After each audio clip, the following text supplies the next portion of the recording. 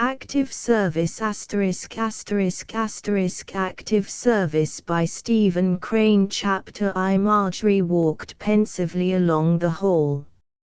In the cool shadows made by the palms on the window ledge, her face wore the expression of thoughtful melancholy expected on the faces of the devotees who pace in cloistered gloom. She halted before a door at the end of the hall and laid her hand on the knob. She stood hesitating, her head bowed. It was evident that this mission was to require great fortitude. At last she opened the door. "Father," she began at once.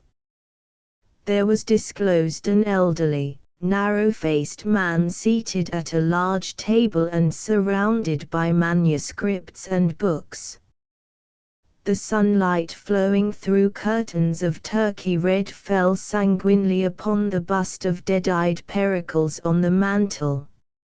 A little clock was ticking, hidden somewhere among the countless leaves of writing, the maps and broad heavy tomes that swarmed upon the table. Her father looked up quickly with an ogreish scowl. "Go away!" he cried in a rage. "Go away! Go away! Get out!" He seemed on the point of arising to eject the visitor. It was plain to her that he had been interrupted in the writing of one of his sentences, ponderous, solemn and endless, in which wandered multitudes of homeless and friendless prepositions, adjectives looking for a parent, and quarreling nouns, sentences which no longer symbolized the language form of thought but which had about them a quaint aroma from the dens of long-dead scholars. "Get out!" snarled the professor. "Father," faltered the girl. Either because his formulated thought was now completely knocked out of his mind by his own emphasis in defending it, or because he detected something of portent in her expression, his manner suddenly changed, and with a petulant glance at his writing he laid down his pen and sank back in his chair to listen.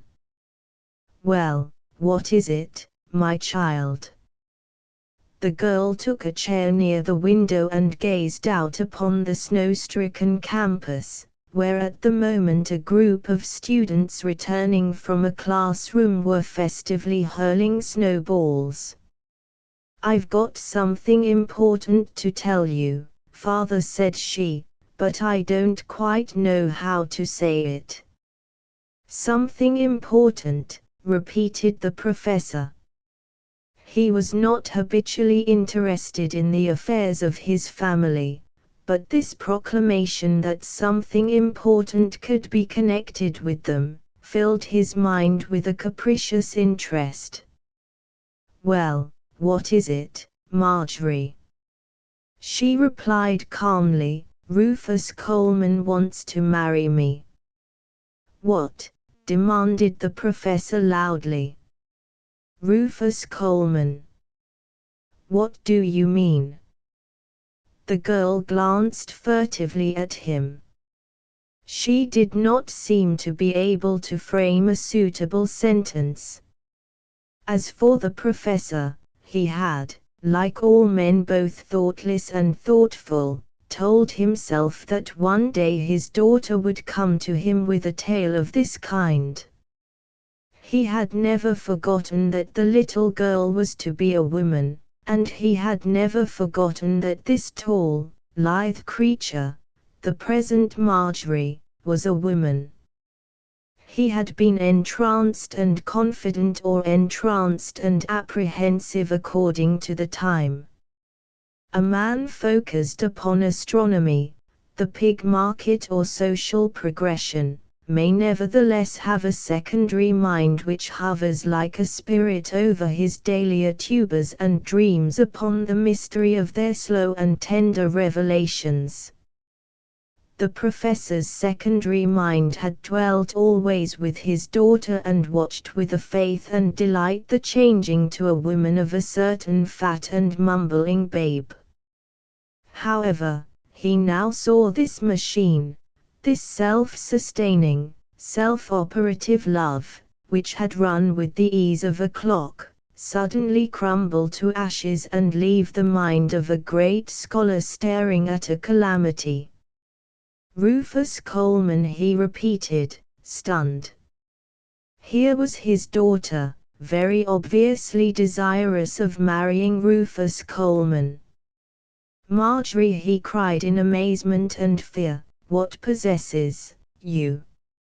Marry Rufus Coleman. The girl seemed to feel a strong sense of relief at his prompt recognition of a fact. Being freed from the necessity of making a flat declaration, she simply hung her head and blushed impressively. A hush fell upon them. The professor stared long at his dwarf. The shadow of unhappiness deepened upon his face. Marjorie, Marjorie, he murmured at last. He had tramped heroically upon his panic and devoted his strength to bringing thought into some kind of attitude toward this terrible fact. I am surprised, he began. Fixing her then with a stern eye, he asked, why do you wish to marry this man? You, with your opportunities of meeting persons of intelligence. And you want to marry, his voice grew tragic. You want to marry the Sunday editor of the New York Eclipse. It is not so very terrible, is it? Said Marjorie sullenly. Wait a moment, don't talk, cried the professor. He arose and walked nervously to and fro, his hands flying in the air. He was very red behind the ears as when in the classroom some student offended him. A gambler, a sporter of fine clothes, an expert on champagne, a polite loafer, a witness knave who edits the Sunday edition of a great outrage upon our sensibilities. You want to marry him, this man. Marjorie, you are insane. This fraud who asserts that his work is intelligent, this fool comes here to my house and he became aware that his daughter was regarding him coldly. I thought we had best have all this part of it over at once, she remarked. He confronted her in a new kind of surprise. The little keen-eyed professor was at this time imperial, on the verge of a majestic outburst. Be still, he said. Don't be clever with your father. Don't be a dodger. Or, if you are, don't speak of it to me. I suppose this fine young man expects to see me personally. He was coming tomorrow, replied Marjorie. She began to weep. He was coming tomorrow. Said the professor. He continued his pacing while Marjorie wept with her head bowed to the arm of the chair. His brow made the 3 dark vertical crevices well known to his students. Sometimes he glowered murderously at the photographs of ancient temples which adorned the walls. My poor child, he said once, as he paused near her, to think I never knew you were a fool. I have been deluding myself. It has been my fault as much as it has been yours. I will not readily forgive myself. The girl raised her face and looked at him.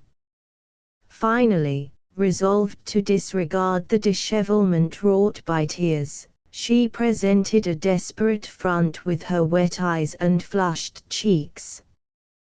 Her hair was disarrayed.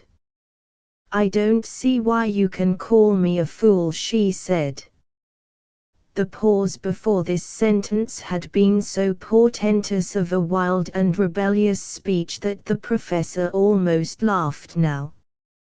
But still the father for the first time knew that he was being undauntedly faced by his child in his own library, in the presence of 372 pages of the book that was to be his masterpiece.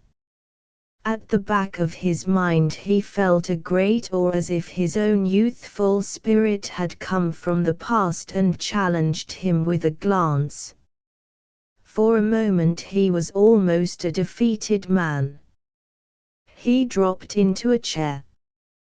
"Does your mother know of this?" he asked mournfully. "Yes," replied the girl. "She knows. She has been trying to make me give up Rufus." "Rufus!" cried the professor, rejuvenated by anger. "Well, his name is Rufus," said the girl. "But please don't call him so before me," said the father with icy dignity. "I do not recognize him as being named Rufus." "That is a contention of yours which does not arouse my interest. I know him very well as a gambler and a drunkard, and if incidentally, he is named Rufus, I fail to see any importance to it." "He is not a gambler and he is not a drunkard," she said. He drinks heavily, that is well known. He gambles. He plays cards for money, more than he possesses, at least he did when he was in college." "You said you liked him when he was in college." "So I did." "So I did," answered the professor sharply. "I often find myself liking that kind of a boy in college. Don't I know them, those lads with their beer and their poker games in the dead of the night with a towel hung over the keyhole? Their habits are often vicious enough, but something remains in them through it all, and they may go away and do great things. This happens. We know it. It happens with confusing insistence. It destroys theories.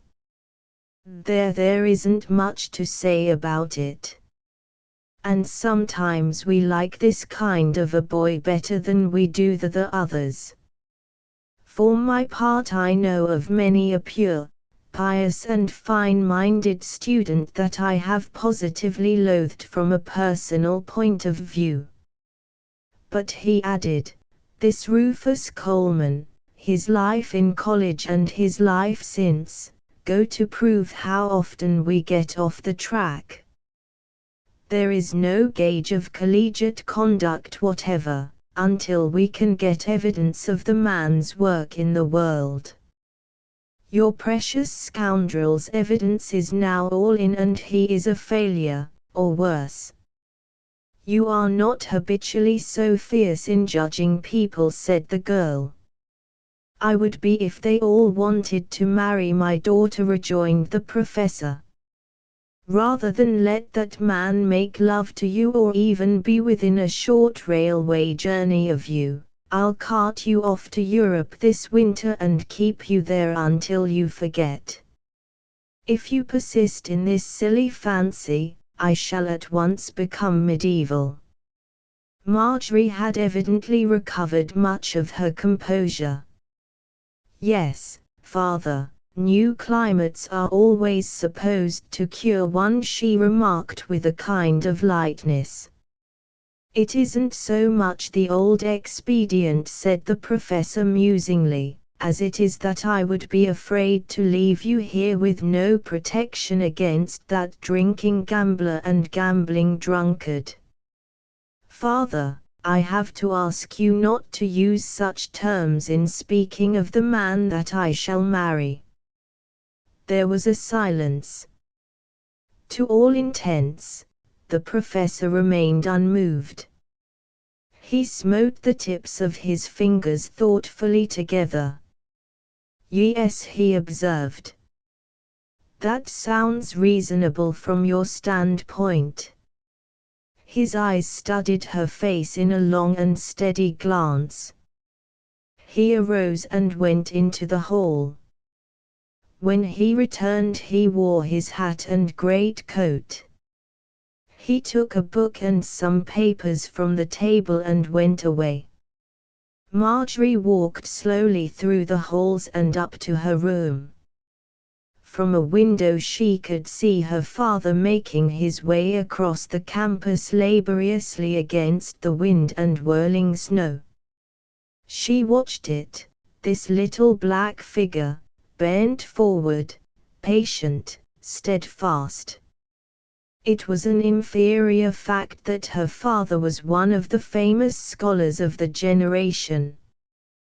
To her, he was now a little old man facing the wintry winds. "Recollect."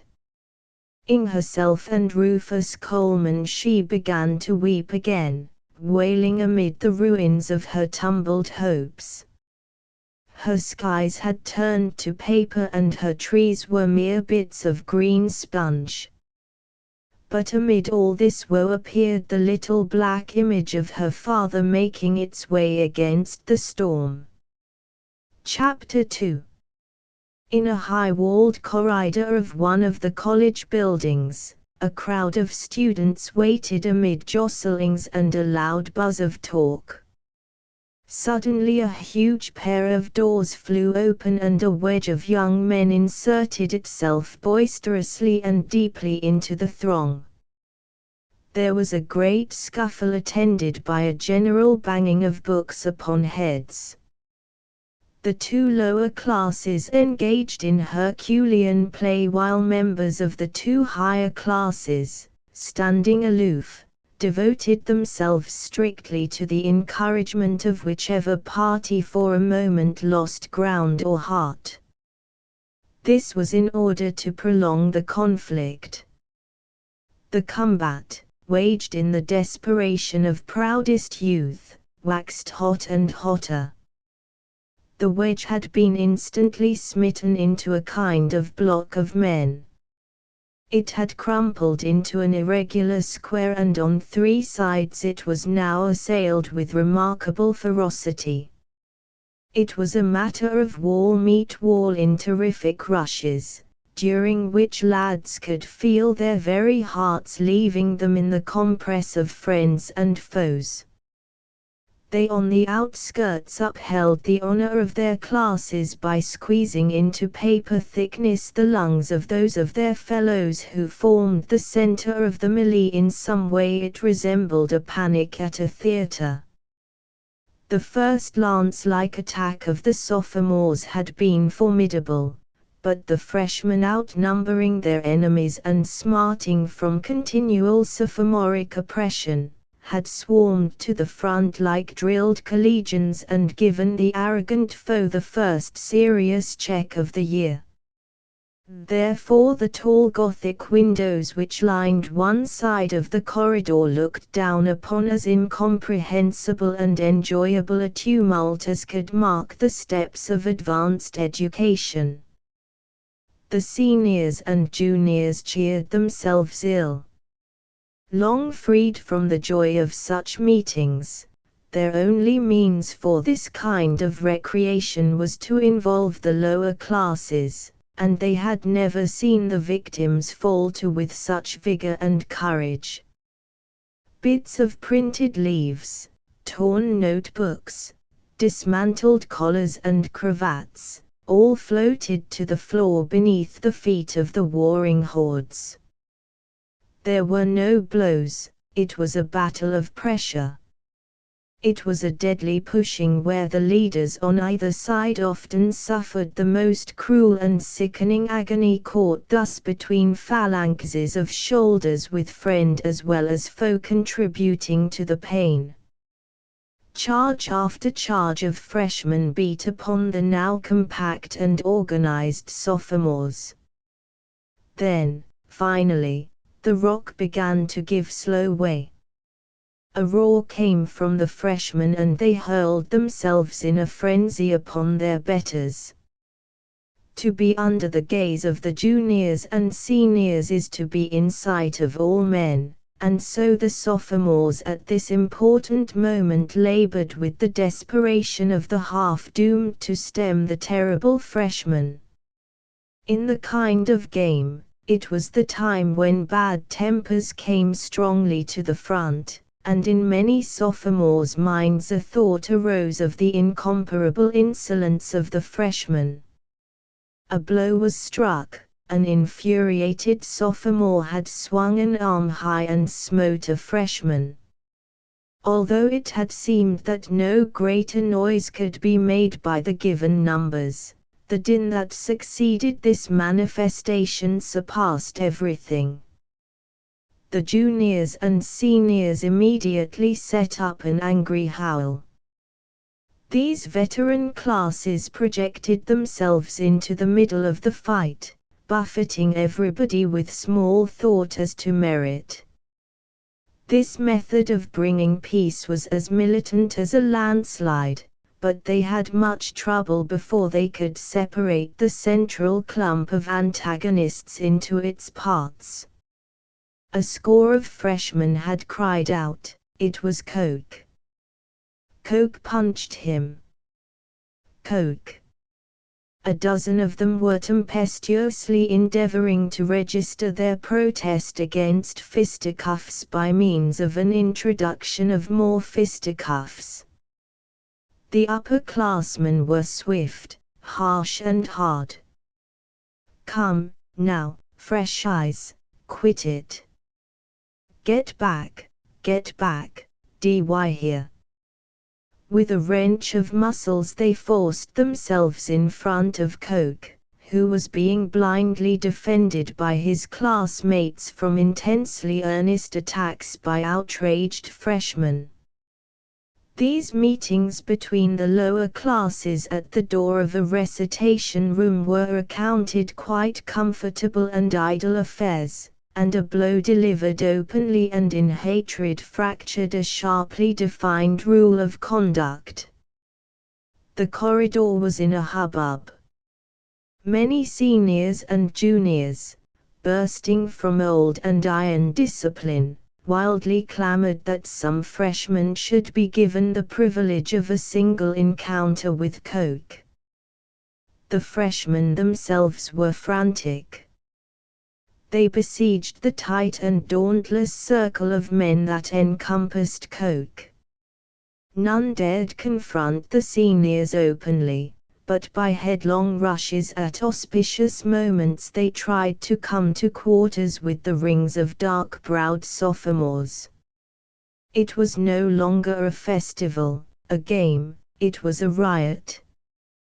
Coke, wild-eyed, pallid with fury, a ribbon of blood on his chin, swayed in the middle of the mob of his classmates, comrades who waived the ethics of the blow under the circumstance of being obliged as a corps to stand against the scorn of the whole college, as well as against the tremendous assaults of the freshmen. Shamed by their own man, but knowing full well the right time and the wrong time for a palaver of regret and disavowal, this battalion struggled in the desperation of despair. Once they were upon the verge of making unholy campaign against the interfering seniors. This fiery impertinence was the measure of their state. It was a critical moment in the play of the college. 4 or 5 defeats from the sophomores during the fall had taught the freshmen much. They had learned the comparative measurements, and they knew now that their prowess was ripe to enable them to amply revenge what was, according to their standards, an execrable deed by a man who had not the virtue to play the rough game, but was obliged to resort to uncommon methods. In short, the freshmen were almost out of control, and the sophomores, debased but defiant, were quite out of control. The senior and junior classes, which, in American colleges dictate in these affrays, found their dignity toppling, and in consequence there was a sudden oncome of the entire force of upperclassmen football players naturally in advance.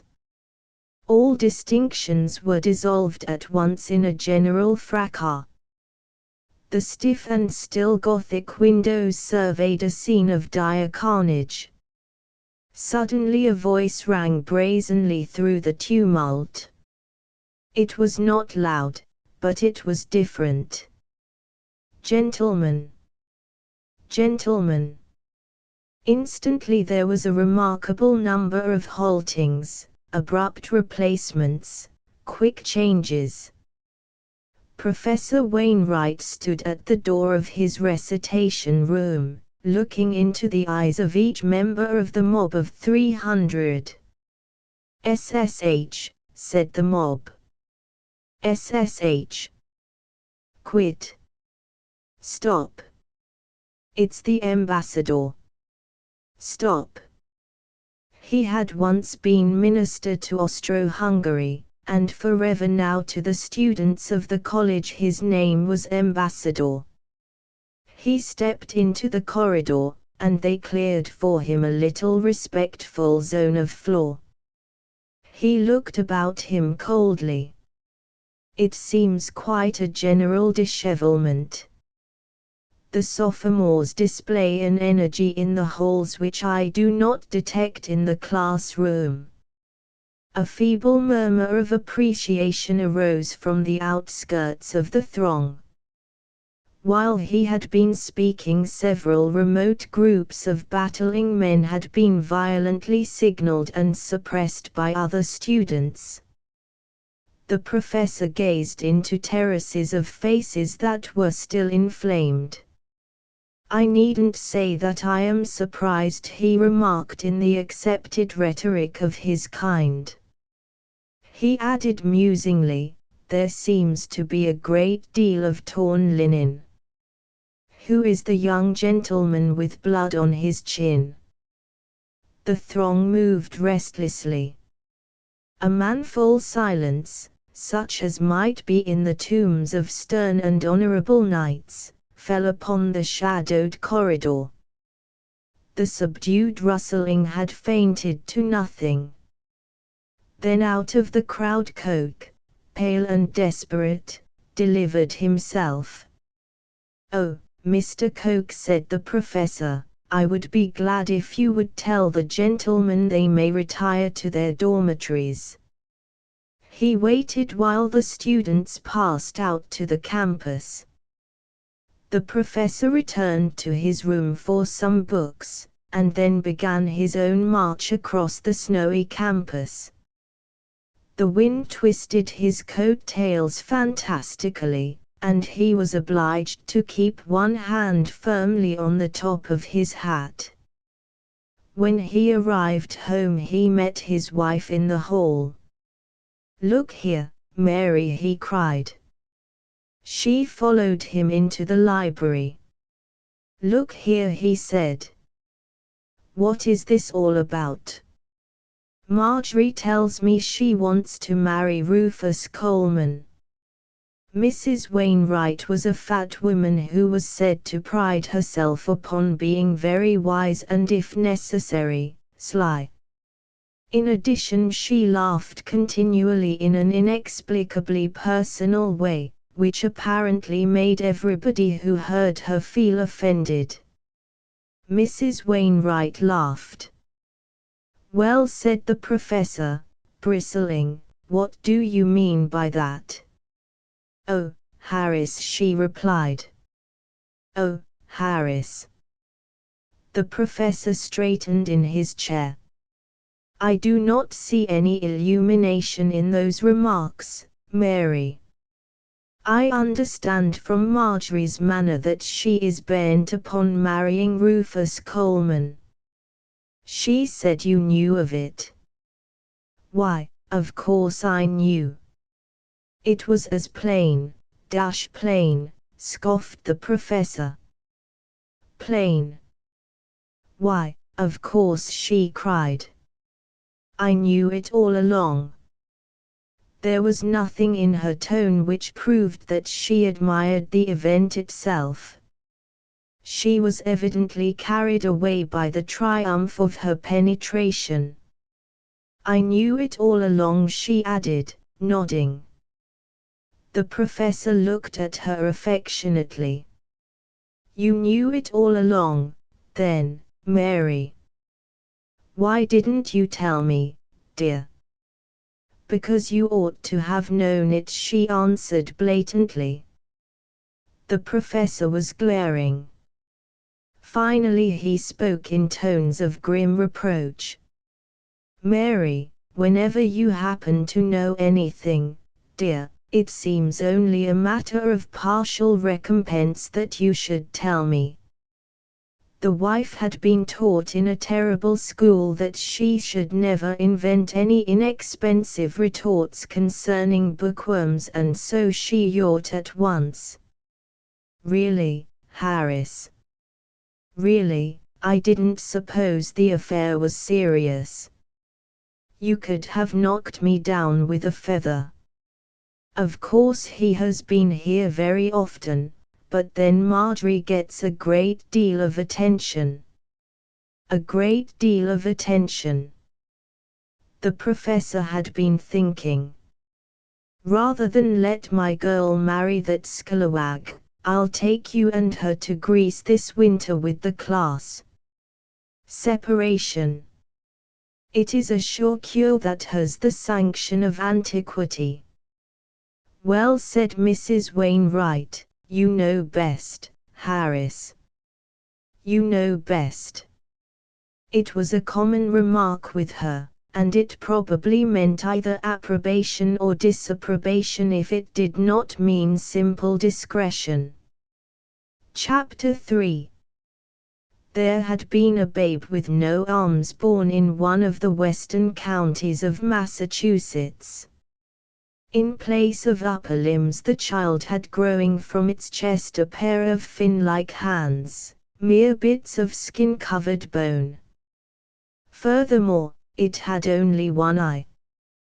This phenomenon lived 4 days, but the news of the birth had traveled up this country road and through that village until it reached the ears of the editor of the Michaelstown Tribune.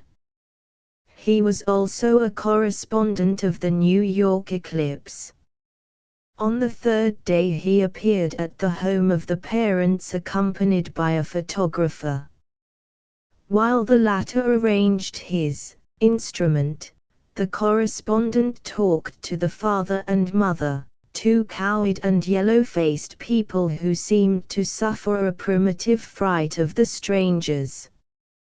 Afterwards, as the correspondent and the photographer were climbing into their buggy, the mother crept furtively down to the gate and asked, in a foreigner's dialect, if they would send her a copy of the photograph. The correspondent, carelessly indulgent, promised it. As the buggy swung away, the father came from behind an apple tree, and the 2 semi-humans watched it with its burden of glorious strangers until it rumbled across the bridge and disappeared.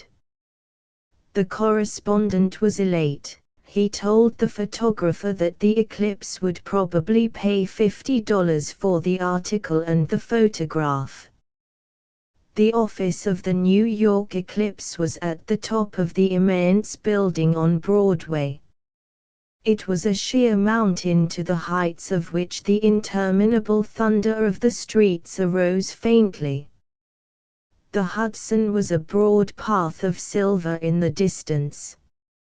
Its edge was marked by the tracery of sailing ships' rigging and by the huge and many-colored stacks of ocean liners. At the foot of the cliff lay City Hall Park. It seemed no larger than a quilt. The gray walks patterned the snow covering into triangles and ovals, and upon them many tiny people scurried here and there, without sound, like a fish at the bottom of a pool. It was only the vehicles that sent high, unmistakable, the deep bass of their movement. And yet after listening one seemed to hear a singular murmurous note, a pulsation, as if the crowd made noise by its mere living, a mellow hum of the eternal strife. Then suddenly out of the deeps might ring a human voice, a newsboy shout perhaps, the cry of a faraway jackal at night. From the level of the ordinary roofs, combined in many plateaus, dotted with short iron chimneys from which curled wisps of steam, arose other mountains like the Eclipse building. They were great peaks, ornate, glittering with paint or polish. Northward they subsided to sun-crowned ranges. From some of the windows of the Eclipse office dropped the walls of a terrible chasm in the darkness of which could be seen vague struggling figures. Looking down into this appalling crevice one discovered only the tops of hats and knees which in spasmodic jerks seemed to touch the rims of the hats. The scene represented some weird fight or dance or carouse. It was not an exhibition of men hurrying along a narrow street. It was good to turn one's eyes from that place to the vista of the city's splendid reaches, with spire and spar shining in the clear atmosphere, and the marvel of the Jersey shore, pearl-misted or brilliant with detail. From this height the sweep of a snowstorm was defined and majestic. Even a slight summer shower, with swords of lurid yellow sunlight piercing its edges as if warriors were contesting every foot of its advance, was from the Eclipse office something so inspiring that the chance pilgrim felt a sense of exultation as if from this peak he was surveying the worldwide war of the elements and life. The staff of the Eclipse usually worked without coats and amid the smoke from pipes. To one of the editorial chambers came a photograph and an article from Michaelstown, Massachusetts. A boy placed the packet and many others upon the desk of a young man who was standing before a window and thoughtfully drumming upon the pane. He turned at the thudding of the packets upon his desk. "Blast you," he remarked amiably. "Oh, I guess it won't hurt you to work," answered the boy, grinning with a comrade's insolence. Baker, an assistant editor for the Sunday paper, took scat at his desk and began the task of examining the packets. His face could not display any particular interest because he had been at the same work for nearly a fortnight. The first long envelope he opened was from a woman. There was a neat little manuscript accompanied by a letter which explained that the writer was a widow who was trying to make her living by her pen and who, further, hoped that the generosity of the editor of the Eclipse would lead him to give her article the opportunity which she was sure it deserved. She hoped that the editor would pay her as well as possible for it, as she needed the money greatly. She added that her brother was a reporter on the Little Rock Sentinel and he had declared that her literary style was excellent. Baker really did not read this note. His vast experience of a fortnight had enabled him to detect its kind in 2 glances. He unfolded the manuscript, looked at it woodenly and then tossed it with the letter to the top of his desk, where it lay with the other corpses. None could think of widows in Arkansas, ambitious from the praise of the reporter on the Little Rock Sentinel, waiting for a crown of literary glory and money. In the next envelope a man using the notepaper of a Boston journal begged to know if the accompanying article would be acceptable. If not, it was to be kindly returned in the enclosed stamped envelope. It was a humorous essay on trolley cars.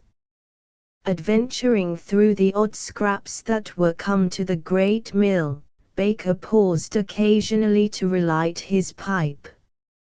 As he went through envelope after envelope, the desks about him gradually were occupied by young men who entered from the hall with their faces still red from the cold of the streets. For the most part they bore the unmistakable stamp of the American college. They had that confident poise which is easily brought from the athletic field. Moreover, their clothes were quite in the way of being of the newest fashion. There was an air of precision about their cravats and linen. But on the other hand there might be with them some indifferent Westerner who was obliged to resort to irregular means and harangue startled shopkeepers in order to provide himself with collars of a strange kind. He was usually very quick and brave of eye and noted for his inability to perceive a distinction between his own habit and the habit of others, his Western character preserving itself inviolate amid a confusion of manners. The men, coming one and one, or two and two, flung badinage to all corners of the room. Afterward, as they wheeled from time to time in their chairs, they bitterly insulted each other with the utmost good nature, taking unerring aim at faults and riddling personalities with the quaint and cynical humor of a newspaper office. Throughout this banter, it was strange to note how infrequently the men smiled, particularly when directly engaged in an encounter.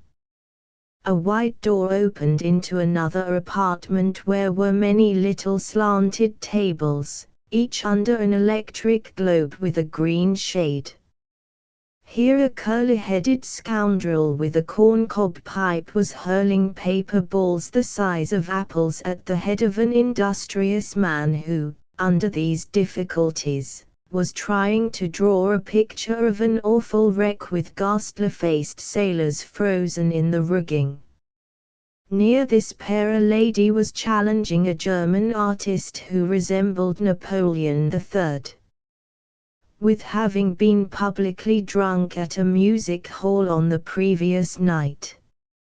Next to the great gloomy corridor of this 16th floor was a little office presided over by an austere boy, and here waited in enforced patience a little dismal band of people who wanted to see the Sunday editor. Baker took a manuscript and after glancing about the room, walked over to a man at another desk. "Here is something that I think might do," he said. The man at the desk read the first 2 pages. "But where is the photograph?" he asked then. "There should be a photograph with this thing." "Oh, I forgot," said Baker. He brought from his desk a photograph of the babe that had been born lacking arms and one eye. Baker's superior braced a knee against his desk and settled back to a judicial attitude. He took the photograph and looked at it impassively. "Yes," he said, after a time, "that's a pretty good thing. You better show that to Coleman when he comes in." In the little office where the dismal band waited, there had been a sharp hopeful stir when Rufus Coleman, the Sunday editor, passed rapidly from door to door and vanished within the holy precincts. It had evidently been in the minds of some to accost him then, but his eyes did not turn once in their direction. It was as if he had not seen them. Many experiences had taught him that the proper manner of passing through this office was at a blind gallop. The dismal band turned then upon the austere office boy. Some demanded with terrible dignity that he should take in their cards at once. Others sought to ingratiate themselves by smiles of tender friendliness. He for his part employed what we would have called his knowledge of men and women upon the group, and in consequence blundered and bungled vividly, freezing with a glance an annoyed and importunate Arctic explorer who was come to talk of illustrations for an article that had been lavishly paid for in advance. The hero might have thought he was again in the northern seas.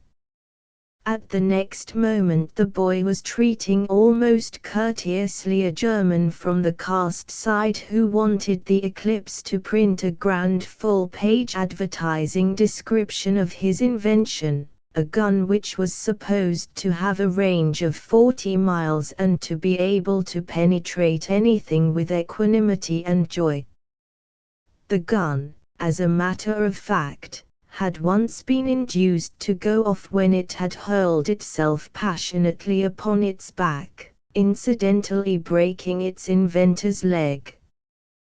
The projectile had wandered some 400 yards seaward, where it dug a hole in the water which was really a menace to navigation. Since then there had been nothing tangible save the inventor, in splints and out of splints, as the fortunes of science decreed. In short, this office boy mixed his business in the perfect manner of an underdone lad dealing with matters too large for him, and throughout he displayed the pride and assurance of a god. As Coleman crossed the large office his face still wore the stern expression which he invariably used to carry him unmolested through the ranks of the dismal band. As he was removing his London overcoat he addressed the imperturbable back of one of his staff, who had a desk against the opposite wall. "Has Haskins sent in that drawing of the mine accident yet?" The man did not lift his head from his work, but he answered at once, "No, not yet." Coleman was laying his hat on a chair. "Well, why hasn't he?" he demanded. He glanced toward the door of the room in which the curly-headed scoundrel with the corncob pipe was still hurling paper balls at the man who was trying to invent the postures of dead mariners frozen in the rigging. The office boy came timidly from his post and informed Coleman of the waiting people. "All right," said the editor. He dropped into his chair and began to finger his letters, which had been neatly opened and placed in a little stack by a boy. Baker came in with the photograph of the miserable babe. It was publicly believed that the Sunday staff of the Eclipse must have a kind of aesthetic delight in pictures of this kind. But Coleman's face betrayed no emotion as he looked at this specimen. He lit a fresh cigar, tilted his chair and surveyed it with a cold and stony stare. "Yes, that's all right," he said slowly. There seemed to be no affectionate relation between him and this picture. Evidently he was weighing its value as a morsel to be flung to a ravenous public, whose wolf-like appetite could only satisfy itself upon mental entrails, abominations. As for himself, he seemed to be remote, exterior. It was a matter of the Eclipse business. Suddenly Coleman became executive. "Better give it to Schooner and tell him to make a half-page, or, no, send him in here and I'll tell him my idea." "How's the article? Any good?" Well, give it to Smith to rewrite. An artist came from the other room and presented for inspection his drawing of the seaman dead in the rigging of the wreck, a company of grisly and horrible figures, bony-fingered, shrunken and with awful eyes. Said Coleman, after a prolonged study, that's all right. That's good, Jimmy. But you'd better work 'em up around the eyes a little more. The office boy was deploying in the distance, waiting for the correct moment to present some cards and names. The artist was cheerfully taking away his corpses when Coleman hailed him. "Oh, Jim, let me see that thing again, will you? Now, how about this spa? This don't look right to me." "It looks right to me," replied the artist, sulkily. "But, see. It's going to take up half a page. Can't you change it somehow?" "How am I going to change it?" said the other, glowering at Coleman. "That's the way it ought to be." "How am I going to change it?" "That's the way it ought to be." "No, it isn't at all," said Coleman. "You've got a spar sticking out of the main body of the drawing in a way that will spoil the look of the whole page." The artist was a man of remarkable popular reputation, and he was very stubborn and conceited of it, constantly making himself unbearable with covert threats that if he was not delicately placated at all points, he would freight his genius over to the office of the great opposition journal. "That's the way it ought to be," he repeated, in a tone at once sullen and superior. "The spar is all right. I can't rig spars on ships just to suit you. And I can't give up the whole paper to your accursed spars, either," said Coleman, with animation. "Don't you see you use about a third of a page with this spar sticking off into space? Now, you were always so clever, Jimmy, in adapting yourself to the page.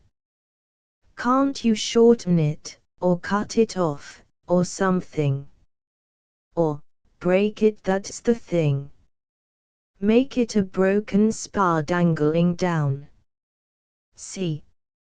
"Yes, I suppose I could do that," said the artist, mollified by a thought of the ease with which he could make the change, and mollified, too, by the brazen tribute to a part of his cleverness. "Well, do it, then," said the Sunday editor, turning abruptly away. The artist, with head high, walked majestically back to the other room.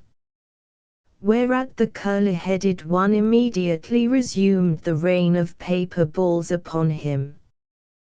The office boy came timidly to Coleman and suggested the presence of the people in the outer office. "Let them wait until I read my mail," said Coleman. He shuffled the pack of letters indifferently through his hands. Suddenly he came upon a little grey envelope. He opened it at once and scanned its contents with the speed of his craft. Afterward he laid it down before him on the desk and surveyed it with a cool and musing smile. "So," he remarked. "That's the case, is it?" He presently swung around in his chair, and for a time held the entire attention of the men at the various desks. He outlined to them again their various parts in the composition of the next great Sunday edition. In a few brisk sentences he set a complex machine in proper motion. His men no longer thrilled with admiration at the precision with which he grasped each obligation of the campaign toward a successful edition. They had grown to accept it as they accepted his hat or his London clothes. At this time his face was lit with something of the self-contained enthusiasm of a general. Immediately afterward he arose and reached for his coat and hat. The office boy, coming circuitously forward, presented him with some cards and also with a scrap of paper upon which was scrawled a long and semi-coherent word. "What are these?" grumbled Coleman. "They are waiting outside," answered the boy, with trepidation. It was part of the law that the lion of the anteroom should cringe like a cold monkey, more or less, as soon as he was out of his private jungle. "Oh, tall airman," cried the Sunday editor, "here's this Arctic man come to arrange about his illustration. I wish you'd go and talk it over with him." By chance he picked up the scrap of paper with its cryptic word. "Oh," he said, scowling at the office boy. "Pity you can't remember that fellow. If you can't remember faces any better than that, you should be a detective. Get out now and tell him to go to the devil." The wilted slave turned at once, but Coleman hailed him. "Hold on. Come to think of it, I will see this idiot." "Send him in," he commanded, grimly. Coleman lapsed into a dream over the sheet of grey note paper. Presently, a middle-aged man, a palpable German, came hesitatingly into the room and bunted among the desks as unmanageably as a tempest-tossed scow. Finally he was impatiently towed in the right direction. He came and stood at Coleman's elbow and waited nervously for the engrossed man to raise his eyes.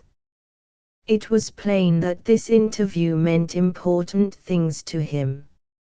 Somehow on his commonplace countenance was to be found the expression of a dreamer, a fashioner of great and absurd projects, a fine, tender fool.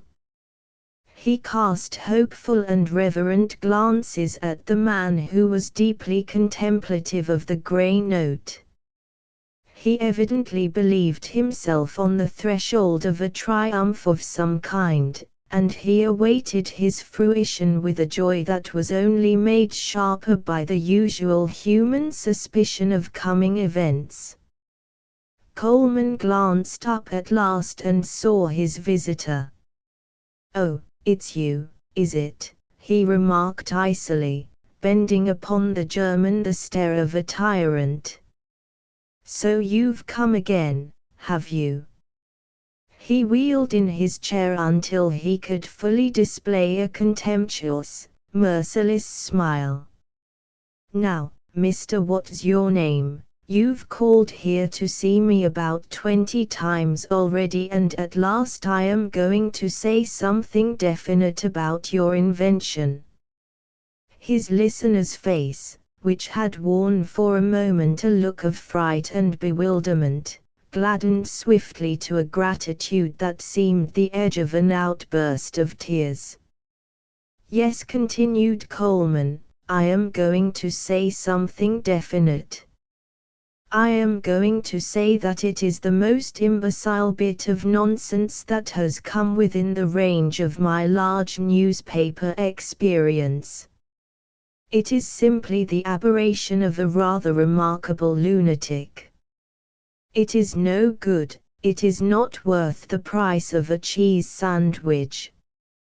I understand that its one feat has been to break your leg. If it ever goes off again, persuade it to break your neck. And now I want you to take this nursery rhyme of yours and get out.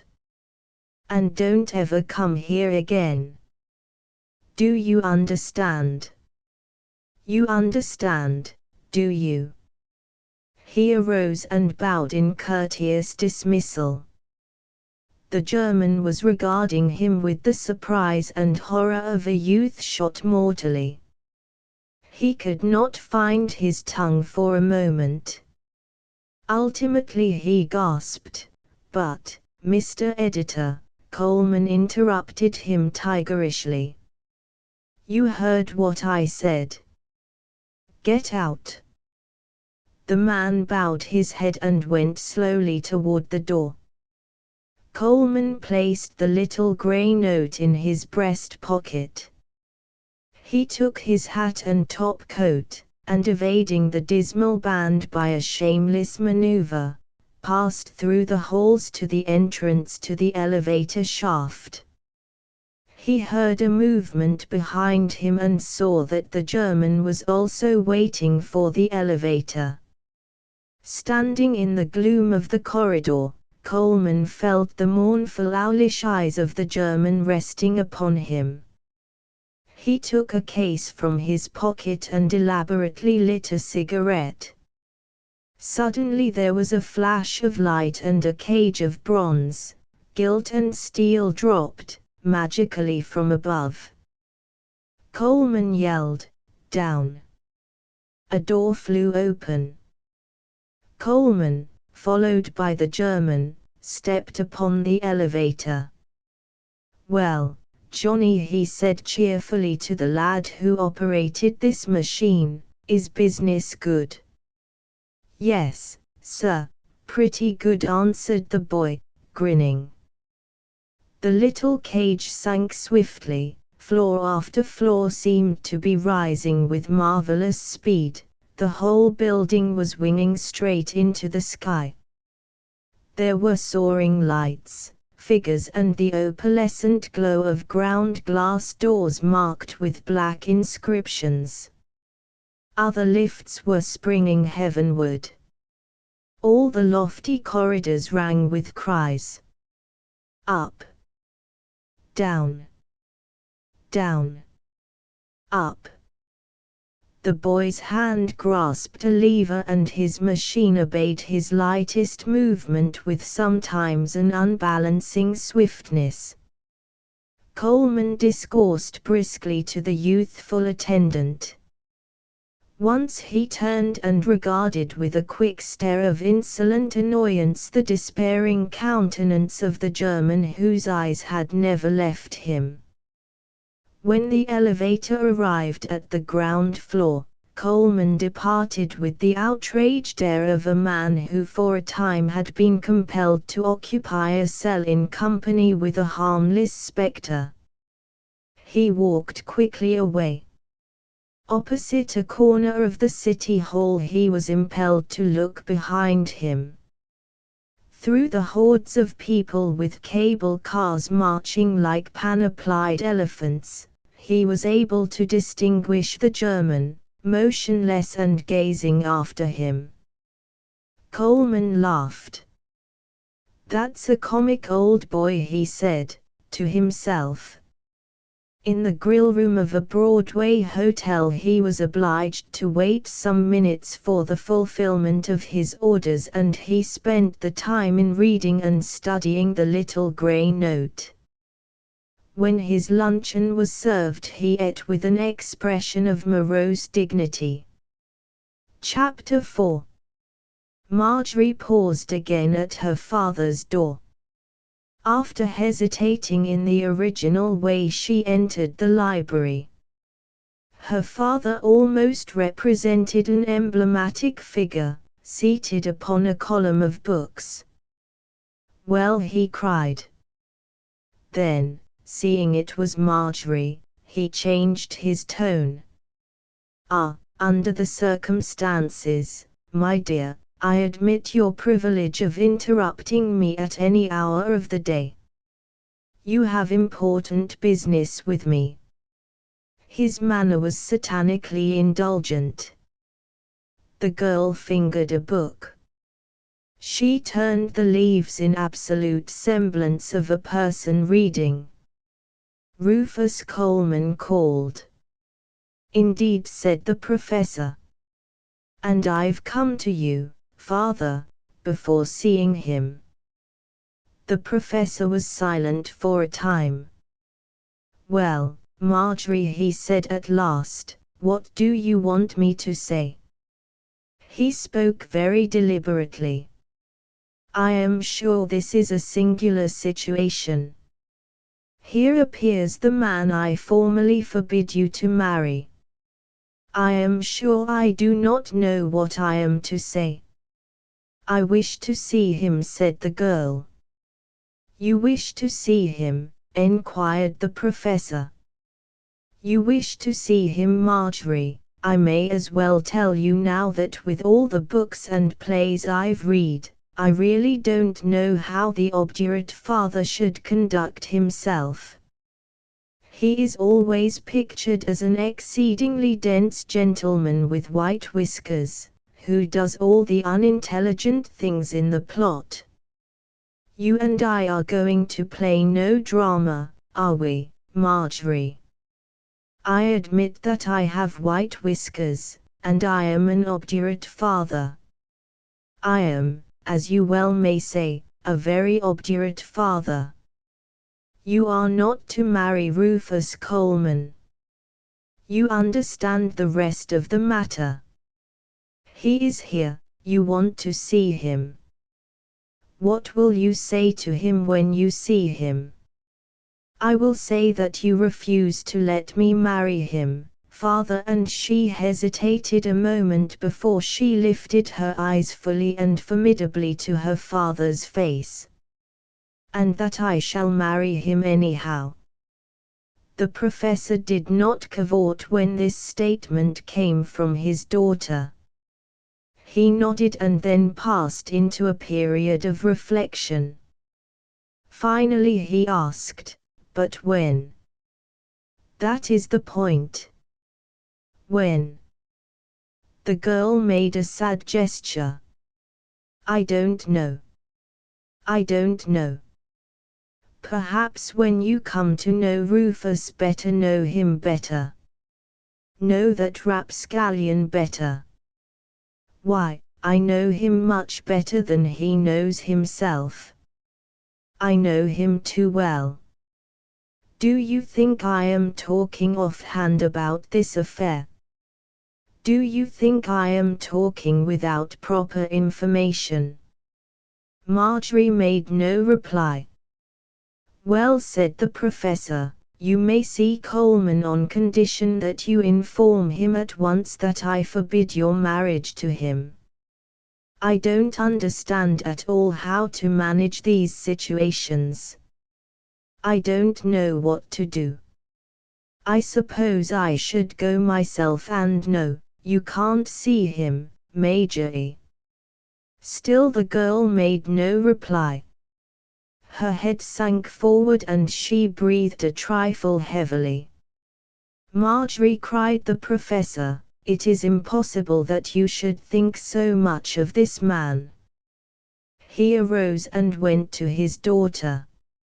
"Marjorie, many wise children have been guided by foolish fathers, but we both suspect that no foolish child has ever been guided by a wise father. Let us change it. I present myself to you as a wise father. Follow my wishes in this affair and you will be at least happier than if you marry this wretched Coleman." She answered, "He is waiting for me." The professor turned abruptly from her and dropped into his chair at the table. He resumed a grip on his pen. "Go," he said, wearily.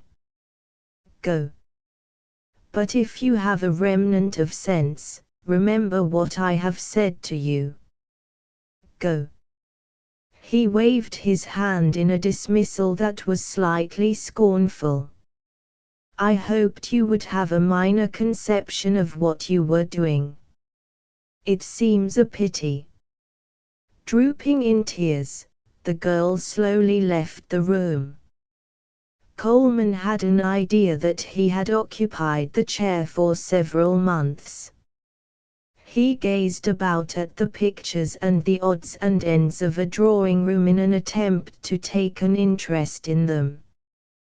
The great garlanded paper shade over the piano lamp consoled his impatience in a mild degree because he knew that Marjorie had made it.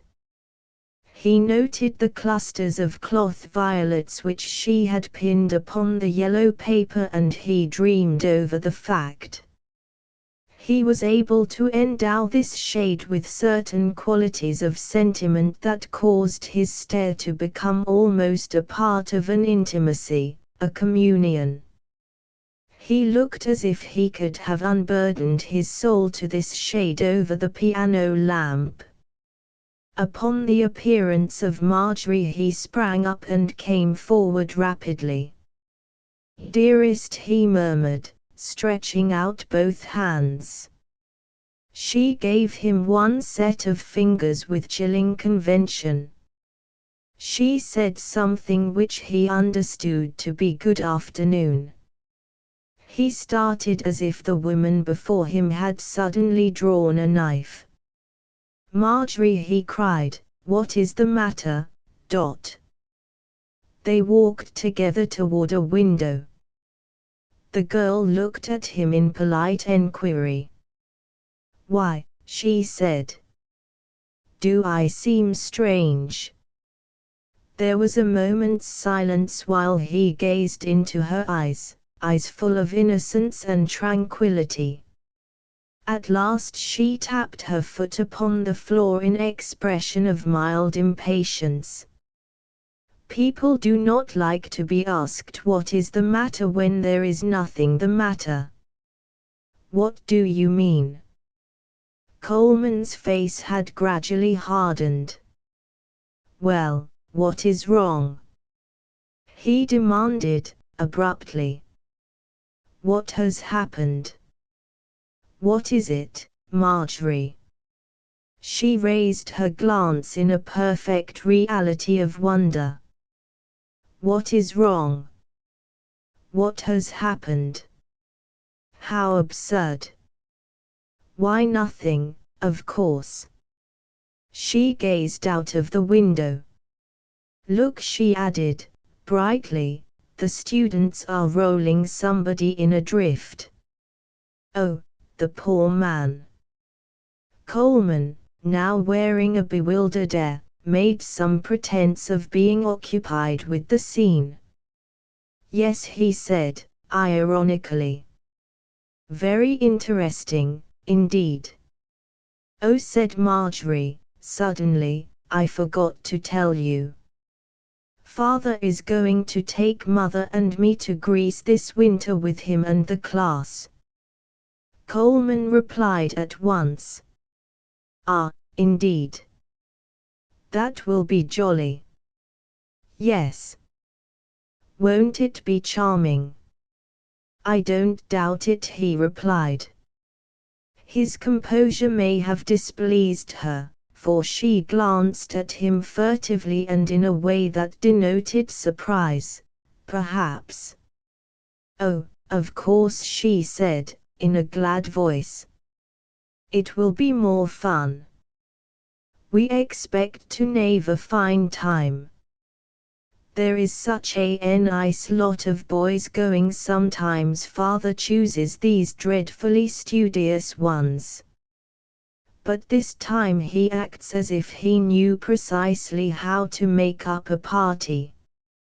He reached for her hand and grasped it vice-like.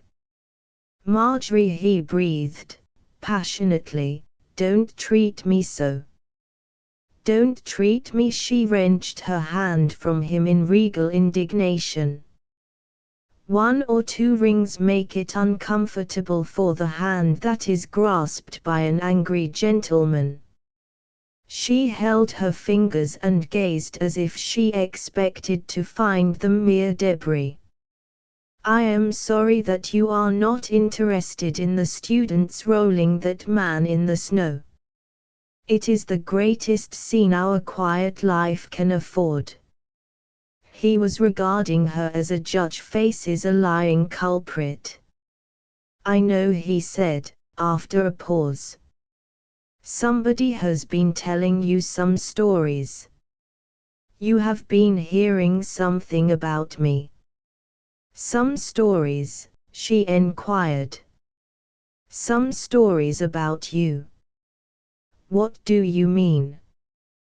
Do you mean that I remember stories I may happen to hear about people?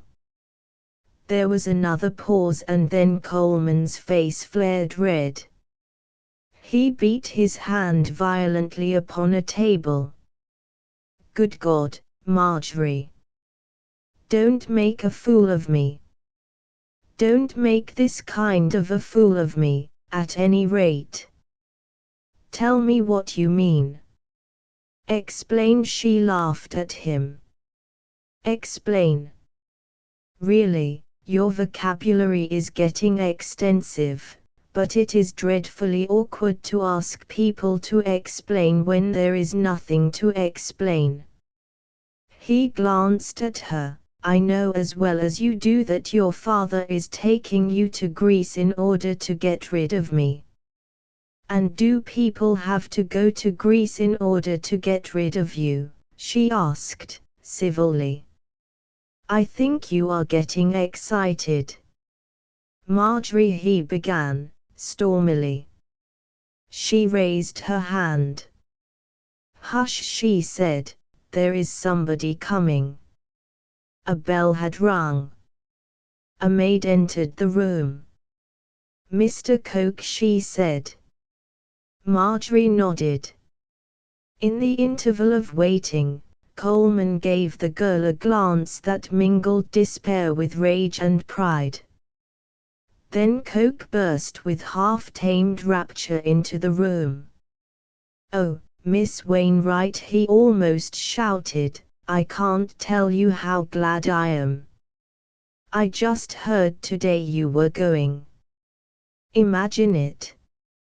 It will be more. Oh, how are you, Coleman? How are you? Marjorie welcomed the newcomer with a cordiality that might not have thrilled Coleman with pleasure. They took chairs that formed a triangle, and one side of it vibrated with talk. Coke and Marjorie engaged in a tumultuous conversation concerning the prospective trip to Greece. The Sunday editor, as remote as if the apex of his angle was the top of a hill, could only study the girl's clear profile. The youthful voices of the two others rang like bells. He did not scowl at Coke, he merely looked at him as if he gently disdained his mental caliber. In fact, all the talk seemed to tire him. It was childish. As for him, he apparently found this babble almost insupportable. And, just think of the camel rides we'll have, cried Coke. Camel rides, repeated Coleman, dejectedly. My dear Coke. Finally he arose like an old man climbing from a sick bed. Well, I am afraid I must go, Miss Wainwright. Then he said affectionately to Coke, goodbye, old boy. I hope you will have a good time.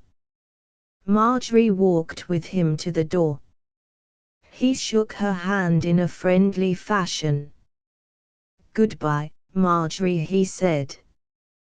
Perhaps it may happen that I shan't see you again before you start for Greece, and so I had best bid you Godspeed, or whatever the term is now. You will have a charming time. Greece must be a delightful place. Really, I envy you, Marjorie. And now, my dear child, his voice grew brotherly, filled with the patronage of generous fraternal love. Although I may never see you again, let me wish you 50 as happy years as this last one has been for me. He smiled frankly into her eyes, then dropping her hand, he went away. Coke renewed his tempest of talk as Marjorie turned toward him.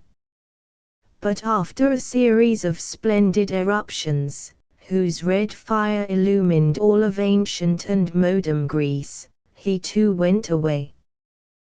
The professor was in his library apparently absorbed in a book when a tottering pale-faced woman appeared to him and, in her course toward a couch in a corner of the room, described almost a semicircle. She flung herself face downward. A thick strand of hair swept over her shoulder. "Oh, my heart is broken. My heart is broken." The professor arose, grizzled and thrice old with pain. He went to the couch, but he found himself a handless, fetless man.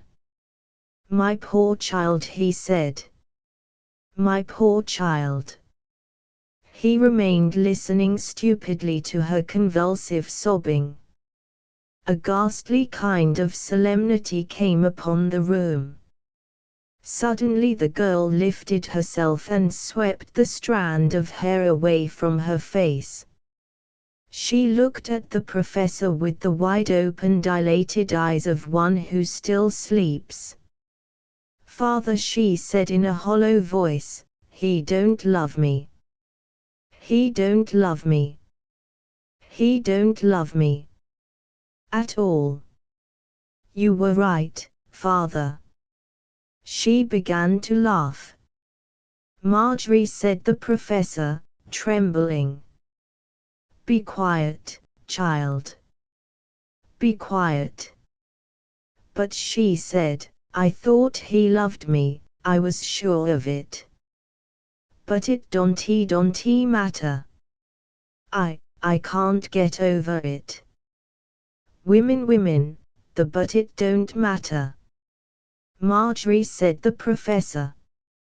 "Marjorie, my poor daughter." She did not heed his appeal, but continued in a dull whisper. "He was playing with me. He was flirting with me. He didn't care when I told him I was going away." She turned her face wildly to the cushions again. Her young shoulders shook as if they might break. Women they always. Chapter V. By a strange mishap of management, the train which bore Coleman back toward New York was fetched into an obscure side track of some lonely region and there compelled to bide a change of fate. The engine wheezed and sneezed like a paused fat man. The lamps in the cars pervaded a stuffy odor of smoke and oil. Coleman examined his case and found only one cigar. Important brakesmen proceeded rapidly along the aisles, and when they swung open the doors, a polar wind circled the legs of the passengers. "Well, now, what is all this for?" demanded Coleman, furiously. "I want to get back to New York." The conductor replied with sarcasm, "Maybe you think I'm stuck on it. I ain't running the road. I'm running this train, and I run it according to orders." Amid the dismal comforts of the waiting cars, Coleman felt all the profound misery of the rebuffed true lover. He had been sentenced, he thought, to a penal servitude of the heart, as he watched the dusky, vague ribbons of smoke come from the lamps and felt to his knees the cold winds from the brakesmen's busy flights. When the train started with a whistle and a jolt, he was elate as if in his abjection his beloved's hand had reached to him from the clouds. When he had arrived in New York, a cab rattled him to an uptown hotel with speed. In the restaurant he first ordered a large bottle of champagne. The last of the wine he finished in somber mood like an unbroken and defiant man who chews the straw that litters his prison house. During his dinner he was continually sending out messenger boys. He was arranging a poker party. Through a window he watched the beautiful moving life of Upper Broadway at night, with its crowds and clanging cable cars and its electric signs, mammoth and glittering, like the jewels of a giantess. Word was brought to him that the poker players were arriving. He arose joyfully, leaving his cheese. In the broad hall, occupied mainly by miscellaneous people and actors, all deep in leather chairs, he found some of his friends waiting. They trooped upstairs to Coleman's rooms, where as a preliminary, Coleman began to hurl books and papers from the table to the floor. A boy came with drinks. Most of the men, in order to prepare for the game, removed their coats and cuffs and drew up the sleeves of their shirts. The electric globes shed a blinding light upon the table. The sound of clinking chips arose. The elected banker spun the cards, careless and dexterous.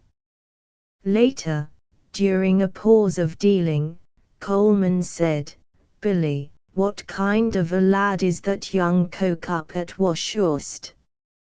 He addressed an old college friend. "Oh, you mean the sophomore coke?" asked the friend. "Seems a decent sort of a fellow." "I don't know." "Why?" "Well, who is he? Where does he come from? What do you know about him?" "He's one of those Ohio cokes regular thing, father millionaire used to be a barber good old boy." "Why?" "Nothing," said Coleman, looking at his cards. "I know the lad. I thought he was a good deal of an ass. I wondered who his people were." "Oh, his people are all right in one way. Father owns rolling mills." "Do you raise it, Henry?" "Well, in order to make vice abhorrent to the young, I'm obliged to raise back."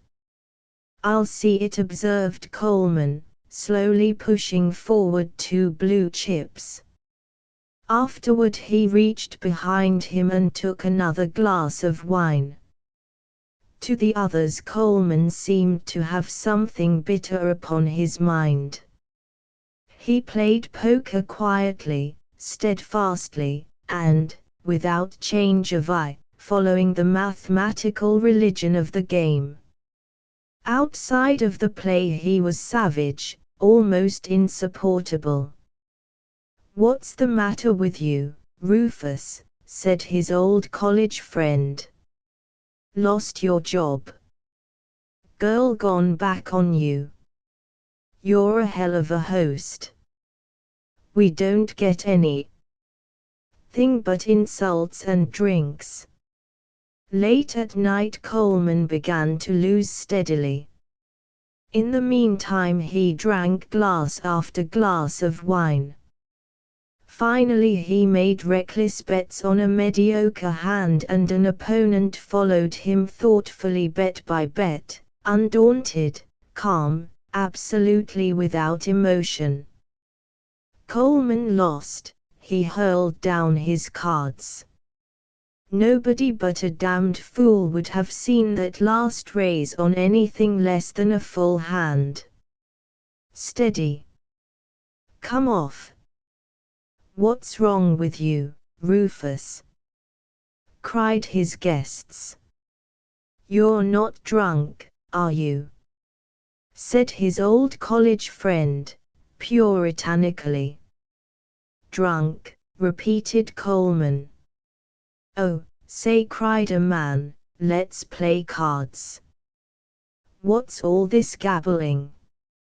It was when a grey, dirty light of dawn evaded the thick curtains and fought on the floor with the feeble electric glow that Coleman, in the midst of play, lurched his chest heavily upon the table. Some chips rattled to the floor.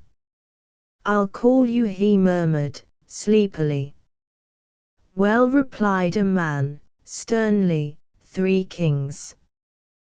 The other players with difficulty extracted 5 cards from beneath Coleman's pillowed head. "Not a pair." Come, this won't do." "Oh, let's stop playing. This is the rottenest game I ever sat in. Let's go home." "Why don't you put him to bed, Billy?" When Coleman awoke next morning, he looked back upon the poker game as something that had transpired in previous years. He dressed and went down to the grill room. For his breakfast he ordered some eggs on toast and a pint of champagne. A privilege of liberty belonged to a certain Irish waiter, and this waiter looked at him, grinning. "Maybe you had a pretty lively time last night, Mr. Coleman." "Yes," Pat answered Coleman, "I did. It was all because of an unrequited affection, Patrick."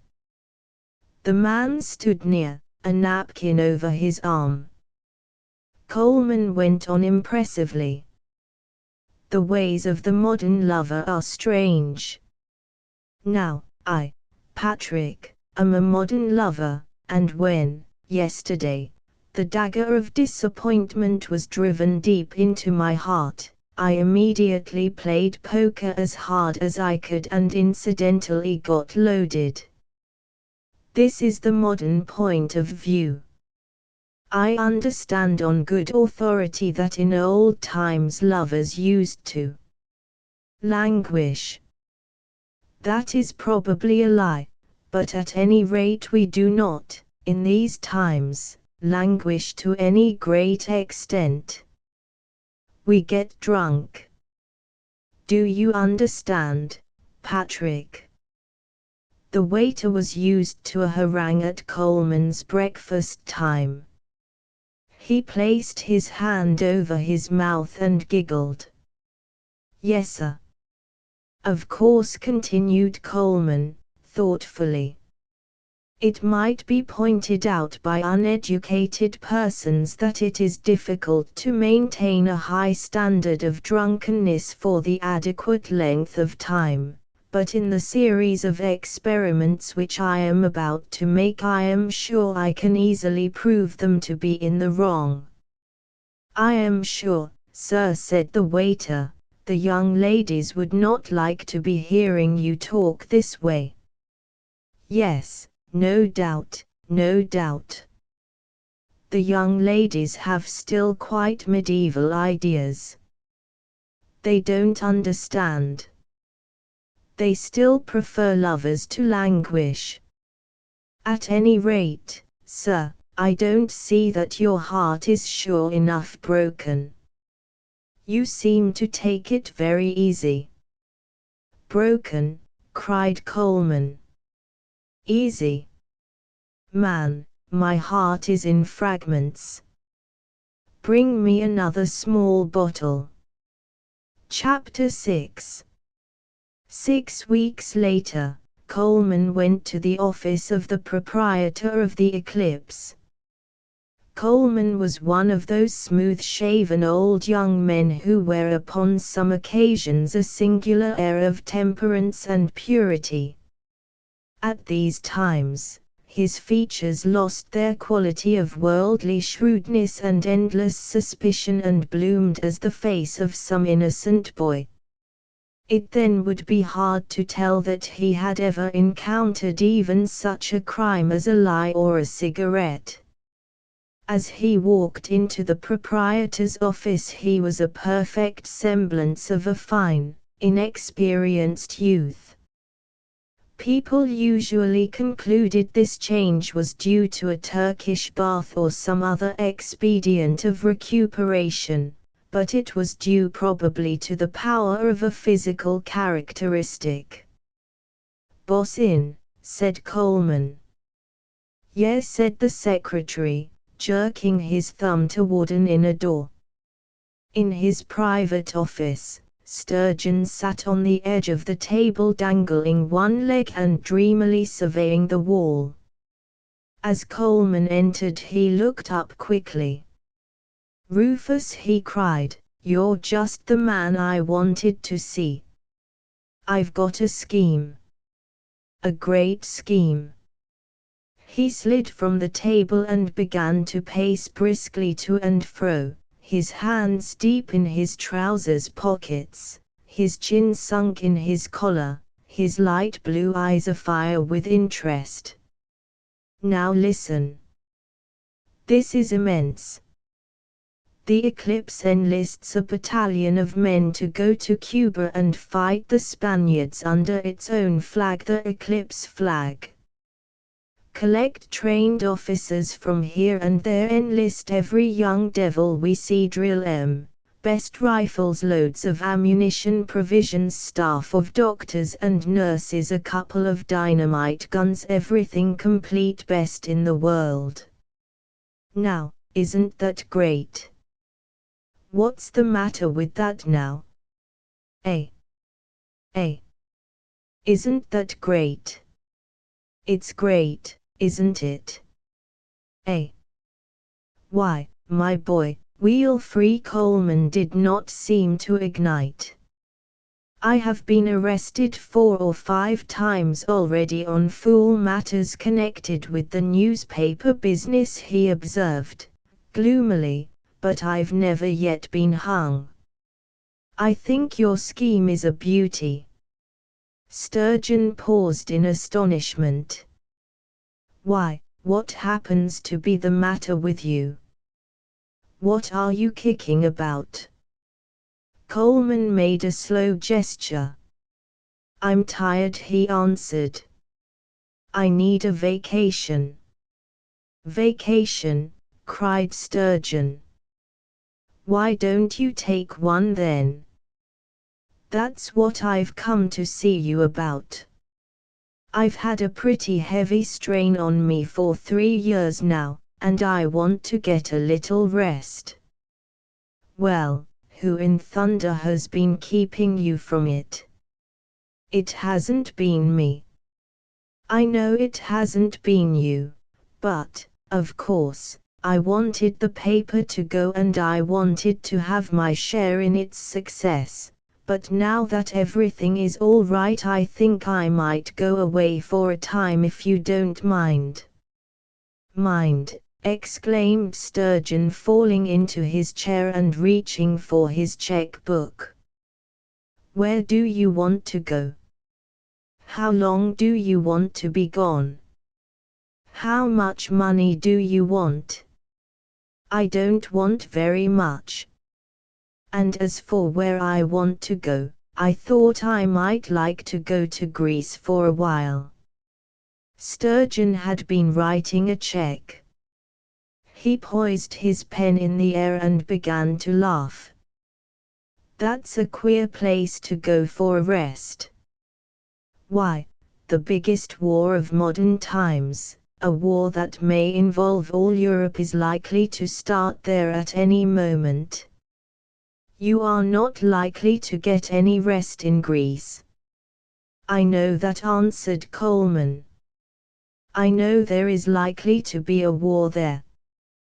But I think that is exactly what would rest me. I would like to report the war. You are a queer bird, answered Sturgeon, deeply fascinated with this new idea. He had apparently forgotten his vision of a Cuban volunteer battalion. War correspondence is about the most original medium for a rest I ever heard of. Oh, it may seem funny, but really, any change will be good for me now. I've been whacking at this old Sunday edition until I'm sick of it, and some times I wish the eclipse was in hell. That's all right, laughed the proprietor of the Eclipse. But I still don't see how you are going to get any vacation out of a war that will upset the whole of Europe. But that's your affair. If you want to become the chief correspondent in the field in case of any such war, why, of course, I would be glad to have you. I couldn't get anybody better. But I don't see where your vacation comes in. I'll take care of that, answered Coleman.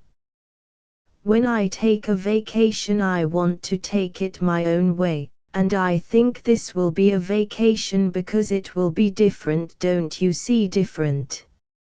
No, I don't see any sense in it, but if you think that is the way that suits you, why, go ahead. How much money do you want? I don't want much. Just enough to see me through nicely. Sturgeon scribbled on his checkbook and then ripped a check from it. Here's $1,000. Will that do you to start with? That's plenty. When do you want to start? Tomorrow. Oh, said Sturgeon. You're in a hurry. This impetuous manner of exit from business seemed to appeal to him. Tomorrow, he repeated, smiling. In reality he was some kind of a poet using his millions romantically, spending wildly on a sentiment that might be with beauty or without beauty, according to the momentary vacillation. The vaguely defined desperation in Coleman's last announcement appeared to delight him. He grinned and placed the points of his fingers together, stretching out his legs in a careful attitude of indifference which might even mean disapproval. Tomorrow, he murmured teasingly. By Jiminy, exclaimed Coleman, ignoring the other man's mood, I'm sick of the whole business. I've got out a Sunday paper once a week for 3 years and I feel absolutely incapable of getting out another edition. It would be all right if we were running on ordinary lines, but when each issue is more or less of an attempt to beat the previous issue, it becomes rather wearing, you know. If I can't get a vacation now, I take one later in a lunatic asylum. Why, I'm not objecting to your having a vacation. I'm simply marveling at the kind of vacation you want to take. And tomorrow too, eh? Well, it suits me, muttered Coleman, sulkily. Well, if it suits you, that's enough. Here's your check. Clear out now and don't let me see you again until you are thoroughly rested, even if it takes a year. He arose and stood smiling. He was mightily pleased with himself. He liked to perform in this way. He was almost seraphic as he thrust the check for $1,000 toward Coleman. Then his manner changed abruptly. Hold on a minute. I must think a little about this thing if you are going to manage the correspondence. Of course it will be a long and bloody war. You bet. The big chance is that all Europe will be dragged into it. Of course then you would have to come out of Greece and take up a better position, say Vienna. No, I wouldn't care to do that, said Coleman positively. I just want to take care of the Greek end of it. It will be an idiotic way to take a vacation, observed Sturgeon. Well, "It suits me," muttered Coleman again. "I tell you what it is," he added suddenly. "I've got some private reasons, see?" Sturgeon was radiant with joy. Private reasons. He was charmed by the somber pain in Coleman's eyes and his own ability to eject it. "Good. Go now and be blowed. I will cable final instruction to meet you in London. As soon as you get to Greece, cable me an account of the situation there and we will arrange our plans." He began to laugh. "Private reasons. Come out to dinner with me." "I can't very well," said Coleman. "If I go tomorrow, I've got to pack." But here the real tyrant appeared, emerging suddenly from behind the curtain of sentiment, appearing like a red devil in a pantomime. "You can't," snapped Sturgeon. "Nonsense." Chapter 7. Sweeping out from between two remote, half-submerged dunes on which stood slender sentry-light houses, the steamer began to roll with a gentle insinuating motion. Passengers in their staterooms saw at rhythmical intervals the spray racing fleetly past the portholes. The waves grappled hurriedly at the sides of the great flying steamer and boiled discomfited astern in a turmoil of green and white. From the tops of the enormous funnels streamed level masses of smoke which were immediately torn to nothing by the headlong wind. Meanwhile, as the steamer rushed into the northeast, men in caps and ulsters comfortably paraded the decks and stewards arranged deck chairs for the reception of various women who were coming from their cabins with rugs. In the smoking room, old voyagers were settling down comfortably while new voyagers were regarding them with a diffident respect. Among the passengers Coleman found a number of people whom he knew, including a wholesale wine merchant, a Chicago railway magnate and a New York millionaire. They lived practically in the smoking room. Necessity drove them from time to time to the salon, or to their berths. Once indeed the millionaire was absent from the group while penning a short note to his wife. When the Irish coast was sighted, Coleman came on deck to look at it. A tall young woman immediately halted in her walk until he had stepped up to her. "Well, of all ungallant men, Rufus Coleman, you are the star," she cried laughing and held out her hand. "Awfully sorry, I'm sure," he murmured. "Been playing poker in the smoking room all voyage. Didn't have a look at the passenger list until just now. Why didn't you send me word?" These lies were told so modestly and sincerely that when the girl flashed her brilliant eyes full upon their author there was a mix of admiration in the indignation. "Send you a card? I don't believe you can read, else you would have known I was to sail on this steamer. If I hadn't been ill until today you would have seen me in the salon. I open at the Folly Theatre next week. Dear old Lunnon, why no. Of course, I knew you were going," said Coleman. "But I thought you were to go later. What do you open in?" "Fly by Night.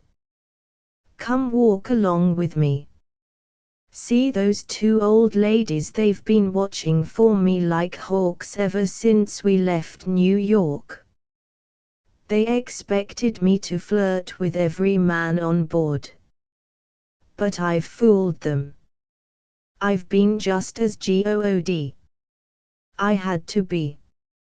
As the pair moved toward the stern, enormous and radiant green waves were crashing futilely after the steamer. Ireland showed a dreary coastline to the north. A wretched man who had crossed the Atlantic 84 times was declaiming to a group of novices. A venerable banker, bundled in rugs, was asleep in his deck chair.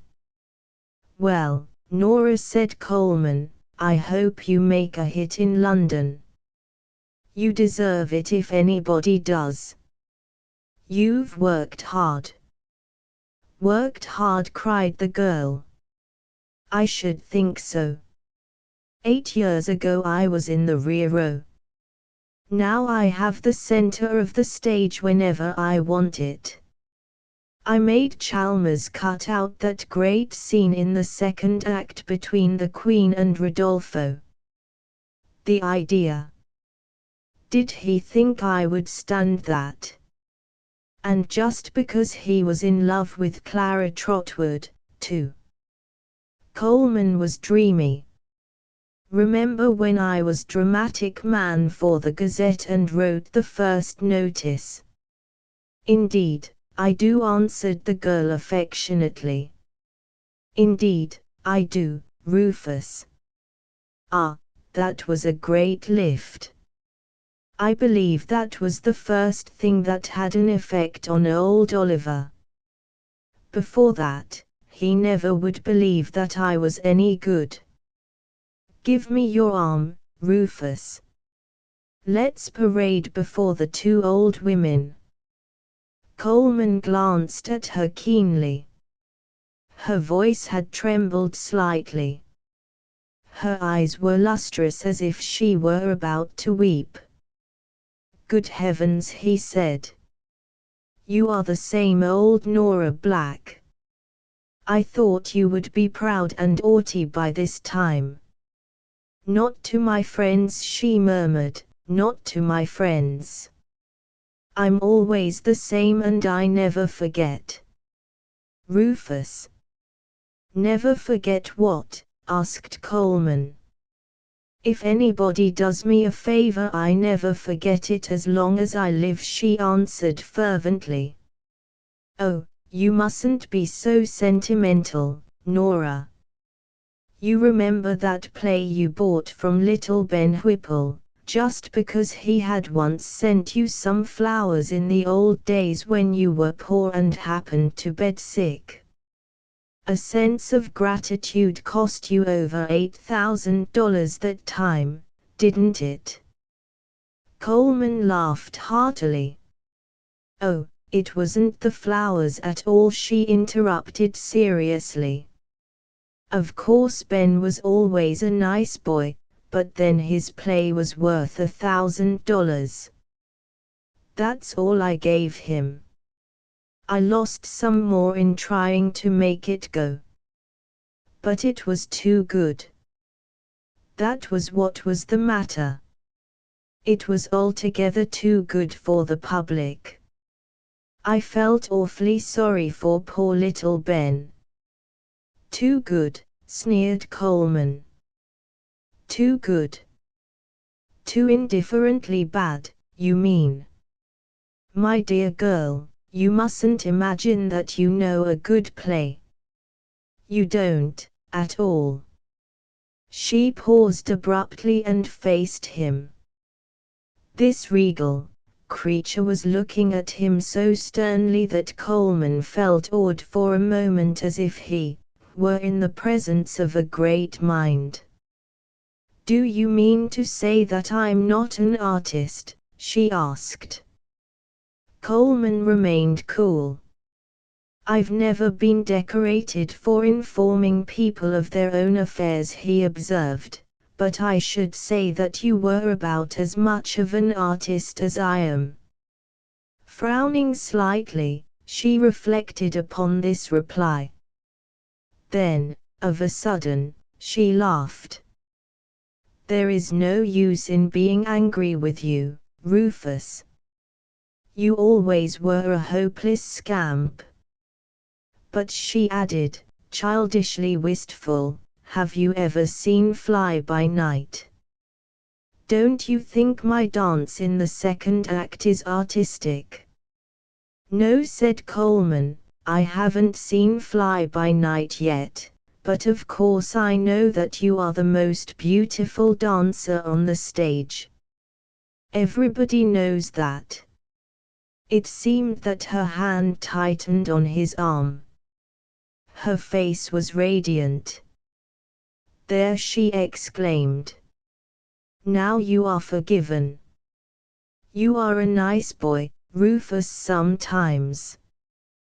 When Miss Black went to her cabin, Coleman strolled into the smoking room. Every man there covertly or openly surveyed him. He dropped lazily into a chair at a table where the wine merchant, the Chicago Railway King and the New York millionaire were playing cards. They made a noble pretense of not being aware of him. On the oilcloth top of the table the cards were snapped down, turn by turn.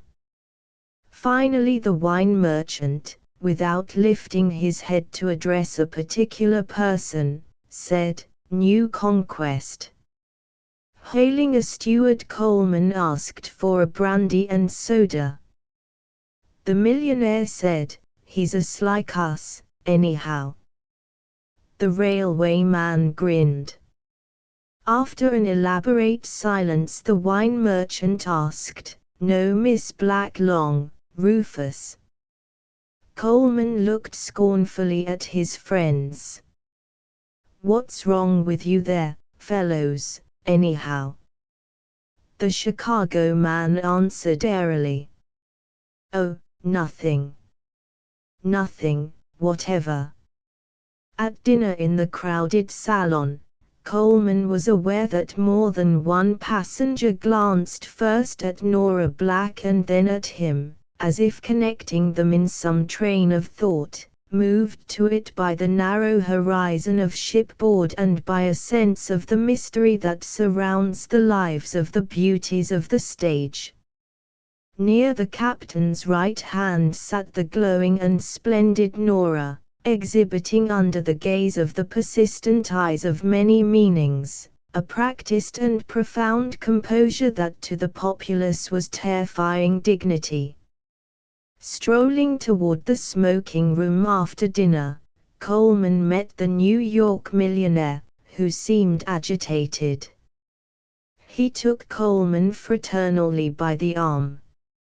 "Say, old man, introduce me, won't you? I'm crazy to know her." "Do you mean Miss Black?" asked Coleman. "Why, I don't know that I have a right. Of course, you know, she hasn't been meeting anybody aboard. I'll ask her, though, certainly." "Thanks, old man, thanks. I'd be tickled to death. Come along and have a drink." "When will you ask her?" "Why, I don't know when I'll see her." "Tomorrow." I suppose they had not been long in the smoking room, however, when the deck steward came with a card to Coleman. Upon it was written, "Come for a stroll." Everybody saw Coleman read this card and then look up and whisper to the deck steward. The deck steward bent his head and whispered discreetly in reply.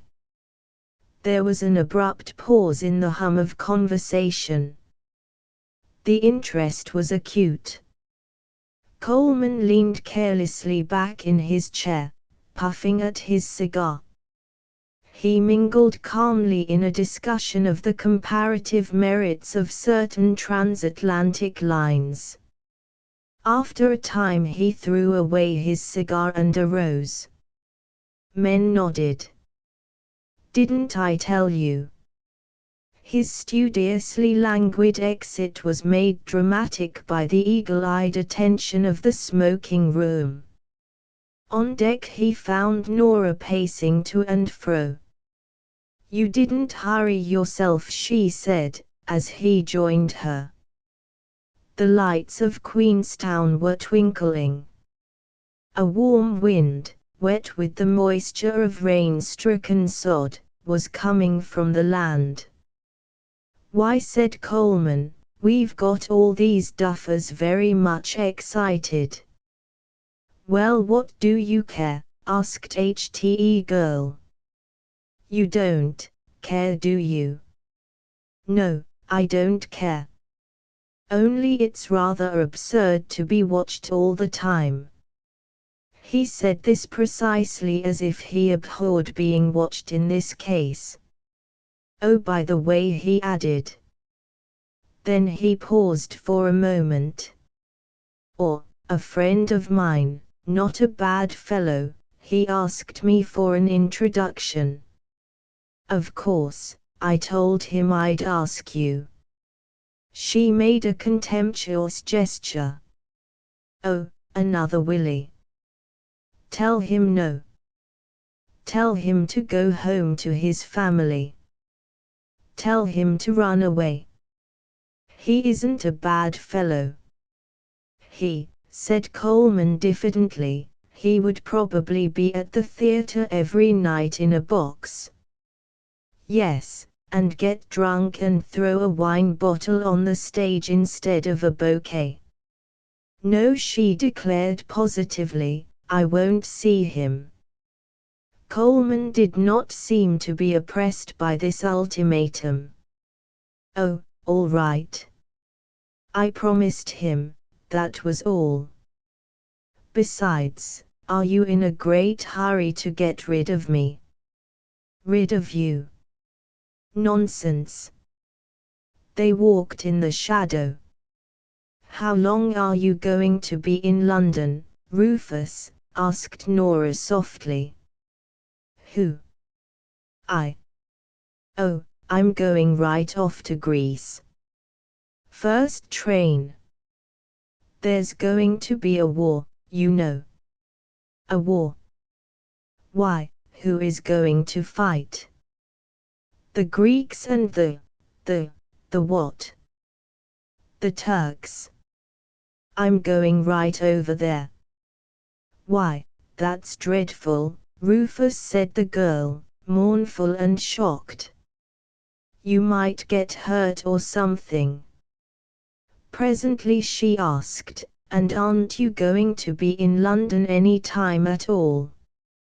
Oh, he answered, puffing out his lips, I may stop in London for 3 or 4 days on my way home. I'm not sure of it. And when will that be? Oh, I can't tell. It may be in 3 or 4 months, or it may be a year from now. When the war stops. There was a long silence as they walked up and down the swaying deck. Do you know, said Nora at last, I like you, Rufus Coleman. I don't know any good reason for it either, unless it is because you are such a brute.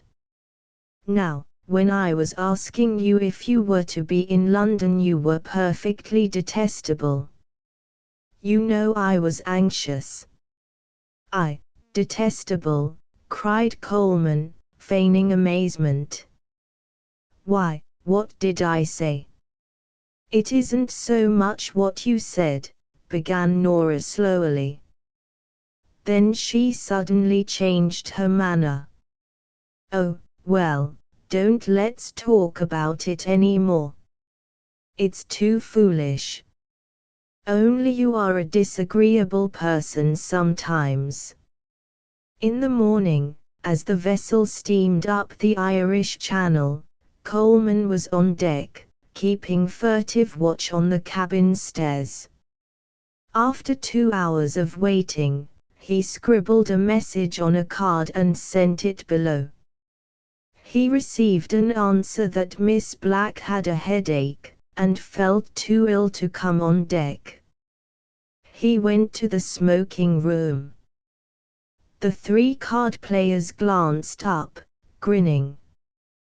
"What's the matter?" asked the wine merchant. "You look angry." As a matter of fact, Coleman had purposely wreathed his features in a pleasant and satisfied expression, so he was for a moment furious at the wine merchant. "Confound the girl," he thought to himself. "She has succeeded in making all these beggars laugh at me." He mused that if he had another chance he would show her how disagreeable or detestable or scampish he was under some circumstances. He reflected ruefully that the complacence with which he had accepted the comradeship of the belle of the voyage might have been somewhat overdone. Perhaps he had got a little out of proportion. He was annoyed at the stares of the other men in the smoking room, who seemed now to be reading his discomfiture.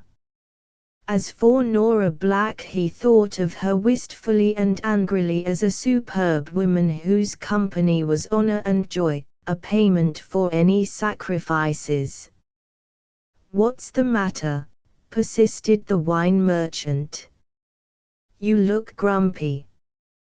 Coleman laughed. "Do I?" At Liverpool, as the steamer was being slowly warped to the landing stage by some tugs, the passengers crowded the deck with their handbags.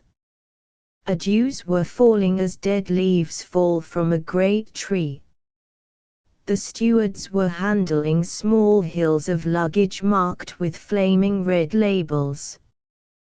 The ship was firmly against the dock before Miss Black came from her cabin.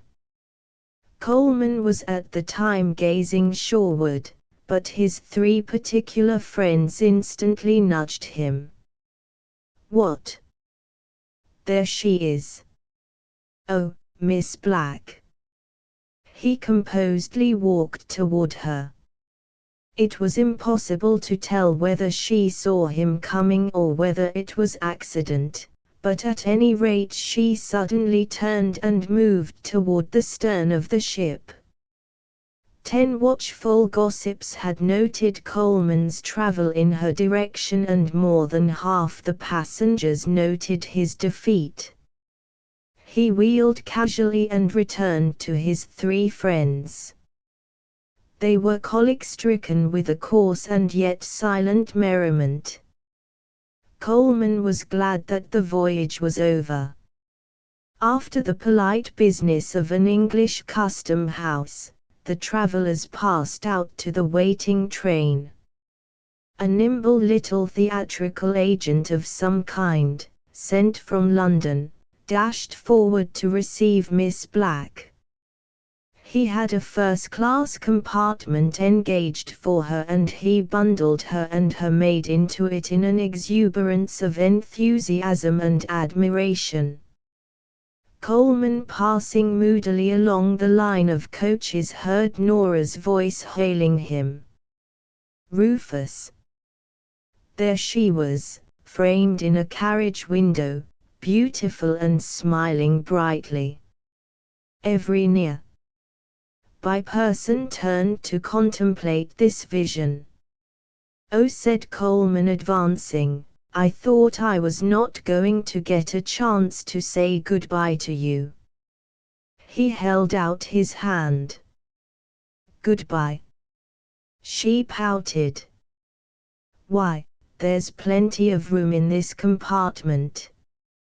Seeing that some 40 people were transfixed in observation of her, she moved a short way back. "Come on in this compartment, Rufus," she said. "Thanks. I prefer to smoke," said Coleman. He went off abruptly. On the way to London, he brooded in his corner on the two divergent emotions he had experienced when refusing her invitation. At Euston Station in London, he was directing a porter, who had his luggage, when he heard Nora speak at his shoulder. "Well, Rufus, You sulky boy, she said, I shall be at the Cecil. If you have time, come and see me. Thanks, I'm sure, my dear Nora, answered Coleman effusively. But honestly, I'm off for Greece. A brougham was drawn up near them and the nimble little agent was waiting. The maid was directing the establishment of a mass of luggage on and in a four-wheeler cab. Well, put me into my carriage, anyhow, said Nora. You will have time for that. Afterward she addressed him from the dark interior. Now, Rufus, you must come to see me the minute you strike London again. If she hesitated a moment and then smiling gorgeously upon him, she said, Brute. Chapter 8. As soon as Coleman had planted his belongings in a hotel, he was bowled in a hansom briskly along the smoky Strand, through a dark city whose walls dripped like the walls of a cave and whose passages were only illuminated by flaring yellow and red signs. Walkley, the London correspondent of the Eclipse, whirled from his chair with a shout of joy and relief at sight of Coleman. Cables, he cried. Nothing but cables. All the people in New York are writing cables to you. The wires groan with them. And we groan with them too. They come in here in bales. However, there is no reason why you should read them all. Many are similar in words and many more are similar in spirit.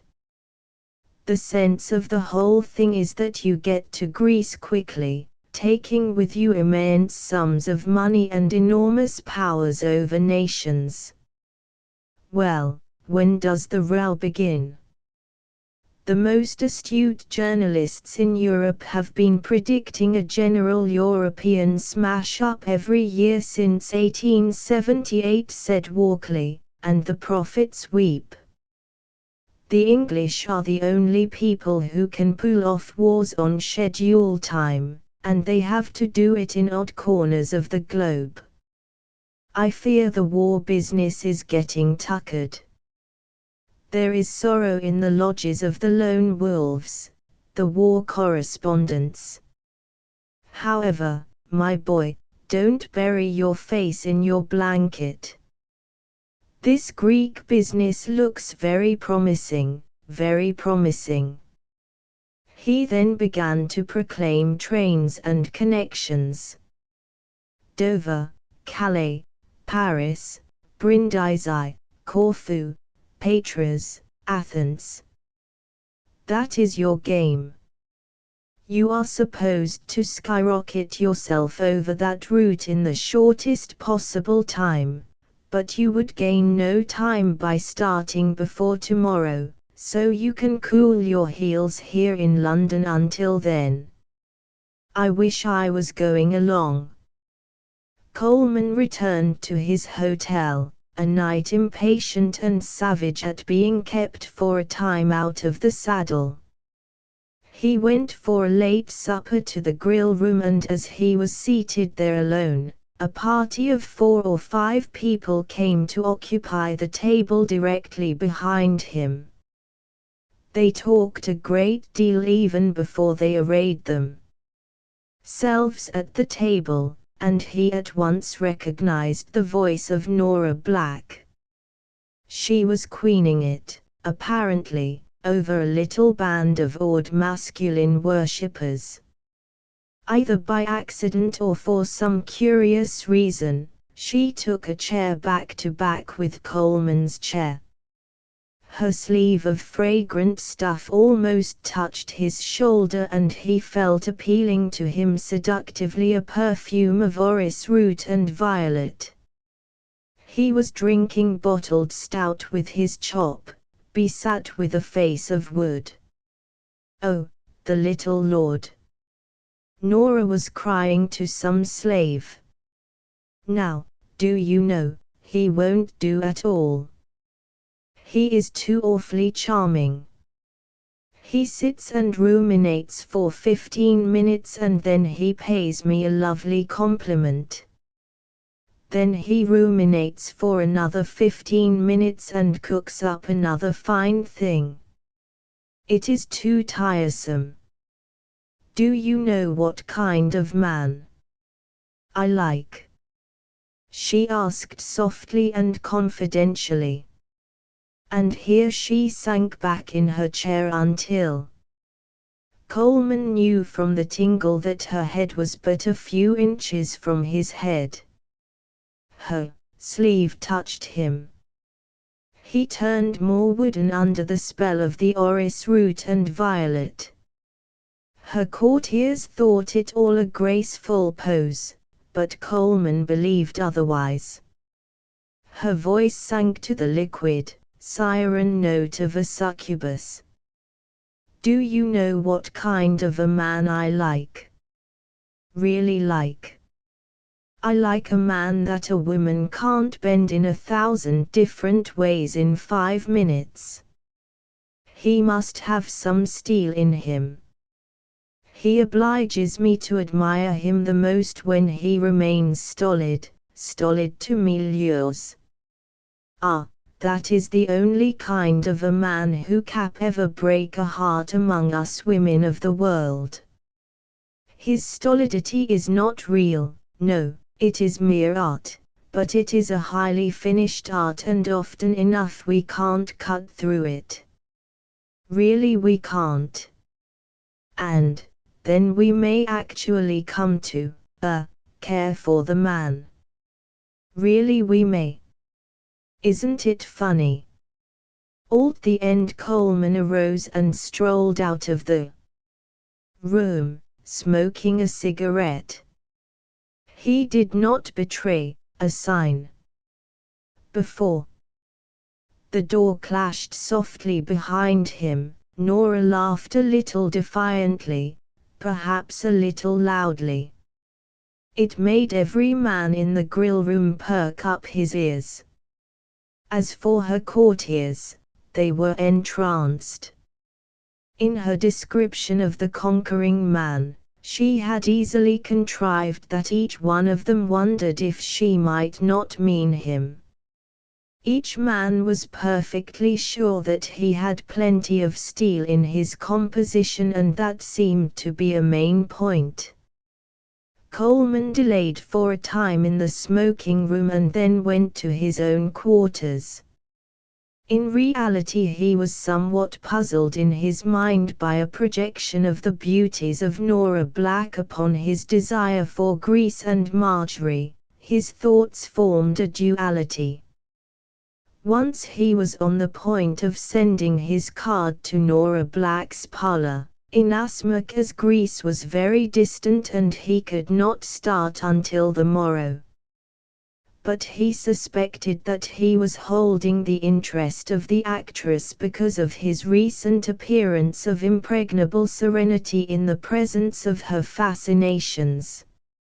If he now sent his card, it was a form of surrender, and he knew her to be one to take a merciless advantage. He would not make this tactical mistake. On the contrary, he would go to bed and think of war. In reality he found it easy to fasten his mind upon the prospective war. He regarded himself cynically in most affairs, but he could not be cynical of war, because had he seen none of it. His rejuvenated imagination began to thrill to the roll of battle, through his thought passing all the lightning in the pictures of detail, de Neuville and Moreau, lashed battery horse roaring over bridges, grand cuirassiers dashing headlong against stolid invincible red-faced lines of German infantry, furious and bloody grapplings in the streets of little villages of northeastern France. There was one thing at least of which he could still feel the spirit of a debutante. In this matter of war he was not, to unlike a young girl embarking upon her first season of opera. Walkelly, the next morning, saw this mood sitting quaintly upon Colman and cackled with astonishment and glee. Colman's usual manner did not return until he detected Walkelly's appreciation of his state, and then he snubbed him according to the ritual of the Sunday editor of the New York Eclipse. Parenthetically, it might be said that if Colman now recalled Nora Black to his mind at all, it was only to think of her for a moment with ironical complacence. He had beaten her. When the train drew out of the station, Colman felt himself thrill. Was ever fate less perverse? War and Marjorie were in conjunction both in Greece, and he could tilt with one lance at both gods. It was a great fine game to play, and no man was ever so blessed in vacations. He was smiling continually to himself, and sometimes actually on the point of talking aloud. This was despite the presence in the compartment of two fellow passengers who preserved in their uncomfortably rigid, icy and uncompromising manners many of the more or less ridiculous traditions of the English first-class carriage. Colman's fine humor betrayed him once into addressing one of these passengers, and the man responded simply with a wide look of incredulity, as if he discovered that he was traveling in the same compartment with a zebu. It turned Colman suddenly to evil temper, and he wanted to ask the man questions concerning his education and his present mental condition. And so until the train arrived at Dover, his ballooning soul was in danger of collapsing. On the packet crossing the Channel, too, he almost returned to the usual Rufus Colman, since all the world was seasick and he could not get a cabin in which to hide himself from it. However, he reaped much consolation by ordering a bottle of champagne and drinking it in sight of the people, which made them still more seasick. From Calais to Brindisi really nothing met his disapproval save the speed of the train, the conduct of some of the passengers, the quality of the food served, the manners of the guards, the temperature of the carriages, the prices charged, and the length of the journey. In time he passed as in a vision from wretched Brindisi to charming Corfu, from Corfu to the little war-bitten city of Patras, and from Patras by rail at the speed of an ox cart to Athens. With a smile of grim content, and surrounded in his carriage with all his beautiful brown luggage, he swept through the dusty streets of the Greek capital. Even as the vehicle arrived in a great terraced square in front of the Yellow Palace, Greek recruits in garments representing many trades and many characters were marching up cheering for Greece and the king. Officers stood upon the little iron chairs in front of the cafes, all the urchins came running and shouting, ladies waved their handkerchiefs from the balconies. The whole city was vivified with a leaping and joyous enthusiasm.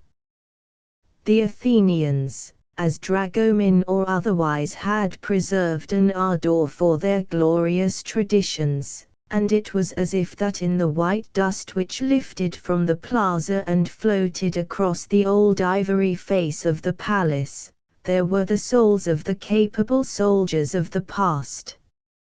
Colman was almost intoxicated with it. It seemed to celebrate his own reasons, his reasons of love and ambition to conquer in love. When the carriage arrived in front of the Hotel d'Angleterre, Colman found the servants of the place with more than one eye upon the scene in the plaza, but they soon paid heed to the arrival of a gentleman with such an amount of beautiful leather luggage, all marked boldly with the initials R.C. Coleman let them lead him and follow him and conduct him and use bad English upon him without noting either their words, their salams or their work. His mind had quickly fixed upon the fact that here was the probable headquarters of the Wainwright party and, with the rush of his Western race fleeting through his veins, he felt that he would choke and die if he did not learn of the Wainwrights in the first 2 minutes. It was a tragic venture to attempt to make the Levantine mind understand something of the course that the new arrival's first thought was to establish a knowledge of the whereabouts of some of his friends rather than to swarm helter-skelter into that part of the hotel for which he was willing to pay rent. In fact, he failed to thus impress them, failed in dark wrath, but, nevertheless, failed. At last he was simply forced to concede the travel of files of men up the broad, red-carpeted staircase, each man being loaded with Coleman's luggage. The men in the hotel bureau were then able to comprehend that the foreign gentleman might have something else on his mind. They raised their eyebrows languidly when he spoke of the Wainwright party in gentle surprise that he had not yet learned that they were gone some time. They were departed on some excursion. Where? Oh, really it was almost laughable, indeed they didn't know. Were they sure? Why, yes, it was almost laughable. Indeed they were quite sure. Where could the gentleman find out about them? Well, they as they had explained did not know, but it was possible the American minister might know. Where was he to be found? Oh, that was very simple. It was well known that the American minister had apartments in the hotel. Was he in? That they could not say. So Coleman, rejoicing at his final emancipation and with the grime of travel still upon him, burst in somewhat violently upon the secretary of the Honorable Thomas M. Gardner of Nebraska, the United States Minister to Greece. From his desk the secretary arose from behind an accidental bulwark of books and governmental pamphlets. Yes, certainly. Mr. Gardner is in. If you would give me your card directly. Coleman was introduced into another room where a quiet man who was rolling a cigarette looked him frankly but carefully in the eye. The Wainwrights, said the minister immediately after the question. Why, I myself am immensely concerned about them at present. I'm afraid they've gotten themselves into trouble. Really, said Coleman. Yes. That little professor is rather stubborn, isn't he?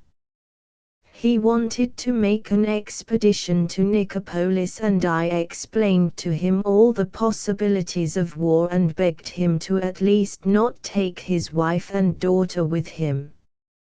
Daughter, murmured Coleman, as if in his sleep. But that little old man had a head like a stone and only laughed at me. Of course those villainous young students were only too delighted at a prospect of war, but it was a stupid and absurd thing for the man to take his wife and daughter there. They are up there now. I can't get a word from them or get a word to them. Coleman had been choking. Where is Nicopolis? He asked. The minister gazed suddenly in comprehension of the man before him. Nicopolis is in Turkey, he answered gently. Turkey at that time was believed to be a country of delay, corruption, turbulence and massacre. It meant everything. More than a half of the Christians of the world shuddered at the name of Turkey. Coleman's lips tightened and perhaps blanched, and his chin moved out strangely, once, twice, thrice. "How can I get to Nicopolis?" he said. The minister smiled. "It would take you the better part of 4 days if you could get there, but as a matter of fact you can't get there at the present time. A Greek army and a Turkish army are looking at each other from the sides of the river at Arta. The river is there, the frontier, and Nicopolis happens to be on the wrong side. You can't reach them. The forces at Arta will fight within 3 days. I know it.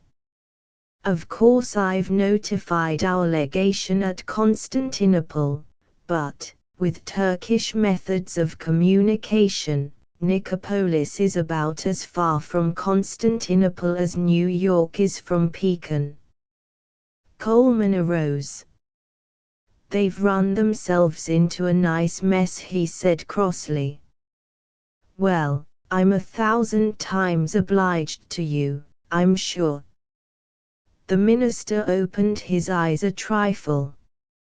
"You are not going to try to reach them, are you?" "Yes," answered Coleman, abstractedly. "I'm going to have a try at it.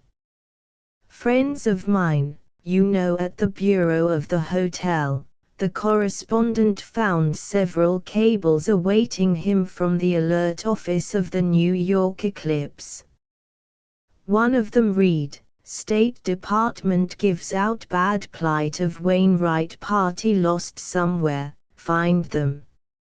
Eclipse." When Coleman perused the message he began to smile with seraphic bliss. Could fate have ever been less perverse? Whereupon he whirled himself in Athens. And it was to the considerable astonishment of some Athenians. He discovered and instantly subsidized a young Englishman who, during his absence at the front, would act as correspondent for the Eclipse at the capital.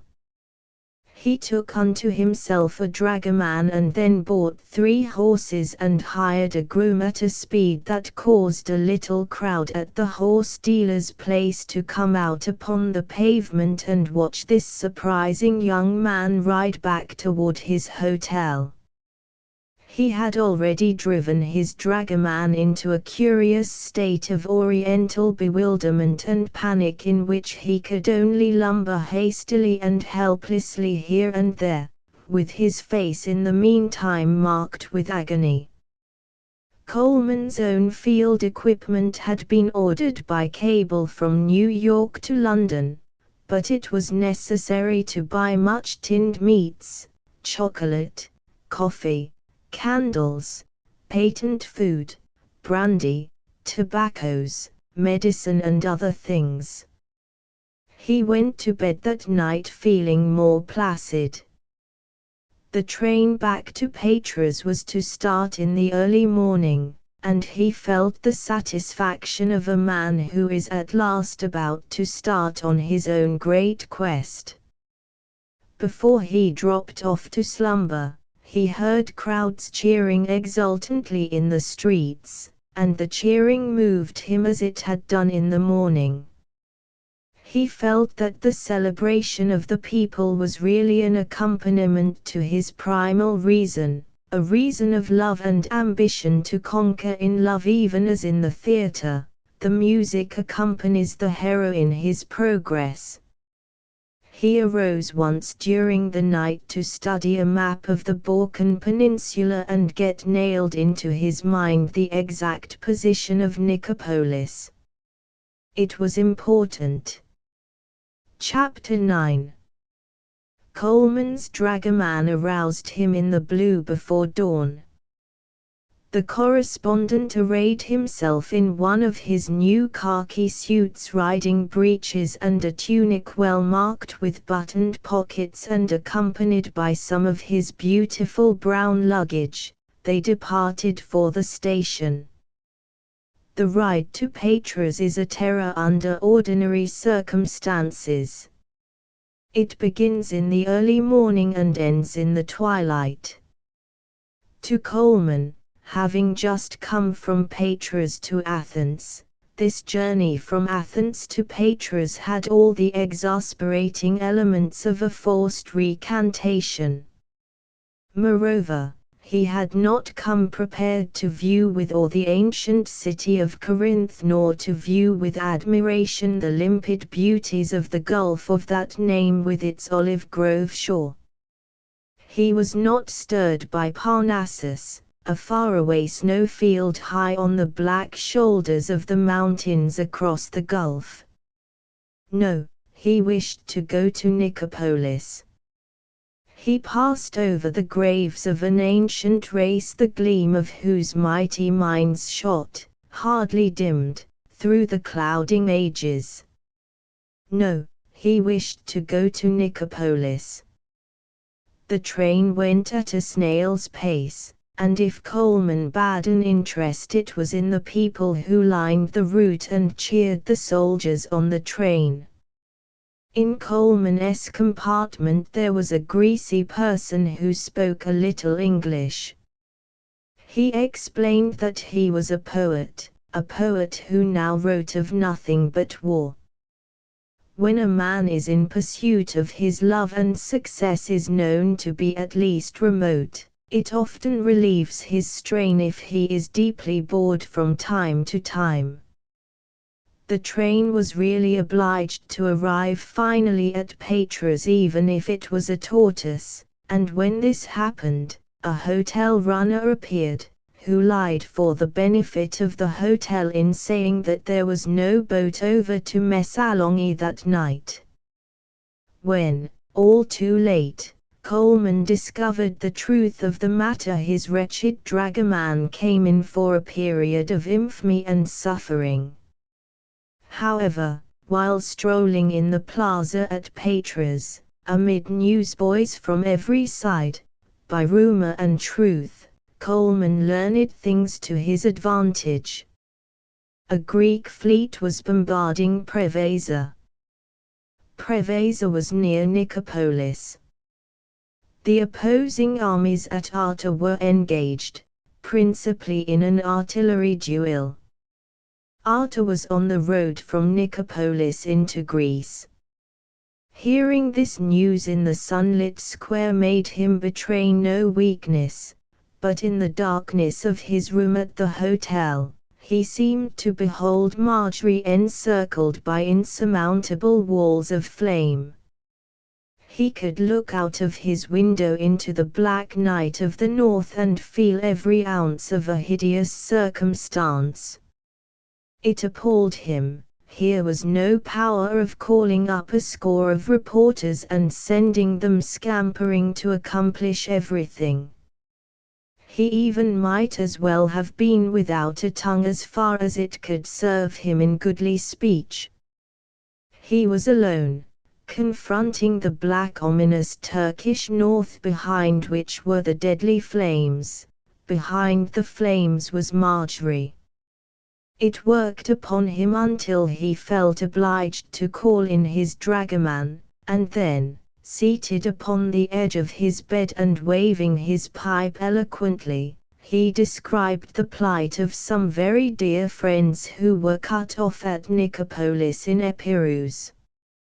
Some of his talk was almost wistful in its wish for sympathy from his servant, but at the end he bade the dragoman understand that Coleman was going to their rescue, and he defiantly asked the hireling if he was prepared to go with him. But he did not know the Greek nature.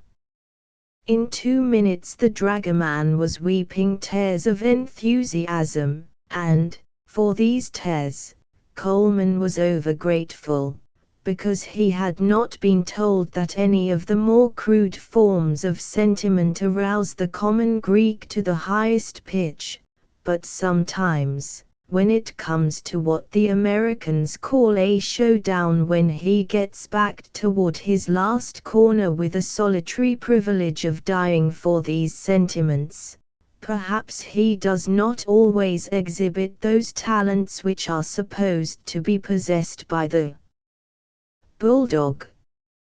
He often then goes into the cafes and takes it out in oration, like any common Parisian. In the morning a steamer carried them across the strait and landed them near Messalonghi at the foot of the railroad that leads to Agrynion. At Agrynion Coleman at last began to feel that he was nearing his goal. There were plenty of soldiers in the town, who received with delight and applause this gentleman in the distinguished-looking khaki clothes with his revolver and his field glasses and his canteen and his dragoman. The dragoman lied, of course, and vociferated that the gentleman in the distinguished-looking khaki clothes was an English soldier of reputation, who had, naturally, come to help the Cross in its fight against the Crescent. He also said that his master had 3 superb horses coming from Athens in charge of a groom, and was undoubtedly going to join the cavalry. Whereupon the soldiers wished to embrace and kiss the gentleman in the distinguished-looking khaki clothes. There was more or less of a scuffle.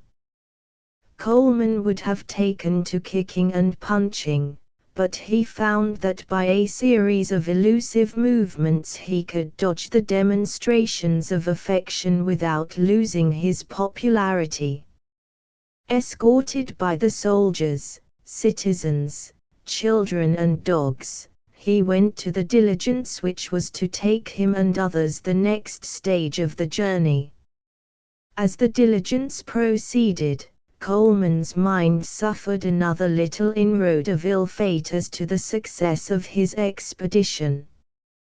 In the first place, it appeared foolish to expect that this diligence would ever arrive anywhere. Moreover, the accommodations were about equal to what one would endure if one undertook to sleep for a night in a tree. Then there was a devil dog, a little black and tan terrier in a blanket gorgeous and belled, whose duty it was to stand on the top of the coach and bark incessantly to keep the driver fully aroused to the enormity of his occupation. To have this cur silenced either by strangulation or ordinary clubbing, Coleman struggled with his dragoman as Jacob struggled with the angel. But in the first place, the dragoman was a Greek whose tongue could go quite drunk, a Greek who became a slave to the heralding and establishment of one certain fact, or lie, and now he was engaged in describing to every village and to all the countryside the prowess of the gentleman in the distinguished-looking khaki clothes. It was the general absurdity of this advance to the frontier and the fighting, to the crucial place where he was resolved to make an attempt to rescue his sweetheart. It was this ridiculous aspect that caused to come to Coleman a premonition of failure. No knight ever went out to recover a lost love in such a diligence and with such a devil dog, tinkling his little bells and yelping insanely to keep the driver awake. After nightfall they arrived at a town on the southern coast of the Gulf of Arta, and the goaded dragoman was thrust forth from the little inn into the street to find the first possible means of getting on to Arta. He returned at last to tremulously say that there was no single chance of starting for Arta that night. Whereupon he was again thrust into the street with orders. Strict orders. In due time, Coleman spread his rugs upon the floor of his little room and thought himself almost asleep. When the dragoman entered with a really intelligent man who, for some reason, had agreed to consort with him in the business of getting the stranger off to Arta. They announced that there was a brigantine about to sail with a load of soldiers for a little port near Arta, and if Coleman hurried he could catch it, permission from an officer having already been obtained. He was up at once, and the dragoman and the unaccountably intelligent person hastily gathered his chattels. Stepping out into a black street and moving to the edge of black water and embarking in a black boat filled with soldiers whose rifles dimly shone, was as impressive to Coleman as if, really, it had been the first start. He had endured many starts, it was true, but the latest one always touched him as being conclusive. There were no lights on the brigantine and the men swung precariously up her sides to the deck which was already occupied by a babbling multitude. The dragoman judiciously found a place for his master where during the night the latter had to move quickly every time the tiller was shifted to starboard. The craft raised her shadowy sails and swung slowly off into the deep gloom. Forward, some of the soldiers began to sing weird minor melodies. Coleman, enveloped in his rugs, smoked 3 or 4 cigars. He was content and miserable, lying there, hearing these melodies which defined to him his own affairs. At dawn they were at the little port. First, in the carmine and grey tints from a sleepy sun, they could see little mobs of soldiers working amid boxes of stores. And then from the back in some dun and green hills sounded a deep-throated thunder of artillery. An officer gave Coleman and his dragoman positions in one of the first boats, but of course it could not be done without an almost endless amount of palaver. Eventually they landed with their traps. Coleman felt through the sole of his boot his foot upon the shore. He was within striking distance. But here it was smitten into the head of Coleman's servant to turn into the most inefficient dragoman, probably in the entire East. Coleman discerned it immediately, before any blunder could tell him. He at first thought that it was the voices of the guns which had made a chilly inside for the man. But when he reflected upon the incompetency, or childish courier's falsity, at Patras and his discernible lack of sense from Agrinian onward, he felt that the fault was elemental in his nature. It was a mere basic inability to front novel situations which was somehow in the dragoman. He retreated from everything difficult in a smoke of gibberish and gesticulation.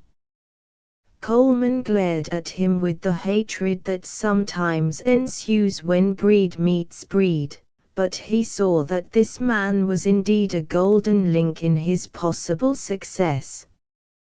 This man connected him with Greece and its language. If he destroyed him, he delayed what was now his main desire in life. However, this truth did not prevent him from addressing the man in elegant speech. The 2 little men who were induced to carry Coleman's luggage as far as the Greek camp were really procured by the correspondent himself, who pantomimed vigorously and with unmistakable vividness.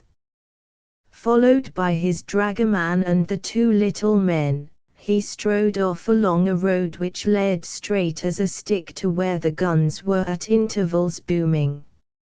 Meanwhile the dragoman and the 2 little men talked, talked. Coleman was silent, puffing his cigar and reflecting upon the odd things which happen to chivalry in the modern age. He knew of many men who would have been astonished if they could have seen into his mind at that time, and he knew of many more men who would have laughed if they had the same privilege of sight. He made no attempt to conceal from himself that the whole thing was romantic despite the little tinkling dog, the decrepit diligence, the palavering natives, the super-idiotic dragoman. It was fine, it was from another age, and even the actors could not deface the purity of the picture. However, it was true that upon the Brigantine the previous night he had unaccountably wetted all his available matches. This was momentous, important, cruel truth, but Coleman, after all, was taking as well as he could forget a solemn and nightly joy of this adventure, and there were as many portraits of his lady envisioning before him as ever held the heart of an armor-encased young gentleman of medieval poetry. If he had been traveling in this region as an ordinary tourist, he would have been apparent mainly for his lofty impatience over trifles, but now there was in him a positive assertion of direction which was undoubtedly one of the reasons for the despair of the accomplished dragoman.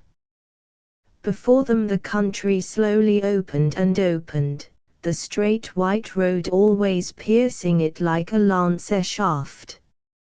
Soon they could see black masses of men marking the green knolls. The artillery thundered loudly and now vibrated augustly through the air. Coleman quickened his pace, to the despair of the little men carrying the traps. They finally came up with one of these black bodies of men and found it to be composed of a considerable number of soldiers who were idly watching some hospital people bury a dead Turk. The dragoman at once dashed forward to peer through the throng and see the face of the corpse. Then he came and supplicated Coleman as if he were hawking him to look at a relic, and Coleman, moved by a strong, mysterious impulse, went forward to look at the poor little clay-colored body.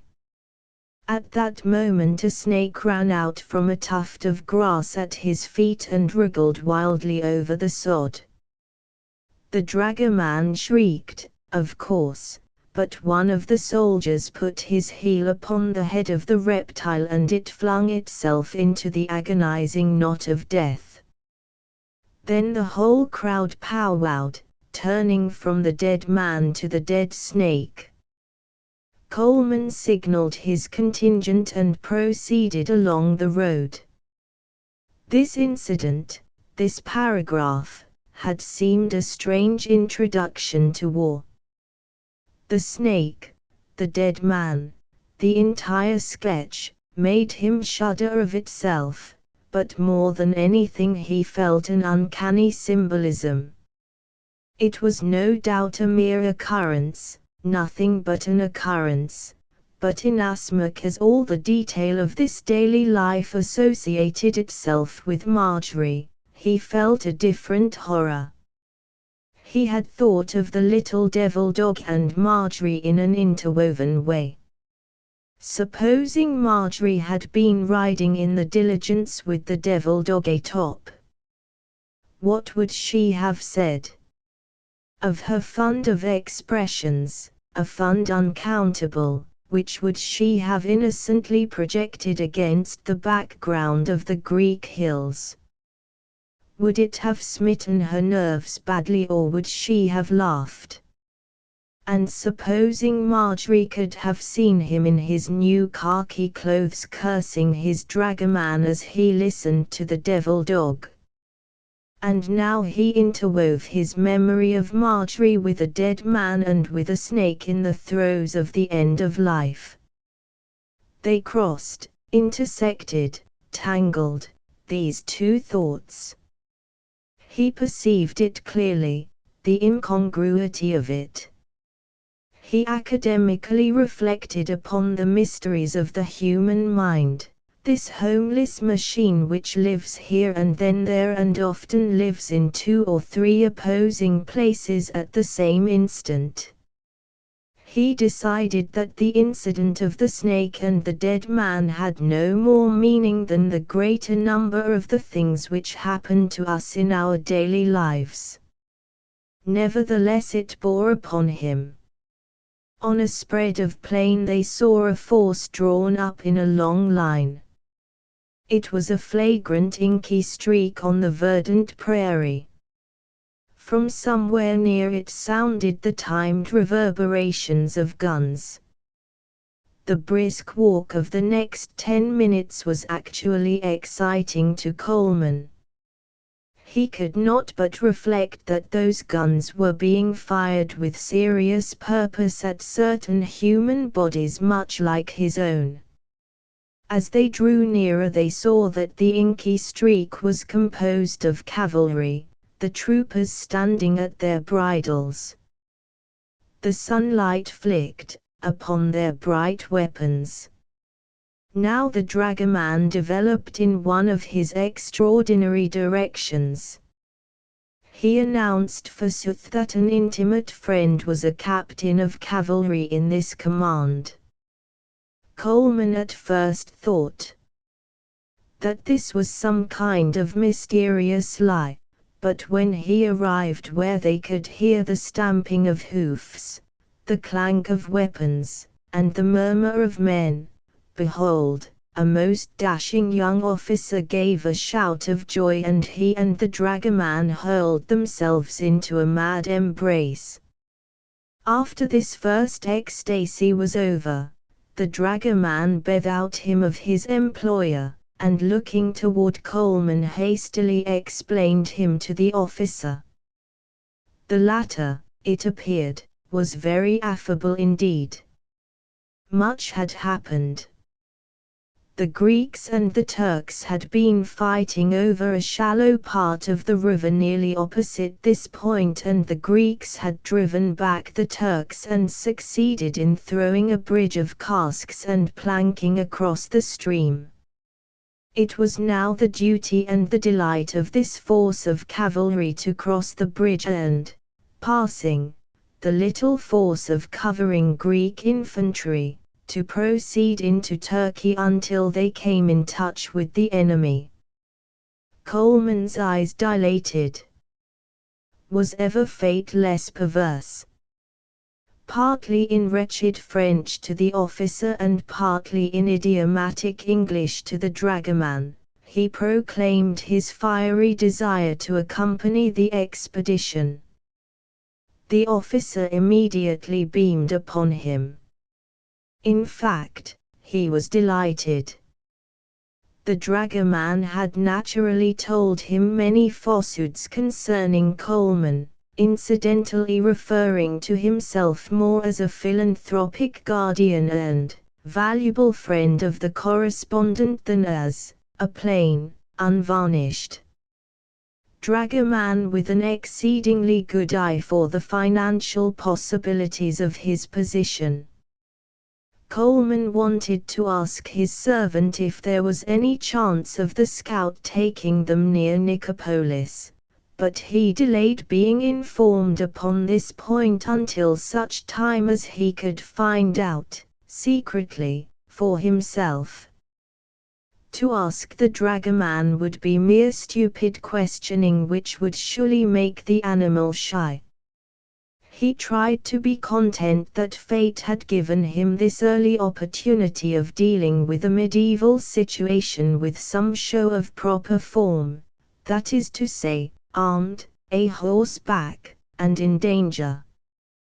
Then he could feel that to the gods of the game he was not laughable, as when he rode to rescue his love in a diligence with a devil dog yelping atop. With some flourish, the young captain presented him to the major who commanded the cavalry. This officer stood with his legs wide apart, eating the rind of a fresh lemon and talking betimes to some of his officers. The major also beamed upon Coleman when the captain explained that the gentleman in the distinguished-looking khaki clothes wished to accompany the expedition. He at once said that he would provide 2 troop horses for Coleman and the dragoman. Coleman thanked fate for his behavior, and his satisfaction was not without a vestige of surprise. At that time he judged it to be a remarkable amiability of individuals, but in later years he came to believe in certain laws which he deemed existent solely for the benefit of war correspondents. In the minds of governments, war officers and generals, they have no function save one of disturbance, but Coleman deemed it proven that the common men, and many uncommon men, when they go away to the fighting ground, out of the sight, out of the hearing of the world known to them, and are eager to perform feats of war in this new place, they feel an absolute longing for a spectator. It is indeed the veritable coronation of this world. There is not too much vanity of the street in this desire of men to have some disinterested fellows perceive their deeds. It is merely that a man doing his best in the middle of a sea of war, longs to have people see him doing his best. This feeling is often notably serious if, in peace, a man has done his worst, or part of his worst. Coleman believed that, above everybody, young, proud and brave subalterns had this itch, but it existed, truly enough, from lieutenants to colonels. None wanted to conceal from his left hand that his right hand was performing a manly and valiant thing, although there might be times when an application of the principle would be immensely convenient. The war correspondent arises, then, to become a sort of a cheap telescope for the people at home. Further still, there have been fights where the eyes of a solitary man were the eyes of the world, one spectator, whose business it was to transfer, according to his ability, his visual impressions to other minds. Coleman and his servant were conducted to 2 saddled troop horses, and beside them, waited decently in the rear of the ranks. The uniform of the troopers was of plain, dark green cloth, and they were well and sensibly equipped. The mounts, however, had in no way been picked. There were little horses and big horses, fat horses and thin horses. They looked the result of a wild conscription. Coleman noted the faces of the troopers, and they were calm enough save when a man betrayed himself by perhaps a disproportionate angry jerk at the bridle of his restive horse. The major, artistically drooping his cloak from his left shoulder and tenderly and musingly fingering his long yellow moustache, rode slowly to the middle of the line and wheeled his horse to face his men. A bugle called attention, and then he addressed them in a loud and rapid speech, which did not seem to have an end. Coleman imagined that the major was paying tribute to the Greek tradition of the power of oratory. Again the trumpet rang out, and this parade front swung off into column formation. Then Coleman and the dragoman trotted at the tail of the squadron, restraining with difficulty their horses, who could not understand their new places in the procession, and worked feverishly to regain what they considered their positions in life. The column jangled musically over the sod, passing between two hills on one of which a Greek light battery was posted. Its men climbed to the tops of their entrenchments to witness the going of the cavalry. Then the column curved along over ditch and through hedge to the shallows of the river. Across this narrow stream was Turkey. Turkey, however, presented nothing to the eye but a muddy bank with fringes of trees back of it. It seemed to be a great plain with sparse collections of foliage marking it, whereas the Greek side presented in the main a vista of high, gaunt rocks. Perhaps one of the first effects of war upon the mind is a new recognition and fear of the circumscribed ability of the eye, making all landscape seem inscrutable. The cavalry drew up in platoon formation on their own bank of the stream and waited. If Colman had known anything of war, he would have known, from appearances, that there was nothing in the immediate vicinity to cause heart jumping, but as a matter of truth he was deeply moved and wondered what was hidden, what was veiled by those trees. Moreover, the squadrons resembled art old picture of a body of horse awaiting Napoleon's order to charge. In the meantime his mount fumed at the bit, plunging to get back to the ranks. The sky was without a cloud, and the sun rays swept down upon them. Sometimes Colman was on the verge of addressing the dragoman, according to his anxiety, but in the end he simply told him to go to the river and fill the canteens.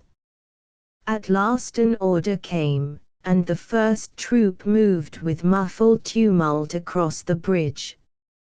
Colman and his dragoman followed the last troop. The horses scrambled up the muddy bank much as if they were merely breaking out of a pasture, but probably all the men felt a sudden tightening of their muscles. Colman, in his excitement, felt, more than he saw, glossy horse flanks, green-clothed men jumping in their saddles, banging sabers and canteens, and carbines slanted in line. There were some Greek infantry in a trench. They were heavily overcoated, despite the heat, and some were engaged in eating loaves of round, thick bread. They called out lustily as the cavalry passed them. The troopers smiled slowly, somewhat proudly in response.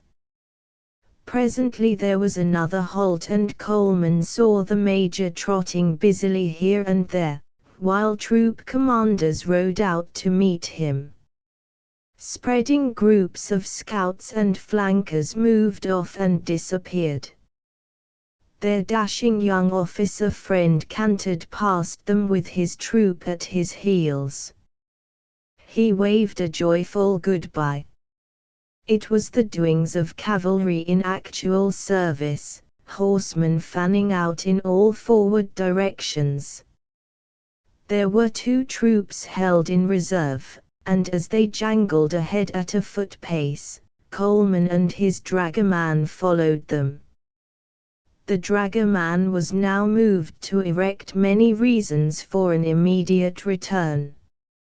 It was plain that he had no stomach at all for this business, and that he wished himself safely back on the other side of the river. Colman looked at him askance.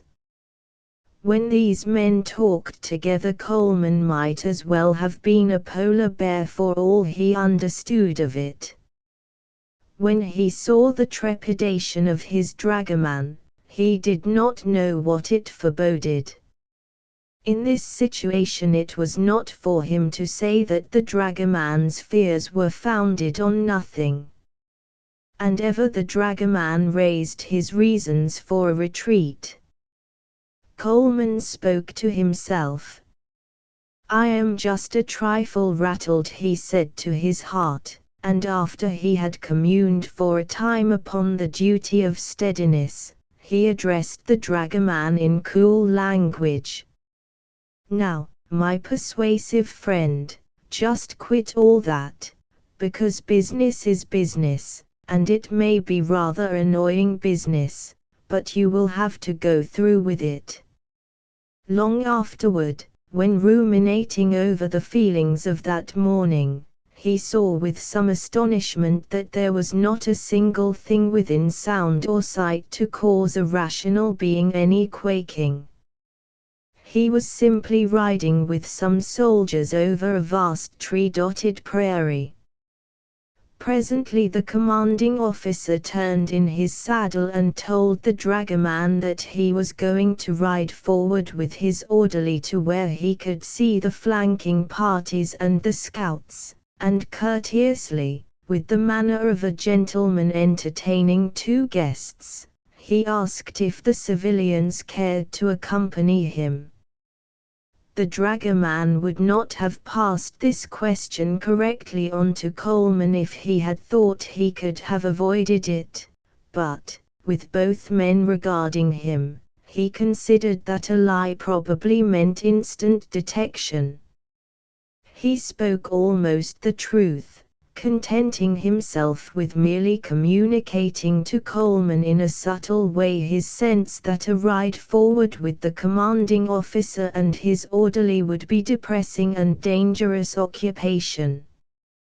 But Coleman immediately accepted the invitation mainly because it was the invitation of the major, and in war it is a brave man who can refuse the invitation of a commanding officer. The little party of four trotted away from the reserves, curving in single file about the water holes. In time they arrived at where the plain lacked trees and was one great green lake of grass and scrubs. On this expanse they could see the Greek horsemen riding, mainly appearing as little black dots. Far to the left there was a squad said to be composed of only 20 troopers, but in the distance their black mass seemed to be a regiment. As the officer and his guests advanced they came in view of what one may call the shore of the plain. The rise of ground was heavily clad with trees, and over the tops of them appeared the cupola and part of the walls of a large white house, and there were glimpses of huts near it as if a village was marked. The black specks seemed to be almost to it. The major galloped forward and the others followed at his pace. The house grew larger and larger and they came nearly to the advance scouts who they could now see were not quite close to the village. There had been a deception of the eye precisely as occurs at sea.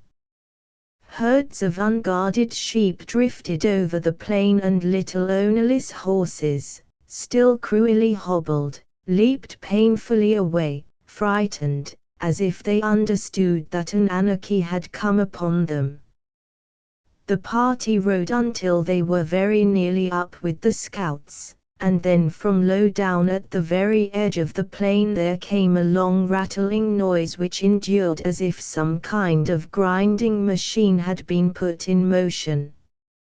Smoke arose, faintly marking the position of an entrenchment. Sometimes a swift spitting could be heard from the air over the party. It was Coleman's fortune to think at first that the Turks were not firing in his direction, but as soon as he heard the weird voices in the air he knew that war was upon him.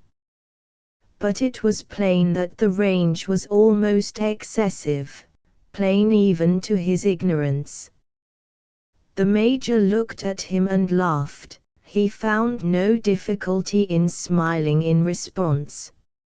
If this was war, it could be withstood somehow. He could not at this time understand what a mere trifle was the present incident. He felt upon his cheek a little breeze which was moving the grass blades. He had tied his canteen in a wrong place on the saddle, and every time the horse moved quickly the canteen banged the correspondent, to his annoyance and distress, forcibly on the knee. He had forgotten about his dragoman, but happening to look upon that faithful servitor, he saw him gone white with horror. A bullet at that moment twanged near his head, and the slave to fear ducked in a spasm. Coleman called the orderly's attention, and they both laughed discreetly. They made no pretension of being heroes, but they saw plainly that they were better than this man. Coleman said to him, "How far is it now to Nicopolis?" The dragoman replied only, with a look of agonized impatience. But of course there was no going to Nicopolis that day. The officer had advanced his men as far as was intended by his superiors, and presently they were all recalled and trotted back to the bridge. They crossed it to their old camp. An important part of Coleman's traps was back with his Athenian horses and their groom, but with his present equipment he could at least lie smoking on his blankets and watch the dragoman prepare food.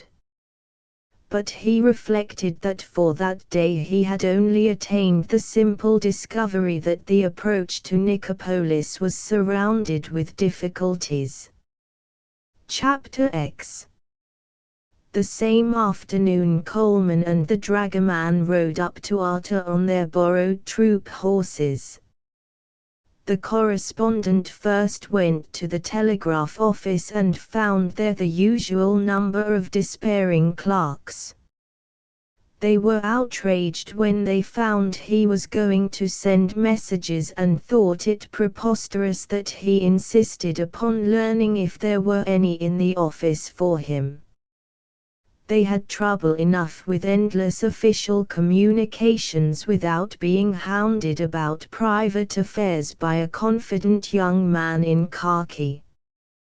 But Coleman at last unearthed 6 cablegrams which collective said that the Eclipse wondered why they did not hear from him, that Walkley had been relieved from duty in London and sent to join the army of the Crown Prince, that young Point, the artist, had been shipped to Greece, that if he, Coleman, succeeded in finding the Wainwright party the paper was prepared to make a tremendous uproar of a celebration over it, and, finally, the paper wondered twice more why they did not hear from him.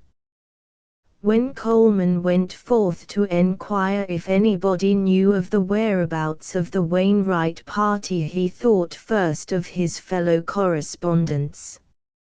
He found most of them in a cafe where was to be had about the only food in the soldier-laden town.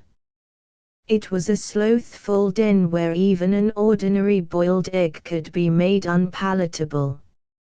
Such a common matter as the salt men watched with greed and suspicion, as if they were always about to grab it from each other.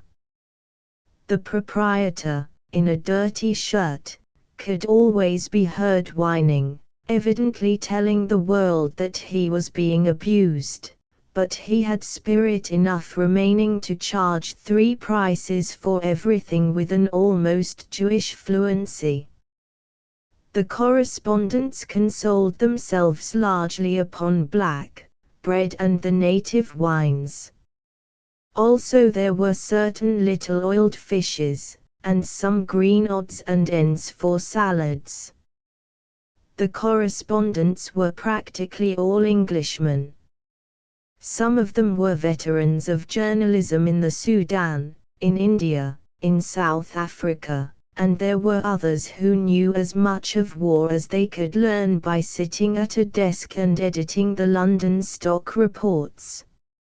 Some were on their own hook, some had horses and dragomen and some had neither the one nor the other. Many knew how to write and a few had it yet to learn. The thing in common was a spirit of adventure which found pleasure in the extraordinary business of seeing how men kill each other. They were talking of an artillery duel which had been fought the previous day between the Greek batteries above the town and the Turkish batteries across the river. Coleman took seat at one of the long tables, and the astute dragoman got somebody in the street to hold the horses in order that he might be present at any feasting.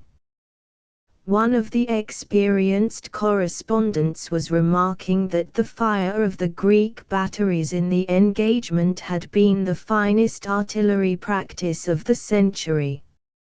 He spoke a little loudly, perhaps, in the wistful hope that some of the Greek officers would understand enough English to follow his meaning, for it is always good for a correspondent to admire the prowess on his own side of the battlefield. After a time Coleman spoke in a lull, and describing the supposed misfortunes of the Wainwright party, asked if anyone had news of them. The correspondents were surprised. They had none of them heard even of the existence of a Wainwright party. Also none of them seemed to care exceedingly. The conversation soon changed to a discussion of the probable result of the general Greek advance announced for the morrow. Coleman silently commented that this remarkable appearance of indifference to the mishap of the Wainwrights, a little party, a single group, was a better definition of a real condition of war than that bit of long-range musketry of the morning. He took a certain dispatch out of his pocket and again read it. Find Wainwright party at all hazards. Much talk here, success means red fire by ton. Eclipse. It was an important matter. He could imagine how the American people, vibrating for years to stories of the cruelty of the Turk, would tremble indeed, was now trembling while the newspapers howled out the dire possibilities. He saw all the kinds of people, from those who would read the Wainwright chapters from day to day as a sort of sensational novel, to those who would work up a gentle sympathy for the woe of others around the table in the evenings. He saw barkeepers and policemen taking a high gallery thrill out of this kind of romance. He saw even the emotion among American colleges over the tragedy of a professor and some students. It certainly was a big affair. Marjorie of course was everything in one way, but that, to the world, was not a big affair. It was the romance of the Wainwright party in its simplicity that to the American world was arousing great sensation. One that in the old days would have made his heart leap like a colt. Still, when batteries had fought each other savagely, and horse, foot and guns were now about to make a general advance, it was difficult, he could see, to stir men to think and feel out of the present zone of action, to adopt for a time in fact the thoughts and feelings of the other side of the world. It made Coleman dejected as he saw clearly that the task was wholly on his own shoulders. Of course they were men who when at home manifested the most gentle and wide-reaching feelings. Most of them could not by any possibility have slapped a kitten merely for the prank, and yet all of them who had seen an unknown man shot through the head in battle had little more to think of it than if the man had been a rag baby.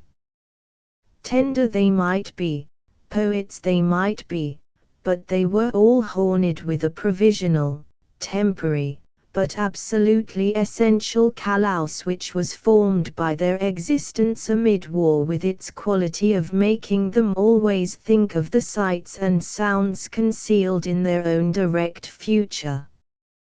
They had been simply polite. "Yes," said one to Coleman. "How many people in the party? Are they all Americans?" "Oh, I suppose it will be quite right. Your minister in Constantinople will arrange that easily." "Where did you say?" "At Nicopolis." "Well, we conclude that the Turks will make no stand between here and Pentepigadia. In that case your Nicopolis will be uncovered unless the garrison at Preveza intervenes. That garrison at Preveza, by the way, may make a deal of trouble. Remember Plevna." "Exactly how far is it to Nicopolis?" asked Coleman. "Oh, I think it is about 30 kilometers," replied the others.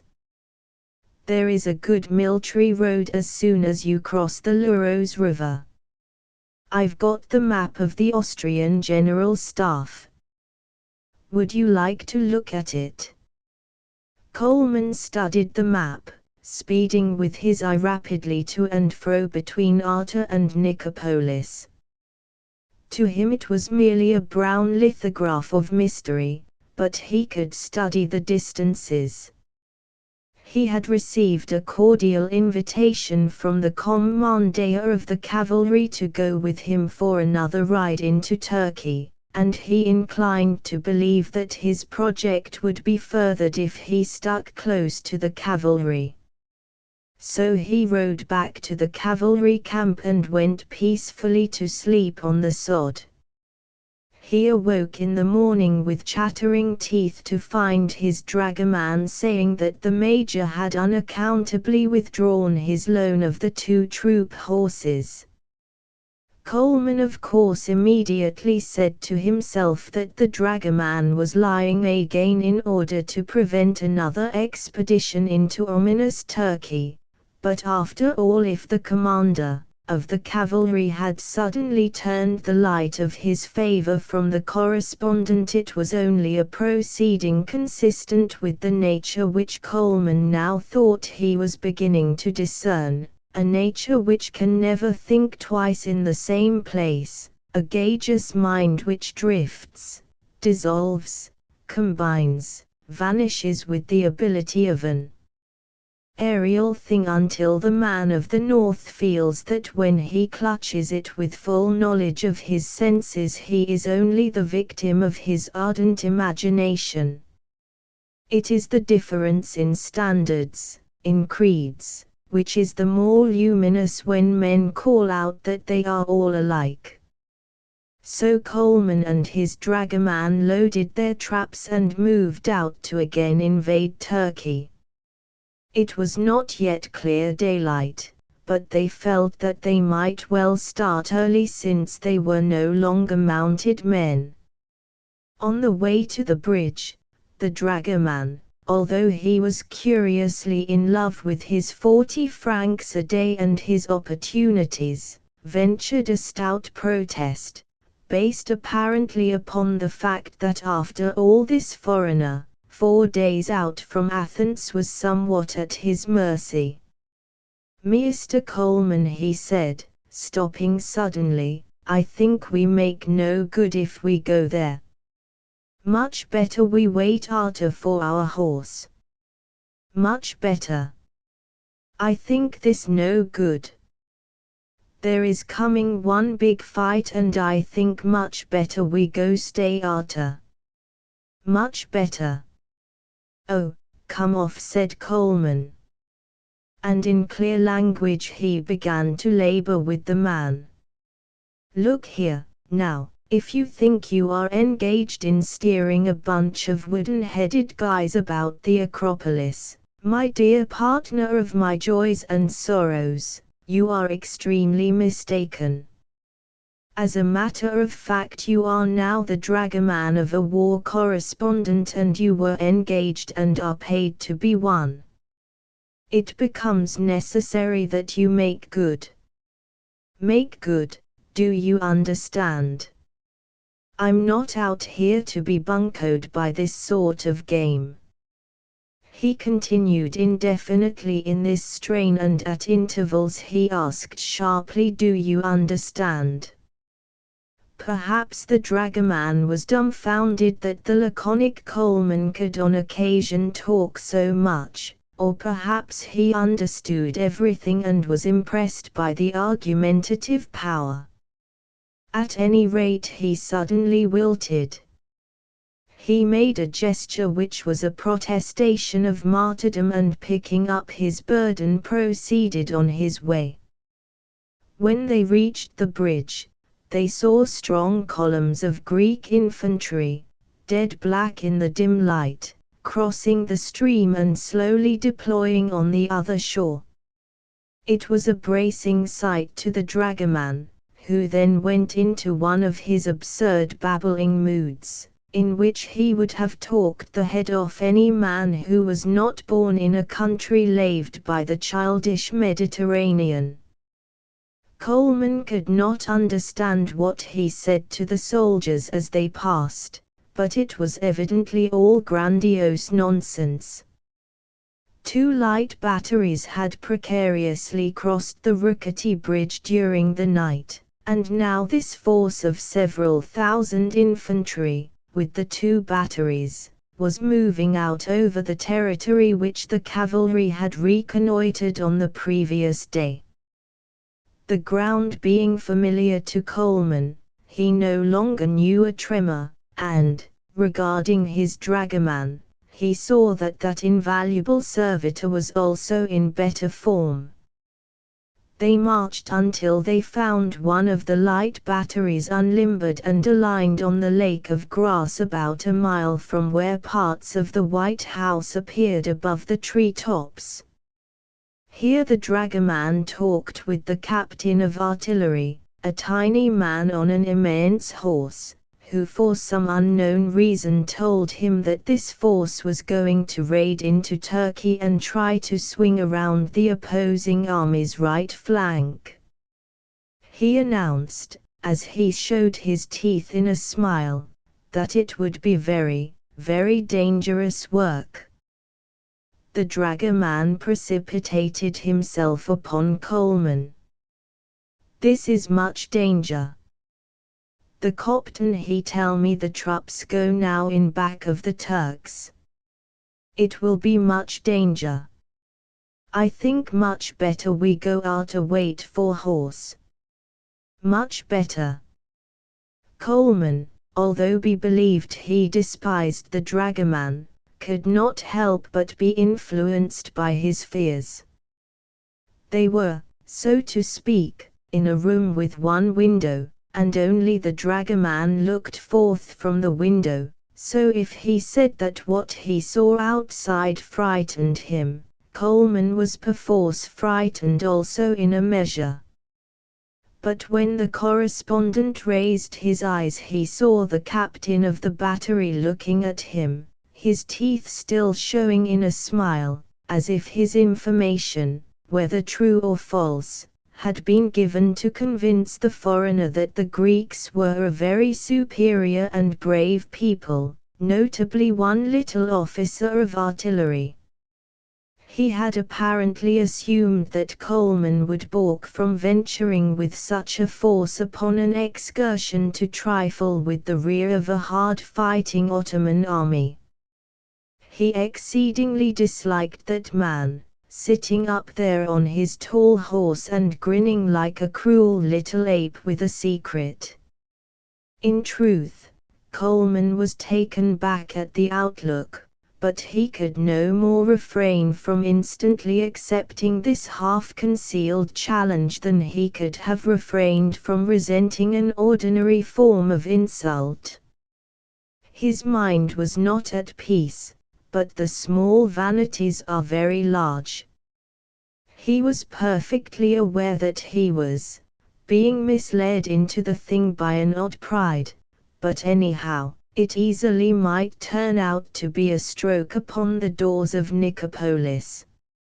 He nodded and smiled at the officer in grateful acknowledgment of his service. The infantry was moving steadily afield. Black blocks of men were trailing in column slowly over the plain. They were not unlike the backs of dominoes on a green baize table, they were so vivid, so startling. The correspondent and his servant followed them. Eventually they overtook 2 companies in command of a captain, who seemed immensely glad to have the strangers with him. As they marched, the captain spoke through the dragoman upon the virtues of his men, announcing with other news the fact that his first sergeant was the bravest man in the world. A number of columns were moving across the plain parallel to their line of march, and the whole force seemed to have orders to halt when they reached a long ditch about 400 yards from where the shore of the plain arose to the luxuriant groves with the cupola of the big white house sticking above them. The soldiers lay along the ditch, and the bravest man in the world spread his blanket on the ground for the captain, Coleman and himself. During a long pause Coleman tried to elucidate the question of why the Greek soldiers wore heavy overcoats, even in the bitter heat of midday, but he could only learn that the dews, when they came, were very destructive to the lungs. Further, he convinced himself anew that talking through an interpreter to the minds of other men was as satisfactory as looking at landscape through a stained glass window. After a time there was, in front, a stern near where a curious hedge of dry brambles seemed to outline some sort of a garden patch. Many of the soldiers exclaimed and raised their guns. But there seemed to come a general understanding to the line that it was wrong to fire. Then presently into the open came a dirty brown figure, and Coleman could see through his glasses that its head was crowned with a dirty fez which had once been white. This indicated that the figure was that of one of the Christian peasants of Epirus. Obedient to the captain, the sergeant arose and waved invitation.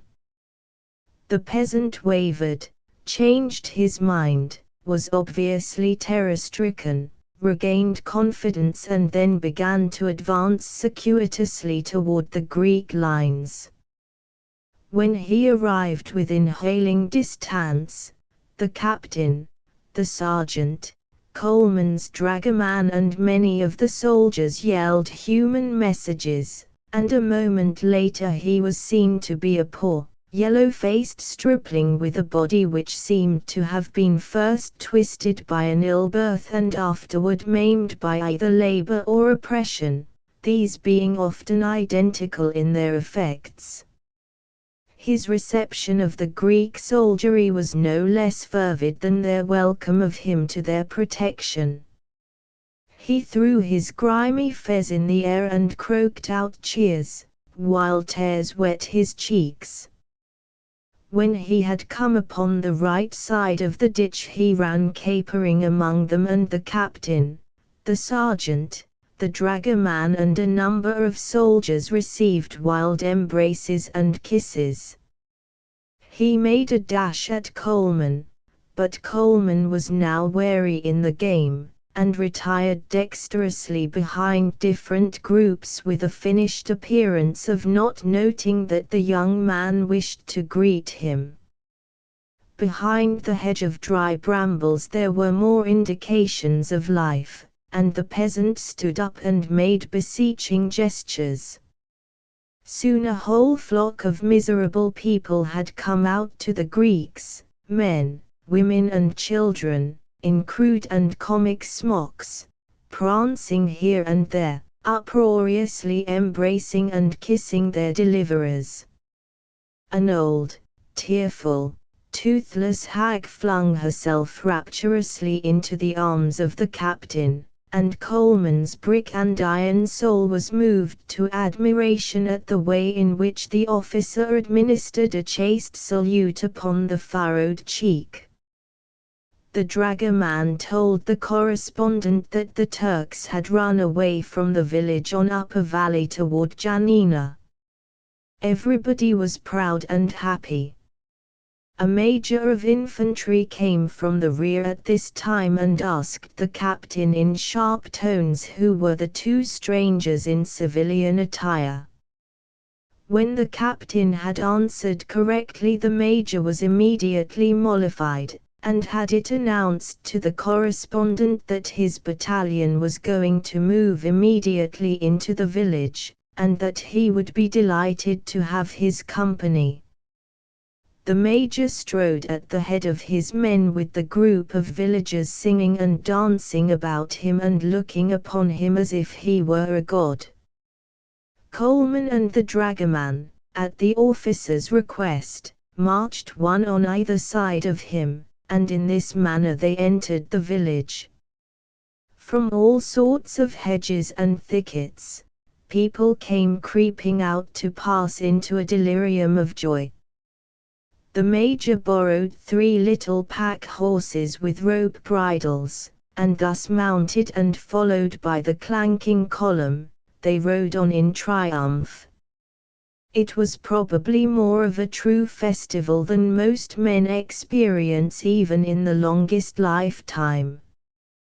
The major with his Greek instinct of drama was a splendid personification of poetic quality. In fact, he was himself almost a lyric. From time to time he glanced back at Coleman with eyes half dimmed with appreciation. The people gathered flowers, great blossoms of purple and corn color. They sprinkled them over the 3 horsemen and flung them deliriously under the feet of the little nags. Being now mounted, Coleman had no difficulty in avoiding the embraces of the peasants, but he felt to the tips of his toes an abandonment to a kind of pleasure with which he was not at all familiar. Riding thus amid cries of thanksgiving addressed at him equally with the others, he felt a burning virtue and quite lost his old self in an illusion of noble benignity. And there continued the fragrant hail of blossoms. Miserable little huts straggled along the sides of the village street as if they were following at the heels of the great white house of the Bey. The column proceeded northward, announcing laughingly to the glad villagers that they would never see another Turk. Before them on the road was here and there a fez from the head of a fled Turkish soldier, and they lay like drops of blood from some wounded leviathan. Ultimately it grew cloudy. It even rained slightly. In the misty downfall the column of soldiers in blue was dim as if it were merely a long trail of low-hung smoke. They came to the ruins of a church, and there the major halted his battalion. Coleman worried at his dragoman to learn if the halt was only temporary. It was a long time before there was answer from the major, for he had drawn up his men in platoons and was addressing them in a speech as interminable as any that Coleman had heard in Greece. The officer waved his arms and roared out evidently the glories of patriotism and soldierly honor, the glories of their ancient people, and he may have included any subject in this wonderful speech, for the reason that he had plenty of time in which to do it. It was impossible to tell whether the oration was a good one or bad one, because the men stood in their loose platoons without discernible feelings, as if to them this appeared merely as one of the inevitable consequences of a campaign, an established rule of warfare. Coleman ate black bread and chocolate tablets while the dragoman hovered near the Major with the intention of pouncing upon him for information as soon as his lungs yielded to the strain upon them. The dragoman at last returned with a very long verbal treatise from the Major, who apparently had not been as exhausted after his speech to the men as one would think. The Major had said that he had been ordered to halt here to form a junction with some of the troops coming direct from Arta, and that he expected that in the morning the army would be divided and one wing would chase the retreating Turks on toward Janina, while the other wing would advance upon Preveza because the enemy had a garrison there which had not retreated an inch, and, although it was cut off, it was necessary to send either a force to hold it in its place or a larger force to go through with the business of capturing it. Else there would be left in the rear of the left flank of a Greek advance upon Janina a body of the enemy which at any moment might become active. The Major said that his battalion would probably form part of the force to advance upon Preveza. Nicopolis was on the road to Preveza and only 3 miles away from it. Chapter 11. Coleman spent a long afternoon in the drizzle. Enveloped in his mackintosh, he sat on a boulder in the lee of one of the old walls and moodily smoked cigars and listened to the ceaseless clatter of tongues. A ray of light penetrated the mind of the dragoman and he labored assiduously with wet fuel until he had accomplished a tin mug of coffee. Bits of cinder floated in it, but Coleman rejoiced and was kind to the dragoman. The night was of cruel monotony.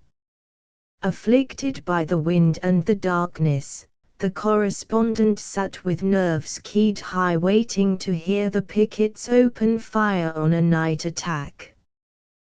He was so unaccountably sure that there would be a tumult and panic of this kind at some time of the night that he prevented himself from getting a reasonable amount of rest. He could hear the soldiers breathing in sleep all about him.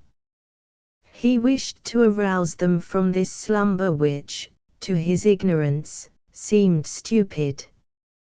The quality of mysterious menace in the great gloom and the silence would have caused him to pray if prayer would have transported him magically to New York and made him a young man with no coat playing billiards at his club. The chill dawn came at last, and with a fine elation which ever follows a dismal night in war, an elation which bounds in the bosom as soon as day has knocked the shackles from a trembling mind. Although Coleman had slept but a short time, he was now as fresh as a total abstainer coming from the bath. He heard the creak of battery wheels, he saw crawling bodies of infantry moving in the dim light like ghostly processions. He felt a tremendous virility come with this new hope in the daylight. He again took satisfaction in his sentimental journey. It was a shining affair. He was on active service, an active service of the heart, and he felt that he was a strong man ready to conquer difficulty even as the olden heroes conquered difficulty. He imagined himself in a way like them. He, too, had come out to fight for love with giants, dragons and witches. He had never known that he could be so pleased with that kind of a parallel. The dragoman announced that the Major had suddenly lent their horses to some other people, and after cursing this versatility of interest, he summoned his henchmen and they moved out on foot, following the sound of the creaking wheels. They came in time to a bridge, and on the side of this bridge was a hard military road which sprang away in two directions, north and west. Some troops were creeping out the westward way, and the dragoman pointing at them said, "They going Preveza. That is road to Nicopolis."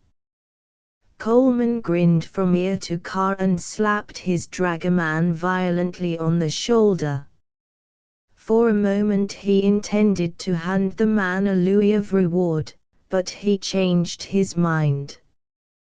Their traps were in the way of being heavy, but they minded little since the dragoman was now a victim of the influence of Coleman's enthusiasm. The road wound along the base of the mountain range, shearing around the abutments in wide white curves and then circling into glens where immense trees spread their shade over it. Some of the great trunks were oppressed with vines green as garlands, and these vines even ran like verdant foam over the rocks. Streams of translucent water showered down from the hills, and made pools in which every pebble, every leaf of a water plant shone with magic luster, and if the bottom of a pool was only of clay, the clay glowed with sapphire light. The day was fair.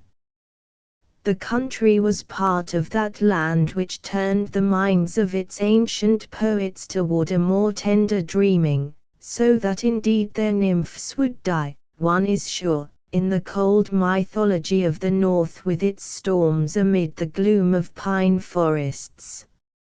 It was all wine to Coleman's spirit. It enlivened him to think of success with absolute surety. To be sure, one of his boots began soon to rasp his toes, but he gave it no share of his attention. They passed at a much faster pace than the troops, and everywhere they met laughter and confidence and the cry, "On to Preveza!"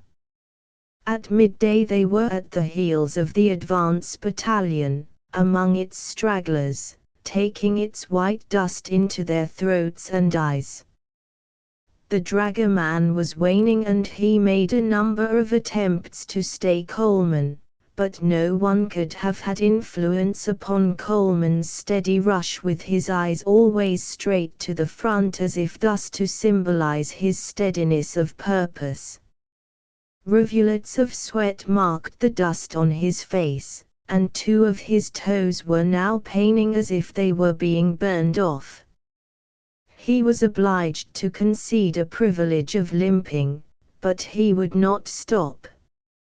At nightfall they halted with the outpost battalion of the infantry. All the cavalry had in the meantime come up and they saw their old friends. There was a village from which the Christian peasants came and cheered like a trained chorus. Soldiers were driving a great flock of fat sheep into a corral. They had belonged to a Turkish bey and they bleated as if they knew that they were now mere spoils of war.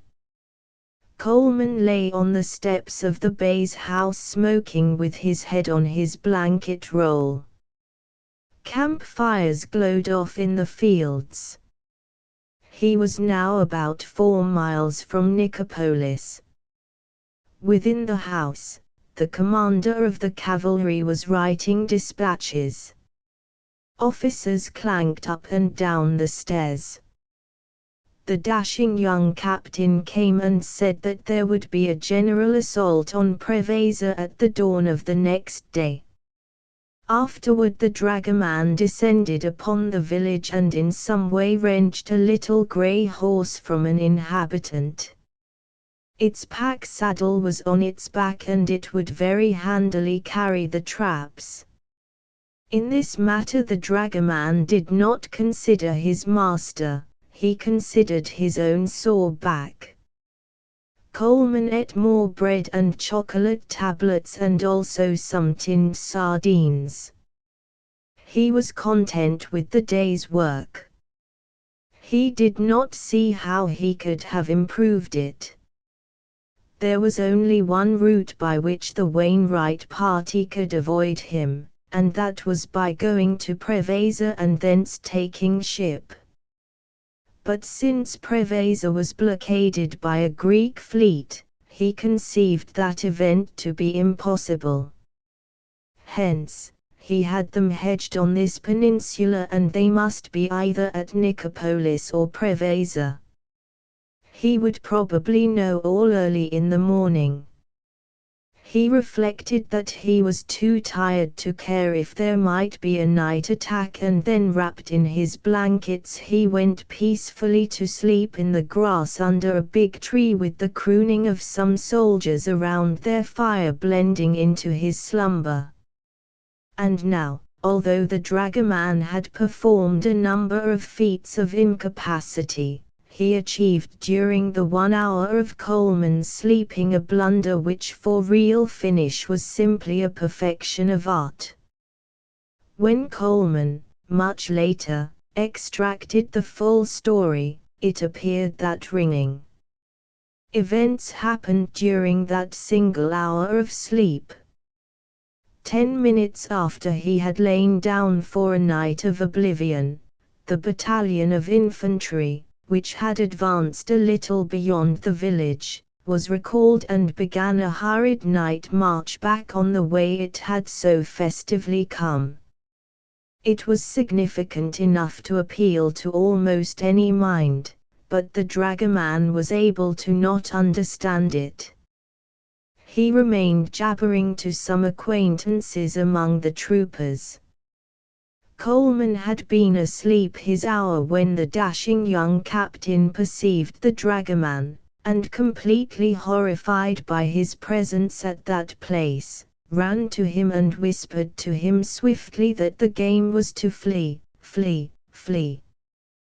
The wing of the army which had advanced northward upon Janina had already been tumbled back by the Turks, and all the other wing had been recalled to the Luros River, and there was now nothing practically between him and his sleeping master and the enemy but a cavalry picket. The cavalry was immediately going to make a forced march to the rear. The stricken dragoman could even then see troopers getting into their saddles. He rushed to the tree, and in a panic simply bundled Coleman upon his feet before he was awake. He stuttered out his tale, and the dazed correspondent heard it punctuated by the steady trample of the retiring cavalry. The dragoman saw a man's face then turn in a flash from an expression of luxurious drowsiness to an expression of utter malignancy. However, he was in too much of a hurry to be afraid of it. He ran off to the little grey horse and frenziedly but skillfully began to bind the traps upon the pack saddle. He appeared in a moment tugging at the halter. He could only say, "Come. Come. Come. Quick. Quick." They slid hurriedly down a bank to the road and started to do again that which they had accomplished with considerable expenditure of physical power during the day. The hoof-beats of the cavalry had already died away and the mountains shadowed them in lonely silence. They were the rearguard after the rearguard. The dragoman muttered hastily his last dire rumors. 500 Circassian cavalry were coming. The mountains were now infested with the dread Albanian irregulars. Coleman had thought in his daylight tramp that he had appreciated the noble distances, but he found that he knew nothing of their nobility until he tried this night stumbling. And the hoofs of the little horse made on the hard road more noise than could be made by men beating with hammers upon brazen cylinders. The correspondent glanced continually up at the crags. From the other side he could sometimes hear the metallic clink of water deep down in a glen.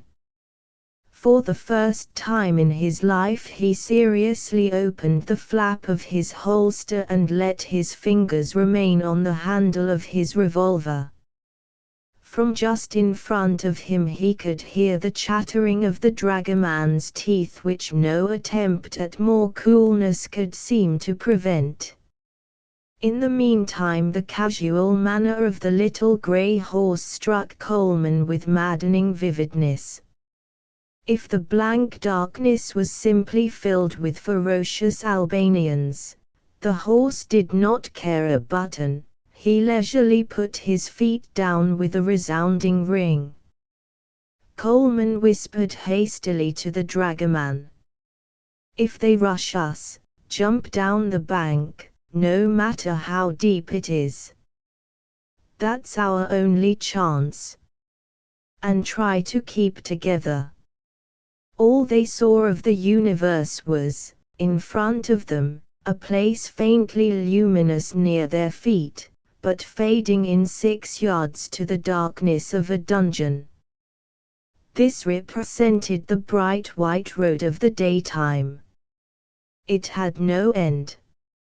Coleman had thought that he could tell from the very feel of the air some of the landmarks of his daytime journey, but he had now no sense of location at all. He would not have denied that he was squirming on his belly like a worm through black mud. They went on and on. Visions of his past were sweeping through Coleman's mind precisely as they are said to sweep through the mind of a drowning person. But he had no regret for any bad deeds, he regretted merely distant hours of peace and protection. He was no longer a hero going to rescue his love. He was a slave making a gasping attempt to escape from the most incredible tyranny of circumstances. He half vowed to himself that if the God whom he had in no wise heeded, would permit him to crawl out of this slavery, he would never again venture a yard toward a danger any greater than may be incurred from the police of a most proper metropolis. If his juvenile and uplifting thoughts of other days had reproached him, he would simply have repeated and repeated, "Adventure be damned." It became known to them that the horse had to be led.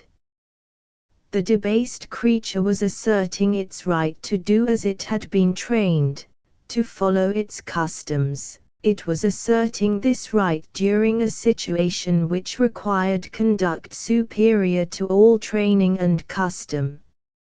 It was so grossly conventional that Coleman would have understood that demoniac form of anger which sometimes leads men to jab knives into warm bodies. Coleman from cowardice tried to induce the dragoman to go ahead leading the horse, and the dragoman from cowardice tried to induce Coleman to go ahead leading the horse. Coleman of course had to succumb. The dragoman was only good to walk behind and tearfully whisper maledictions as he prodded the flanks of their tranquil beast. In the absolute black of the frequent forests, Coleman could not see his feet, and he often felt like a man walking forward to fall at any moment down 1,000 yards of chasm. He heard whispers, he saw skulking figures, and these frights turned out to be the voice of a little trickle of water or the effects of wind among the leaves, but they were replaced by the same terrors in slightly different forms. Then the poignant thing interpolated. A volley crashed ahead of them some half of a mile away, and another volley answered from a still nearer point. Swishing noises which the correspondent had heard in the air he now knew to have been from the passing of bullets. He and the dragoman came stock still.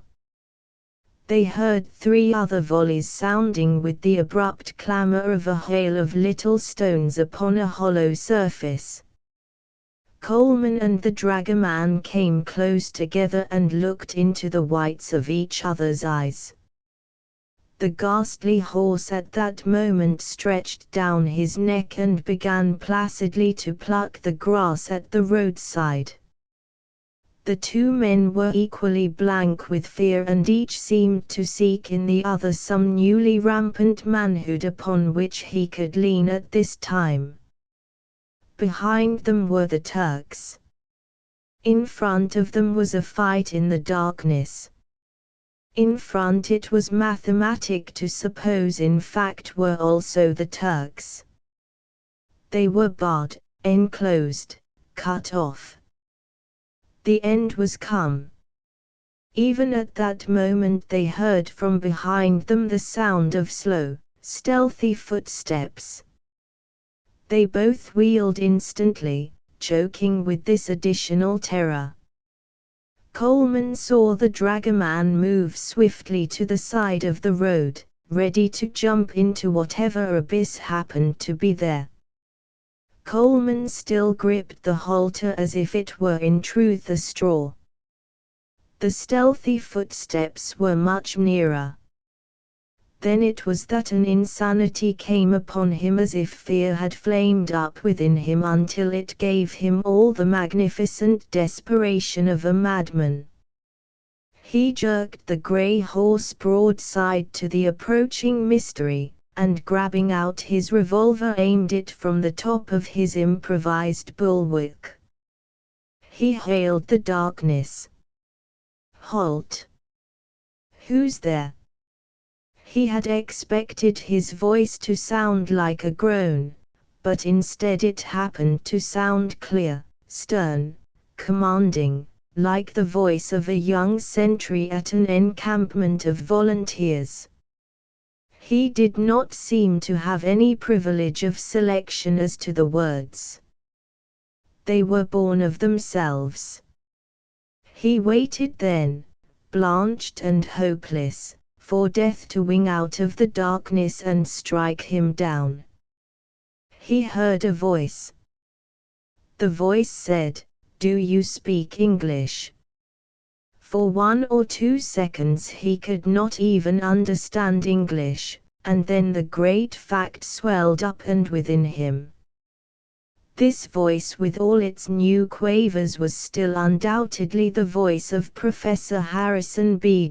Wainwright of Washhurst College Chapter 12. A change flashed over Coleman as if it had come from an electric storage. He had known the professor long, but he had never before heard a quaver in his voice, and it was this little quaver that seemed to impel him to supreme disregard of the dangers which he looked upon as being the final dangers. His own voice had not quavered. When he spoke in a low tone. It was the voice of the master of the situation. He could hear his dupes fluttering there in the darkness. "Yes," he said, "I speak English. There is some danger. Stay where you are and make no noise." He was as cool as an iced drink. To be sure, the circumstances had in no wise changed as to his personal danger, but beyond the important fact that there were now others to endure it with him, he seemed able to forget it in a strange, unauthorized sense of victory. It came from the professor's quavers. Meanwhile he had forgotten the dragoman, but he recalled him in time to bid him wait.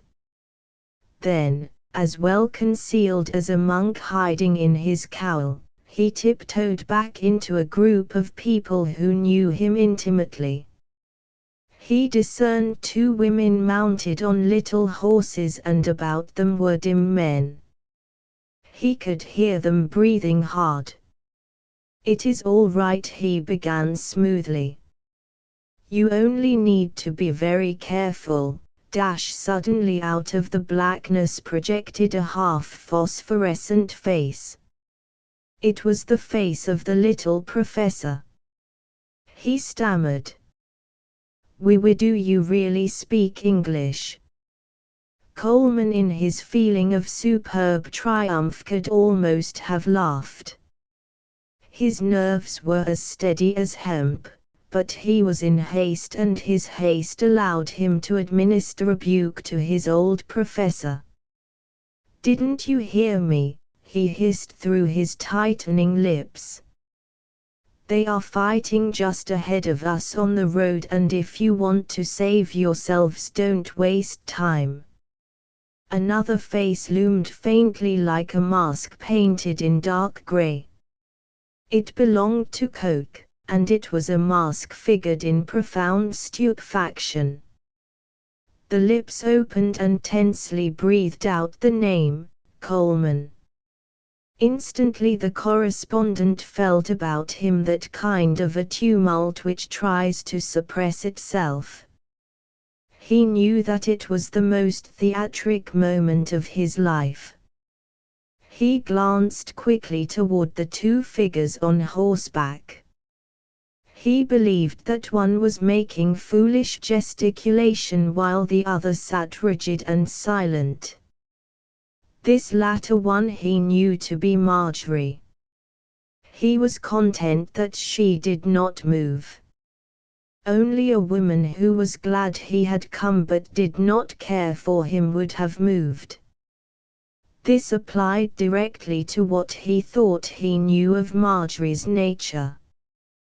There was confusion among the students, but Coleman suppressed it as in such situation might a centurion. Steady. He seized the arm of the professor and drew him forcibly close. "The condition is this," he whispered rapidly. "We are in a fix with this fight on up the road. I was sent after you, but I can't get you into the Greek lines tonight. Mrs. Wainwright and Marjorie must dismount, and I and my man will take the horses on and hide them. All the rest of you must go up about 100 feet into the woods and hide. When I come back, I'll hail you and you answer low." The professor was like pulp in his grasp. He choked out the word Coleman in agony and wonder, but he obeyed with a palpable gratitude. Coleman sprang to the side of the shadowy figure of Marjorie. "Come," he said authoritatively. She laid in his palm a little icy cold hand and dropped from her horse. He had an impulse to cling to the small fingers, but he loosened them immediately, imparting to his manner, as well as the darkness permitted him, a kind of casual politeness, as if he were too intent upon the business in hand. He bunched the crowd and pushed them into the wood. Then he and the dragoman took the horses 100 yards onward and tethered them. No one would care if they were stolen. The great point was to get them where their noise would have no power of revealing the whole party. There had been no further firing. After he had tied the little grey horse to a tree, he unroped his luggage and carried the most of it back to the point where the others had left the road. He called out cautiously and received a sibilant answer. He and the dragoman bunted among the trees until they came to where a forlorn company was seated awaiting them, lifting their faces like frogs out of a pond. His first question did not give them any assurance. He said at once, "Are any of you armed?" Unanimously they lowly breathed, "No." He searched them out one by one and finally sank down by the professor. He kept sort of a hypnotic handcuff upon the dragoman, because he foresaw that this man was really going to be the key to the best means of escape. To a large neutral party wandering between hostile lines there was technically no danger, but actually there was a great deal. Both armies had too many irregulars, lawless hillsmen come out to fight in their own way, and if they were encountered in the dead of night on such hazardous ground, the Greek hillsmen with their white cross on a blue field would be precisely as dangerous as the blood-hungry Albanians. Colman knew that the rational way was to reach the Greek lines, and he had no intention of reaching the Greek lines without a tongue, and the only tongue was in the mouth of the dragoman. He was correct in thinking that the professor's deep knowledge of the ancient language would give him small clue to the speech of the modern Greek.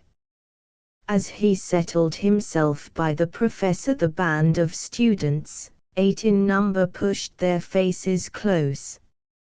He did not see any reason for speaking.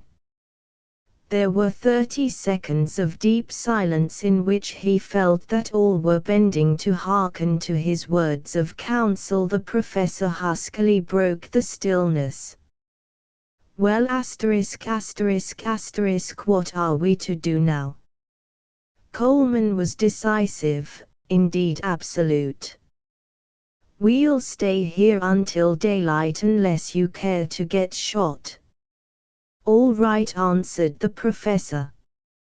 He turned and made a useless remark to his flock. "Stay here." Colman asked civilly, "Have you had anything to eat? Have you got anything to wrap around you?"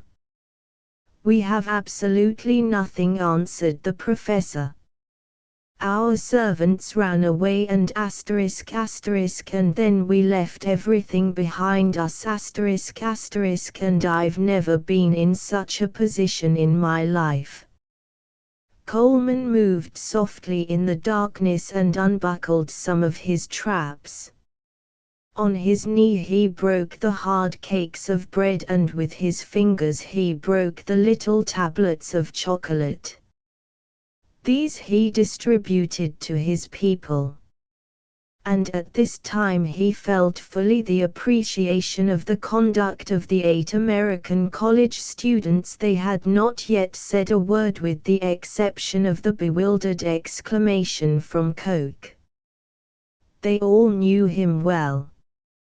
In any circumstance of life which, as far as he truly believed, they had yet encountered, they would have been privileged to accost him in every form of their remarkable vocabulary. They were as new to this game as would have been 8 newly caught Apache Indians if such were set to run the elevators in the Tract Society building. He could see their eyes gazing at him anxiously and he could hear their deep-drawn breaths. But they said no word. He knew that they were looking upon him as their leader, almost as their savior, and he knew also that they were going to follow him without a murmur in the conviction that he knew tenfold more than they knew. It occurred to him that his position was ludicrously false, but, anyhow, he was glad. Surely it would be a very easy thing to lead them to safety in the morning, and he foresaw the credit which would come to him. He concluded that it was beneath his dignity as preserver to vouchsafe them many words.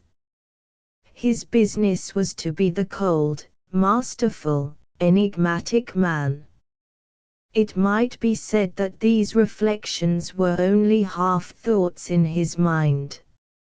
Meanwhile a section of his intellect was flying hither and thither, speculating upon the Circassian cavalry and the Albanian guerrillas and even the Greek outposts. He unbuckled his blanket roll and taking one blanket placed it about the shoulders of the shadow which was Mrs. Wainwright. The shadow protested incoherently. "Hut," he muttered, "oh, that's all right." Then he took his other blanket and went to the shadow, which was Marjorie. It was something like putting a wrap about the shoulders of a statue. He was base enough to linger in the hopes that he could detect some slight trembling, but as far as Lai knew, she was of stone. His mackintosh he folded around the body of the professor amid quite senile protest, so senile that the professor seemed suddenly proven to him as an old man, a fact which had never occurred to Washhurst or her children. Then he went to the dragoman and preempted half of his blankets. The dragoman grunted, but Coleman, it would not do to have this dragoman develop a luxurious temperament when 8 American college students were, without speech, shivering in the cold night.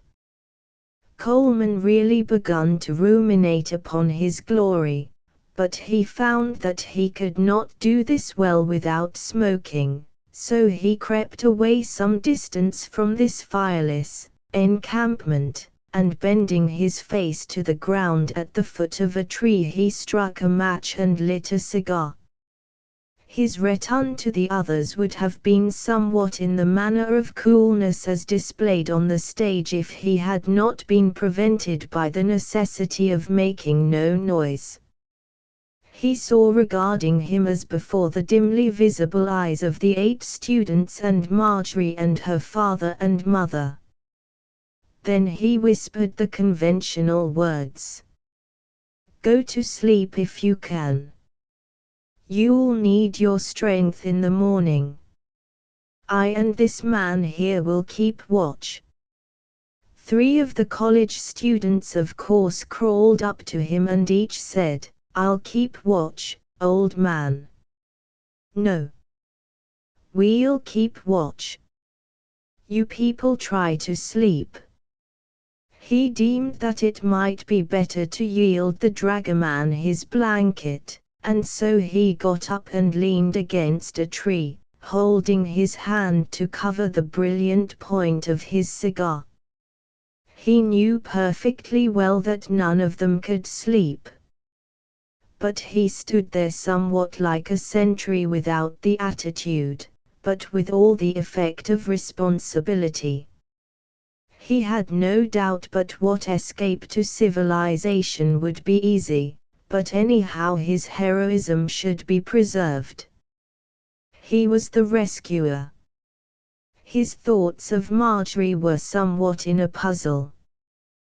The meeting had placed him in such a position that he had expected a lot of condescension on his own part. Instead, she had exhibited about as much recognition of him as would a stone fountain on his grandfather's place in Connecticut. This, in his opinion, was not the way to greet the knight who had come to the rescue of his lady. He had not expected it so to happen. In fact, from Athens to this place he had engaged himself with imagery of possible meetings. He was vexed, certainly, but, far beyond that, he knew a deeper admiration for this girl.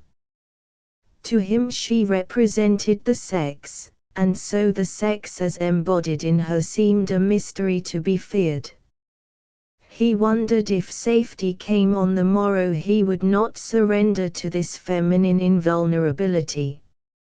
She had not done anything that he had expected of her, and so inasmuch as he loved her more. It was bewitching. He half considered himself a fool. But at any rate he thought resentfully she should be thankful to him for having rendered her a great service. However, when he came to consider this proposition, he knew that on a basis of absolute manly endeavor he had rendered her little or no service. The night was long. Chapter 13.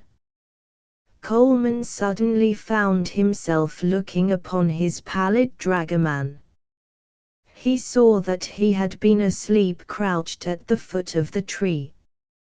Without any exchange of speech at all, he knew there had been alarming noises. Then shots sounded from nearby.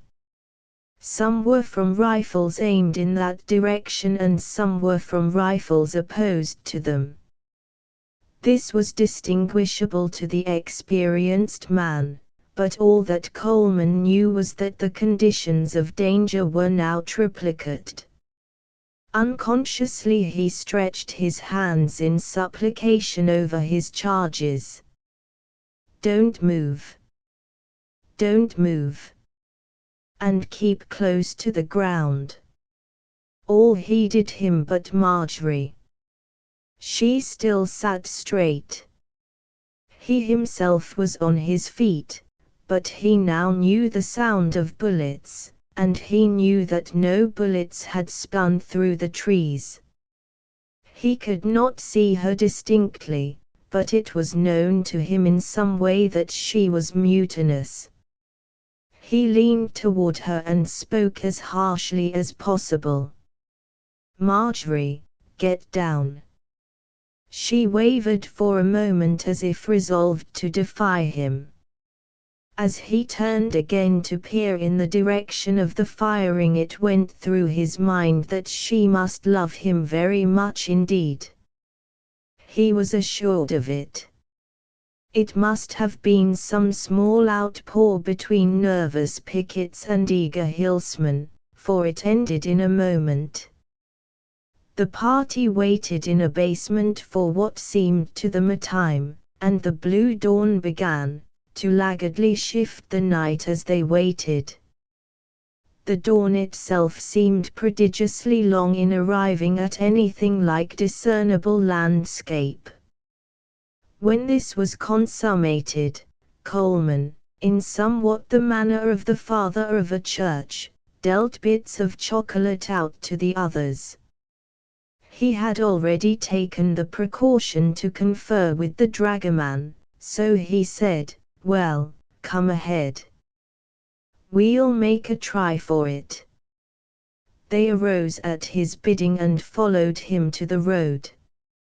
It was the same broad, white road, only that the white was in the dawning something like the grey of a veil. It took some courage to venture upon this thoroughfare, but Coleman stepped out after looking quickly in both directions. The party tramped to where the horses had been left, and there they were found without change of a rope. Coleman rejoiced to see that his dragoman now followed him in the way of a good lieutenant. They both dashed in among the trees and had the horses out into the road in a twinkle. When Coleman turned to direct that utterly subservient group, he knew that his face was drawn from hardship and anxiety, but he saw everywhere the same style of face with the exception of the face of Marjorie, who looked simply of lovely marble.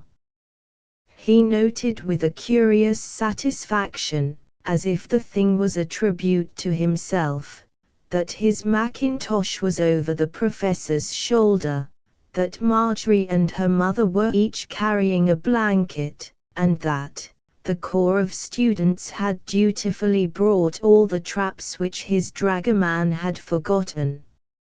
It was grand. He addressed them to say, "Now, approaching outposts is very dangerous business at this time in the morning. So my man, who can talk both Greek and Turkish, will go ahead 40 yards, and I will follow somewhere between him and you. Try not to crowd forward." He directed the ladies upon their horses and placed the professor upon the little grey nag. Then they took up their line of march.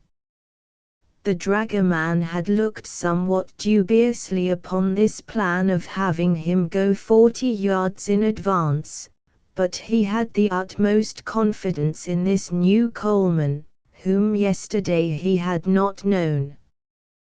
Besides, he himself was a very gallant man indeed, and it befitted him to take the post of danger before the eyes of all these foreigners.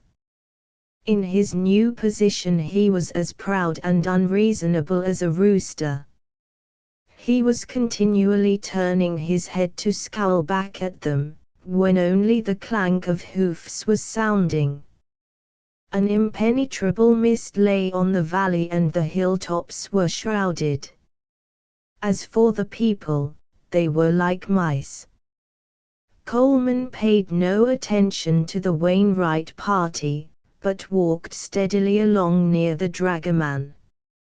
Perhaps the whole thing was a trifle absurd, but to a great percentage of the party it was terrible. For instance, those 8 boys, fresh from a school, could in no wise gauge the dimensions. And if this was true of the students, it was more distinctly true of Marjorie and her mother. As for the professor, he seemed weighted to the earth by his love and his responsibility.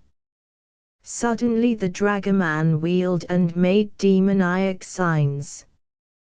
Coleman half turned to survey the main body, and then paid his attention swiftly to the front. The white road sped to the top of a hill where it seemed to make a rotund swing into oblivion. The top of the curve was framed in foliage, and therein was a horseman. He had his carbine slanted on his thigh, and his bridle reins taut.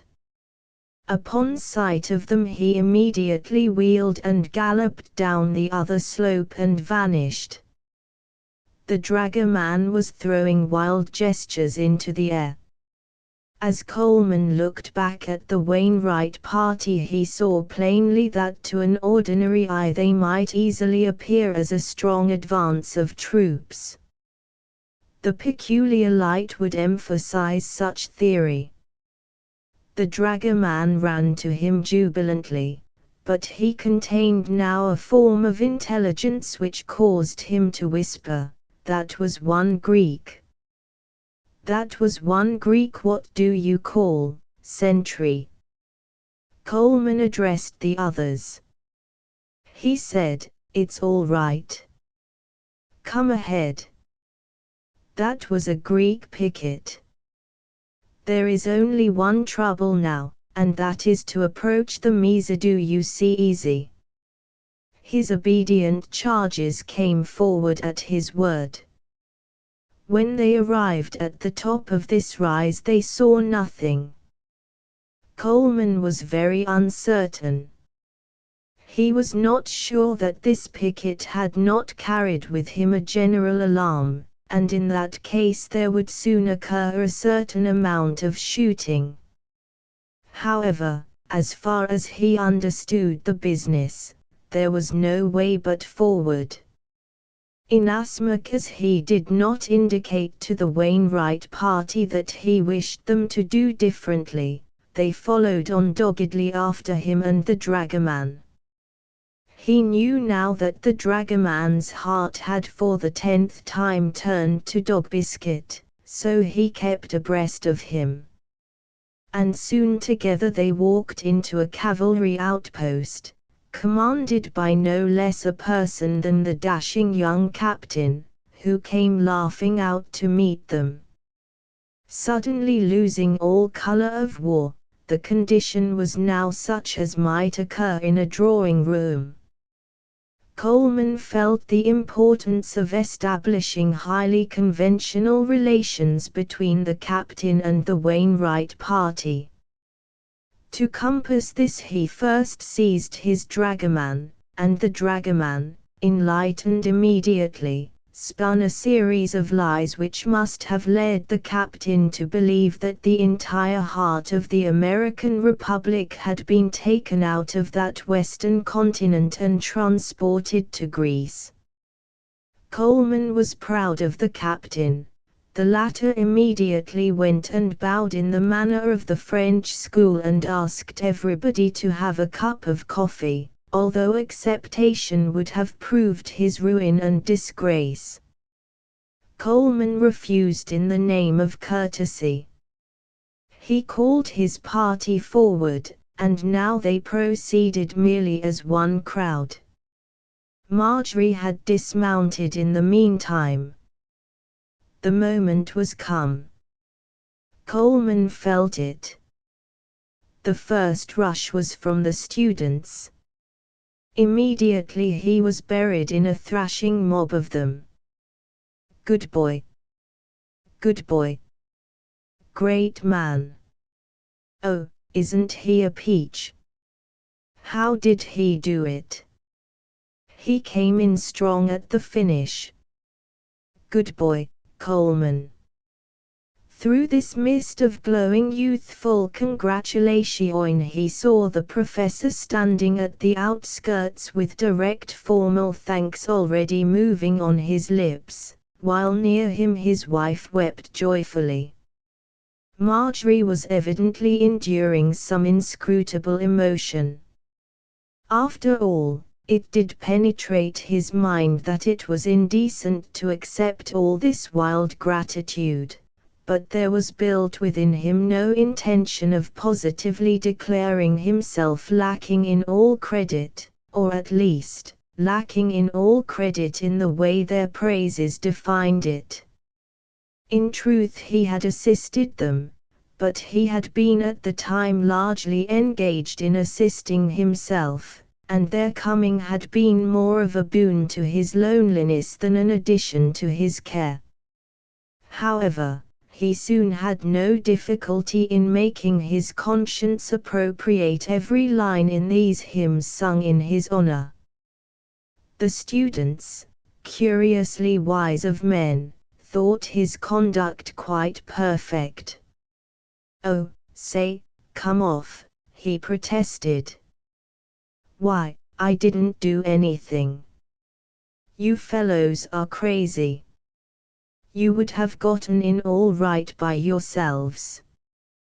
Don't act like asses." As soon as the professor had opportunity he came to Coleman. He was a changed little man, and his extraordinary bewilderment showed in his face.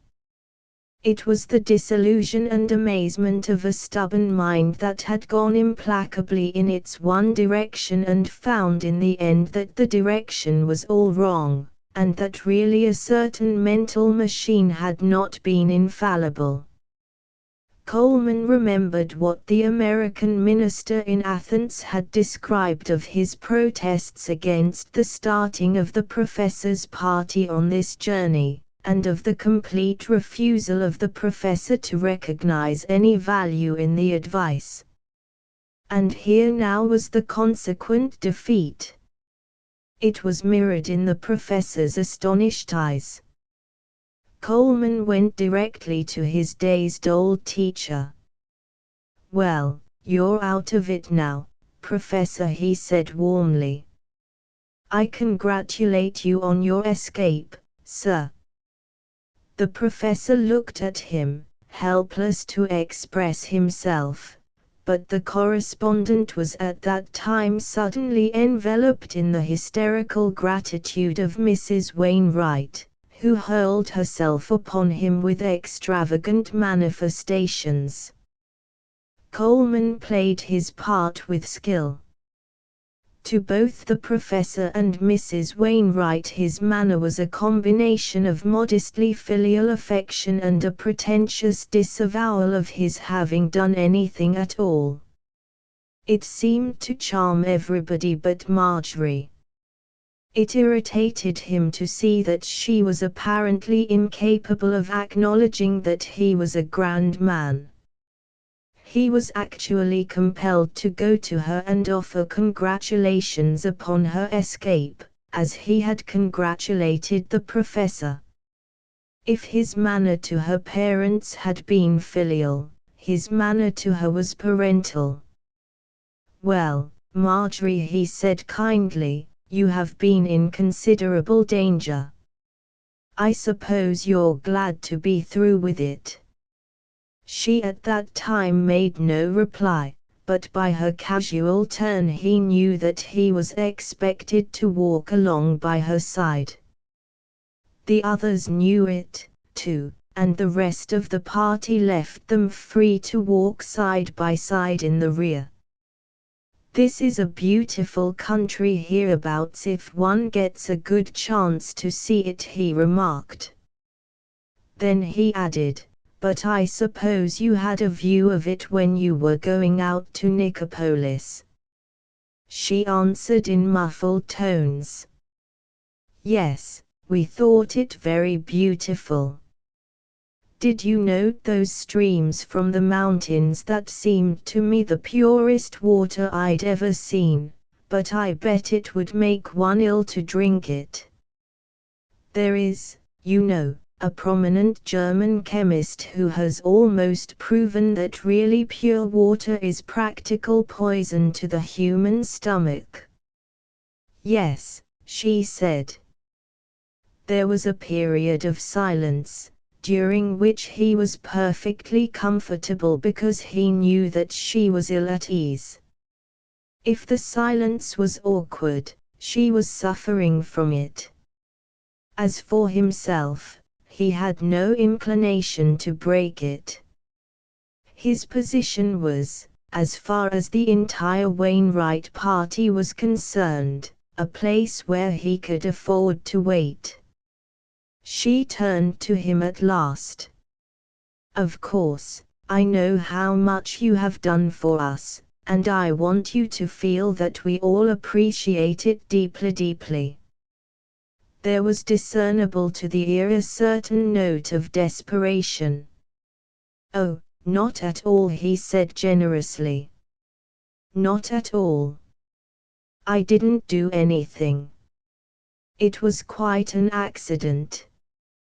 Don't let that trouble you for a moment. Well, of course you would say that, she said more steadily. But we know how good and how brave it was in you to come for us, and we must never forget it. As a matter of fact, replied Coleman, with an appearance of ingenuous candor, I was sent out here by the Eclipse to find you people, and of course I worked rather hard to reach you, but the final meeting was purely accidental and does not redound to my credit in the least. As he had anticipated, Marjorie shot him a little glance of disbelief. Of course you would say that, she repeated with gloomy but flattering conviction. Oh, if I had been a great hero, he said smiling, no doubt I would have kept up this same manner which now sets so well upon me, but I am telling you the truth when I say that I had no part in your rescue at all. She became slightly indignant.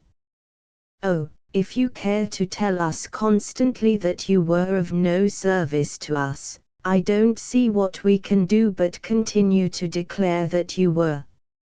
Suddenly he felt vulgar. He spoke to her this time with real meaning. I beg of you never to mention it again.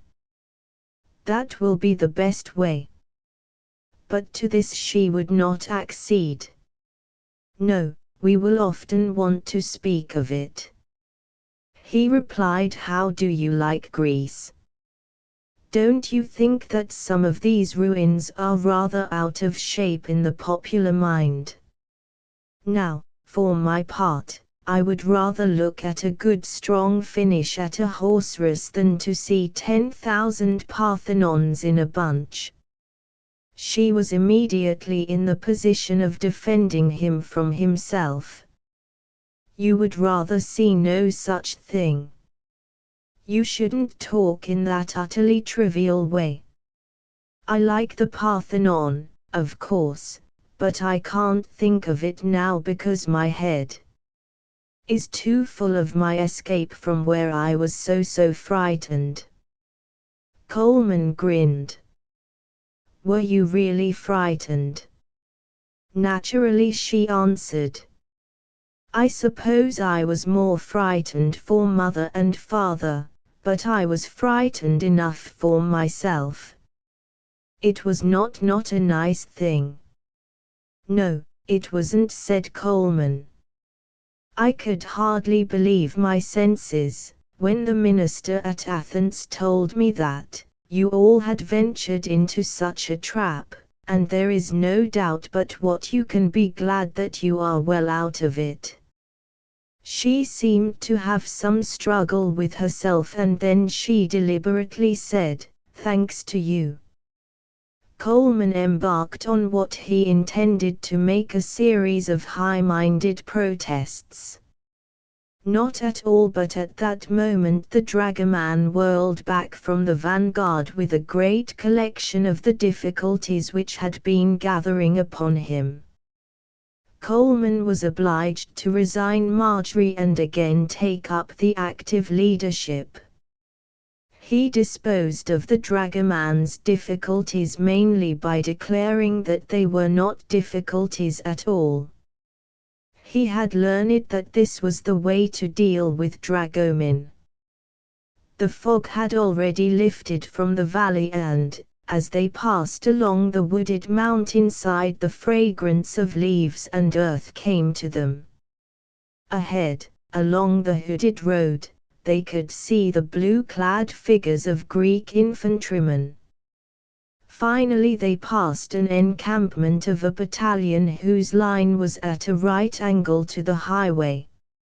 100 yards in advance was the bridge across the Luros River, and there a battery of artillery was encamped.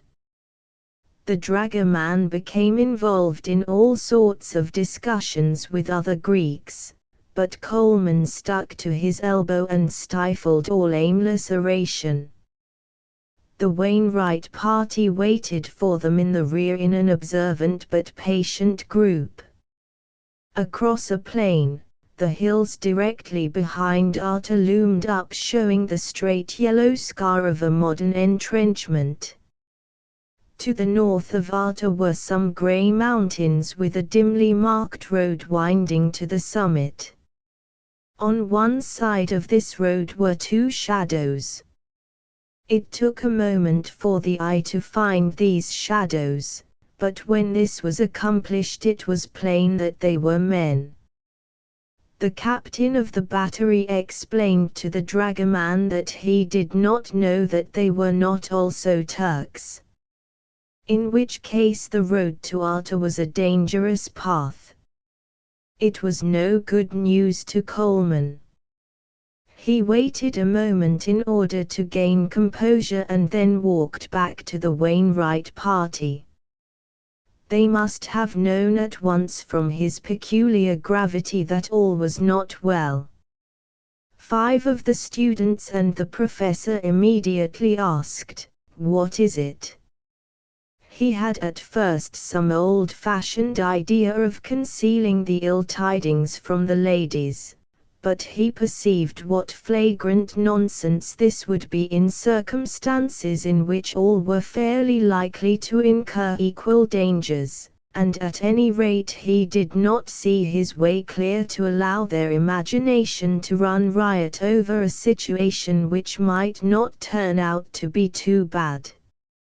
He said slowly, "You see those mountains over there? Well, troops have been seen there, and the captain of this battery thinks they are Turks. If they are Turks, the road to Arta is distinctly unsafe." This new blow first affected the Wainwright party as being too much to endure. They thought they had gone through enough. This was a general sentiment. Afterward the emotion took color according to the individual character. One student laughed and said, "Well, I see our finish." Another student piped out, "How do they know they are Turks?" "What makes them think they are Turks?" Another student expressed himself with a sigh. "This is a long way from the Bowery."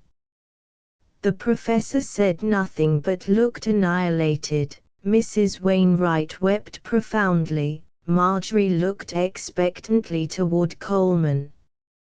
As for the correspondent, he was adamantine and reliable and stern, for he had not the slightest idea that those men on the distant hill were Turks at all.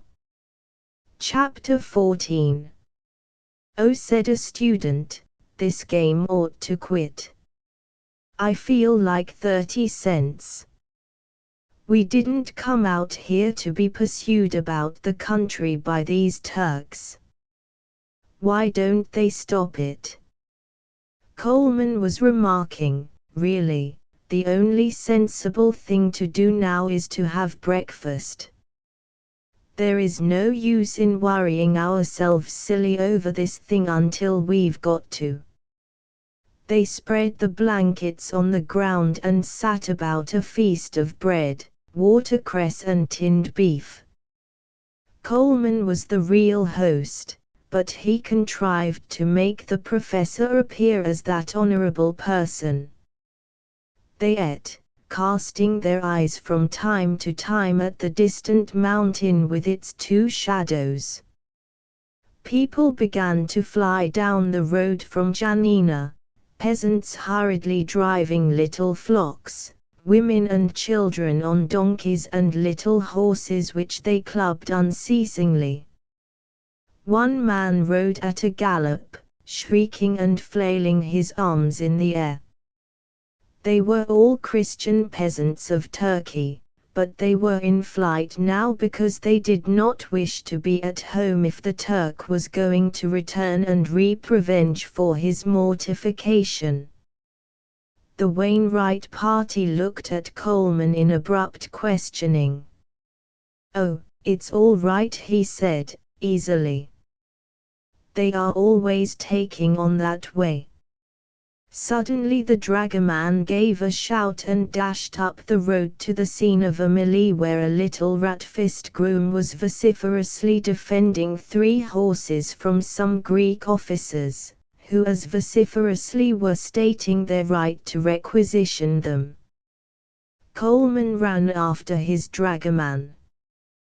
There was a sickening pow-wow, but in the end Coleman, straight and easy in the saddle, came cantering back on a superb open-mouthed snorting bay horse.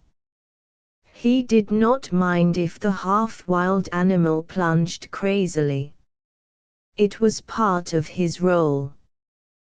"They were trying to steal my horses," he explained. He leaped to the ground, and holding the horse by the bridle, he addressed his admiring companions. "The groom, the man who has charge of the horses, says that he thinks that the people on the mountainside are Turks, but I don't see how that is possible.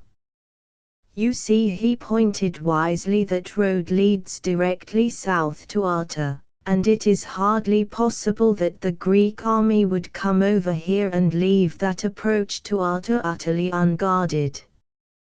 It would be too foolish.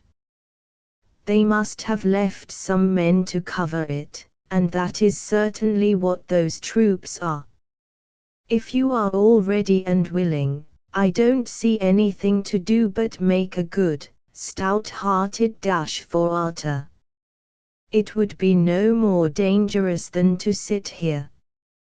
The professor was at last able to make his formal speech. "Mr. Coleman," he said distinctly, "we place ourselves entirely in your hands."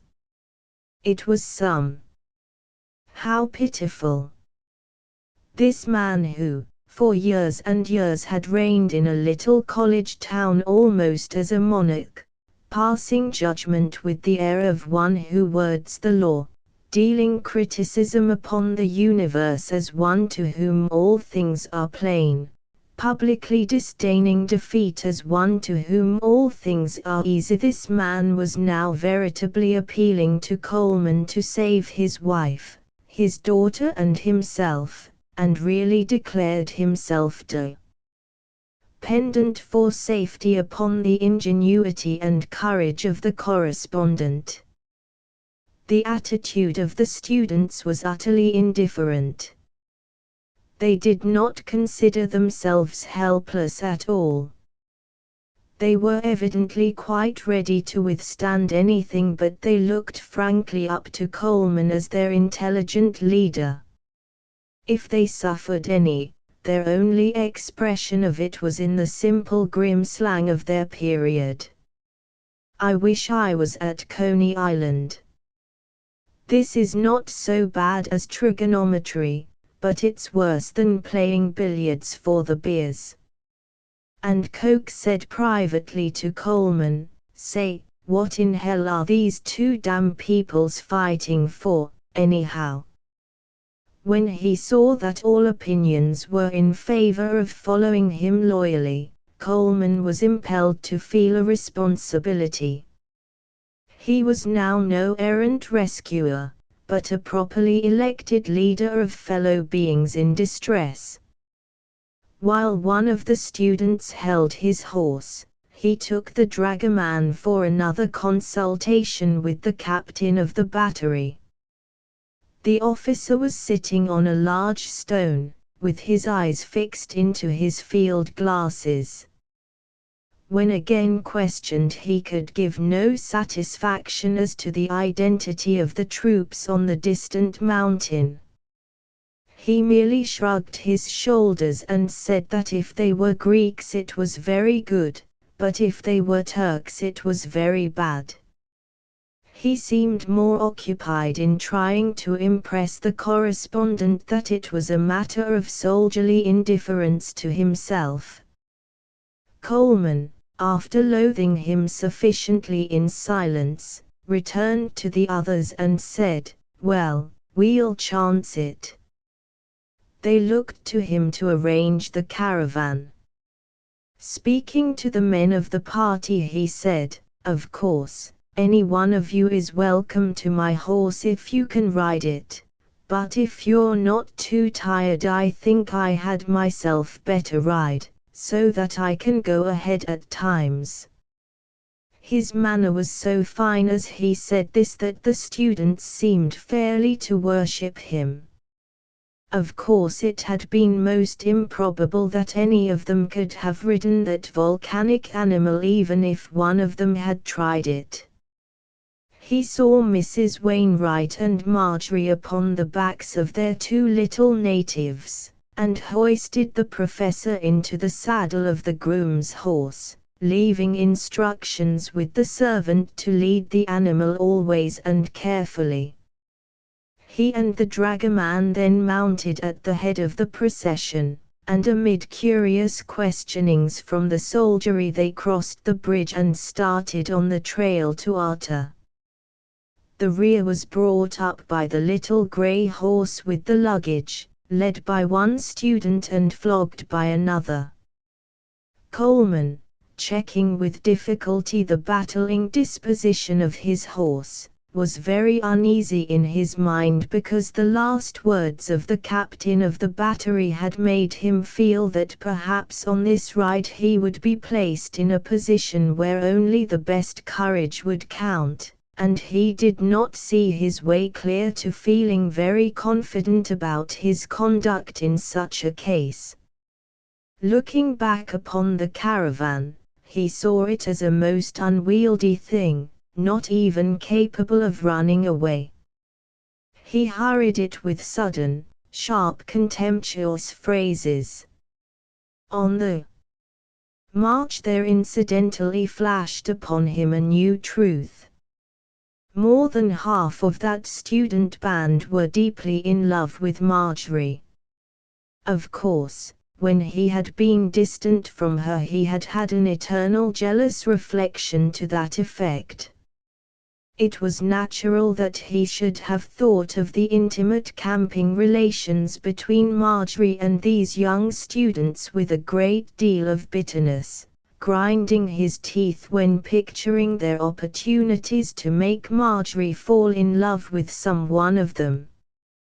He had raged particularly about Coke, whose father had millions of dollars. But he had forgotten all these jealousies in the general splendor of his exploits. Now, when he saw the truth, it seemed to bring him back to his common life, and he saw himself suddenly as not being frantically superior in any way to those other young men. The more closely he looked at this last fact, the more convinced he was of its truth. He seemed to see that he had been improperly elated over his services to the Wainwrights, and that, in the end, the girl might fancy a man because the man had done her no service at all. He saw his proud position lower itself to be a pawn in the game. Looking back over the students, he wondered which one Marjorie might love. This hideous Nicopolis had given 8 men chance to win her. His scorn and his malice quite centered upon Coke, for he could never forget that the man's father had millions of dollars. The unfortunate Coke chose that moment to address him querulously. "Look here, Coleman, can't you tell us how far it is to Arta?" "Coke," said Coleman, "I don't suppose you take me for a tourist agency, but if you can only try to distinguish between me and a map with the scale of miles printed in the lower left-hand corner, you will not contribute so much to the sufferings of the party which you now adorn." The students within hearing guffawed, and Coke retired, in confusion. The march was not rapid. Coleman almost wore out his arms holding in check his impetuous horse. Often the caravan floundered through mud, while at the same time a hot, yellow dust came from the north. They were perhaps halfway to Arta when Coleman decided that a rest and luncheon were the things to be considered. He halted his troop then in the shade of some great trees, and privately he bade his dragoman prepare the best feast which could come out of those saddlebags fresh from Athens. The result was rather gorgeous in the eyes of the poor wanderers. First of all there were 3 knives, 3 forks, 3 spoons, 3 tin cups and 3 tin plays, which the entire party of 12 used on a most amiable socialistic principle. There were crisp, salty biscuits and olives, for which they speared in the bottle. There was potted turkey, and potted ham, and potted tongue, all tasting precisely alike. There were sardines and the ordinary tinned beef, disguised sometimes with onions, carrots and potatoes. Out of the saddlebags came pepper and salt and even mustard. The dragoman made coffee over a little fire of sticks that blazed with a white light. The whole thing was prodigal, but any philanthropist would have approved of it if he could have seen the way in which the 8 students laid into the spread. When there came a polite remonstrance, notably from Mrs. Wainwright, Coleman merely pointed to a large bundle strapped back of the groom's saddle. During the coffee he was considering how best to get the students one by one out of the sight of the Wainwrights, where he could give them good drinks of whiskey. There was an agitation on the road toward Arta. Some people were coming on horses. He paid small heed until he heard a thump of pausing hoofs near him, and a musical voice say, "Rufus." He looked up quickly, and then all present saw his eyes really bulge. There on a fat and glossy horse sat Nora Black, dressed in probably one of the most correct riding habits which had ever been seen in the East. She was smiling a radiant smile, which held the 8 students simply spellbound. They would have recognized her if it had not been for this apparitional coming in the wilds of southeastern Europe. Behind her were her people, some servants and an old lady on a very little pony. "Well, Rufus," she said. Coleman made the mistake of hesitating. For a fraction of a moment he had acted as if he were embarrassed, and was only going to nod and say, "Howdy-do." He arose and came forward too late. She was looking at him with a menacing glance which meant difficulties for him if he was not skillful. Keen as an eagle, she swept her glance over the face and figure of Marjorie. Without further introduction, the girls seemed to understand that they were enemies. Despite his feeling of awkwardness, Coleman's mind was mainly occupied by pure astonishment. "Nora Black," he said, as if even then he could not believe his senses. "How in the world did you get down here?" She was not too amiable, evidently, over his reception, and she seemed to know perfectly that it was in her power to make him feel extremely unpleasant. "Oh, it's not so far," she answered. "I don't see where you come in to ask me what I'm doing here." "What are you doing here?" She lifted her eyes and shot the half of a glance at Marjorie. Into her last question she had interjected a spirit of ownership in which he saw future woe. It turned him cowardly. "Why, you know I was sent up here by the paper to rescue the Wainwright party, and I've got them. I'm taking them to Arta." "But why are you here?" "I am here," she said, giving him the most defiant of glances, "principally to look for you." Even the horse she rode betrayed an intention of abiding upon that spot forever. She had made her communication with Coleman appear to the Wainwright party as a sort of tender reunion. Coleman looked at her with a steely eye. "Nora, you can certainly be a devil when you choose. Why don't you present me to your friends?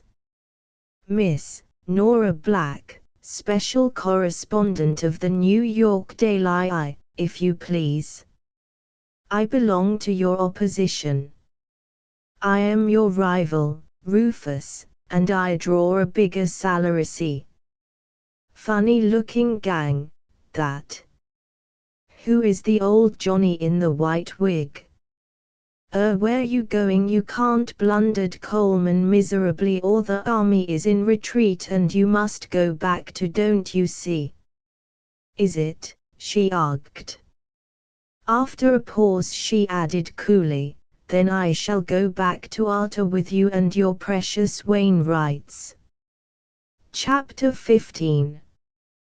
Giving Coleman another glance of subtle menace, Nora repeated, "Why don't you present me to your friends?" Coleman had been swiftly searching the whole world for a way clear of this unhappiness, but he knew at last that he could only die at his guns. "Why, certainly," he said quickly, "if you wish it." He sauntered easily back to the luncheon blanket. "This is Miss Black of the New York Daylight, and she says that those people on the mountain are Greeks." The students were gaping at him, and Marjorie and her father sat in the same silence. But to the relief of Coleman and to the high edification of the students, Mrs. Wainwright cried out, "Why, is she an American woman?" and seeing Coleman's nod of assent she rustled to her feet and advanced hastily upon the complacent horsewoman. "I'm delighted to see you. Who would think of seeing an American woman way over here? Have you been here long? Are you going on further? Oh, we've had such a dreadful time." Coleman remained long enough to hear Nora say, "Thank you very much, but I shan't dismount. I am going to ride back to Arta presently." Then he heard Mrs. Wainwright cry, "Oh, are you indeed? Why we, too, are going at once to Arta. We can all go together." Coleman fled then to the bosom of the students, who all looked at him with eyes of cynical penetration. He cast a glance at Marjorie more than fearing a glare which denoted an implacable resolution never to forgive this thing. On the contrary, he had never seen her so content and serene. "You have allowed your coffee to get chilled," she said considerately. "Won't you have the man warm you some more?" "Thanks, no," he answered with gratitude. Nora, changing her mind, had dismounted and was coming with Mrs. Wainwright. That worthy lady had long had a fund of information and anecdote the sound of which neither her husband nor her daughter would endure for a moment. Of course the rascally students were out of the question. Here, then, was really the first year amiably and cheerfully open, and she was talking at what the students called her 30-knot gait. Lost everything. Absolutely everything. Neither of us have even a brush and comb, or a cake of soap, or enough hairpins to hold up our hair. I'm going to take Marjorie's away from her and let her braid her hair down her back. You can imagine how dreadful it is." From time to time the cool voice of Nora sounded without effort through this clamor. "Oh, it will be no trouble at all.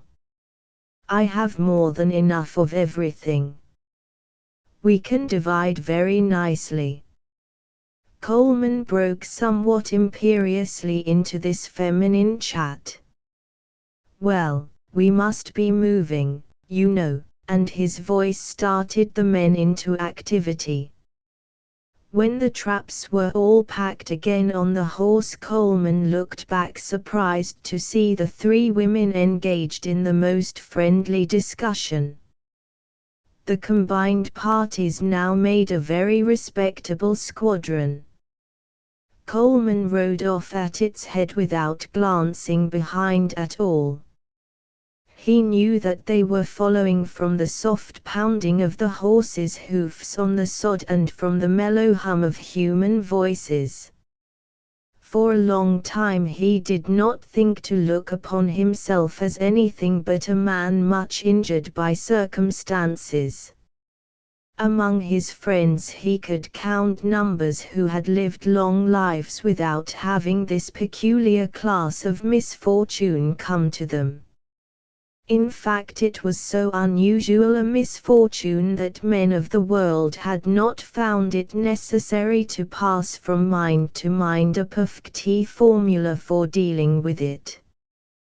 But he soon began to consider himself an extraordinarily lucky person inasmuch as Nora Black had come upon him with her saddlebags packed with inflammable substances, so to speak, and there had been as yet only enough fire to boil coffee for luncheon. He laughed tenderly when he thought of the innocence of Mrs. Wainwright, but his face and back flushed with heat when Li thought of the canniness of the 8 American college students. He heard a horse cantering up on his left side, and looking he saw Nora Black. She was beaming with satisfaction and good nature. "Well, Rufus," she cried flippantly, "how goes it with the gallant rescuer? You've made a hit, my boy. You are the success of the season." Coleman reflected upon the probable result of a direct appeal to Nora. He knew of course that such appeals were usually idle, but he did not consider Nora an ordinary person. His decision was to venture it. He drew his horse close to hers. "Nora," he said, "do you know that you are raising the very devil?" She lifted her finely penciled eyebrows and looked at him with the baby stare. "How?" she enquired. "You know well enough," he gritted out wrathfully. "Raising the very devil?" she asked. "How do you mean?" She was palpably interested for his answer. She waited for his reply for an interval, and then she asked him outright. "Rufus Coleman, do you mean that I am not a respectable woman?" In reality he had meant nothing of the kind, but this direct throttling of a great question stupefied him utterly, for he saw now that she would probably never understand him in the least, and that she would at any rate always pretend not to understand him, and that the more he said the more harm he manufactured. She studied him over carefully and then wheeled her horse towards the rear with some parting remarks. "I suppose you should attend more strictly to your own affairs, Rufus. Instead of raising the devil I am lending hairpins. I have seen you insult people, but I have never seen you insult anyone quite for the whim of the thing. Go soak your head." Not considering it advisable to then indulge in such immersion, Coleman rode moodily onward. The hot dust continued to sting the cheeks of the travelers, and in some places great clouds of dead leaves roared in circles about them. All of the Wainwright party were utterly fagged. Coleman felt his skin crackle and his throat seemed to be coated with the white dust. He worried his dragoman as to the distance to Arta until the dragoman lied to the point where he always declared that Arta was only off some hundreds of yards. At their places in the procession, Mrs. Wainwright and Marjorie were animatedly talking to Nora and the old lady on the little pony. They had at first suffered great amazement at the voluntary presence of the old lady, but she was there really because she knew no better. Her colossal ignorance took the form, mainly, of a most obstreperous patriotism, and indeed she always acted in a foreign country as if she were the special commissioner of the president, or perhaps as a special commissioner could not act at all. She was very aggressive, and when any of the traveling arrangements in Europe did not suit her ideas, she was wont to shrilly exclaim, "Well, New York is good enough for me." Nora, morbidly afraid that her expense bill to the daylight would not be large enough, had dragged her bodily off to Greece as her companion, friend and protection. At Arta they had heard of the grand success of the Greek army. The Turks had not stood for a moment before that gallant and terrible advance, no, they had scampered howling with fear into the north.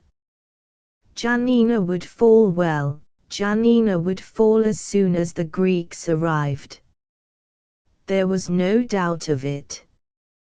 The correspondent and her friend, deluded and hurried by the light-hearted confidence of the Greeks in Arta, had hastened out then on a regular tourist's excursion to see Janina after its capture.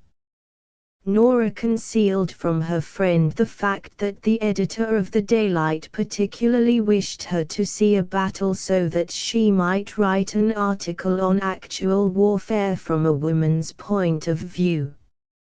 With her name as a queen of comic opera, such an article from her pen would be a burning sensation. Coleman had been the first to point out to Nora that instead of going on a picnic to Janina, she had better run back to Arta. When the old lady heard that they had not been entirely safe, she was furious with Nora.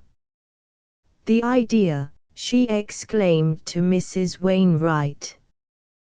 "They might have caught us. They might have caught us." "Well," said Mrs. Wainwright, "I verily believe they would have caught us if it had not been for Mr. Coleman." "Is he the gentleman on the fine horse?" "Yes, that's him." "Oh, he has been simply splendid. I confess I was a little bit surprised. He was in college under my husband. I don't know that we thought very great things of him, but if ever a man won golden opinions he has done so from us." "Oh, that must be the Coleman who is such a great friend of Nora's." "Yes," said Mrs. Wainwright insidiously. "Is he? I didn't know. Of course he knows so many people."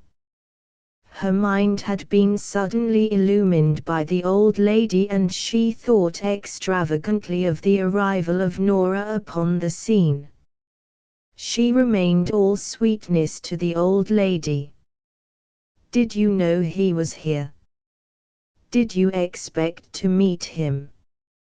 I seemed such a delightful coincidence." In truth she was being subterraneously clever. "Oh, no, I don't think so. I didn't hear Nora mention it. Of course she would have told me. You know, our coming to Greece was such a surprise. Nora had an engagement in London at the Folly Theatre in Fly-by-Night, but the manager was insufferable, oh, insufferable. So, of course, Nora wouldn't stand it a minute, and then these newspaper people came along and asked her to go to Greece for them and she accepted. I am sure I never expected to find us all fleeing from the Turks or I shouldn't have come." Mrs. Wainwright was gasping. "You don't mean that she is Nora Black, the actress?" "Of course she is," said the old lady jubilantly. "Why, how strange," choked Mrs. Wainwright. Nothing she knew of Nora could account for her stupefaction and grief. What happened glaringly to her was the duplicity of man. Coleman was a ribald deceiver. He must have known, and yet he had pretended throughout that the meeting was a pure accident. She turned with a nervous impulse to sympathize with her daughter, but despite the lovely tranquility of the girl's face there was something about her which forbade the mother to meddle. Anyhow, Mrs. Wainwright was sorry that she had told nice things of Coleman's behavior, so she said to the old lady, "Young men of these times get a false age so quickly. We have always thought it a great pity, about Mr. Coleman." "Why, how so?" asked the old lady. "Oh, really nothing. Only, to us he seemed rather, prematurely experienced or something of that kind." The old lady did not catch the meaning of the phrase. She seemed surprised. "Why, I've never seen any full-grown person in this world who got experience any too quick for his own good. At the tail of the procession there was talk between the two students who had in charge the little grey horse, one to lead and one to flog. Billy said, "It now becomes necessary to lose this hobby into the hands of some of the other fellows, whereby we will gain opportunity to pay homage to the great Nora." "Why, you egregious thickhead, this is the chance of a lifetime. I'm damned if I'm going to tow this beast of burden much further." "You wouldn't stand a show," said Billy pessimistically. "Look at Coleman." "That's all right. Do you mean to say that you prefer to continue towing pack horses in the presence of this queen of song and the dance just because you think Coleman can throw out his chest a little more than you? Not so. Think of your bright and sparkling youth. There's Coke and Pete Townley near Marjorie. We'll call 'em." Whereupon he set up a cry. "Say, you people, we're not getting a salary for this. Supposin' you try for a time. It'll do you good." When the two addressed Bad halted to await the arrival of the little grey horse, they took on glum expressions. "You look like poisoned pups," said the student who led the horse. "Too strong for light work. Grab onto the halter, now, Peter, and tow. We are going ahead to talk to Nora Black." "Good time you'll have," answered Peter Townley. "Coleman is cutting up scandalous. You won't stand a show." "What do you think of him?" said Coke. "Seems curious, all round." "Do you suppose he knew she would show up?" "It was nervy to." "Nervy to what?" asked Billy. "Well," said Coke, "seems to me he is playing both ends against the middle. I don't know anything about Nora Black, but the three other students expressed themselves with conviction and in chorus. Coleman's all right." "Well, anyhow," continued Coke, "I don't see my way free to admiring him introducing Nora Black to the Wainwrights." "He didn't," said the others, still in chorus. "Queer game," said Peter Townley. "He seems to know her pretty well." "Pretty damn well," said Billy. "Anyhow he's a brick," said Peter Townley. "We mustn't forget that. Lo, I begin to feel that our Rufus is a fly guy of many different kinds. Any play that he is in commands my respect. He won't be hit by a chimney in the daytime, for unto him has come much wisdom. I don't think I'll worry." "Is he stuck on Nora Black, do you know?" asked Billy. "One thing is plain," replied Coke. "She has got him somehow by the short hair and she intends him to holler murder. Anybody can see that." "Well, he won't holler murder," said one of them with conviction. "I'll bet you he won't. He'll hammer the war-post and beat the tom-tom until he drops, but he won't holler murder." "Old Mother Wainwright will be in his wool presently," quoth Peter Townley musingly. "I could see it coming in her eye. Somebody has given his snap away, or something." "Or, he had no snap," said Billy. "Couldn't you see how rattled he was? He would have given a lack if dear Nora hadn't turned up." Of course the others assented. "He was rattled." "Looks queer." "And nasty," said Coke. Nora herself had an axe ready for him. They began to laugh.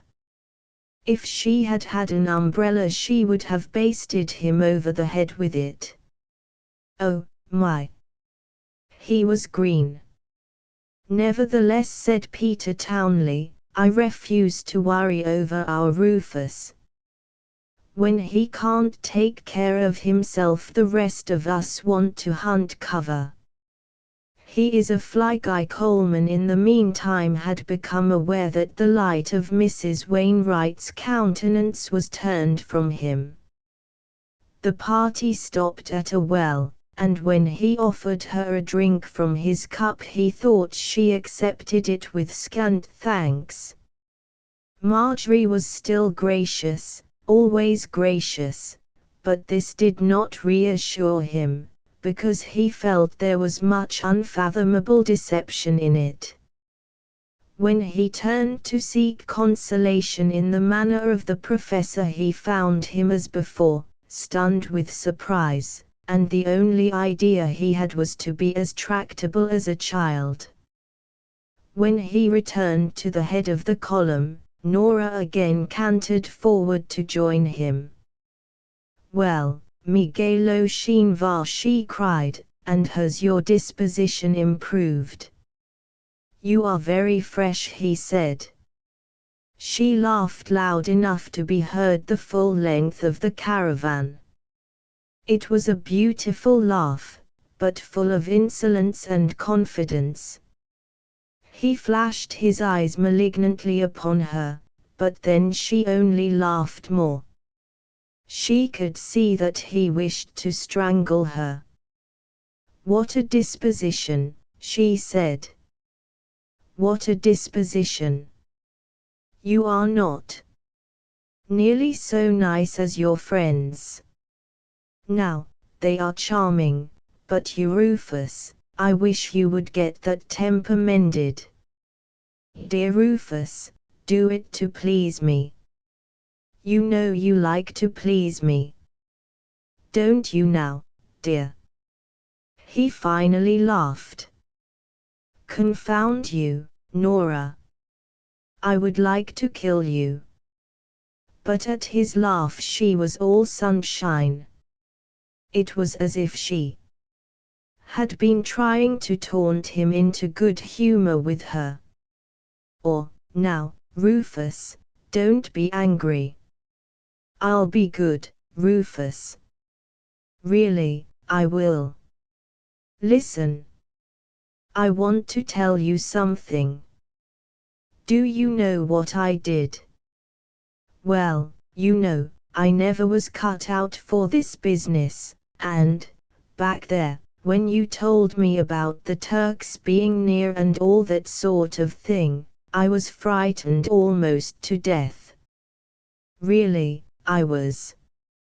So, when nobody was looking, I sneaked 2 or 3 little drinks out of my flask. 2 or 3 little drinks. Chapter 16. Good God, said Coleman. You don't mean? Nora smiled rosily at him. Oh, I'm all right, she answered. Don't worry about your Aunt Nora, my precious boy. Not for a minute. Coleman was horrified. But you are not going to, not at all, me son. Not at all, she answered. I'm not going to prance. I'm going to be as nice as pie, and just ride quietly along here with dear little Rufus. Only you know what I can do when I get started, so you had better be a very good boy. I might take it into my head to say some things, you know. Bound hand and foot at his stake, he could not even chant his defiant torture song. It might precipitate, in fact, he was sure it would precipitate the grand smash. But to the very core of his soul, he for the time hated Nora Black. He did not dare to remind her that he would revenge himself, he dared only to dream of this revenge, but it fairly made his thoughts flame, and deep in his throat he was swearing an inflexible persecution of Nora Black. The old expression of his sex came to him, oh, if she were only a man, she had been a man, he would have fallen upon her tooth and nail. Her motives for all this impressed him not at all, she was simply a witch who bound him helpless with the power of her femininity, and made him eat cinders. He was so sure that his face betrayed him that he did not dare let her see it. "Well, what are you going to do about it?" he asked, over his shoulder. "000," she drawled, impudently. "Nothing." He could see that she was determined not to be confessed. "I may do this or I may do that. It all depends upon your behavior, my dear Rufus." As they rode on, he deliberated as to the best means of dealing with this condition. Suddenly he resolved to go with the whole tale direct to Marjorie, and to this end he half-wheeled his horse. He would reiterate that he loved her and then explain. He groaned when he came to the word, and ceased formulation. The cavalcade reached at last the bank of the Araxes River, with its lemon groves and lush grass. A battery wheeled before them over the ancient bridge, a flight of short, broad cobbled steps up as far as the center of the stream and a similar flight down to the other bank. The returning aplomb of the travelers was well illustrated by the professor, who, upon sighting this bridge, murmured, "Byzantine." This was the first indication that he had still within him a power to resume the normal. The steep and narrow street was crowded with soldiers. The smoky little coffee shops were ababble with people discussing the news from the front. None seemed to heed the remarkable procession that wended its way to the cable office. Here Coleman resolutely took precedence. He knew that there was no good in expecting intelligence out of the chaotic clerks, but he managed to get upon the wires this message: "Eclipse, New York, got Wainwright party, all well. Coleman." The students had struggled to send messages to their people in America, but they had only succeeded in deepening the tragic boredom of the clerks. When Coleman returned to the street he thought that he had seldom looked upon a more moving spectacle than the Wainwright party presented at that moment. Most of the students were seated in a row, dejectedly, upon the curb.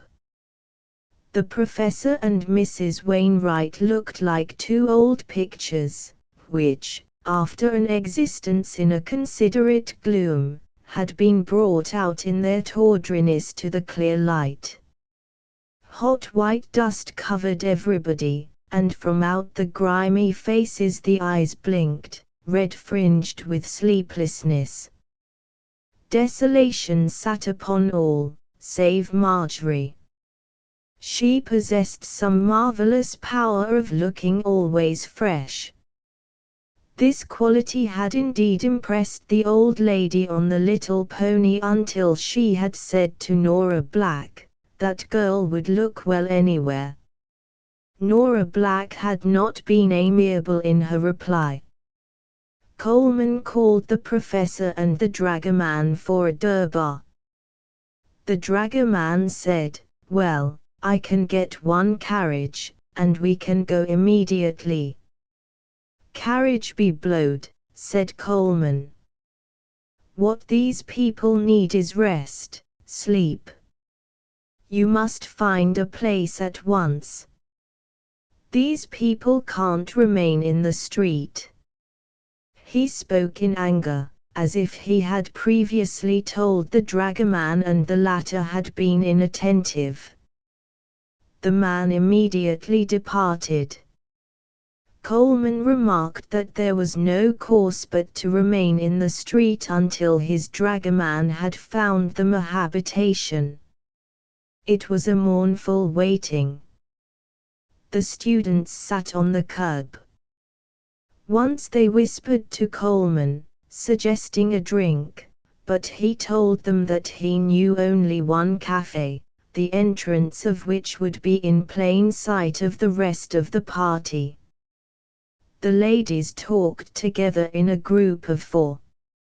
Nora Black was bursting with the fact that her servant had hired rooms in Arta on their outcoming journey, and she wished Mrs. Wainwright and Marjorie to come to them, at least for a time, but she dared not risk a refusal, and she felt something in Mrs. Wainwright's manner which led her to be certain that such would be the answer to her invitation. Coleman and the professor strolled slowly up and down the walk. "Well, my work is over, sir," said Coleman. "My paper told me to find you, and, through no virtue of my own, I found you. I am very glad of it. I don't know of anything in my life that has given me greater pleasure."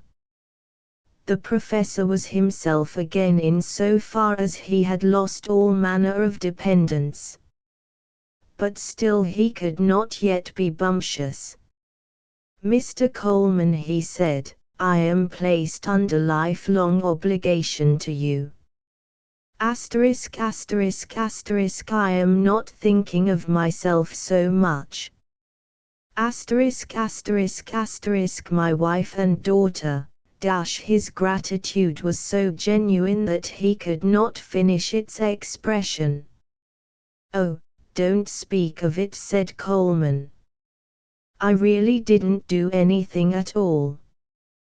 The dragoman finally returned and led them all to a house which he had rented for gold. In the great, bare, upper chamber the students dropped wearily to the floor, while the women of the house took the Wainwrights to a more secluded apartment. As the door closed on them, Coleman turned like a flash. "Have a drink," he said. The students arose around him like the wave of a flood. "You bet." In the absence of changes of clothing, ordinary food, the possibility of a bath, and in the presence of great weariness and dust, Coleman's whiskey seemed to them a glistening luxury. Afterward they laid down as if to sleep, but in reality they were too dirty and too fagged to sleep. They simply lay murmuring. Peter Townley even developed a small fever. It was at this time that Coleman suddenly discovered his acute interest in the progressive troubles of his affair of the heart had placed the business of his newspaper in the rear of his mind. The greater part of the next hour he spent in getting off to New York that dispatch which created so much excitement for him later. Afterward he was free to reflect moodily upon the ability of Nora Black to distress him. She, with her retinue, had disappeared toward her own rooms. At dusk he went into the street, and was edified to see Nora's dragoman dodging along in his wake. He thought that this was simply another manifestation of Nora's interest in his movements, and so he turned a corner, and there pausing, waited until the dragoman spun around directly into his arms. But it seemed that the man had a note to deliver, and this was only his oriental way of doing it. The note read, "Come and dine with me tonight." It was, not a request. It was peremptory. "All right," he said, scowling at the man. He did not go at once, for he wished to reflect for a time and find if he could not evolve some weapons of his own. It seemed to him that all the others were liberally supplied with weapons. A clear, cold night had come upon the earth when he signified to the lurking dragoman that he was in readiness to depart with him to Nora's abode.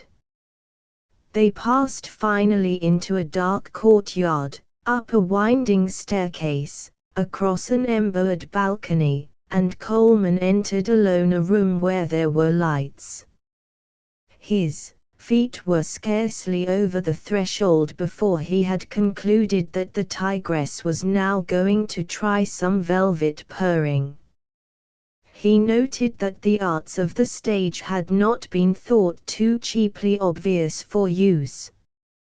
Nora sat facing the door. A bit of yellow silk had been twisted about the crude shape of the lamp, and it made the play of light, amber-like, shadowy and yet perfectly clear, the light which women love. She was arrayed in a puzzling gown of that kind of Georgian silk which is so docile that one can pull yards of it through a ring. It was of the color of new straw. Her chin was leaned pensively upon her palm and the light fell on a pearly rounded forearm.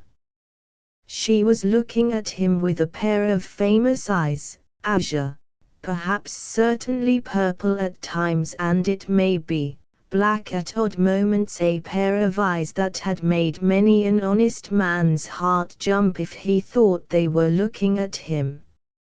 It was a vision, yes, but Coleman's cynical knowledge of drama overpowered his sense of its beauty.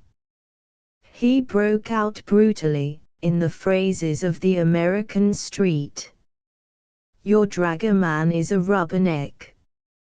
If he keeps darking me I will simply have to kick the stuffing out of him." She was alone in the room. Her old lady had been instructed to have a headache and send apologies. She was not disturbed by Coleman's words.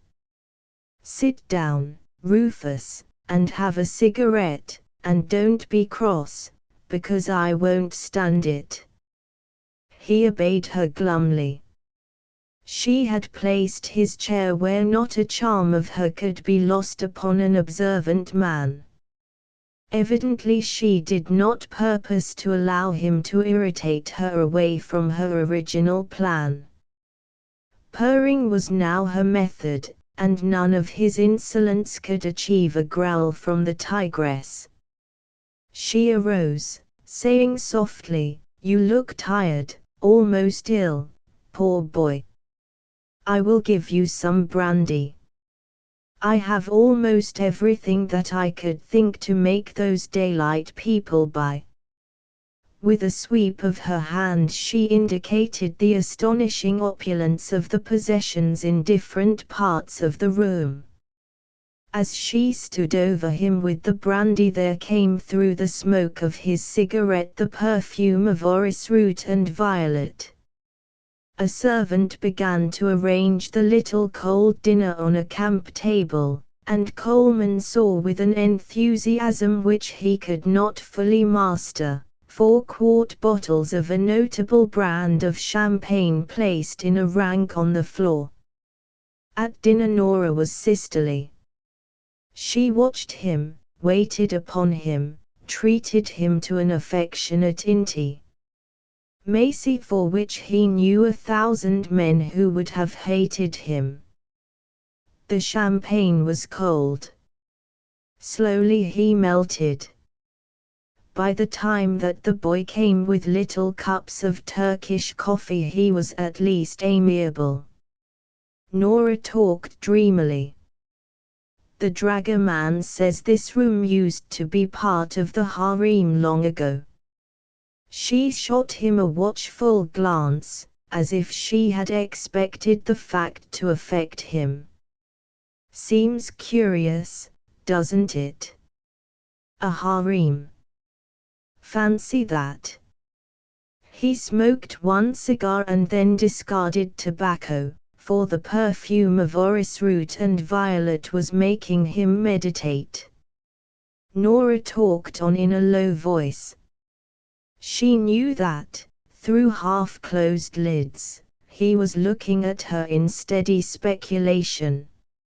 She knew that she was conquering, but no movement of hers betrayed an elation. With the most exquisite art she aided his contemplation, bearing to him, for instance, the glories of a statuesque neck, doing it all with the manner of a splendid and fabulous virgin who knew not that there was such a thing as shame. Her stockings were of black silk. Coleman presently answered her only in monosyllable, making small distinction between yes and no. He simply sat watching her with eyes in which there were two little covetous steel-colored flames. He was thinking, to go to the devil, to go to the devil, to go to the devil with this girl is not a bad fate, not a bad fate, not a bad fate. Chapter 17. Come out on the balcony, cooed Nora. There are some funny old stalks on top of some chimneys near here and they clatter like mad all day and night. They moved together out to the balcony, but Nora retreated with a little cry when she felt the coldness of the night. She said that she would get a cloak. Coleman was not unlike a man in a dream. He walked to the rail of the balcony where a great vine climbed toward the roof. He noted that it was dotted with blossoms, which in the deep purple of the oriental night were colored in strange shades of maroon. This truth penetrated his abstraction until when Nora came she found him staring at them as if their color was a revelation which affected him vitally. She moved to his side without sound and he first knew of her presence from the damning fragrance. She spoke just above her breath. "It's a beautiful evening." "Yes," he answered. She was at his shoulder. If he moved 2 inches he must come in contact. They remained in silence leaning upon the rail. Finally he began to mutter some commonplaces which meant nothing particularly, but into his tone as he mouthed them was the note of a forlorn and passionate lover. Then as if by accident he traversed the 2 inches and his shoulder was against the soft and yet firm shoulder of Nora Black. There was something in his throat at this time which changed his voice into a mere choking noise. She did not move. He could see her eyes glowing innocently out of the pallor which the darkness gave to her face. If he was touching her, she did not seem to know it. "I am awfully tired," said Coleman, thickly. "I think I will go home and turn in." "You must be, poor boy," said Nora tenderly. "Wouldn't you like a little more of that champagne?" "Well, I don't mind another glass." She left him again and his galloping thought pounded to the old refrain. To go to the devil, to go to the devil, to go to the devil with this girl is not a bad fate, not a bad fate, not a bad fate. When she returned he drank his glass of champagne. Then he mumbled, "You must be cold. Let me put your cape around you better. It won't do to catch cold here, you know." She made a sweet pretense of rendering herself to his care. Oh, thanks *******. I am not really cold ******. There, that's better.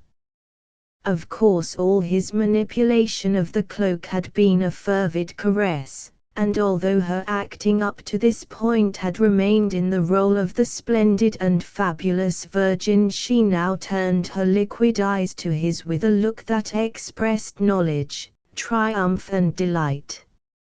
She was sure of her victory. And she said, "Sweetheart ******, don't you think I am as nice as Marjorie?" The impulse had been airily confident. It was as if the silken cords had been parted by the sweep of a sword.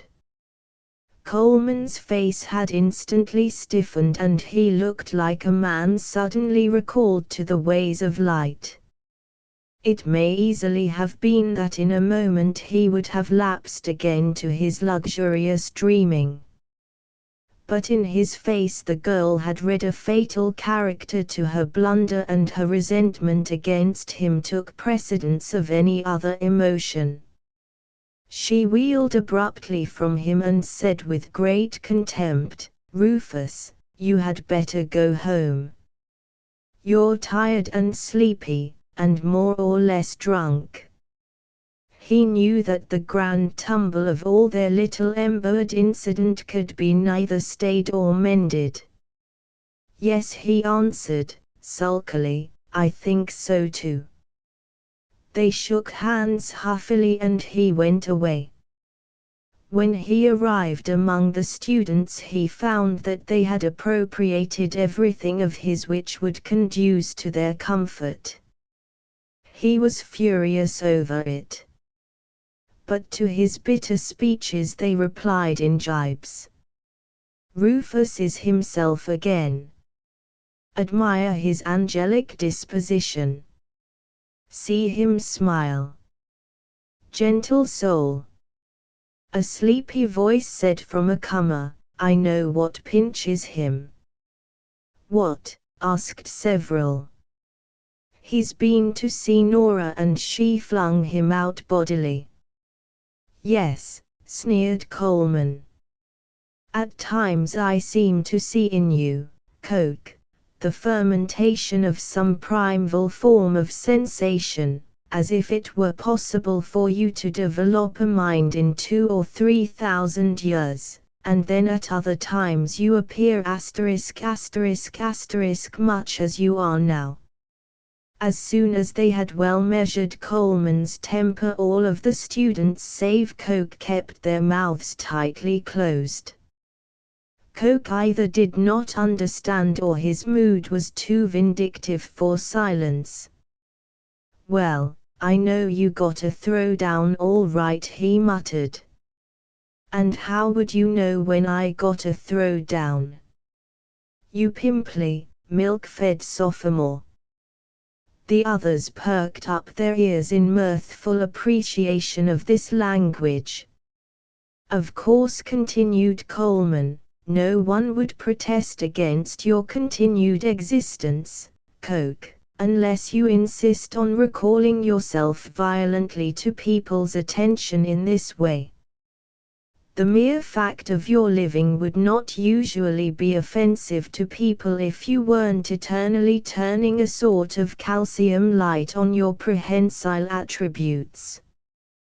Coke was suddenly angry much like a peasant, and his anger first evinced itself in a mere sputtering and spluttering.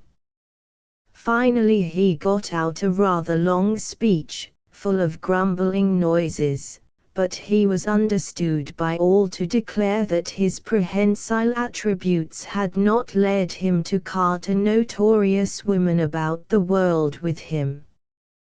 When they quickly looked at Coleman they saw that he was livid.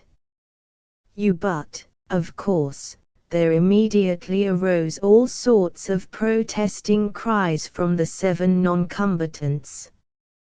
Coleman, as he took 2 strides toward Coke's corner, looked fully able to break him across his knee, but for this Coke did not seem to care at all. He was on his feet with a challenge in his eye. Upon each cheek burned a sudden hectic spot. The others were clamoring, "Oh, say, this won't do. Quit it. Oh, we mustn't have a fight." "He didn't mean it, Coleman." Peter Townley pressed Coke to the wall saying, "You damned young jackass, be quiet." They were in the midst of these festivities when a door opened and disclosed the professor. He might have been coming into the middle of a row in one of the corridors of the college at home, only this time he carried a candle. His speech, however, was a Washhurst speech. "Gentlemen, gentlemen, what does this mean?" All seemed to expect Coleman to make the answer. He was suddenly very cool. "Nothing, Professor," he said, only that Coke has insulted me. I suppose that it was only the irresponsibility of a boy, and I beg that you will not trouble over it." "Mr. Coke," said the professor, indignantly, "what have you to say to this?" Evidently he could not clearly see Coke, and he peered around his candle at where the virtuous Peter Townley was expostulating with the young man. The figures of all the excited group moving in the candlelight caused vast and uncouth shadows to have conflicts in the end of the room. Peter Townley's task was not light, and beyond that he had the conviction that his struggle with Coke was making him also to appear as a rowdy. This conviction was proven to be true by a sudden thunder from the old professor, "Mr. Townley, desist." In wrath he desisted and Coke flung himself forward. He paid less attention to the professor than if the latter had been a jackrabbit. "You say I insulted you?" he shouted crazily in Coleman's face. "Well, I meant to, do you see?" Coleman was glacial and lofty beyond everything. "I am glad to have you admit the truth of what I have said." Coke was still suffocating with his peasant rage, which would not allow him to meet the clear, calm expressions of Coleman. "Yes, I insulted you, I insulted you because what I said was correct, my prehensile attributes, yes, but I have never." He was interrupted by a chorus from the other students. "Oh, no, that won't do. Don't say that. Don't repeat that, Coke." Coleman remembered the weak bewilderment of the little professor in hours that had not long passed, and it was with something of an impersonal satisfaction that he said to himself, "The old boy's got his war paint on again." The professor had stepped sharply up to Coke and looked at him with eyes that seemed to throw out flame and heat. There was a moment's pause, and then the old scholar spoke, bitting his words as if they were each a short section of steel wire. "Mr. Coke, your behavior will end your college career abruptly and in gloom, I promise you. You have been drinking." Coke, his head simply floating in a sea of universal defiance, at once blurted out, "Yes, sir." "You have been drinking," cried the professor, ferociously. Retire, retire, dash," and then in a voice of thunder he shouted, "Retire." Whereupon 7 hoodlum students waited a decent moment, then shrieked with laughter. But the old professor would have none of their nonsense. He quelled them all with force and finish. Coleman now spoke a few words. "Professor, I can't tell you how sorry I am that I should be concerned in any such riot as this, and since we are doomed to be bound so closely into each other's society, I offer myself without reservation as being willing to repair the damage as well as may be done. I don't see how I can forget at once that Coke's conduct was insolently unwarranted. But if he has anything to say for nature that might heal the breach, I would be willing to meet him in the openest manner." As he made these remarks, Coleman's dignity was something grand, and, moreover, there was now upon his face that curious look of temperance and purity which had been noted in New York as a singular physical characteristic. If he was guilty of anything in this affair at all, in fact, if he had ever at any time been guilty of anything, no mark had come to stain that bloom of innocence. The professor nodded in the fullest appreciation and sympathy. "Of course, really there is no other sleeping place. I suppose it would be better." Then he again attacked Coke. "Young man, you have chosen an unfortunate moment to fill us with a suspicion that you may not be a gentleman. For the time there is nothing to be done with you." He addressed the other students. "There is nothing for me to do, young gentlemen, but to leave Mr. Coke in your care. Good night, sirs." "Good night, Coleman." He left the room with his candle. When Coke was bade to retire, he had, of course, simply retreated fuming to a corner of the room, where he remained looking with yellow eyes like an animal from a cave. When the others were able to see through the haze of mental confusion, they found that Coleman was with deliberation taking off his boots. Afterward, when he removed his waistcoat, he took great care to wind his large gold watch. The students, much subdued, lay again in their places, and when there was any talking it was of an extremely local nature, referring principally to the floor as being unsuitable for beds, and also referring from time to time to a real or an alleged selfishness on the part of some one of the recumbent men. Soon there was only the sound of heavy breathing.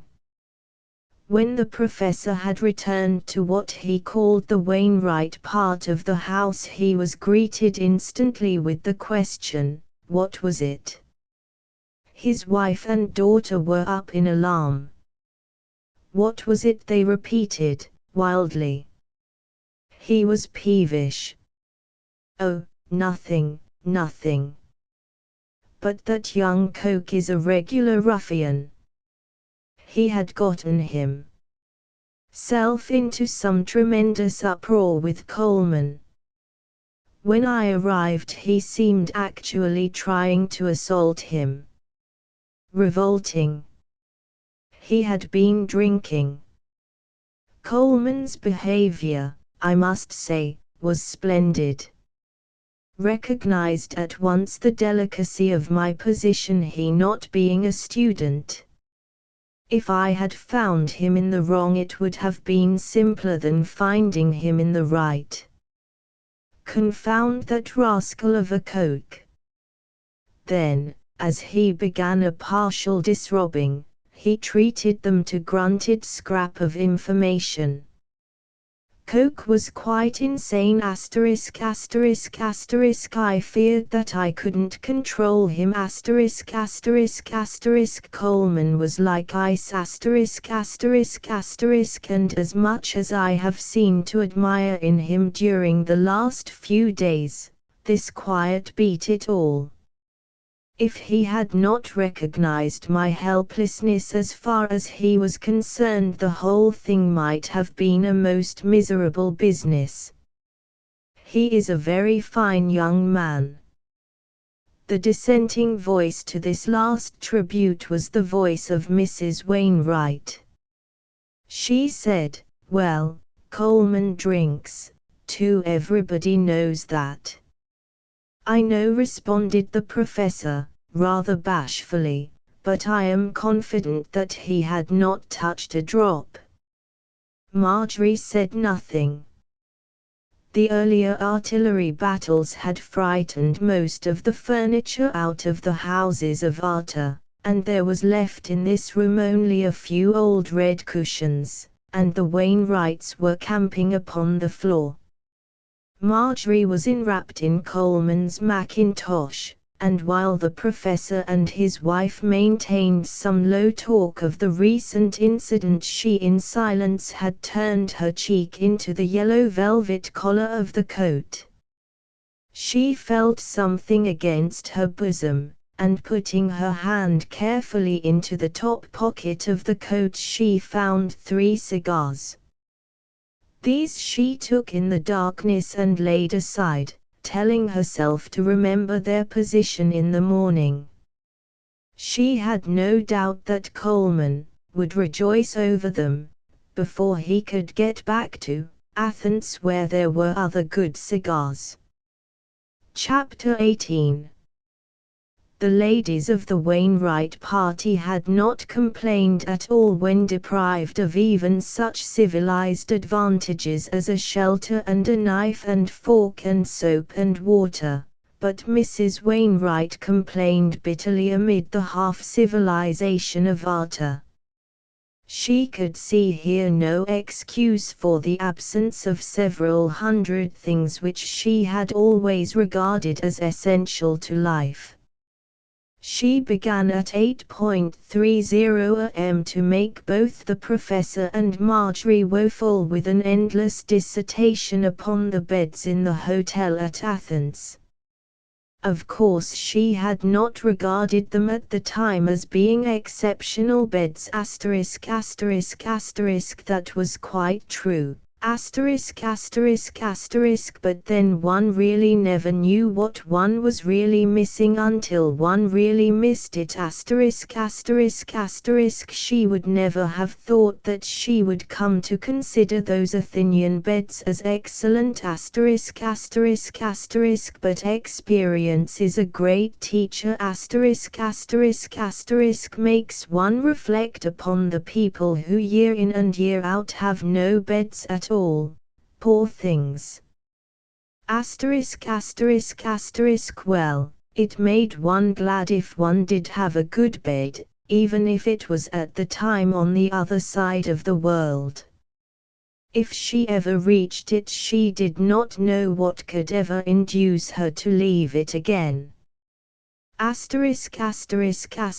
She would never be induced, snarled the professor.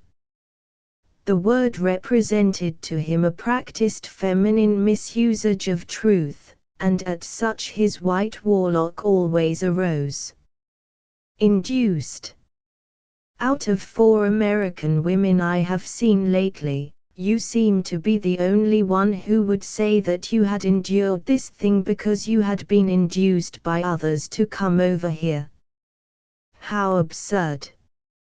Mrs. Wainwright fixed her husband with a steely eye. She saw opportunity for a shattering retort. You don't mean, Harrison, to include Marjorie and I in the same breath with those 2 women? The professor saw no danger ahead for himself. He merely answered, I had no thought either way. It did not seem important. Well, it is important, snapped Mrs. Wainwright. Do you know that you are speaking in the same breath of Marjorie and Nora Black, the actress? No, said the professor. Is that so?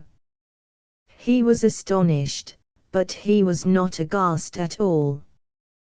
Do you mean to say that is Nora Black, the comic opera star? That's exactly who she is, said Mrs. Wainwright, dramatically.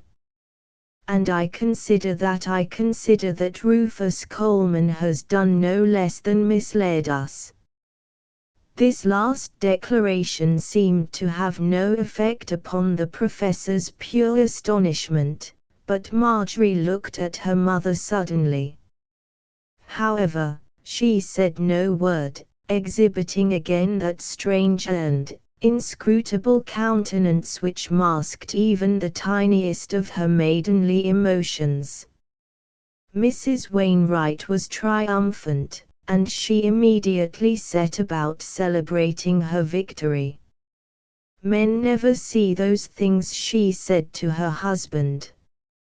Men never see those things. You would have gone on forever without finding out that your hospitality was being abused by that Rufus Coleman. The professor woke up. Hospitality, he said, indignantly. Hospitality. I have not had any hospitality to be abused. Why don't you talk sense? It is not that. But it might, he hesitated and then spoke slowly. It might be very awkward. Of course one never knows anything definite about such people, but I suppose anyhow, it was strange in Coleman to allow her to meet us. It was all a prearranged plan, announced the triumphant Mrs. Wainwright. She came here on purpose to meet Rufus Coleman, and he knew it, and I should not wonder if they had not the exact spot picked out where they were going to meet. I can hardly believe that, said the professor, in distress. I can hardly believe that. It does not seem to me that Coleman, oh yes.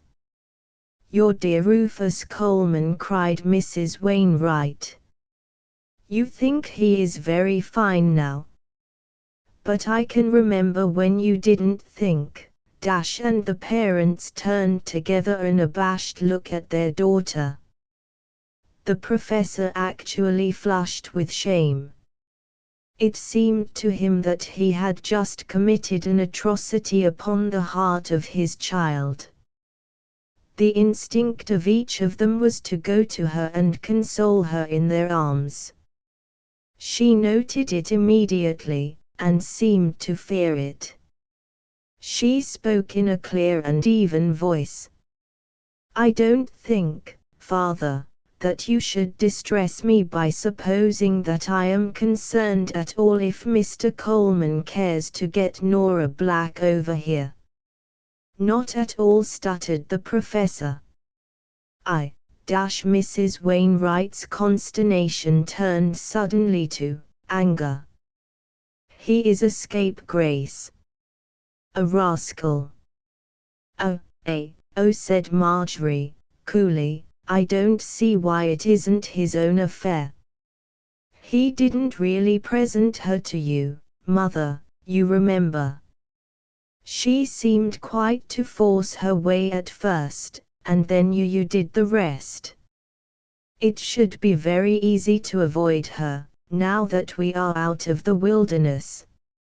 And then it becomes a private matter of Mr. Coleman's. For my part, I rather liked her.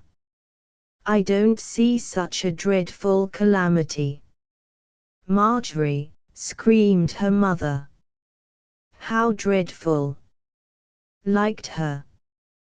Don't let me hear you say such shocking things. I fail to see anything shocking, answered Marjorie, stolidly. The professor was looking helplessly from his daughter to his wife, and from his wife to his daughter, like a man who was convinced that his troubles would never end.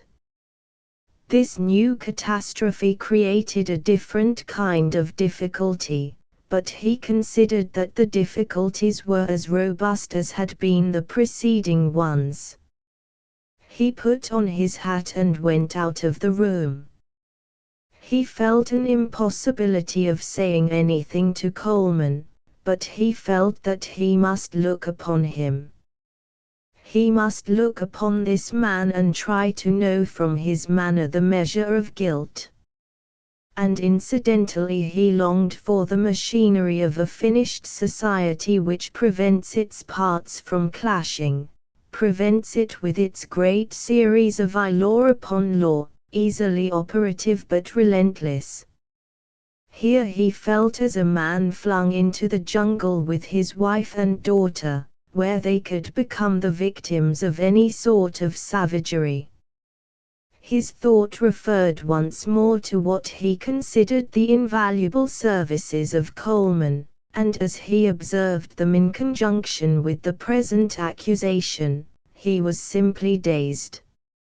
It was then possible that one man could play two such divergent parts. He had not learned this at Washurst. But no, the world was not such a bed of putrefaction. He would not believe it, he would not believe it. After adventures which require great nervous endurance, it is only upon the second or third night that the common man sleeps hard. The students had expected to slumber like dogs on the first night after their trials. But none slept long, and few slept. Coleman was the first man to arise.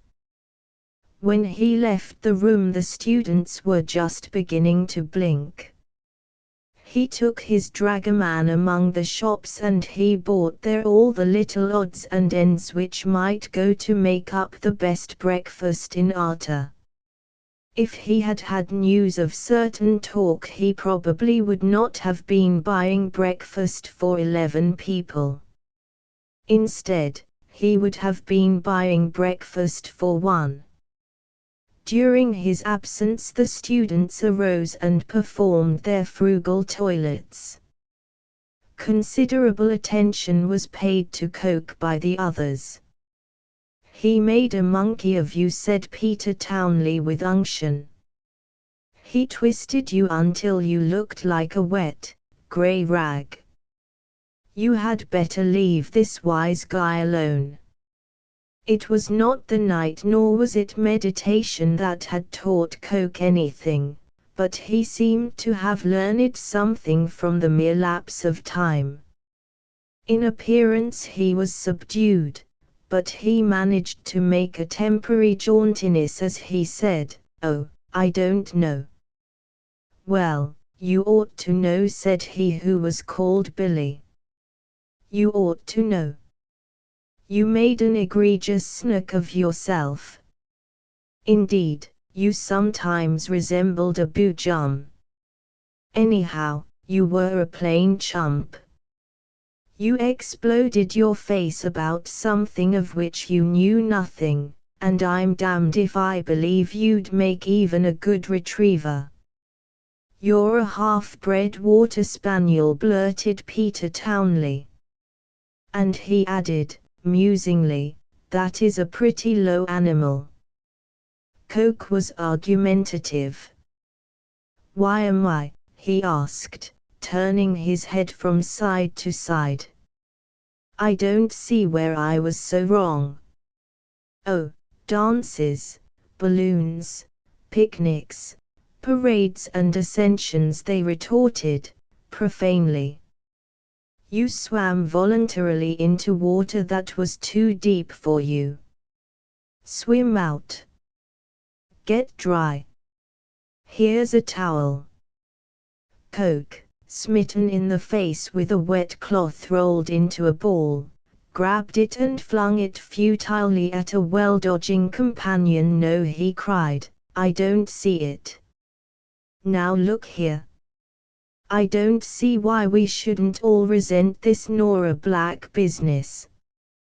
One student said, "Well, what's the matter with Nora Black, anyhow?" Another student said, "I don't see how you've been issued any license to say things about Nora Black." Another student said dubiously, "Well, he knows her well."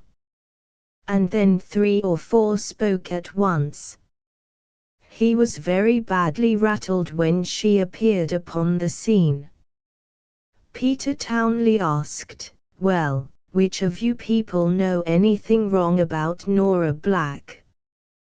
There was a pause, and then Coke said, "Oh, of course I don't know," but he who was called Billy then addressed his companions.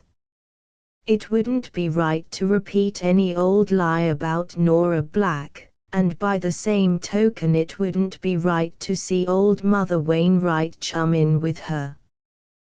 There is no wisdom in going further than that. Old Mother Wainwright don't know that her fair companion of yesterday is the famous comic opera star. For my part, I believe that Coleman is simply afraid to tell her. I don't think he wished to see Nora Black yesterday any more than he wished to see the devil."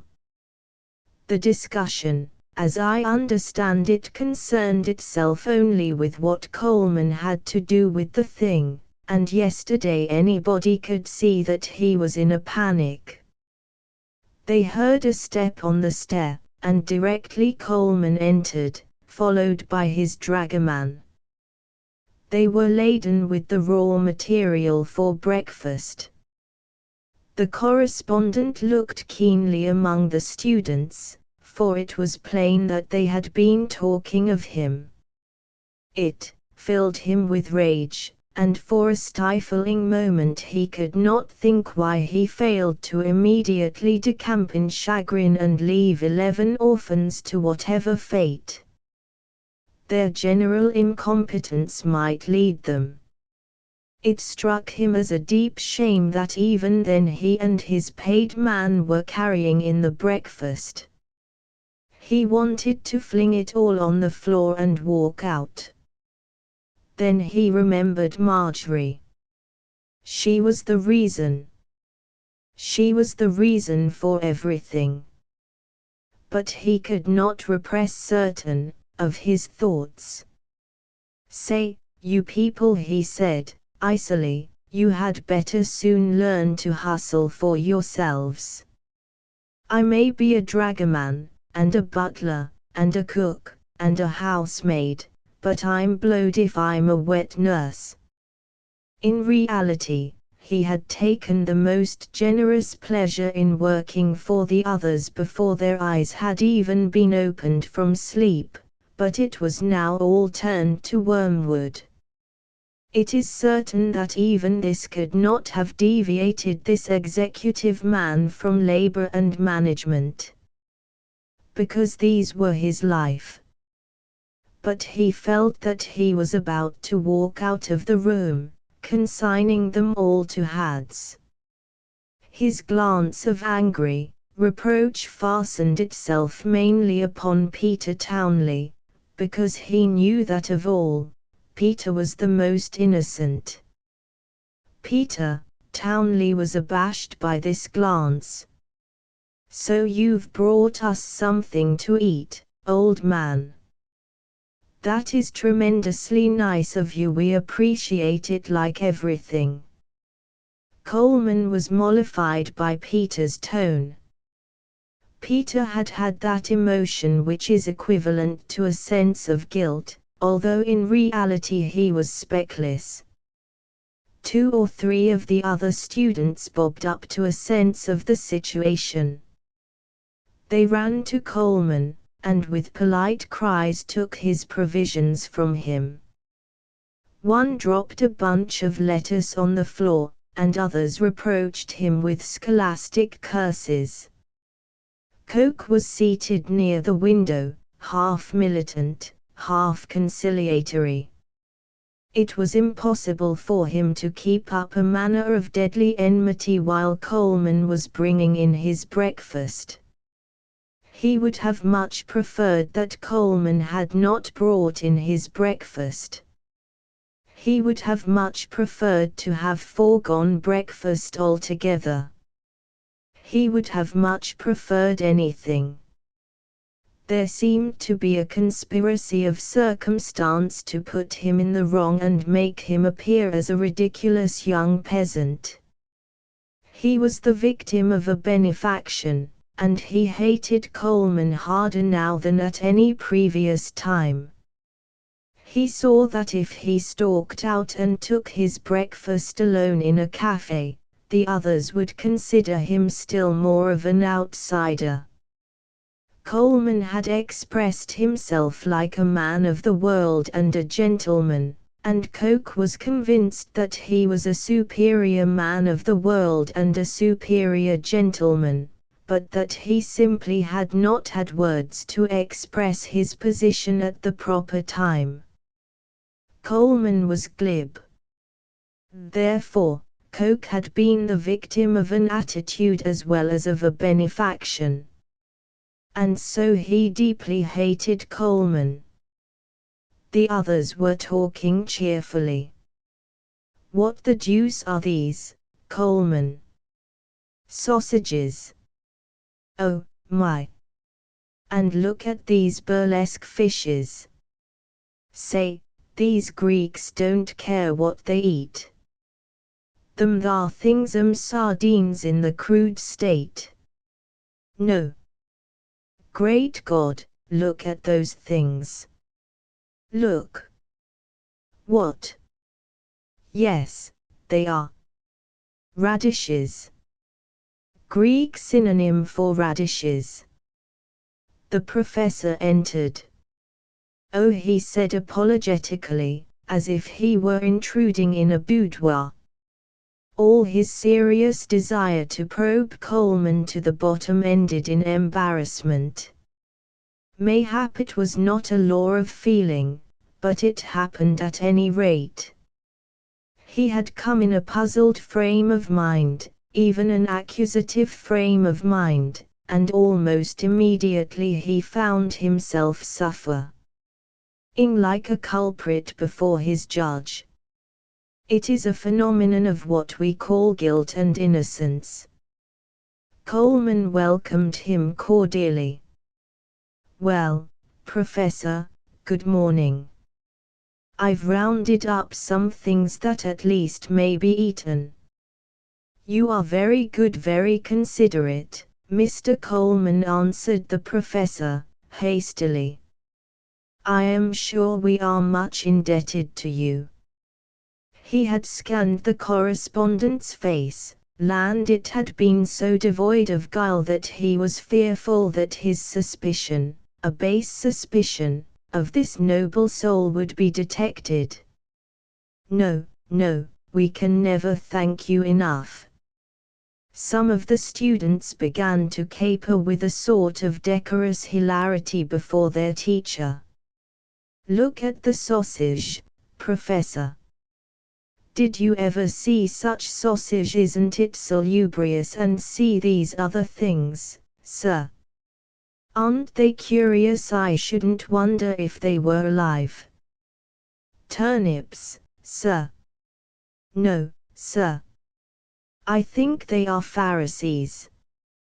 I have seen a Pharisee look like a pelican, but I have never seen a Pharisee look like a turnip. So I think these turnips must be Pharisees, sir. Yes, they may be walrus. We're not sure. Anyhow, their angles are geometrically all wrong. Peter, look out." Some green stuff was flung across the room. The professor laughed, Coleman laughed.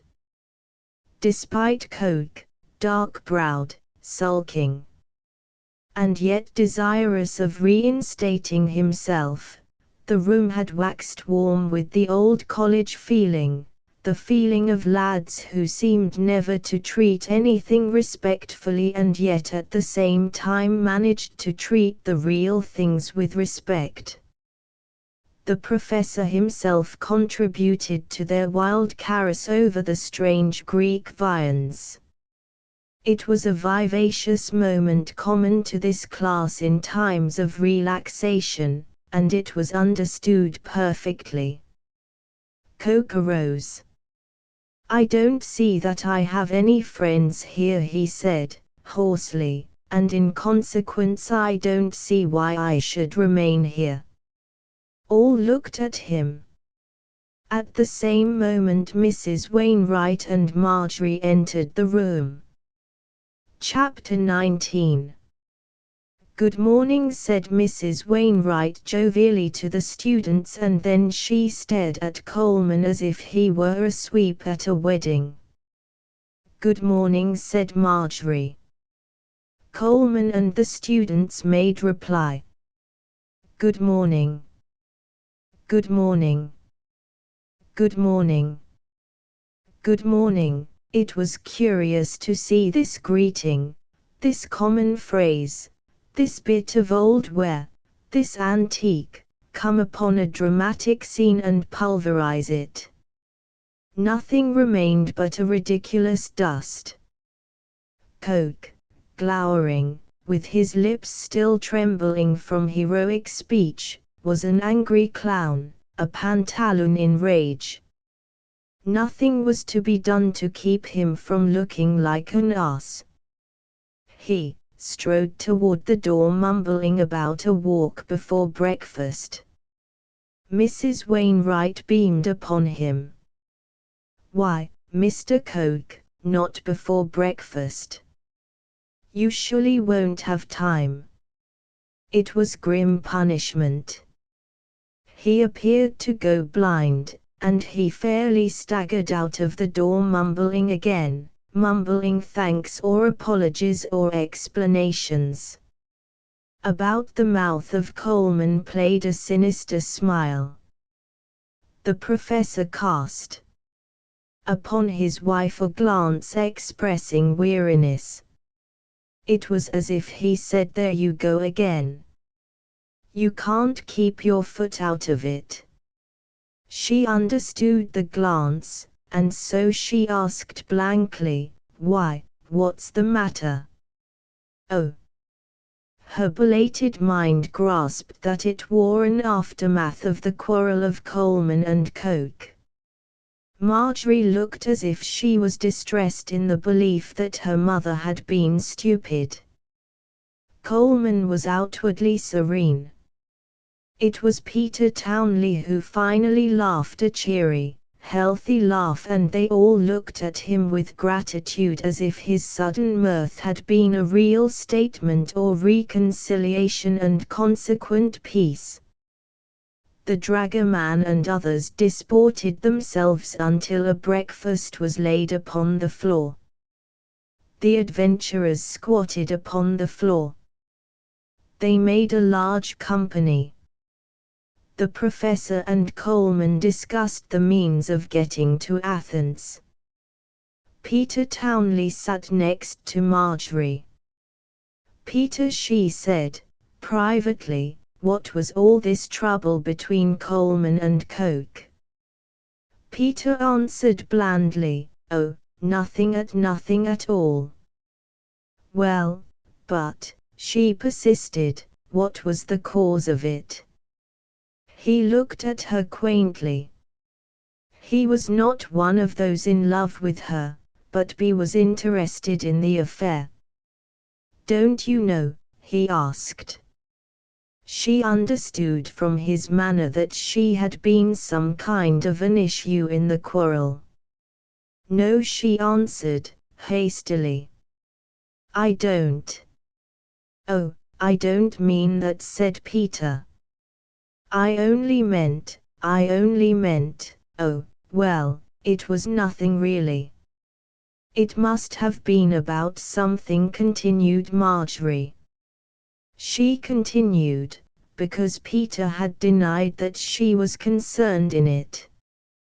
Whose fault? I really don't know. It was all rather confusing, lied Peter, tranquilly. Coleman and the professor decided to accept a plan of the correspondent's dragoman to start soon on the first stage of the journey to Athens. The dragoman had said that he had found 2 large carriages rentable. Coke, the outcast, walked alone in the narrow streets.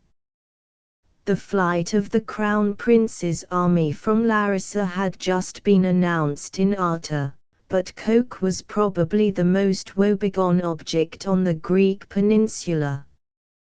He encountered a strange sight on the streets.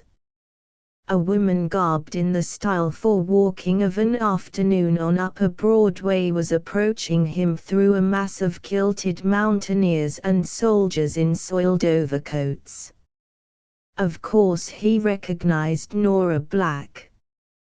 In his conviction that everybody in the world was at this time considering him a mere worm, he was sure that she would not heed him. Beyond that, he had been presented to her notice in but a transient and cursory fashion. But contrary to his conviction, she turned a radiant smile upon him. "Oh," she said, brusquely, "you are one of the students. Good morning."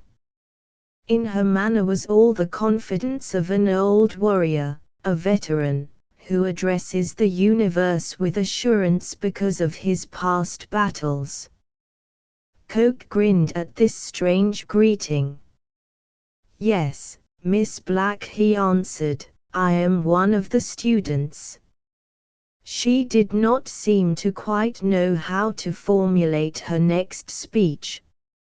I suppose you're going to Athens at once. You must be glad after your horrid experiences." "I believe they are going to start for Athens today," said Coke. Nora was all attention. "They," she repeated. "Aren't you going with them?" "Well," he said, well, she saw of course that there had been some kind of trouble. She laughed. "You look as if somebody had kicked you downstairs," she said, candidly. She at once assumed an intimate manner toward him which was like a temporary motherhood. "Come, walk with me and tell me all about it." There was in her tone a most artistic suggestion that whatever had happened she was on his side. He was not loath.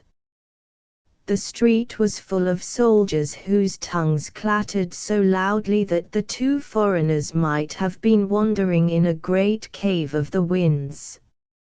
"Well, what was the row about?" asked Nora. "And who was in it?"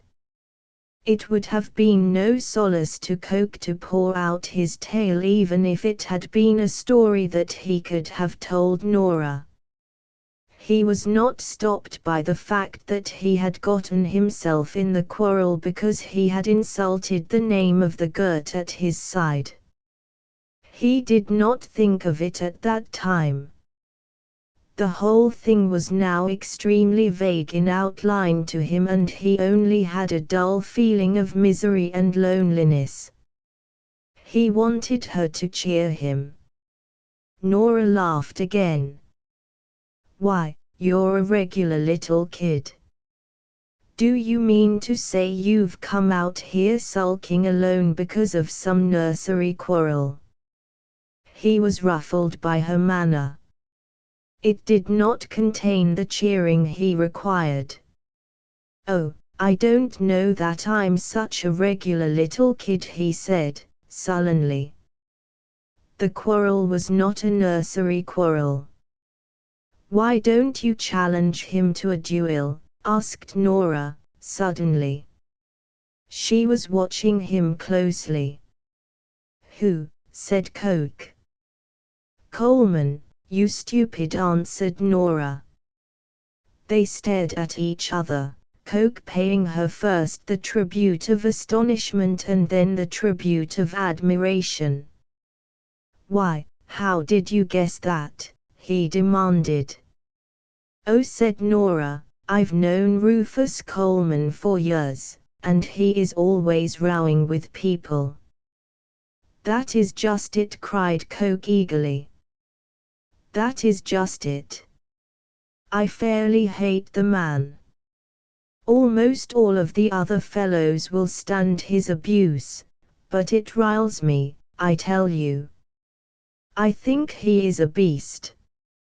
And, of course, if you seriously meant what you said about challenging him to a duel, I mean if there is any sense in that sort of thing, I would challenge Coleman. I swear I would. I think he's a great bluffer, anyhow. Shouldn't wonder if he would back out. Really, I shouldn't." Nora smiled humorously at a house on her side of the narrow way. "I wouldn't wonder if he did either," she answered. After a time she said, "Well, do you mean to say that you have definitely shaken them? Aren't you going back to Athens with them or anything?" I don't see how I can," he said, morosely. "Oh," she said. She reflected for a time. At last she turned to him archly and asked, "Some words over a lady?" Coke looked at her blankly. He suddenly remembered the horrible facts. "No, not over a lady." "My dear boy, you are a liar," said Nora, freely. "You are a little unskillful liar. It was some words over a lady, and the lady's name is Marjorie Wainwright." Coke felt as though he had suddenly been let out of a cell, but he continued a mechanical denial. No, ****, it wasn't truly ***, upon my word ***, nonsense," said Nora. "I know better. Don't you think you can fool me, you little cub? I know you're in love with Marjorie Wainwright, and you think Coleman is your rival. What a blockhead you are! Can't you understand that people see these things?" "Well," stammered Coke. "Nonsense," said Nora again. "Don't try to fool me. You may as well understand that it's useless. I am too wise." "Well," stammered Coke. "Go ahead," urged Nora. "Tell me about it. Have it out." He began with great importance and solemnity. "Now, to tell you the truth that is why I hate him I hate him like anything. I can't see why everybody admires him so. I don't see anything to him myself. I don't believe he's got any more principle than a wolf. I wouldn't trust him with $2. Why, I know stories about him that would make your hair curl.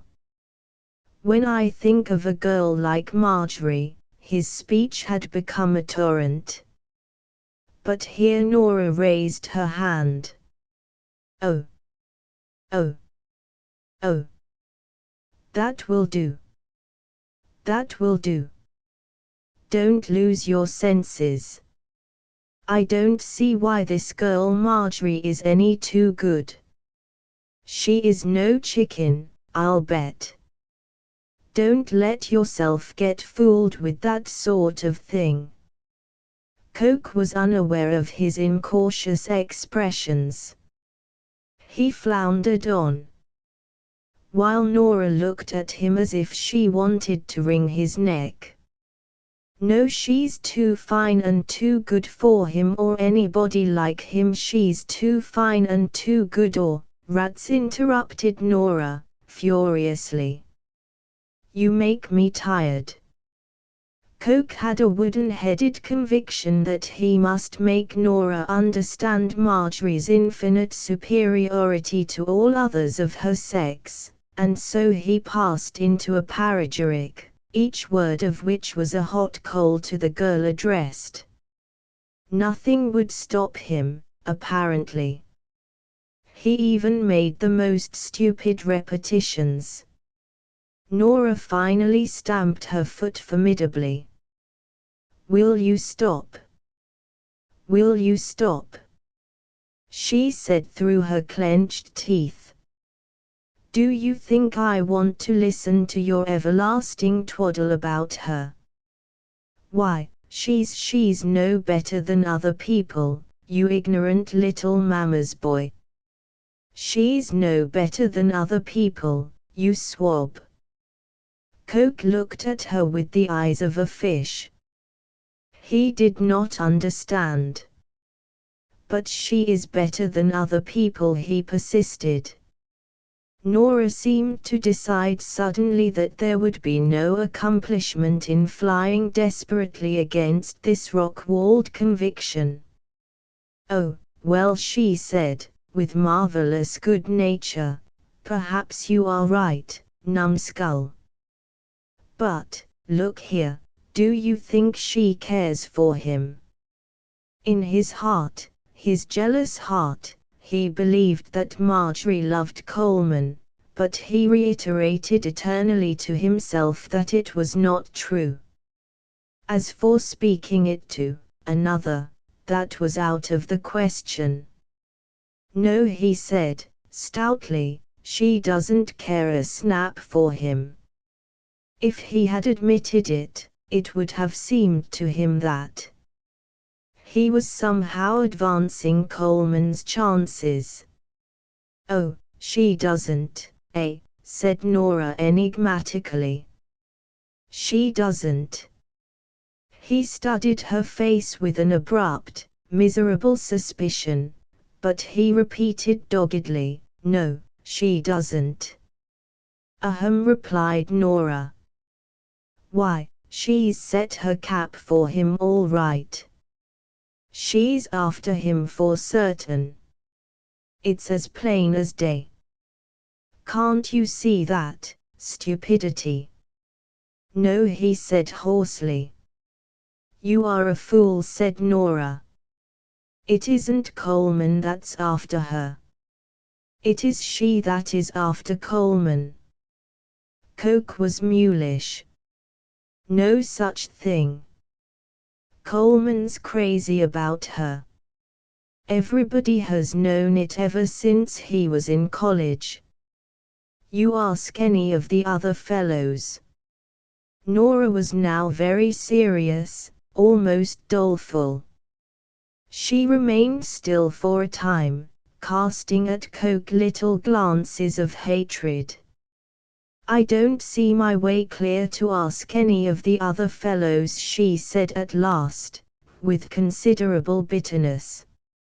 I'm not in the habit of conducting such enquiries. Coke felt now that he disliked her, and he read plainly her dislike of him. If they were the two villains of the play, they were not having fun together at all. Each had some kind of a deep knowledge that their aspirations, far from colliding, were of such character that the success of one would mean at least assistance to the other, but neither could see how to confess if. Perhaps it was from shame, perhaps it was because Nora thought Coke to have little wit, perhaps it was because Coke thought Nora to have little conscience. Their talk was mainly rudderless. From time to time Nora had an inspiration to come boldly at the point, but this inspiration was commonly defeated by some extraordinary manifestation of Coke's incapacity. To her mind, then, it seemed like a proposition to ally herself to a butcher boy in a matter purely sentimental. She wondered indignantly how she was going to conspire with this lad, who puffed out his infantile cheeks in order to conceitedly demonstrate that he did not understand the game at all. She hated Marjorie for it. Evidently it was only the weaklings who fell in love with that girl. Coleman was an exception, but then, Coleman was misled by extraordinary artifices. She meditated for a moment if she should tell Coke to go home and not bother her. What at last decided the question was his unhappiness. Should clung to this unhappiness for its value as it stood alone, and because its reason for existence was related to her own unhappiness. You say you are not going back to Athens with your party. I don't suppose you're going to stay here. I'm going back to Athens today. I came up here to see a battle, but it doesn't seem that there are to be any more battles. The fighting will now all be on the other side of the mountains. Apparent she had learned in some haphazard way that the Greek peninsula was divided by a spine of almost inaccessible mountains, and the war was thus split into two simultaneous campaigns. The Arta campaign was known to be ended. If you want to go back to Athens without consorting with your friends, you had better go back with me. I can take you in my carriage as far as the beginning of the railroad. Don't you worry. You've got money enough, haven't you? The professor isn't keeping your money. Yes, he said slowly, I've got money enough. He was apparently dubious over the proposal. In their abstracted walk they had arrived in front of the house occupied by Coleman and the Wainwright party. Two carriages, forlorn in dusty age, stood before the door. Men were carrying out new leather luggage and flinging it into the traps amid a great deal of talk which seemed to refer to nothing. Nora and Coke stood looking at the scene without either thinking of the importance of running away, when out tumbled 7 students, followed immediately but in more decorous fashion by the Wainwrights and Coleman. Some student set up a whoop. Oh, there he is. There's Coke.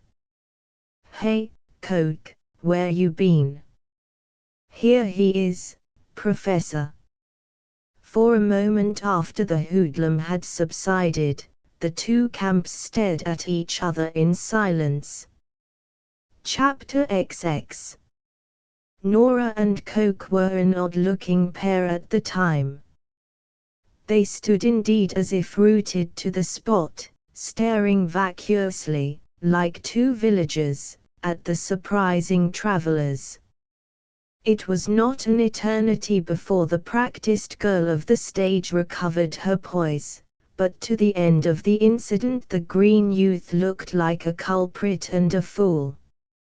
Mrs. Wainwright's glower of offensive incredulity was a masterpiece. Marjorie nodded pleasantly, the professor nodded. The 7 students clambered boisterously into the forward carriage, making it clang with noise like a rook's nest. They shouted to Coke. Come on, all aboard, come on, Coke, we're off. Hey, there, Cokey, hurry up. The professor, as soon as he had seated himself on the forward seat of the second carriage, turned in Coke's general direction and asked formally, Mr. Coke, you are coming with us? He felt seemingly much in doubt as to the propriety of abandoning the headstrong young man, and this doubt was not at all decreased by Coke's appearance with Nora Black. As far as he could tell, any assertion of authority on his part would end only in a scene in which Coke would probably insult him with some gross violation of collegiate conduct. As at first the young man made no reply, the professor, after waiting, spoke again. "You understand, Mr. Coke, that if you separate yourself from the party you encounter my strongest disapproval, and if I did not feel responsible to the college and your father for your safe journey to New York, I don't know but what I would have you expelled by cable if that were possible." Although Coke had been silent, and Nora Black had had the appearance of being silent, in reality she had lowered her chin and whispered sideways and swiftly. She had said, "Now, here's your time. Decide quickly, and don't look such a wooden Indian." Coke pulled himself together with a visible effort, and spoke to the professor from an inspiration in which he had no faith. "I understand my duties to you, sir, perfectly. I also understand my duty to the college. But I fail to see where either of these obligations require me to accept the introduction of objectionable people into the party. If I owe a duty to the college and to you, I don't owe any to Coleman, and, as I understand it, Coleman was not in the original plan of this expedition. If such had been the case, I would not have been here. I can't tell what the college may see fit to do, but as for my father I have no doubt of how he will view it." The first one to be electrified by the speech was Coke himself. He saw with a kind of subconscious amazement this volley of birdshot take effect upon the face of the old professor. The face of Marjorie flushed crimson as if her mind had sprung to a fear that if Coke could develop ability in this singular fashion he might succeed in humiliating her father in the street in the presence of the 7 students, her mother, Coleman and herself. She had felt the birdshot sting her father. When Coke had launched forth, Coleman, with his legs stretched far apart, had just struck a match on the wall of the house and was about to light a cigar. His groom was leading up his horse. He saw the value of Coke's argument more appreciatively and sooner perhaps than did Coke. The match dropped from his fingers, and in the white sunshine and still air it burnt on the pavement orange-colored and with languor. Coleman held his cigar with all 5 fingers in a manner out of all the laws of smoking. He turned toward Coke. There was danger in the moment, but then in a flash it came upon him that his role was not of squabbling with Coke, far less of punching him. On the contrary, he was to act the part of a cool and instructed man who refused to be waylaid into foolishness by the outcries of this pouting youngster and who placed himself in complete deference to the wishes of the professor. Before the professor had time to embark upon any reply to Coke, Coleman was at the side of the carriage and, with a fine assumption of distress, was saying, "Professor, I could very easily ride back to Agrinian alone. It would be all right. I don't want to." To his surprise the professor waved at him to be silent as if he were a mere child. The old man's face was set with the resolution of exactly what he was going to say to Coke. He began in measured tone, speaking with feeling, but with no trace of anger.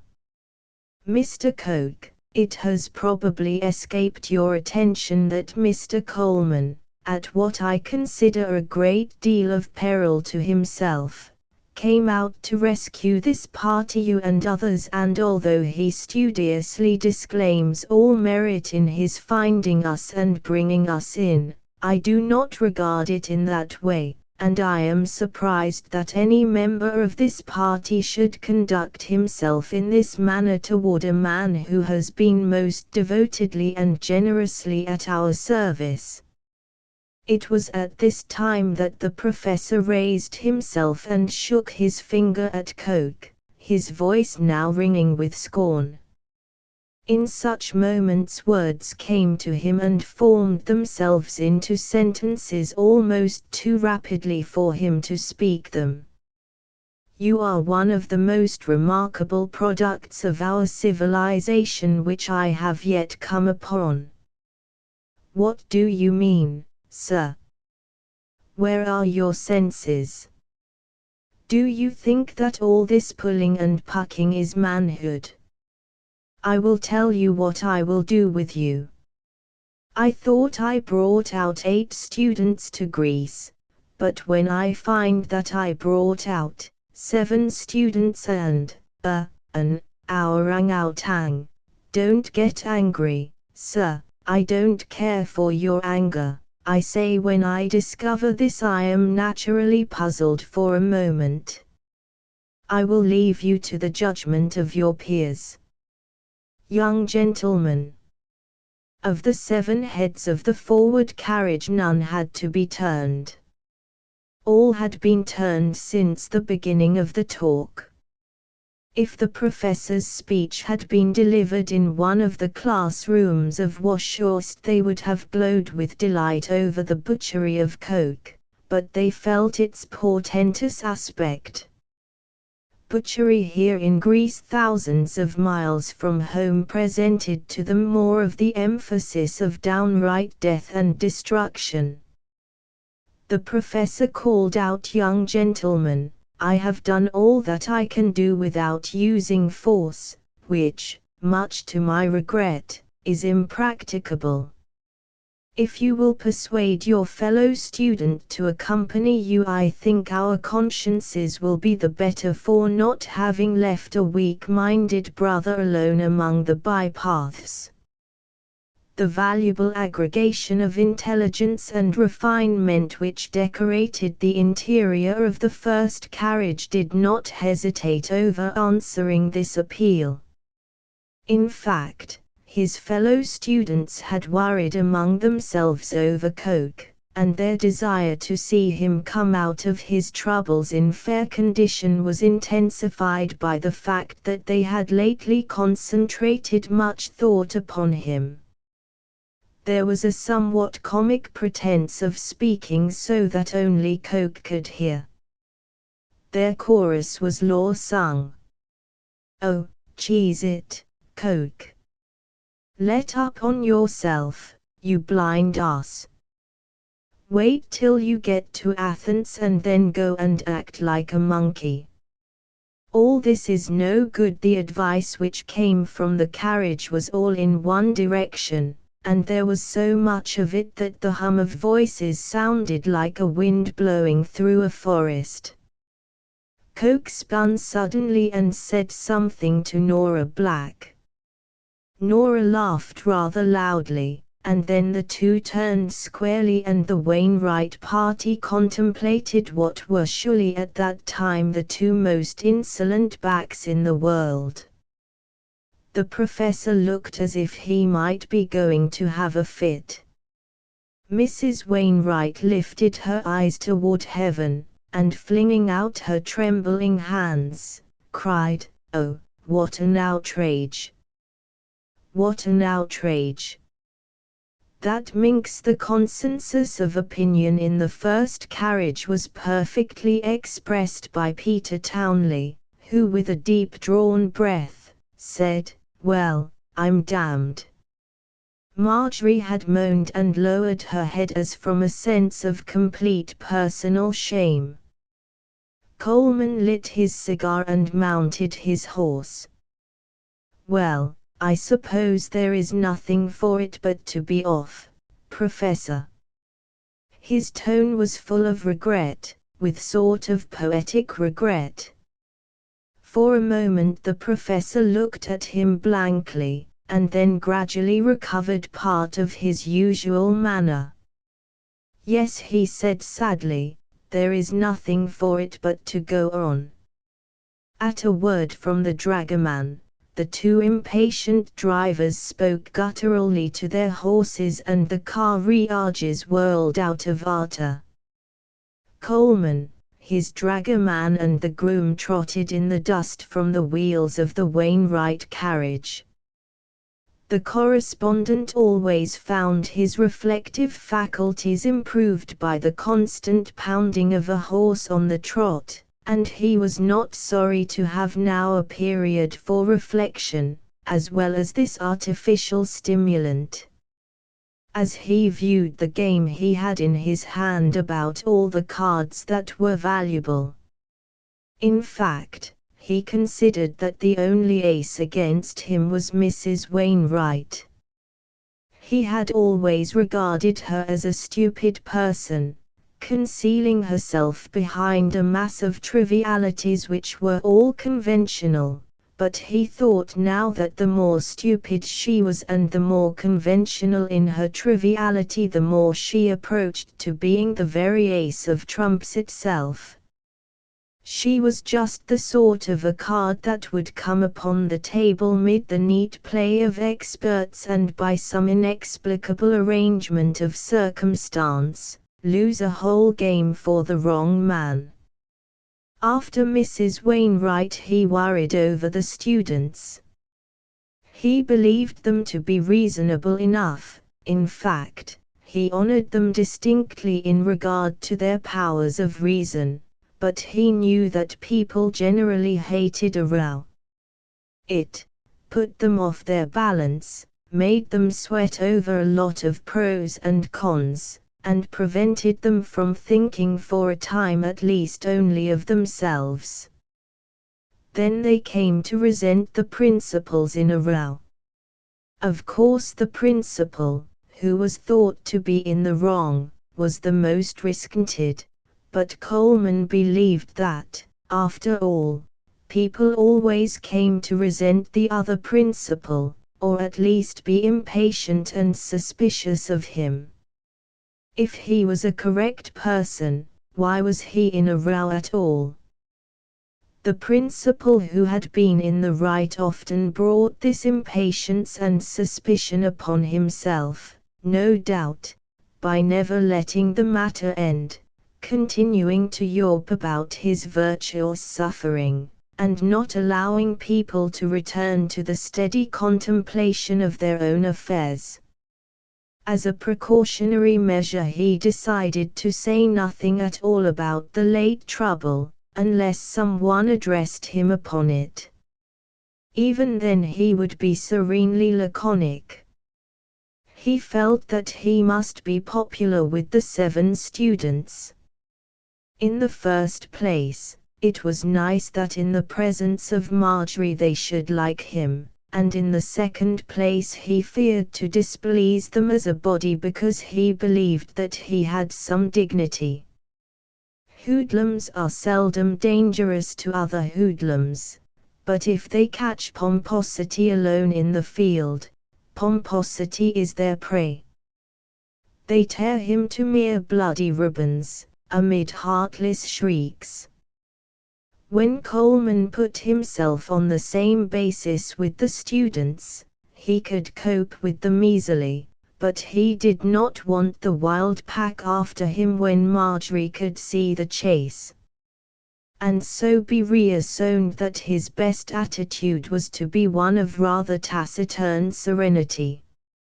On the hard military road the hoofs of the horses made such clatter that it was practically impossible to hold talk between the carriages and the horsemen without all parties bellowing.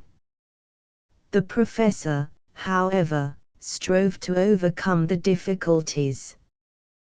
He was apparently undergoing a great amiability toward Coleman. Frequently he turned with a bright face, and pointing to some object in the landscape, obviously tried to convey something entertaining to Coleman's mind. Coleman could see his lips mouth the words.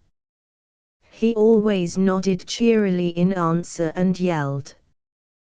The road ultimately became that straight lance handle which Coleman, it seemed as if many years had passed, had traversed with his dragoman and the funny little carriers.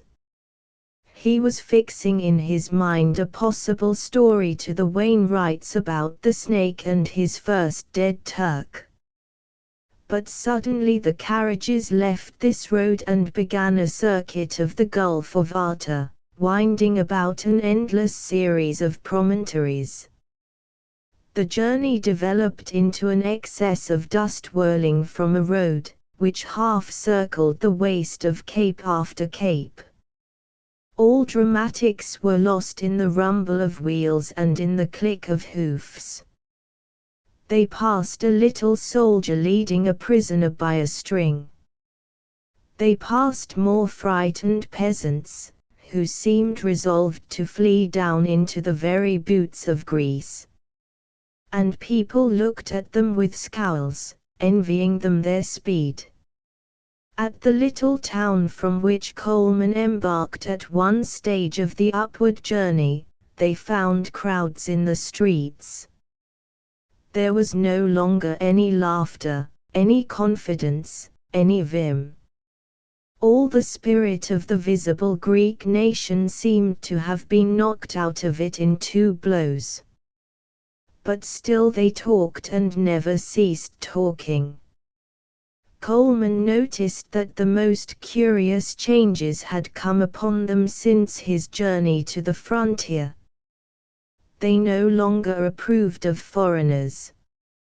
They seemed to blame the travelers for something which had transpired in the past few days. It was not that they really blamed the travelers for the nation's calamity, it was simply that their minds were half stunned by the news of defeats, and, not thinking for a moment to blame themselves, or even not thinking to attribute the defeats to mere numbers and skill, they were savagely eager to fasten it upon something near enough at hand for the operation of vengeance. Coleman perceived that the dragoman, all his former plumage gone, was whining and snivelling as he argued to a dark-browed crowd that was running beside the cavalcade. The groom, who always had been a miraculously laconic man, was suddenly launched forth garrulously. The drivers, from their high seats, palavered like madmen, driving with oat hand and gesturing with the other, explaining evidently their own great innocence. Coleman saw that there was trouble, but he only sat more stiffly in his saddle. The eternal gabble moved him to despise the situation. At any rate, the travelers would soon be out of this town and onto a more sensible region. However, he saw the driver of the first carriage suddenly pull up before a little blackened coffee shop and inn. The dragman spurred forward and began wild expostulation. The second carriage pulled close behind the other. The crowd, murmuring like a Roman mob in Nero's time, closed around them. Chapter XXI.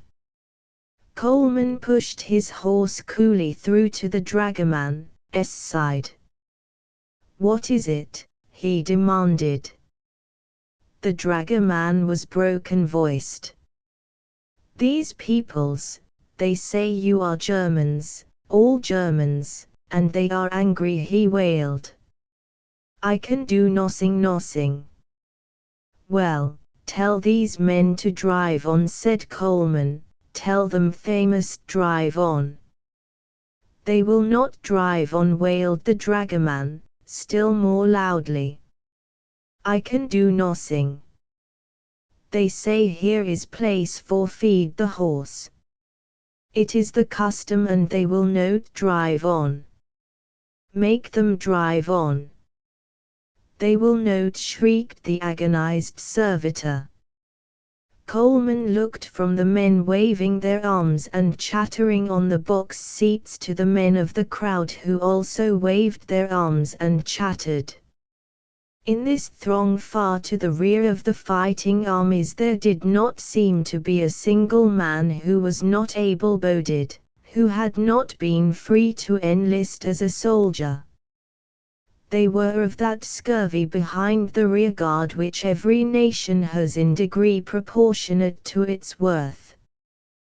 The manhood of Greece had gone to the frontier, leaving at home this rabble of talkers, most of whom were armed with rifles for mere pretension. Coleman loathed them to the end of his soul. He thought them a lot of infants who would like to prove their courage upon 11 innocent travelers, all but unarmed, and in this fact he was quick to see a great danger to the Wainwright party.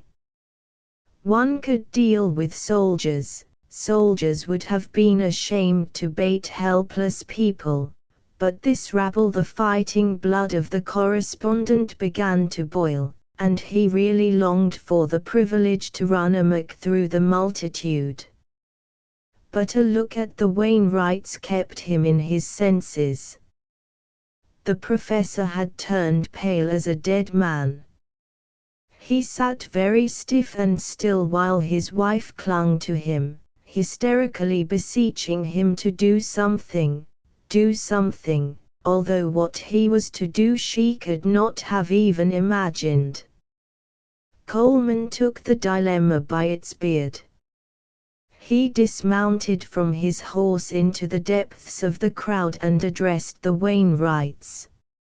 I suppose we had better go into this place and have some coffee while the men feed their horses. There is no use in trying to make them go on.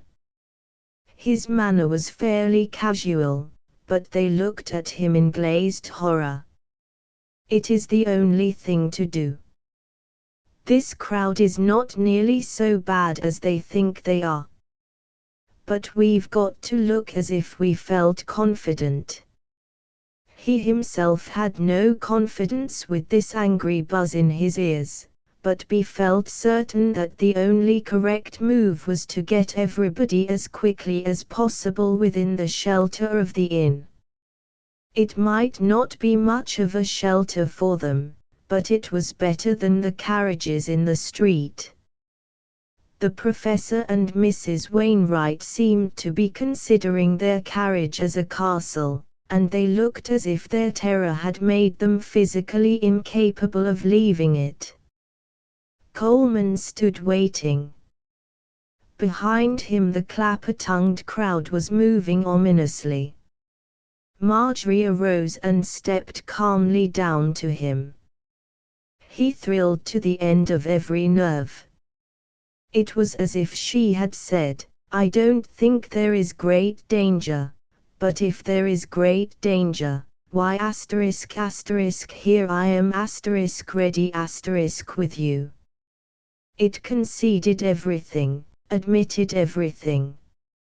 It was a surrender without a blush, and it was only possible in the shadow of the crisis when they did not know what the next moments might contain for them. As he took her hand and she stepped past him, he whispered swiftly and fiercely in her ear, I love you.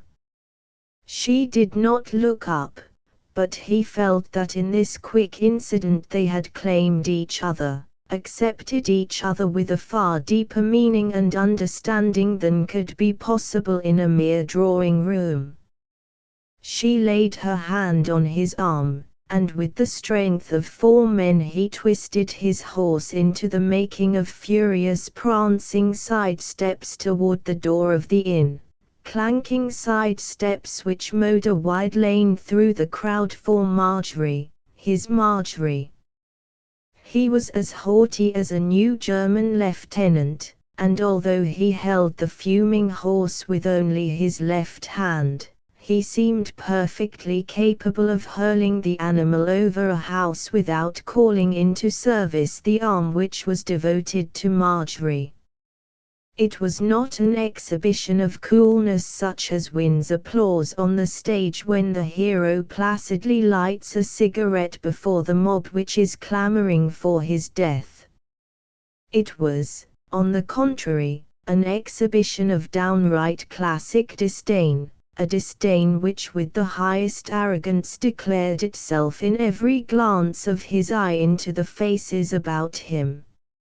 Very good ****, attack me if you like ****, there is nothing to prevent it ****, you mongrels.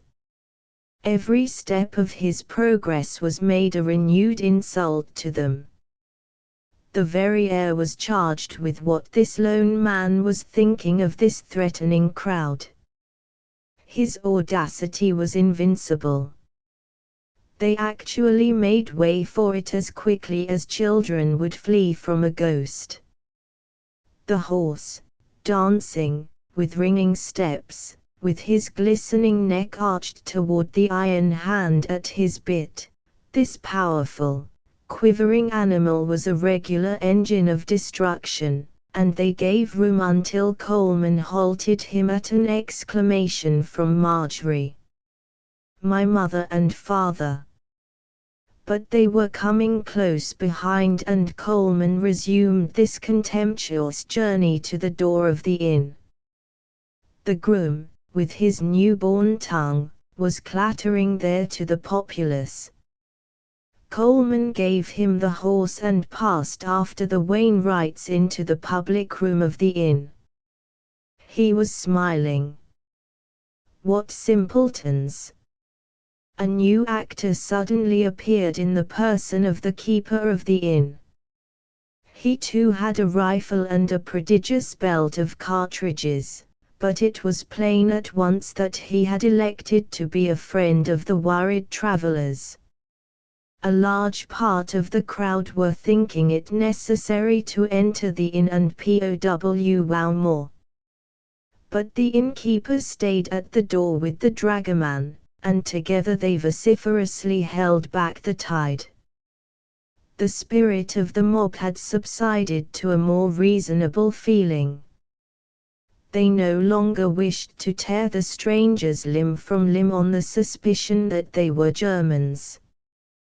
They now were frantic to talk as if some inexorable law had kept them silent for 10 years and this was the very moment of their release. Whereas, their simultaneous and interpolating orations had throughout made noise much like a coal-breaker. Coleman led the Wainwrights to a table in a far part of the room. They took chairs as if he had commanded them. "What an outrage," he said jubilantly. "The apes!" He was keeping more than half an eye upon the door, because he knew that the quick coming of the students was important. Then suddenly the storm broke in wrath. Something had happened in the street. The jabbering crowd at the door had turned and were hurrying upon some central tumult.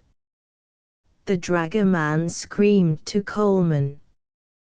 Coleman jumped and grabbed the dragoman. "Tell this man to take them somewhere upstairs," he cried, indicating the Wainwrights with a sweep of his arm. The innkeeper seemed to understand sooner than the dragoman, and he nodded eagerly. The professor was crying, "What is it, Mr. Coleman? What is it?" An instant later, the correspondent was out in the street, buffeting toward a scuffle. Of course it was the students. It appeared, afterward, that those 7 young men, with their feelings much ruffled, had been making the best of their way toward the door of the inn, when a large man in the crowd, during a speech which was surely most offensive, had laid an arresting hand on the shoulder of Peter Townley. Whereupon the excellent Peter Townley had hit the large man on the jaw in such a swift and skillful manner that the large man had gone spinning through a group of his countrymen to the hard earth, where he lay holding his face together and howling. Instantly, of course, there had been a riot. It might well be said that even then the affair could have ended in a lot of talking. But in the first place the students did not talk modern Greek, and in the second place they were now past all thought of talking. They regarded this affair seriously as a fight, and now that they at last were in it, they were in it for every pint of blood in their bodies. Such a pack of famished wolves had never before been let loose upon men armed with Gras rifles. They all had been expecting the row, and when Peter Townley had found it expedient to knock over the man, they had counted it a signal, their arms immediately begun to swing out as if they had been wound up. It was at this time that Coleman swam brutally through the Greeks and joined his countrymen. He was more frightened than any of those novices. When he saw Peter Townley overthrow a dreadful-looking brigand whose belt was full of knives, and who crashed to the ground amid a clang of cartridges, he was appalled by the utter simplicity with which the lads were treating the crisis. It was to them no common scrimmage at Washurst, of course, but it flashed through Coleman's mind that they had not the slightest sense of the size of the thing. He expected every instant to see the flash of knives or to hear the deafening intonation of a rifle fired against Hst. It seemed to him miraculous that the tragedy was so long delayed. In the meantime he was in the affray. He jilted one man under the chin with his elbow in a way that reeled him off from Peter Townley's back. A little person in thick clothes he smote between the eyes. He received a gun butt emphatically on the aid of the neck. He felt hands tearing at him. He kicked the pins out from under 3 men in rapid succession. He was always yelling, "Try to get to the inn, boys, try to get to the inn. Look out, Peter. Take care for his knife, Peter." Suddenly he whipped a rifle out of the hands of a man and swung it, whistling. He had gone stark mad with the others. The boy Billy, drunk from some blows and bleeding, was already staggering toward the inn over the clearage which the wild Coleman made with the clubbed rifle. Though others followed as well as they might while beating off a discouraged enemy. The remarkable innkeeper had barred his windows with strong wood shutters. He held the door by the crack for them, and they stumbled one by one through the portal. Coleman did not know why they were not all dead, nor did he understand the intrepid and generous behavior of the innkeeper, but at any rate he felt that the fighting was suspended, and he wanted to see Marjorie. The innkeeper was doing a great pantomime in the middle of the darkened room, pointing to the outer door and then aiming his rifle at it to explain his intention of defending them at all costs. Some of the students moved to a billiard table and spread themselves wearily upon it.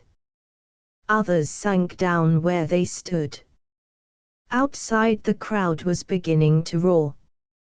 Coleman's groom crept out from under the little coffee bar and comically saluted his master.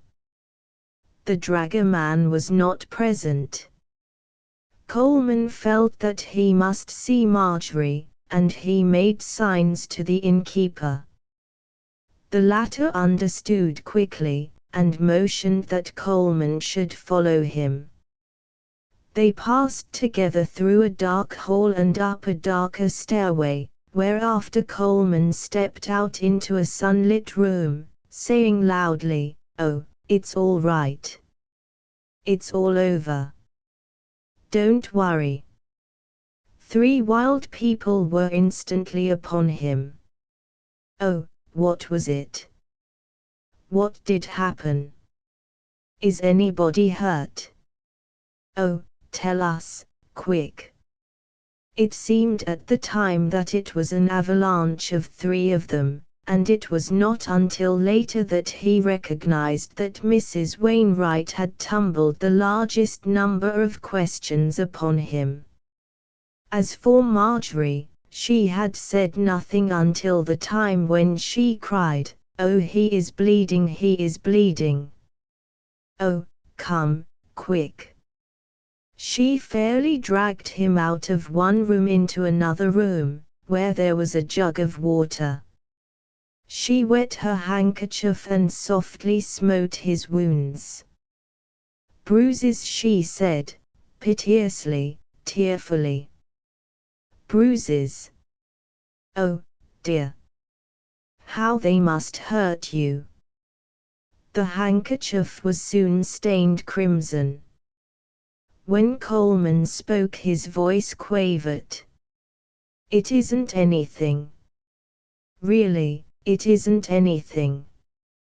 He had not known of these wonderful wounds, but he almost choked in the joy of Marjorie's ministry and her half-coherent exclamations. This proud and beautiful girl, this superlative creature, was reddening her handkerchief with his blood, and no word of his could have prevented her from thus attending him. He could hear the professor and Mrs. Wainwright fussing near him, trying to be of use. He would have liked to have been able to order them out of the room. Marjorie's cool fingers on his face and neck had conjured within him a vision at an intimacy that was even sweeter than anything which he had imagined, and he longed to pour out to her the bubbling, impassioned speech which came to his lips. But, always doddering behind him, were the 2 old people, strenuous to be of help to him. Suddenly a door opened and a youth appeared, simply red with blood. It was Peter Townley. His first remark was cheerful. "Well, I don't suppose those people will be any too quick to look for more trouble." Coleman felt a swift pang because he had forgotten to announce the dilapidated state of all the students. He had been so submerged by Marjorie's tenderness that all else had been drowned from his mind. His heart beat quickly as he waited for Marjorie to leave him and rush to Peter Townley. But she did nothing of the sort. "Oh, Peter," she cried in distress, and then she turned back to Coleman. It was the professor and Mrs. Wainwright who, at last finding a field for their kindly ambitions, flung themselves upon Townley and carried him off to another place. Peter was removed, crying, "Oh, now, look here, Professor, I'm not dying or anything of the sort." Coleman and Marjorie were left alone. He suddenly and forcibly took one of her hands and the blood-stained handkerchief dropped to the floor. Chapter XXII. From below they could hear the thunder of weapons and fists upon the door of the inn amid a great clamor of tongues. Sometimes there arose the argumentative howl of the innkeeper. Above this roar, Coleman's quick words sounded in Marjorie's ear. "I've got to go. I've got to go back to the boys, but I love you." "Yes, go, go," she whispered hastily. "You should be there, but come back." He held her close to him. "But you are mine, remember," he said fiercely and sternly. "You are mine forever as I am yours, remember." Her eyes half closed. She made intensely solemn answer. "Yes." He released her and VPHS gone. In the glooming coffee room of the inn he found the students, the dragoman, the groom and the innkeeper armed with a motley collection of weapons which ranged from the rifle of the innkeeper to the table leg in the hands of Peter Townley. The last-named young student of archaeology was in a position of temporary leadership and holding a great POW bow with the innkeeper through the medium of pursing out cries by the dragoman. Coleman had not yet understood why none of them had been either stabbed or shot in the fight in the street, but it seemed to him now that affairs were leading toward a crisis of tragedy. He thought of the possibilities of having the dragoman go to an upper window and harangue the people, but he saw no chance of success in such a plan. He saw that the crowd would merely howl at the dragoman while the dragoman howled at the crowd. He then asked if there was any other exit from the inn by which they could secretly escape.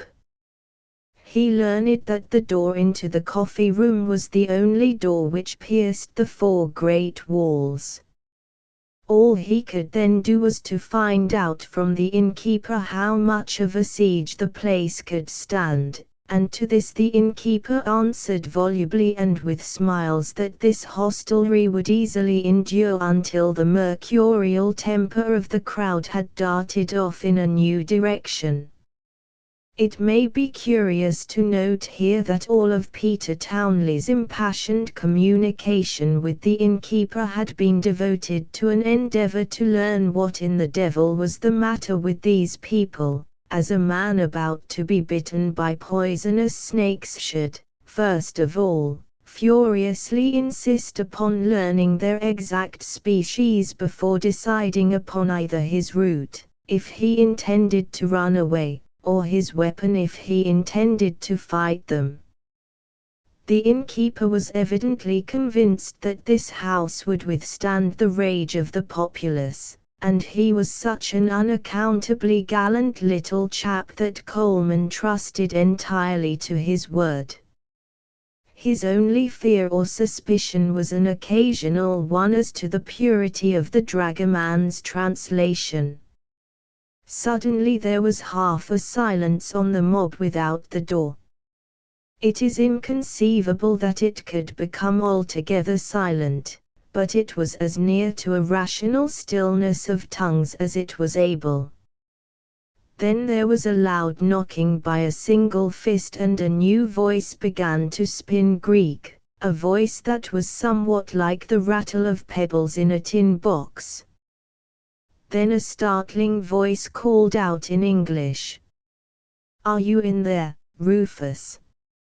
Answers came from every English-speaking person in the room in one great outburst. "Yes." "Well, let us in," called Nora Black.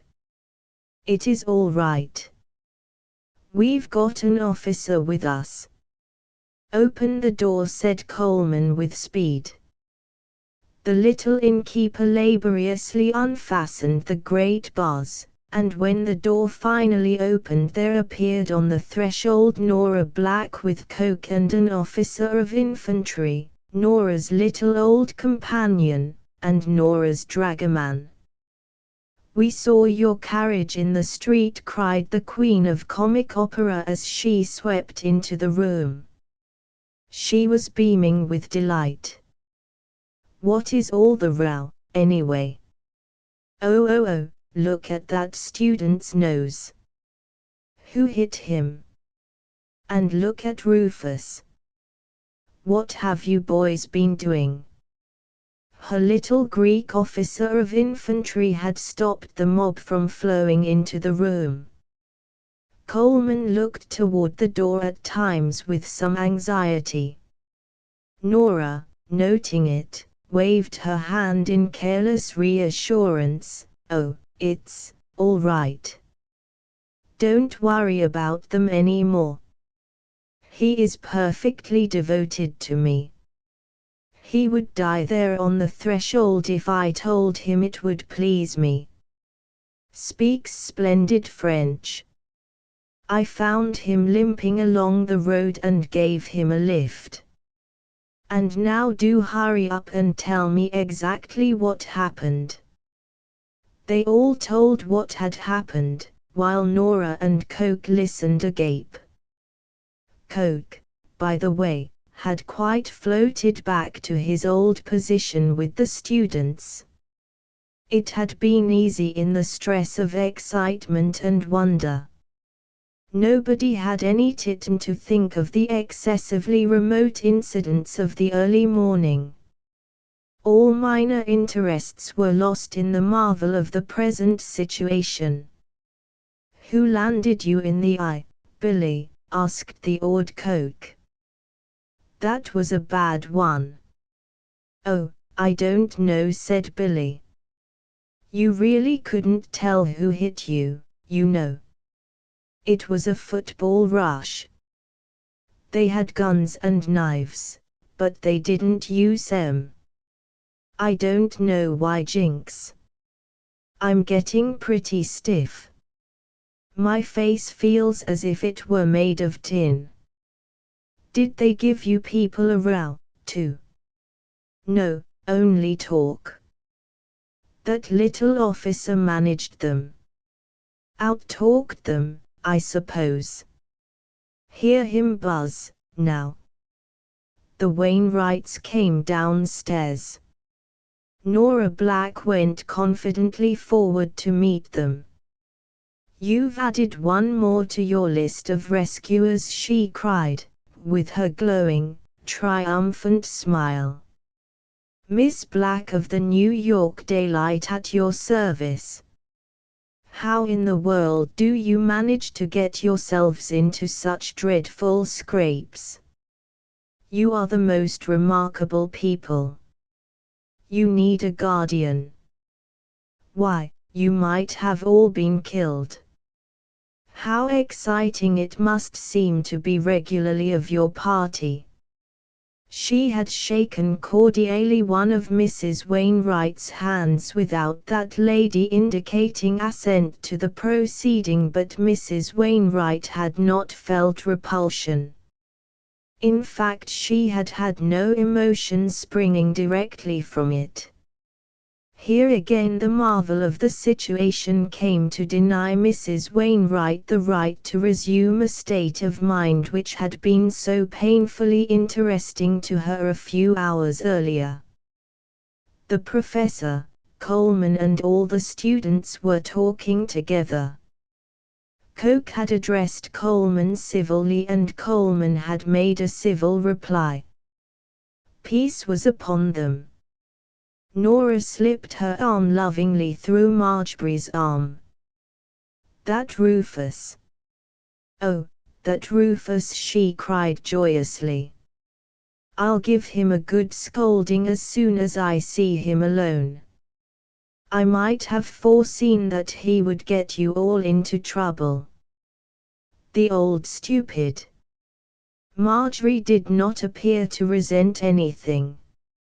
Oh, I don't think it was Mr. Coleman's fault at all, she answered calmly. I think it was more the fault of Peter Townley, poor boy. Well, I'd be glad to believe it, I'd be glad to believe it, said Nora. I want Rufus to keep out of that sort of thing, but he is so hot-headed and foolish. If she had pointed out her proprietary stamp on Coleman's cheek, she could not have conveyed what she wanted with more clearness. "Oh," said the impassive Marjorie, "I don't think you need have any doubt as to whose fault it was, if there were any of our boys at fault. Mr. Coleman was inside when the fighting commenced, and only ran out to help the boys. He had just brought us safely through the mob, and, far from being hot-headed and foolish, he was utterly cool in manner, impressively cool, I thought. I am glad to be able to reassure you on these points, for I see that they worry you." "Yes, they do worry me," said Nora, densely. "They worry me night and day when he is away from me." "Oh," responded Marjorie, "I have never thought of Mr. Coleman as a man that one would worry about much. We consider him very self-reliant, able to take care of himself under almost any conditions, but then, of course, we do not know him at all in the way that you know him. I should think that you would find that he came off rather better than you expected from most of his difficulties. But then, of course, as I said, you know him so much better than we do." Her easy indifference was a tacit dismissal of Coleman as a topic. Nora, now thoroughly alert, glanced keenly into the other girl's face, but it was inscrutable. The actress had intended to go careering through a whole circle of daring allusions to an intimacy with Coleman, but here, before she had really developed her attack, Marjorie, with a few conventional and indifferent sentences, almost expressive of boredom, had made the subject of Coleman impossible. An effect was left upon Nora's mind that Marjorie had been extremely polite in listening to much nervous talk about a person in whom she had no interest. The actress was dazed. She did not know how it had all been done. Where was the head of this thing? And where was the tail? A fog had mysteriously come upon all her brilliant prospects of seeing Marjorie Wainwright suffer, and this fog was the product of a kind of magic with which she was not familiar. She could not think how to fight it. After being simply dubious throughout a long pause, she in the end went into a great rage. She glared furiously at Marjorie, dropped her arm as if it had burned her and moved down upon Coleman. She must have reflected that at any rate she could make him wriggle.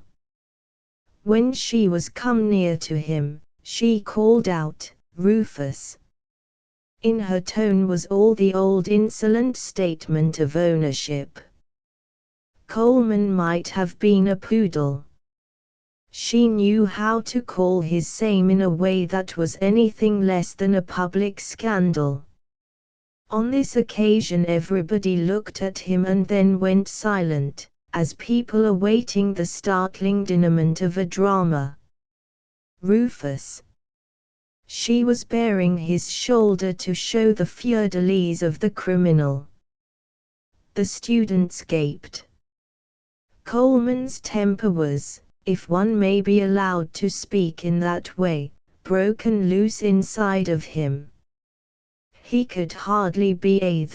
He felt that his body was about to explode into 1,000 fragments. He simply snarled out what? Almost at once he saw that she had at last goaded him into making a serious tactical mistake. It must be admitted that it is only when the relations between a man and a woman are the relations of wedlock, or at least an intimate resemblance to it, that the man snarls out what, to the woman. Mere lovers say I beg your pardon. It is only Cupid's finished product that spits like a cat. Nora Black had called him like a wife, and he had answered like a husband. For his cause, his manner could not possibly have been worse. He saw the professor stare at him in surprise and alarm, and felt the excitement of the 8 students. These latter were diabolic in the celerity with which they picked out meanings. It was as plain to them as if Nora Black had said, "He is my property." Coleman would have given his nose to have been able to recall that single reverberating word. But he saw that the scene was spelling downfall for him, and he went still more blind and desperate of it. His despair made him burn to make matters worse. He did not want to improve anything at all. "What?" he demanded. "What do ye want?" Nora was sweetly reproachful. "I left my jacket in the carriage, and I want you to get it for me." "Well, get it for yourself, do you see? Get it for yourself." Now it is plainly to be seen that no one of the people listening there had ever heard a man speak thus to a woman who was not his wife. Whenever they had heard that form of spirited repartee, it had come from the lips of a husband. Coleman's rude speech was to their ears a flat announcement of an extraordinary intimacy between Nora Black and the correspondent. Any other interpretation would not have occurred to them. It was so palpable that it greatly distressed them with its arrogance and boldness. The professor had blushed. The very milkiest word in his mind at the time was the word vulgarity. Nora Black had won a great battle. It was her Agincourt. She had beaten the clever Coleman in a way that had left little of him but rags. However, she could have lost it all again if she had shown her feeling of elation. At Coleman's rudeness her manner indicated a mixture of sadness and embarrassment. Her suffering was so plain to the eye that Peter Townley was instantly moved. "Can't I get your jacket for you, Miss Black?" he asked hastily, and at her grateful nod he was off at once. Coleman was resolved to improve nothing. His overthrow seemed to him to be so complete that he could not in any way mend it without a sacrifice of his dearest prides. He turned away from them all and walked to an isolated corner of the room. He would abide no longer with them.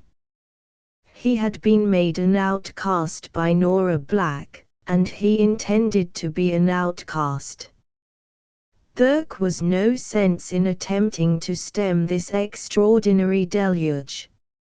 It was better to acquiesce. Then suddenly he was angry with Marjorie. He did not exactly see why he was angry at Marjorie, but he was angry at her nevertheless. He thought of how he could revenge himself upon her. He decided to take horse with his groom and dragoman and proceed forthwith on the road, leaving the jumble as it stood. This would pain Marjorie, anyhow, he hoped. She would feel it deeply, he hoped. Acting upon this plan, he went to the professor. "Well, of course you are all right now, Professor, and if you don't mind, I would like to leave you go on ahead. I've got a considerable pressure of business on my mind, and I think I should hurry on to Athens, if you don't mind." The professor did not seem to know what to say. Of course, if you wish it. Sorry, I'm sure of course it is as you please, but you have been such a power in our favor, it seems too bad to lose you, but if you wish it, if you insist. Oh, yes, I quite insist, said Coleman, calmly. I quite insist. Make your mind easy on that score, Professor. I insist. Well, Mr. Coleman, stammered the old man.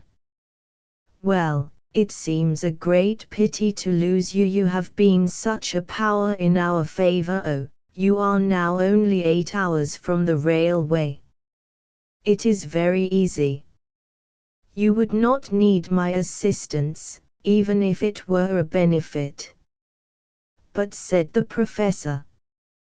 Coleman's dragoman came to him then and said, there is one man here who says you made to take one rifle in the fight and was break his head.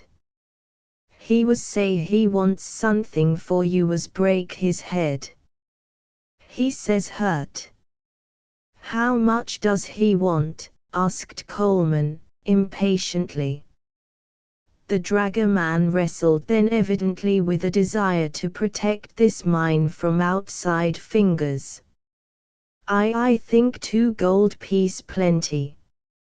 Take them, said Coleman. It seemed to him preposterous that this idiot with a broken head should interpolate upon his tragedy. Afterward you and the groom get the 3 horses and we will start for Athens at once. For Athens. At once, said Marjorie's voice in his ear. Chapter 23 said Coleman, I was thinking of starting. Why? Asked Marjorie, unconcernedly. Coleman shot her a quick glance. I believe my period of usefulness is quite ended, he said, with just a small betrayal of bitter feeling. It is certainly true that you have had a remarkable period of usefulness to us, said Marjorie with a slow smile, but if it is ended, you should not run away from us. Coleman looked at her to see what she could mean. From many women, these words would have been equal, under the circumstances, to a command to stay. But he felt that none might know what impulses moved the mind behind that beautiful mask. In his misery he thought to hurt her into an expression of feeling by a rough speech. I'm so in love with Nora Black, you know, that I have to be very careful of myself. Oh, said Marjorie, never thought of that. I should think you would have to be careful of yourself. She did not seem moved in any way. Coleman despaired of finding her weak spot. She was adamantine, this girl. He searched his mind for something to say which would be still more gross than his last outbreak, but when he felt that he was about to hit upon it, the professor interrupted with an agitated speech to Marjorie. You had better go to your mother, my child, and see that you are all ready to leave here as soon as the carriages come up. We have absolutely nothing to make ready, said Marjorie, laughing. But I'll go and see if mother needs anything before we start that I can get for her. She went away without bidding goodbye to Coleman. The sole maddening impression to him was that the matter of his going had not been of sufficient importance to remain longer than a moment upon her mind. At the same time he decided that he would go, irretrievably go. Even then the dragoman entered the room. We will pack everything upon the horse. Everything, yes. Peter Townley came afterward. You are not going to bolt? Yes, I'm off, answered Coleman, recovering himself for Peter's benefit. See you in Athens, probably. Presently the dragoman announced the readiness of the horses. Coleman shook hands with the students and the professor amid cries of surprise and polite regret. What? Going, old man? Really? What for? Oh, wait for us. We're off in a few minutes. Sorry as the devil, old boy, to see you go. He accepted their protestations with a somewhat sour face. He knew perfectly well that they were thinking of his departure as something that related to Nora Black. At the last, he bowed to the ladies as a collection. Marjorie's answering bow was affable, the bow of Mrs. Wainwright spoke a resentment for something, and Nora's bow was triumphant mockery. As he swung into the saddle, an idea struck him with overwhelming force. The idea was that he was a fool. He was a colossal imbecile. He touched the spur to his horse and the animal leaped superbly, making the Greeks hasten for safety in all directions. He was off. He could no more return to retract his devious idiocy than he could make his horse fly to Athens. What was done was done. He could not mend it. And he felt like a man that had broken his own heart, perversely, childishly, stupidly broken his own heart. He was sure that Marjorie was lost to him. No man could be degraded so publicly and resent it so crudely and still retain a Marjorie. In his abasement from his defeat at the hands of Nora Black, he had performed every imaginable blockheadish act and had finally climaxed it all by a departure which left the tongue of Nora to speak unmolested into the ear of Marjorie. Nora's victory had been a serious blow to his fortunes, but it had not been so serious as his own subsequent folly. He had generously muddled his own affairs until he could read nothing out of them but despair. He was in the mood for hatred. He hated many people. Nora Black was the principal item, but he did not hesitate to detest the professor, Mrs. Wainwright, Coke and all the students. As for Marjorie, he would revenge himself upon her. She had done nothing that he defined clearly, but, at any rate, he would take revenge for it. As much as was possible, he would make her suffer. He would convince her that he was a tremendous and inexorable person.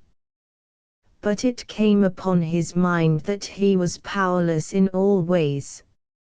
If he hated many people, they probably would not be even interested in his emotion, and, as for his revenge upon Marjorie, it was beyond his strength. He was nothing but the complaining victim of Nora Black and himself. He felt that he would never again see Marjorie, and while feeling it he began to plan his attitude when next they met. He would be very cold and reserved. At Agrianion he found that there would be no train until the next daybreak. The dragoman was excessively annoyed over it, but Coleman did not scold at all. As a matter of fact, his heart had given a great joyous bound. He could not now prevent his being overtaken.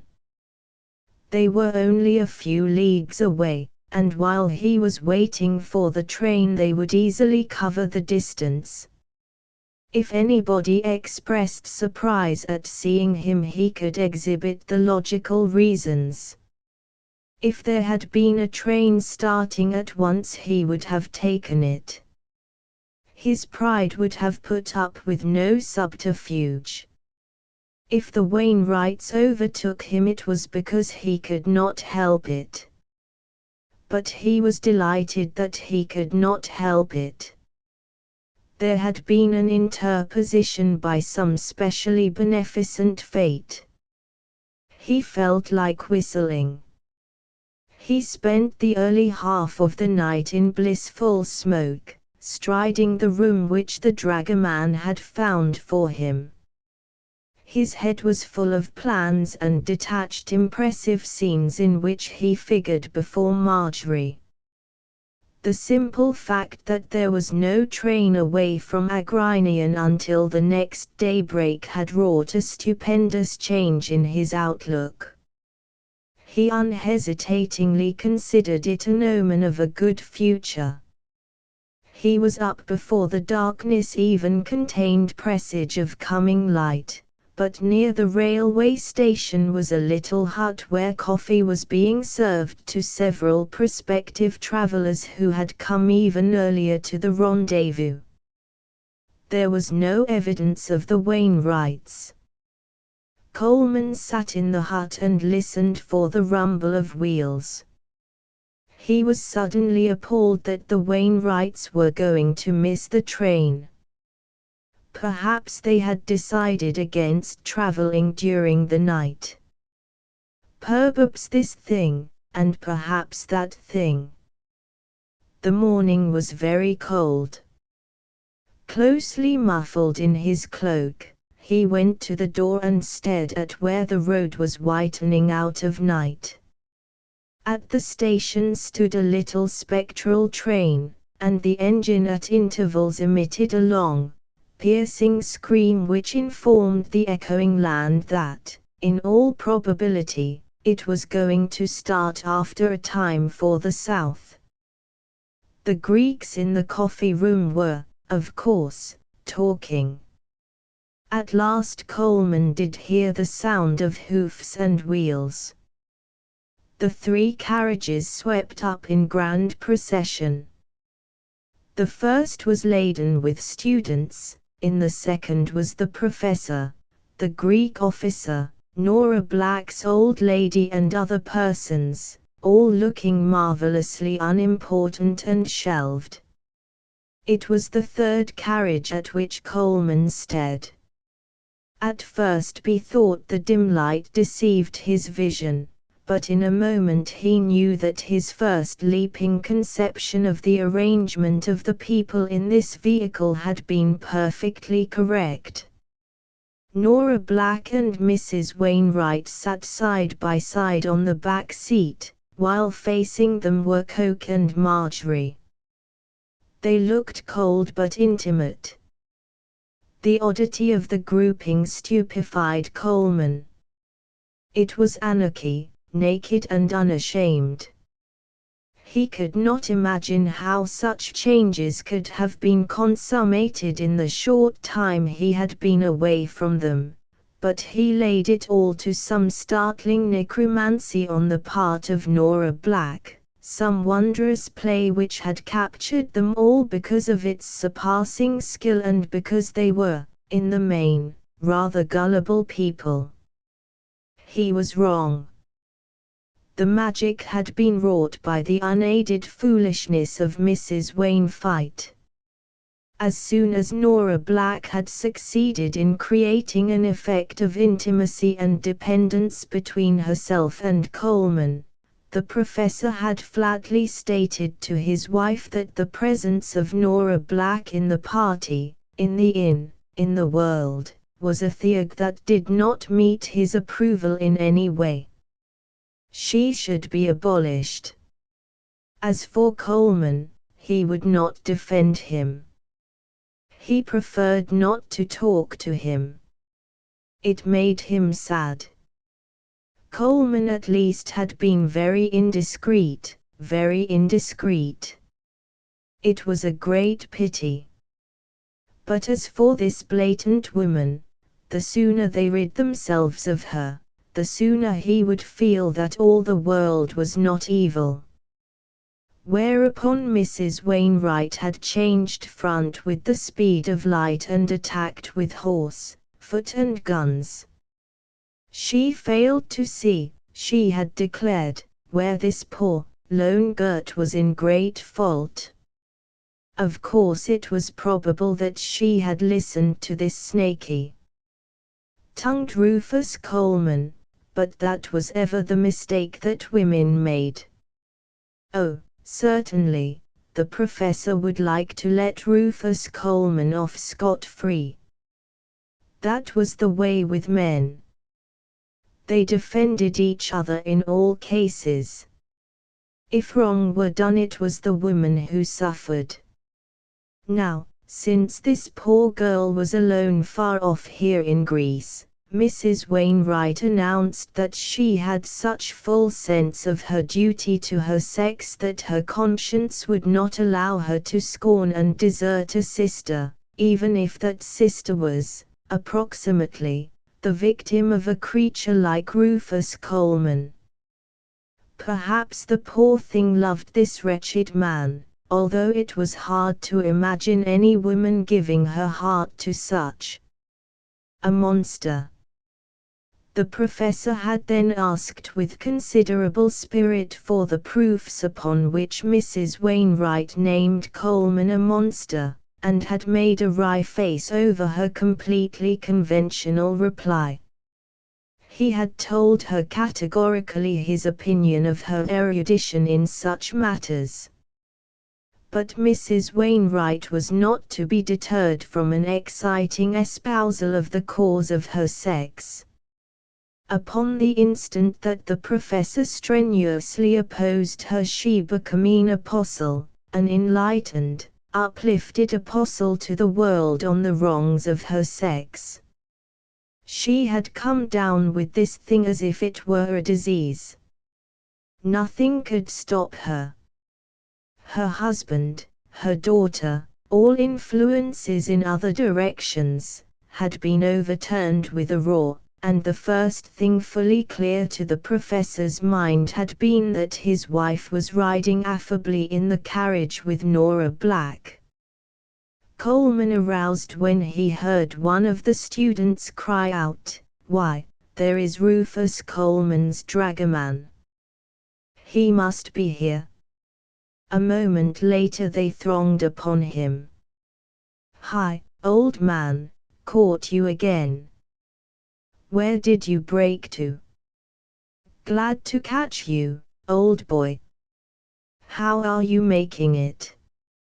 Where's your horse?" "Sent the horses on to Athens," said Coleman. He had not yet recovered his composure, and he was glad to find available this commonplace return to their exuberant greetings and questions. "Sent them on to Athens with the groom." In the meantime the engine of the little train was screaming to heaven that its intention of starting was most serious. The diligencia careered to the station platform and unburdened. Coleman had had his dragoman place his luggage in a little first-class carriage, and he defiantly entered it and closed the door. He had a sudden return to the old sense of downfall, and with it came the original rebellious desires. However, he hoped that somebody would intrude upon him. It was Peter Townley. The student flung open the door and then yelled to the distance, "Here's an empty one." He clattered into the compartment. "Hello, Coleman. Didn't know you were in here." At his heels came Nora Black, Coke and Marjorie. "Oh," they said, when they saw the occupant of the carriage. "Oh." Coleman was furious. He could have distributed some of his traps in a way to create more room, but he did not move. Chapter XV. There was a demonstration of the unequalled facilities of a European railway carriage for rendering unpleasant things almost intolerable. These people could find no way to alleviate the poignancy of their position. Coleman did not know where to look. Every personal mannerism becomes accentuated in a European railway carriage. If you glance at a man, your glance defines itself as a stare. If you carefully look at nothing, you create for yourself a resemblance to all wooden-headed things. A newspaper is, then, in the nature of a preservative, and Coleman longed for a newspaper. It was this abominable railway carriage which exacted the first display of agitation from Marjorie. She flushed rosily, and her eyes wavered over the compartment. Nora Black laughed in a way that was a shock to the nerves. Coke seemed very angry, indeed, and Peter Townley was in pitiful distress. Everything was acutely, painfully vivid, bald, painted as glaringly as a grocer's new wagon. It fulfilled those traditions which the artists deplore when they use their pet phrase on a picture, "It hurts." The damnable power of accentuation of the European railway carriage seemed, to Coleman's amazed mind, to be redoubled and redoubled. It was Peter Townley who seemed to be in the greatest agony. He looked at the correspondent beseechingly and said, "It's a very cold morning, Coleman." This was an actual appeal in the name of humanity. Coleman came squarely to the front and even grinned a little at poor Peter Townley's misery. "Yes, it is a cold morning, Peter.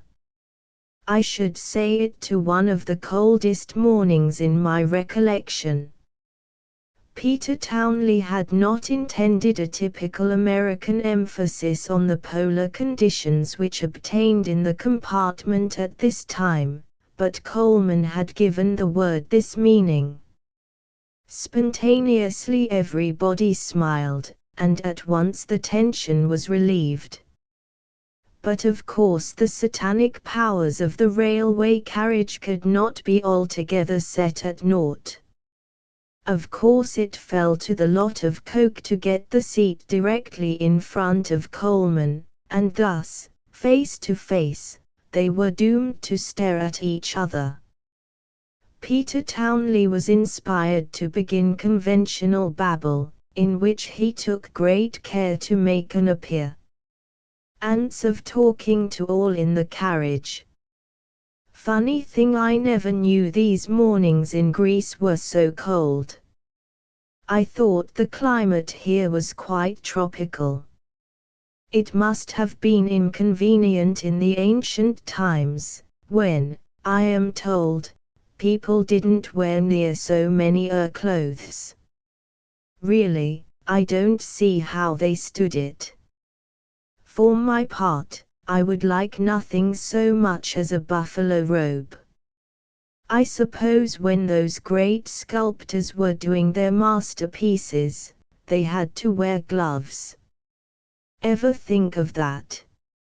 Funny, isn't it? Aren't you cold, Marjorie?" "I am." "Jingo. Imagine the Spartans in ulsters, going out to meet an enemy in cape overcoats, and being desired by their mothers to return with their ulsters all wrapped in them." It was rather hard work for Peter Townley. Both Marjorie and Coleman tried to display an interest in his labors, and they laughed not at what he said, but because they believed it assisted him. The little train, meanwhile, wandered up a great green slope, and the day rapidly colored the land. At first Nora Black did not display a militant mood, but as time passed Coleman saw clearly that she was considering the advisability of a new attack. She had Coleman and Marjorie in conjunction and where they were unable to escape from her. The opportunities were great. To Coleman, she seemed to be gloating over the possibilities of making more mischief.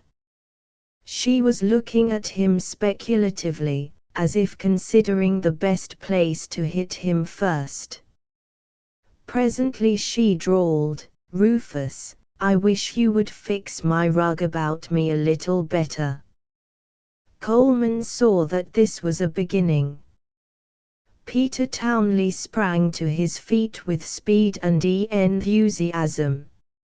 "Oh, let me do it for you." He had her well muffled in the rug before she could protest, even if a protest had been rational. The young man had no idea of defending Coleman. He had no knowledge of the necessity for it. It had been merely the exercise of his habit of amiability, his chronic desire to see everybody comfortable.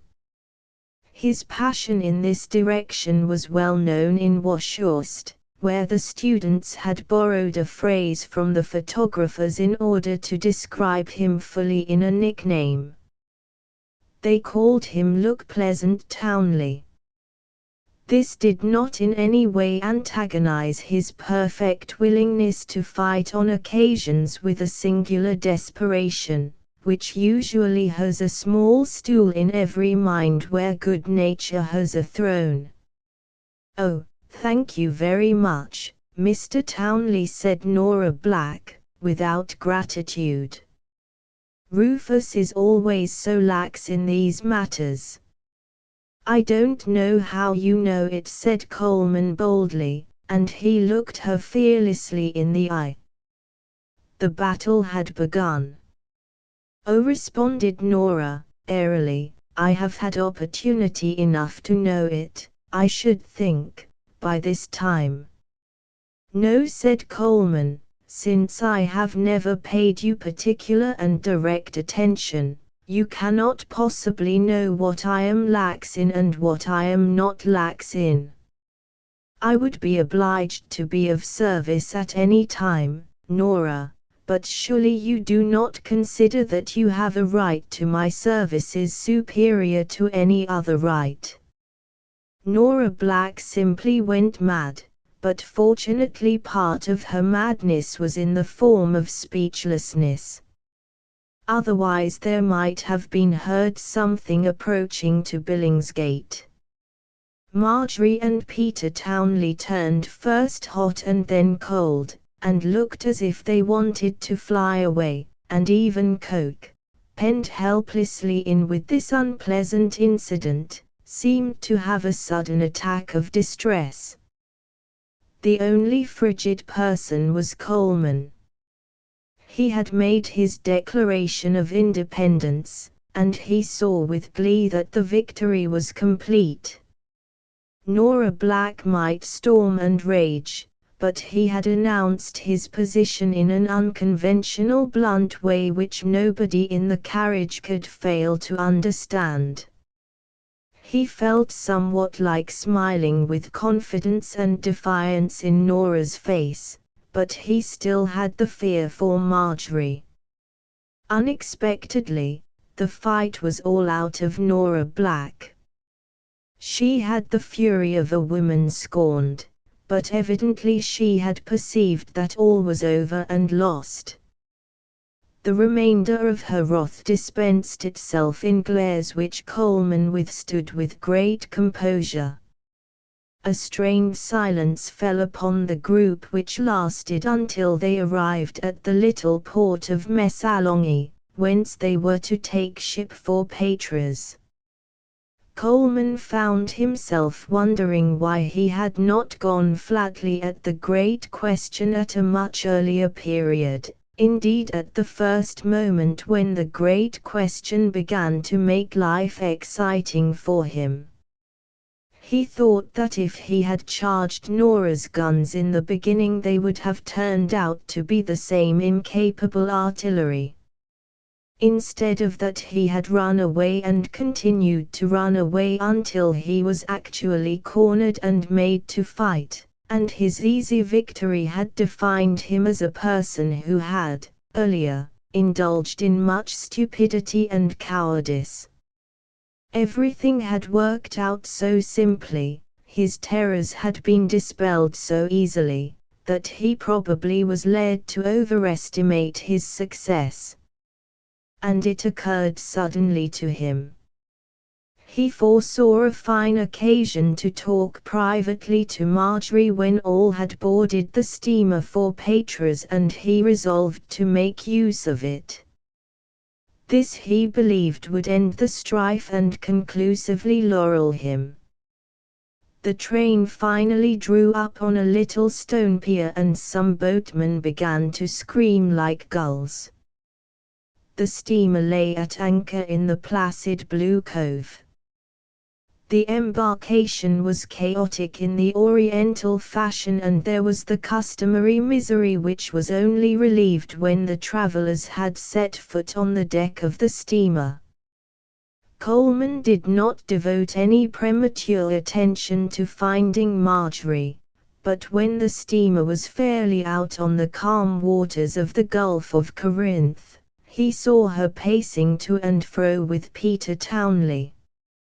At first he lurked in the distance waiting for an opportunity, but ultimately he decided to make his own opportunity. He approached them. "Marjorie, would you let me speak to you alone for a few moments? You won't mind, will you, Peter?" "Oh, no, certainly not," said Peter Townley. "Of course. It is not some dreadful revelation, is it?" said Marjorie, bantering him coolly. "No," answered Coleman, abstractedly. He was thinking of what he was going to say. Peter Townley vanished around the corner of a deck house, and Marjorie and Coleman began to pace to and fro even as Marjorie and Peter Townley had done.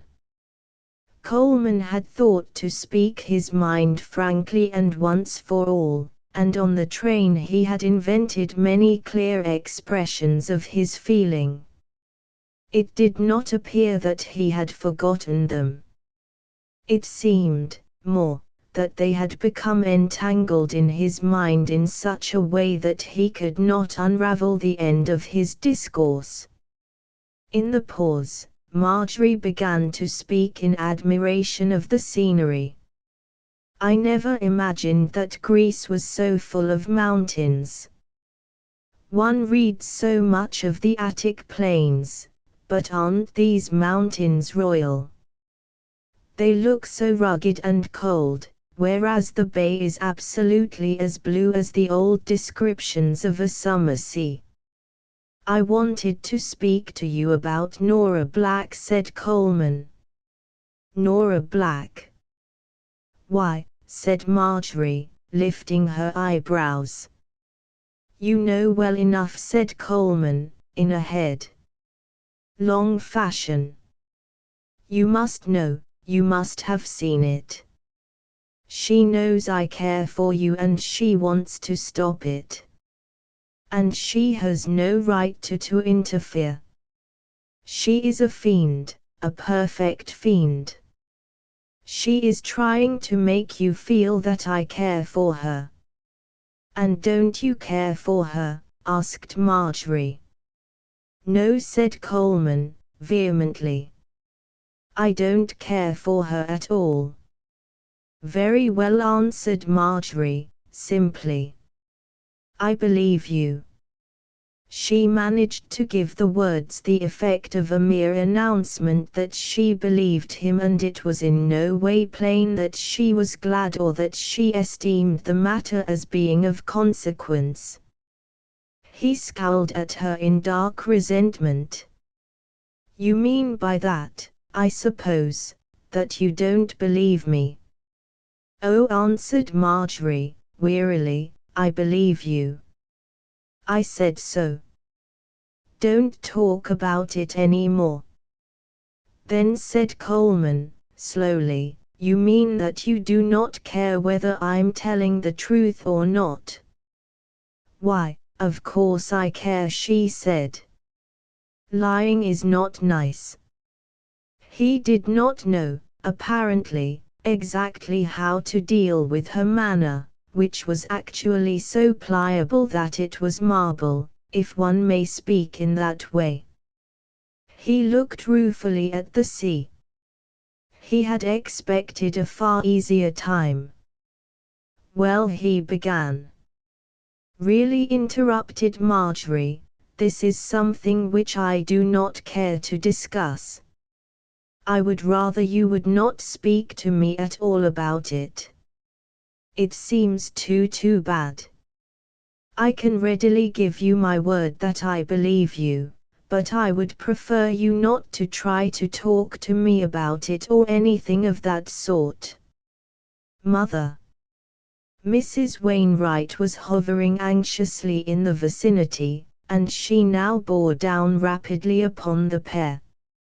You are very nearly to Patras, she said reproachfully to her daughter, as if the fact had some fault of Marjorie's concealed in it. She in no way acknowledged the presence of Coleman. Oh, are we? Cried Marjorie. Yes, said Mrs. Wainwright. We are. She stood waiting as if she expected Marjorie to instantly quit Coleman. The girl wavered a moment and then followed her mother. Goodbye, she said. I hope we may see you again in Athens. It was a command to him to travel alone with his servant on the long railway journey from Patras to Athens. It was a dismissal of a casual acquaintance given so graciously that it stung him to the depths of his pride. He bowed his adieu and his thanks. When the yelling boatman came again, he and his man proceeded to the shore in an early boat without looking in any way after the welfare of the others. At the train, the party split into 3 sections. Coleman and his man had one compartment, Nora Black and her squad had another, and the Wainwrights and students occupied 2 more. The little officer was still in tow of Nora Black. He was very enthusiastic. In French she directed him to remain silent, but he did not appear to understand. You tell him, she then said to her dragoman, to sit in a corner and not to speak until I tell him to, or I won't have him in here. She seemed anxious to unburden herself to the old lady companion. Do you know, she said, that girl has a nerve like steel. I tried to break it there in that inn, but I couldn't budge her. If I am going to have her beaten, I must prove myself to be a very, very artful person. Why did you try to break her nerve? Asked the old lady, yawning. Why do you want to have her beaten? Because I do, old stupid, answered Nora. You should have heard the things I said to her. About what? About Coleman. Can't you understand anything at all?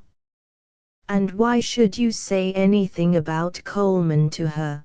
Queried the old lady, still hopelessly befogged. Because, cried Nora, darting a look of wrath at her companion, I want to prevent that marriage.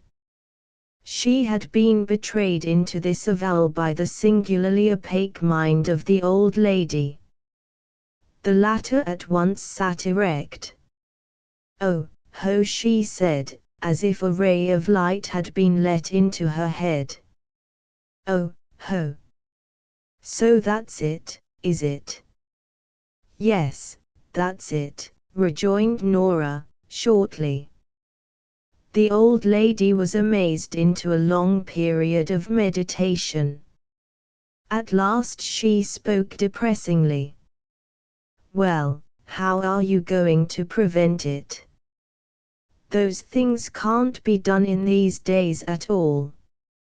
If they care for each other, Nora burst out furiously. Don't venture opinions until you know what you are talking about, please. They don't care for each other, do you see? She cares for him, but he don't give a snap of his fingers for her. But, cried the bewildered lady, if he don't care for her, there will be nothing to prevent. If he don't care for her, he won't ask her to marry him, and so there won't be anything to prevent. Nora made a broad gesture of impatience. Oh, can't you get anything through your head? Haven't you seen that the girl has been the only young woman in that whole party lost up there in the mountains, and that naturally more than half of the men still think they are in love with her? That's what it is. Can't you see? It always happens that way. Then Coleman comes along and makes a fool of himself with the others. The old lady spoke up brightly, as if at last feeling able to contribute something intelligent to the talk. Oh, then, he does care for her. Nora's eyes looked as if their glance might shrivel the old lady's hair. Don't I keep telling you that it is no such thing? Can't you understand? It is all glamour. Fascination. Way up there in the wilderness. Only one even passable woman in sight. I don't say that I am so very keen, said the old lady, somewhat offended, but I fail to see where I could improve when first you tell me he don't care for her, and then you tell me that he does care for her. Glamour fascination, quoted Nora. Don't you understand the meaning of the words? Well, asked the other, didn't he know her, then, before he came over here? Nora was silent for a time, while a gloom upon her face deepened. It had struck her that the theories for which she protested so energetically might not be of such great value. Spoken aloud, they had a sudden new flimsiness. Perhaps she had reiterated to herself that Coleman was the victim of glamour only because she wished it to be true. One theory, however, remained unshaken. Marjorie was an artful minx, with no truth in her. She presently felt the necessity of replying to the question of her companion. Oh, she said, carelessly, I suppose they were acquainted in a way. The old lady was giving the best of her mind to the subject. If that's the case, she observed, musingly, if that's the case, you can't tell what is between 'em. The talk had so slackened that Nora's unfortunate Greek admirer felt that here was a good opportunity to present himself again to the notice of the actress. The means was a smile and a French sentence, but his reception would have frightened a man in armor. His face blanched with horror at the storm he had invoked, and he dropped limply back as if someone had shot him.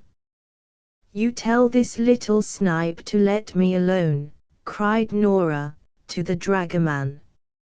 If he dares to come around me with any more of those Parisian dude speeches, I don't know what I'll do.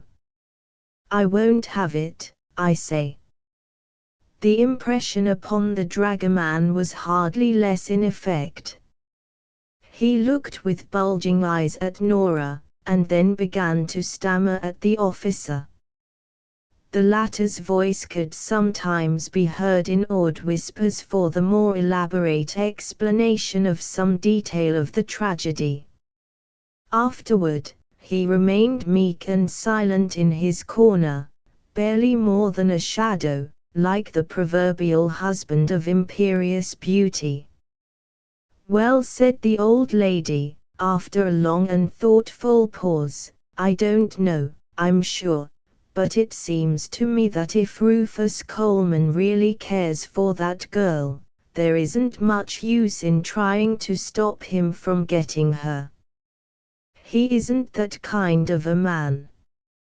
For heaven's sake, will you stop assuming that he does care for her?" demanded Nora, breathlessly. "And I don't see," continued the old lady, "what you want to prevent him for, anyhow." Chapter XXV. I feel in this radiant atmosphere that there could be no such thing as war men striving together in black and passionate hatred. The professor's words were for the benefit of his wife and daughter. He was viewing the sky-blue waters of the Gulf of Corinth with its background of mountains that in the sunshine were touched here and there with a copperish glare. The train was slowly sweeping along the southern shore. It is strange to think of those men fighting up there in the north. And it is strange to think that we ourselves are but just returning from it. "I cannot begin to realize it yet," said Mrs. Wainwright, in a high voice. "Quite so," responded the professor, reflectively. "I do not suppose any of us will realize it fully for some time. It is altogether too odd, too very odd." "To think of it," cried Mrs. Wainwright. "To think of it. Supposing those dreadful Albanians or those awful men from the Greek mountains had caught us. Why, years from now I'll wake up in the night and think of it." The professor mused. "Strange that we cannot feel it strongly now. My logic tells me to be aghast that we ever got into such a place, but my nerves at present refuse to thrill. I am very much afraid that this singular apathy of ours has led us to be unjust to poor Coleman." Here Mrs. Wainwright objected. "Poor Coleman. I don't see why you call him poor Coleman." "Well," answered the professor, slowly, "I am in doubt about our behavior." "It oh," cried the wife, gleefully, "in doubt about our behavior. I'm in doubt about his behavior." "So, then, you do have a doubt of his behavior?" "Oh, no," responded Mrs. Wainwright, hastily, "not about its badness. What I meant to say was that in the face of his outrageous conduct with that woman, it is curious that you should worry about our behavior. It surprises me, Harrison." The professor was wagging his head sadly. I don't know, it seems hard to judge ****. I hesitate to." Mrs. Wainwright treated this attitude with disdain. "It is not hard to judge," she scoffed, "and I fail to see why you have any reason for hesitation at all. Here he brings this woman." The professor got angry. "Nonsense! Nonsense! I do not believe that he brought her. If I ever saw a spectacle of a woman bringing herself, it was then. You keep chanting that thing like an outright parrot. Well, retorted Mrs. Wainwright, bridling, I suppose you imagine that you understand such things. Men usually think that, but I want to tell you that you seem to me utterly blind. Blind or not, do stop the everlasting reiteration of that sentence. Mrs. Wainwright passed into an offended silence, and the professor, also silent, looked with a gradually dwindling indignation at the scenery. Night was suggested in the sky before the train was near to Athens. My trunks, sighed Mrs. Wainwright. How glad I will be to get back to my trunks. Oh, the dust. Oh, the misery. Do find out when we will get there, Harrison. Maybe the train is late. But, at last, they arrived in Athens, amid a darkness which was confusing, and, after no more than the common amount of trouble, they procured carriages and were taken to the hotel. Mrs. Wainwright's impulses now dominated the others in the family. She had one passion after another. The majority of the servants in the hotel pretended that they spoke English, but, in 3 minutes, she drove them distracted with the abundance and violence of her requests. It came to pass that in the excitement the old couple quite forgot Marjorie. It was not until Mrs. Wainwright, then feeling splendidly, was dressed for dinner, that she thought to open Marjorie's door and go to render a usual motherly supervision of the girl's toilet. There was no light, there did not seem to be anybody in the room. Marjorie, called the mother, in alarm. She listened for a moment and then ran hastily out again. Harrison, she cried. I can't find Marjorie. The professor had been tying his cravat. He let the loose ends fly. What? He ejaculated, opening his mouth wide. Then they both rushed into Marjorie's room. Marjorie, beseeched the old man in a voice which would have invoked the grave. The answer was from the bed. Yes. It was low, weary, tearful. It was not like Marjorie. It was dangerously the voice of a heart-broken woman. They hurried forward without cries. Why, Marjorie? Are you ill, child? How long have you been lying in the dark? Why didn't you call us? Are you ill? No, answered this changed voice, I am not ill. I only thought I'd rest for a time. Don't bother. The professor hastily lit the gas and then father and mother turned hurriedly to the bed. In the first of the illumination they saw that tears were flowing unchecked down Marjorie's face. The effect of this grief upon the professor was, in part, an effect of fear. He seemed afraid to touch it, to go near it. He could, evidently, only remain in the outskirts, a horrified spectator. The mother, however, flung her arms about her daughter. Oh, Marjorie! She, too, was weeping. The girl turned her face to the pillow and held out a hand of protest. Don't, mother. Don't. Oh, Marjorie. Oh, Marjorie. Don't, mother. Please go away. Please go away. Don't speak at all, I beg of you. Oh, Marjorie. Oh, Marjorie. Don't. The girl lifted a face which appalled them. It had something entirely new in it. Please go away, Mother.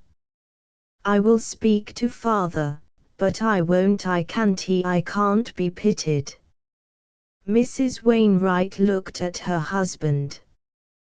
Yes, said the old man, trembling. Go. She threw up her hands in a sorrowing gesture that was not without its suggestion that her exclusion would be a mistake. She left the room.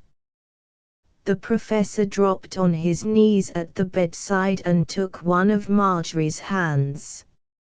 His voice dropped to its tenderest note. Well, my Marjorie. She had turned her face again to the pillow. At last she answered in muffled tones, you know.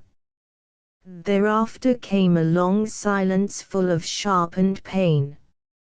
It was Marjorie who spoke first.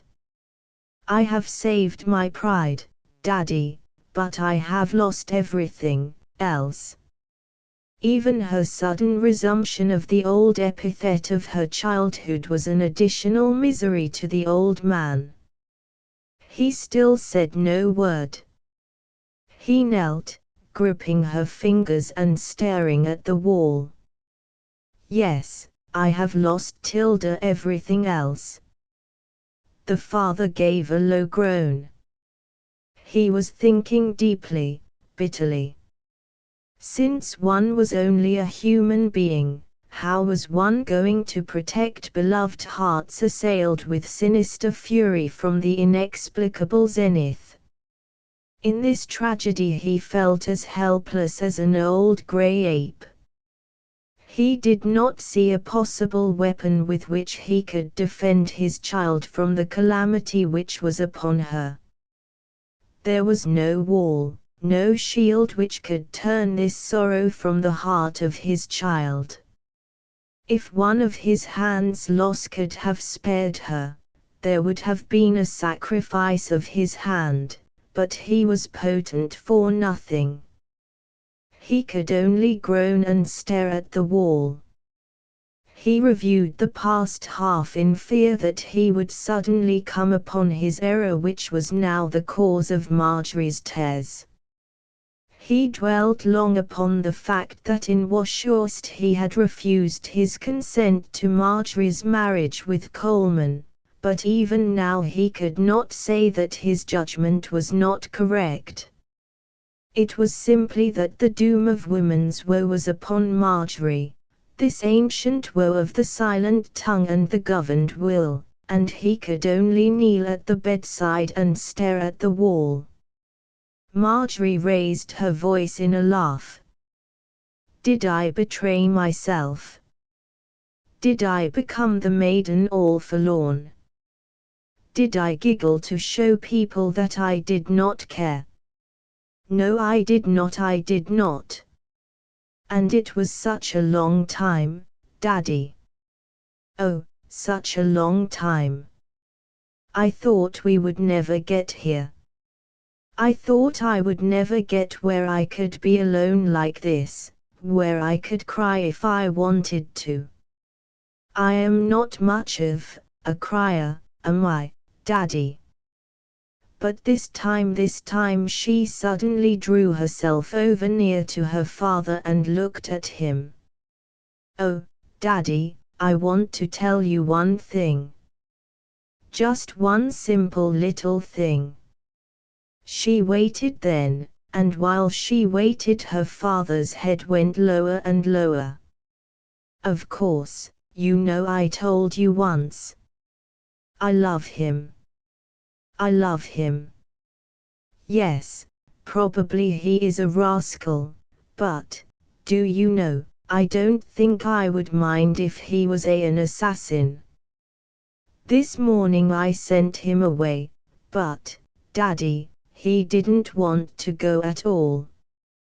I know he didn't. This Nora Black is nothing to him. I know she is not. I am sure of it. Yes, I am sure of it. Asterisk asterisk asterisk I never expected to talk this way to any living creature, but you are so good, Daddy. Dear old Daddy, she ceased, for she saw that her father was praying. The sight brought to her a new outburst of sobbing, for her sorrow now had dignity and solemnity from the bowed white head of her old father, and she felt that her heart was dying amid the pomp of the church.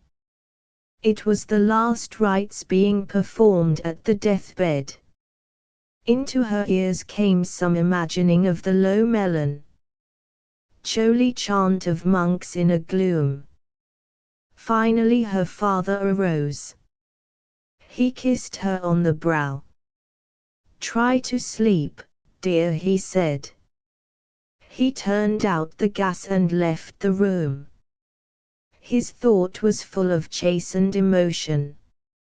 But if his thought was full of chastened emotion, it received some degree of shock when he arrived in the presence of Mrs. Wainwright. "Well, what is all this about?" she demanded, irascibly. "Do you mean to say that Marjorie is breaking her heart over that man Coleman?" "It is all your fault." She was apparently still ruffled over her exclusion. When the professor interrupted her, he did not speak with his accustomed spirit, but from something novel in his manner she recognized a danger signal. "Please do not burst out at it in that way." "Then it is true?" she asked. Her voice was a mere awed whisper. "It is true," answered the professor. "Well," she said, after reflection, "I knew it. I always knew it. If you hadn't been so blind. You turned like a weathercock in your opinions of Coleman. You never could keep your opinion about him for more than an hour. Nobody could imagine what you might think next. And now you see the result of it. I warned you. I told you what this Coleman was, and if Marjorie is suffering now, you have only yourself to blame for it. I warned you." "If it is my fault," said the professor, drearily, "I hope God may forgive me, for here is a great wrong to my daughter." "Well, if you had done as I told you," she began. Here the professor revolted. "Oh, now, do not begin on that," he snarled, peevishly. "Do not begin on that. Anyhow," said Mrs. Wainwright, "it is time that we should be going down to dinner. Is Marjorie coming?" "No, she is not," answered the professor, "and I do not know as I shall go myself." "But you must go. Think how it would look. All the students down there dining without us, and cutting up capers. You must come." "Yes," he said, dubiously, "but who will look after Marjorie?" "She wants to be left alone," announced Mrs. Wainwright, as if she was the particular herald of this news. "She wants to be left alone. Well, I suppose we may as well go down." Before they went, the professor tiptoed into his daughter's room. In the darkness he could only see her waxen face on the pillow, and her two eyes gazing fixedly at the ceiling. He did not speak, but immediately withdrew, closing the door noiselessly behind him. Chapter XXVI If the professor and Mrs. Wainwright had descended sooner to a lower floor of the hotel, they would have found reigning there a form of anarchy. The students were in a smoking room which was also an entrance hall to the dining room, and because there was in the middle of this apartment a fountain containing goldfish, they had been moved to license and sin. They had all been tubbed and polished and brushed and dressed until they were exuberantly beyond themselves. The proprietor of the hotel brought in his dignity and showed it to them, but they minded it no more than if he had been only a common man. He drew himself to his height and looked gravely at them, and they jovially said, "Hello, Whiskers." American college students are notorious in their country for their inclination to scoff at robed and crowned authority, and, far from being awed by the dignity of the hotel keeper, they were delighted with it. It was something with which to sport. With immeasurable impudence, they copied his attitude, and, standing before him, made comic speeches, always alluding with blinding vividness to his beard. His exit disappointed them. He had not remained long under fire. They felt that they could have interested themselves with him an entire evening. "Come back, Whiskers. Oh, come back." Out in the main hall he made a gesture of despair to some of his gaping minions and then fled to seclusion. A formidable majority then decided that Coke was a goldfish, and that therefore his proper place was in the fountain. They carried him to it while he struggled madly. This quiet room with its crimson rugs and gilded mirrors seemed suddenly to have become an important apartment in hell. There being as yet no traffic in the dining room, the waiters were all at liberty to come to the open doors, where they stood as men turned to stone. To them, it was no less than incendiarism. Coke, standing with one foot on the floor and the other on the bottom of the shallow fountain, blasphemed his comrades in a low tone, but with intention. He was certainly desirous of lifting his foot out of the water, but it seemed that all movement to that end would have to wait until he had successfully expressed his opinions. In the meantime, there was heard slow footsteps and the rustle of skirts, and then some people entered the smoking room on their way to dine. Coke took his foot hastily out of the fountain. The faces of the men of the arriving party went blank, and they turned their cold and pebbly eyes straight to the front, while the ladies, after little expressions of alarm, looked as if they wanted to run. In fact, the whole crowd rather bolted from this extraordinary scene. "There," now said Coke bitterly to his companions. "You see. We looked like little schoolboys." "Oh, never mind, old man," said Peter Townley. "We'll forgive you, although you did embarrass us. But, above everything, don't drip. Whatever you do, don't drip." The students took this question of dripping and played upon it until they would have made quite insane anybody but another student. They worked it into all manner of forms, and hacked and haggled at Coke until he was driven to his room to seek other apparel. "Be sure and change both legs," they told him. "Remember, you can't change one leg without changing both legs." After Coke's departure, the United States minister entered the room, and instantly they were subdued. It was not his lofty station that affected them. There are probably few stations that would have at all affected him. They became subdued because the UN faintly liked the United States minister. They were suddenly a group of well-bred, correctly attired young men who had not put Coke's foot in the fountain. Nor had they desecrated the majesty of the hotel keeper. "Well, I am delighted," said the minister, laughing as he shook hands with them all.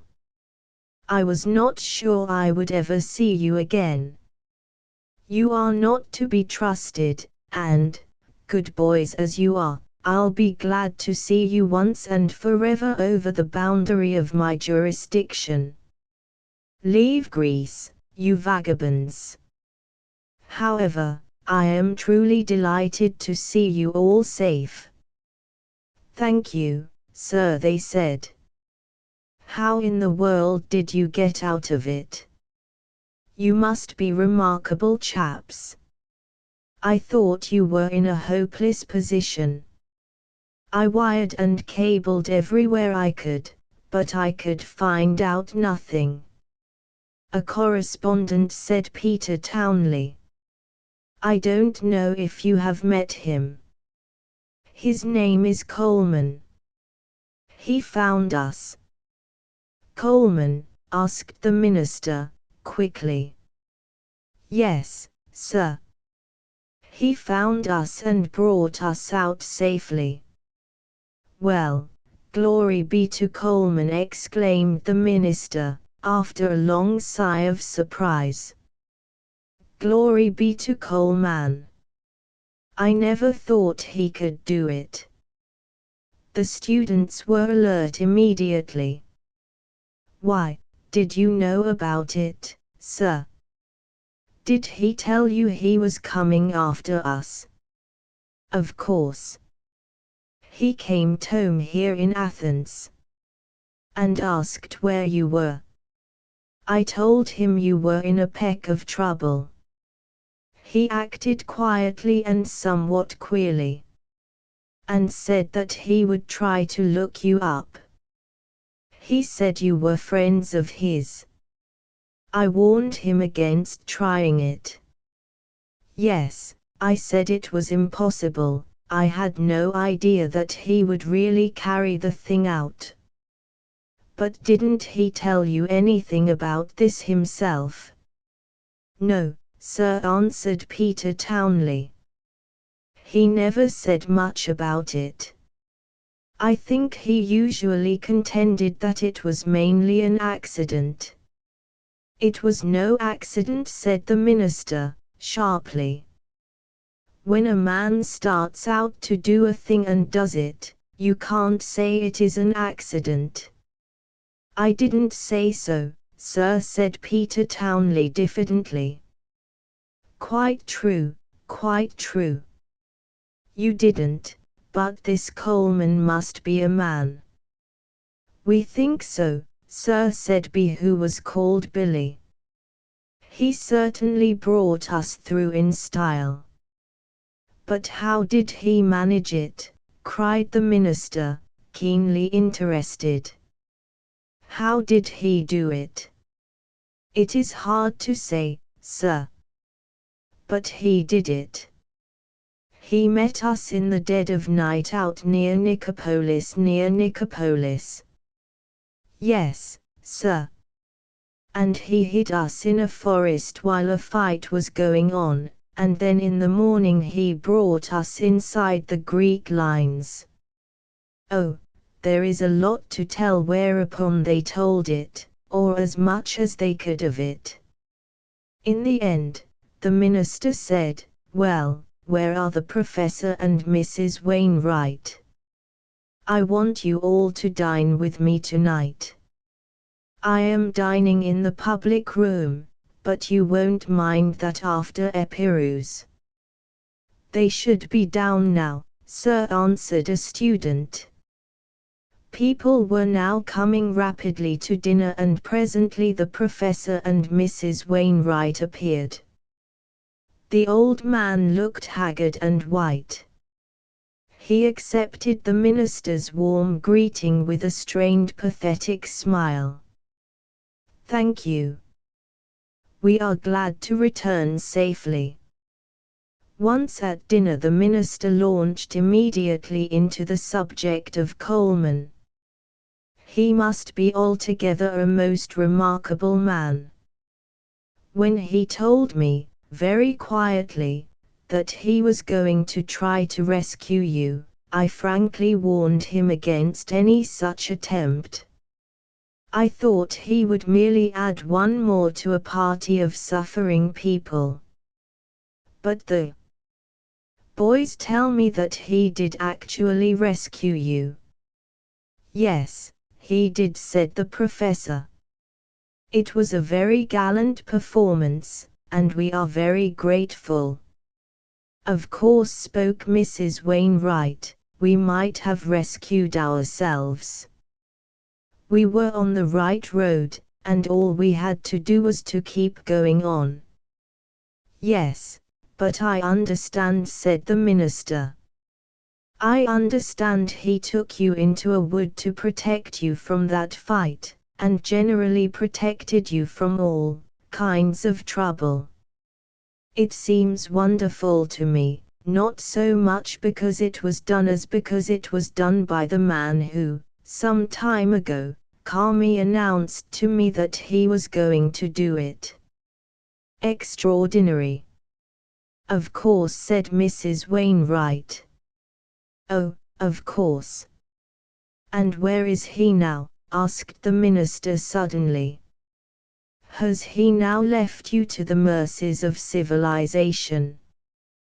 There was a moment's curious stillness, and then Mrs. Wainwright used that high voice which the students believed could only come to her when she was about to say something peculiarly destructive to the sensibilities. "Oh, of course, Mr. Coleman rendered us a great service, but in his private character he is not a man whom we exactly care to associate with." "Indeed," said the minister, staring. Then he hastily addressed the students. "Well, isn't this a comic war?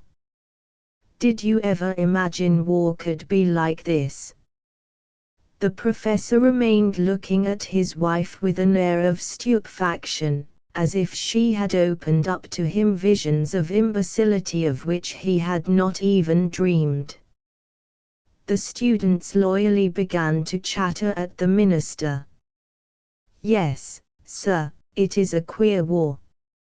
After all their bragging, it is funny to hear that they are running away with such agility. We thought, of course, of the old Greek wars."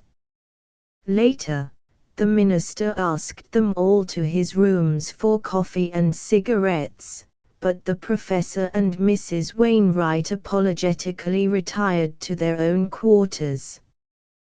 The minister and the students made clouds of smoke, through which sang the eloquent descriptions of late adventures. The minister had spent days of listening to questions from the State Department at Washington as to the whereabouts of the Wainwright party. "I suppose you know that you are very prominent people in the United States just now. Your pictures must have been in all the papers, and there must have been columns printed about you. My life here was made almost insupportable by your friends, who consist, I should think, of about half the population of the country. Of course they laid regular siege to the department. I am angry at Coleman for only one thing.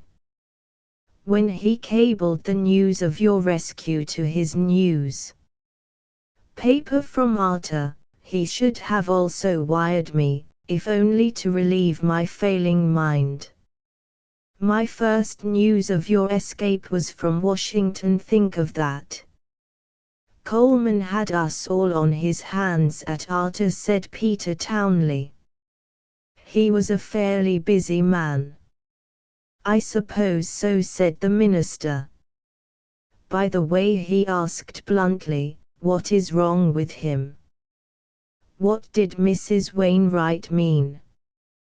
They were silent for a time, but it seemed plain to him that it was not evidence that his question had demoralized them. They seemed to be deliberating upon the form of answer. Ultimately Peter Townley coughed behind his hand. You see, sir, he began, there is a woman in the case. Not that anybody would care to speak of it excepting to you.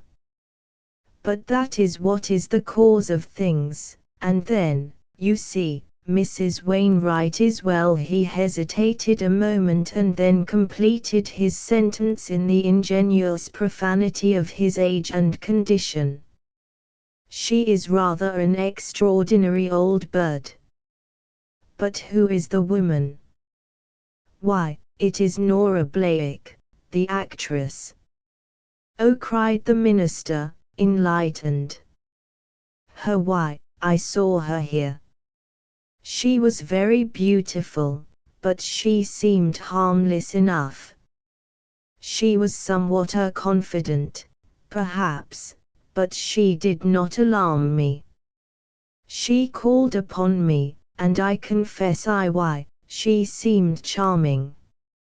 She's sweet on little Rufus. That's the point, said an oracular voice. Oh, cried the host, suddenly. I remember. She asked me where he was. She said she had heard he was in Greece, and I told her he had gone knight-erranting off after you people. I remember now. I suppose she posted after him up to Arta, eh? That's it. And so she asked you where he was? Yes. Why, that old flamingo Mrs. Wainwright insists that it was a rendezvous. Everyone exchanged glances and laughed a little. And did you see any actual fighting? Asked the minister. No. We only beard it afterward, as they were trooping up to their rooms. Peter Townley spoke musingly. Well, it looks to me now as if old Mother Wainwright was just a bad-minded old hen. Oh, I don't know. How is one going to tell what the truth is? At any rate, we are sure now that Coleman had nothing to do with Nora's debut in Epirus. They had talked much of Coleman, but in their tones there always had been a note of indifference or carelessness. This matter, which to some people was as vital and fundamental as existence, remained to others who knew of it only a harmless detail of life, with no terrible powers, and its significance had faded greatly when had ended the close associations of the late adventure.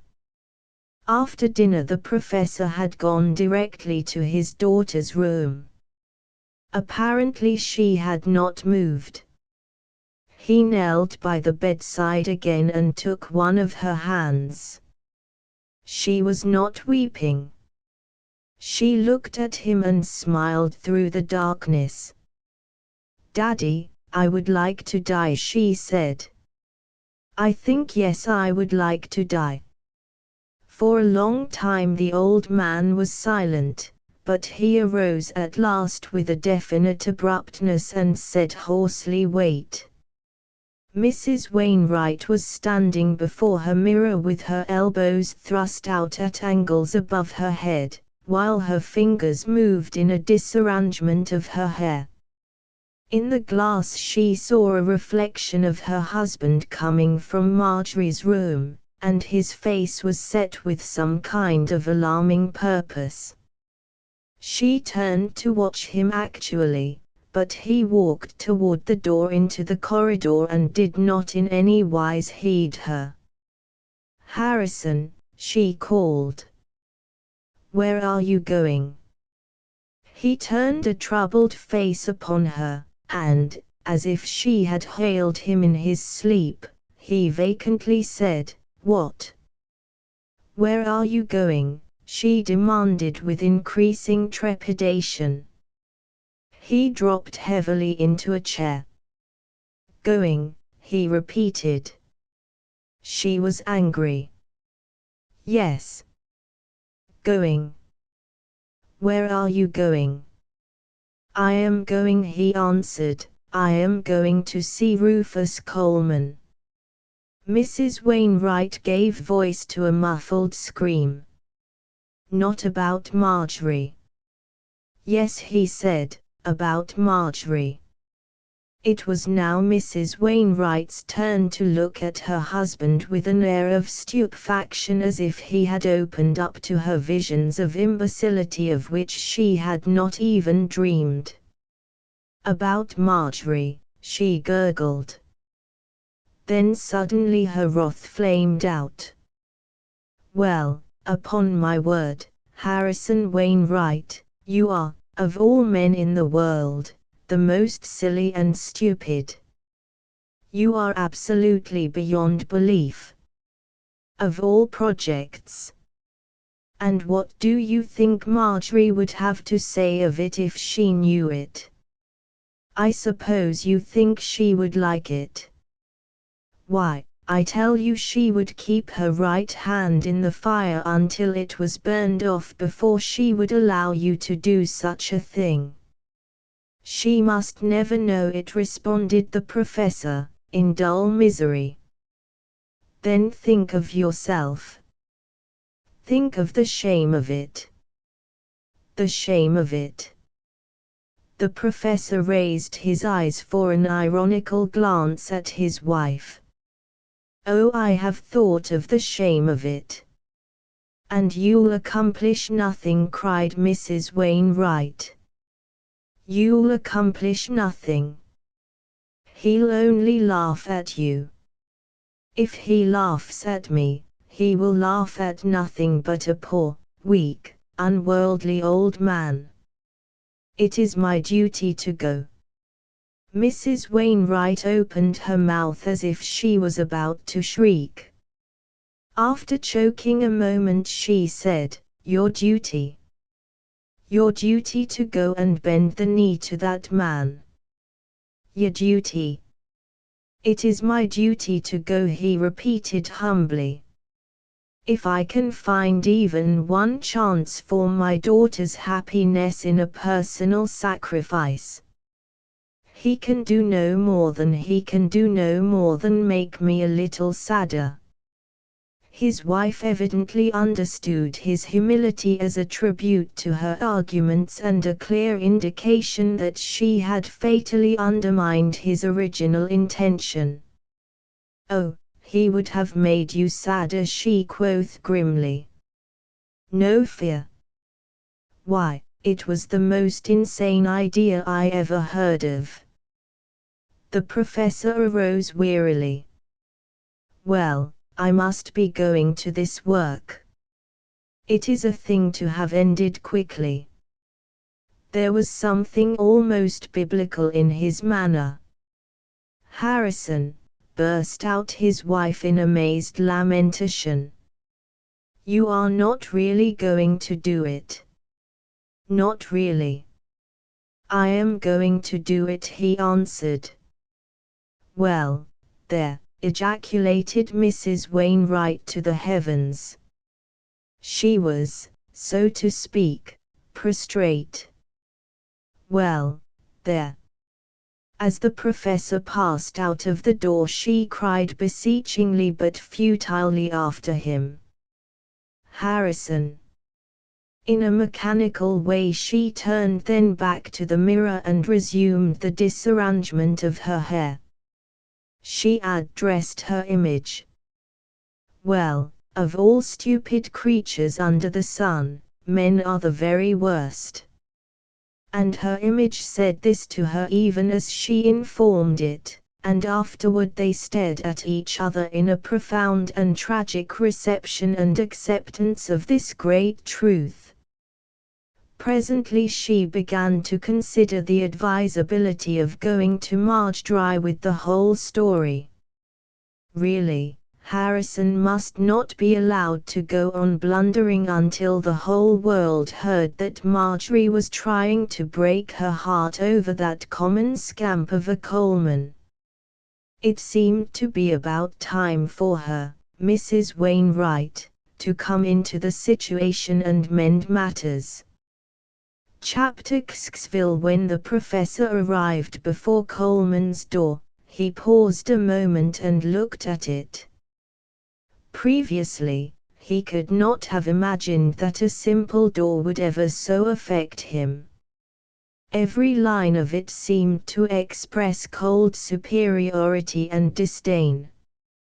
It was only the door of a former student, one of his old boys, whom, as the need arrived, he had whipped with his satire in the classrooms at Washurst until the mental blood had come, and all without a conception of his ultimately arriving before the door of this boy in the attitude of a supplicant.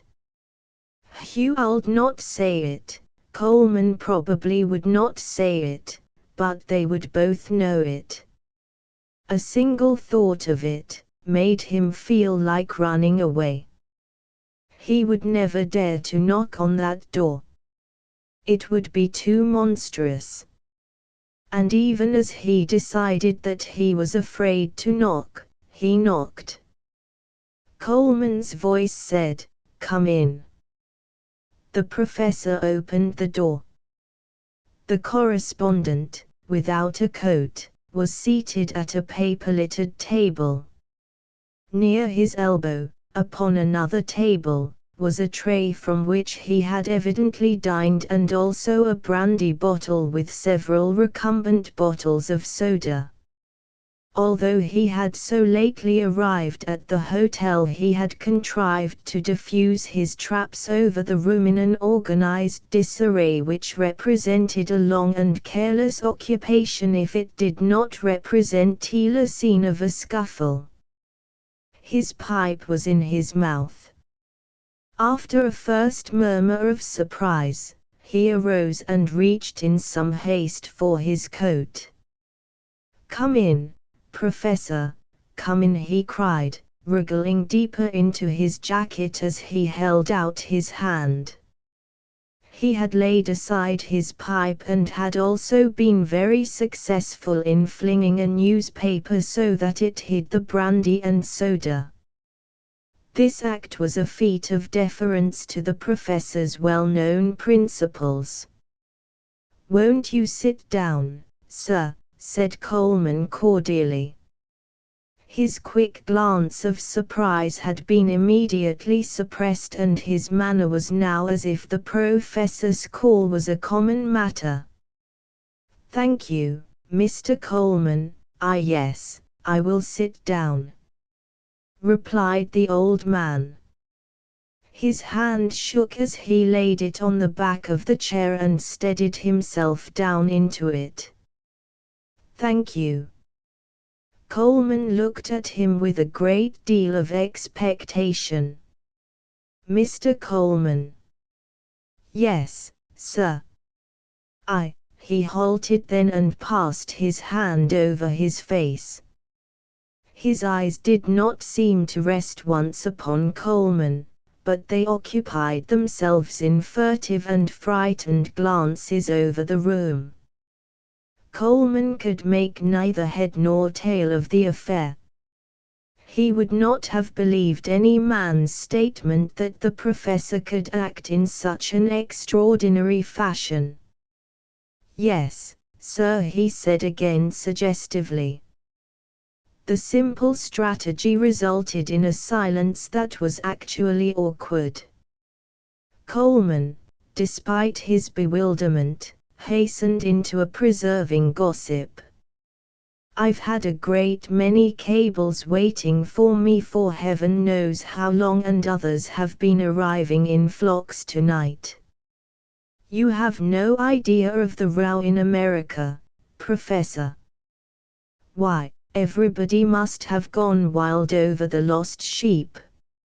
My paper has cabled some things that are evidently for you. For instance, here is one that says a new puzzle game called Find the Wainwright Party has had a big success. Think of that, would you? Coleman grinned at the professor. Find the Wainwright Party, a new puzzle game. The professor had seemed grateful for Coleman's tangent off into matters of a light vein. Yes, he said, almost eagerly. Are they selling a game really called that? Yes, really, replied Coleman. And of course you know that well. All the Sunday papers would of course have big illustrated articles, full pages with your photographs and general private histories pertaining mostly to things which are none of their business. Yes, I suppose they would do that, admitted the professor. But I dare say it may not be as bad as you suggest. Very like not, said Coleman. I put it to you forcibly so that in the future the blow will not be too cruel. They are often a weird lot. Perhaps they can't find anything very bad about us. Oh, no. And besides, the whole episode will probably be forgotten by the time you return to the United States. They talked on in this way slowly, strainedly, until they each found that the situation would soon become insupportable. The professor had come for a distinct purpose and Coleman knew it. They could not sit there lying at each other forever. Yet when he saw the pain deepening in the professor's eyes, the correspondent again ordered up his trivialities. Funny thing. My paper has been congratulating me, you know, sir, in a wholesale fashion, and I think I feel sure that they have been exploiting my name all over the country as the heroic rescuer. There is no sense in trying to stop them, because they don't care whether it is true or not true. All they want is the privilege of howling out that their correspondent rescued you, and they would take that privilege without in any ways worrying if I refused my consent. You see, sir, I wouldn't like you to feel that I was such a strident idiot as I doubtless am appearing now before the public. No, said the professor absently. It was plain that he had been a very slack listener. Mr. Coleman, he began. Yes, sir, answered Coleman promptly and gently. It was obviously only a recognition of the futility of further dallying that was driving the old man onward. He knew, of course, that if he was resolved to take this step, a longer delay would simply make it harder for him. The correspondent, leaning forward, was watching him almost breathlessly. Mr. Coleman, I understand, or at least I am led to believe that you at one time proposed marriage to my daughter. The faltering words did not sound as if either man had aught to do with them. They were an expression by the tragic muse herself. Coleman's jaw fell and he looked glassily at the professor. He said, yes. But already his blood was leaping as his mind flashed everywhere in speculation. I refused my consent to that marriage, said the old man more easily. I do not know if the matter has remained important to you, but at any rate, I retract my refusal." Suddenly the blank expression left Coleman's face and he smiled with sudden intelligence, as if information of what the professor had been saying had just reached him.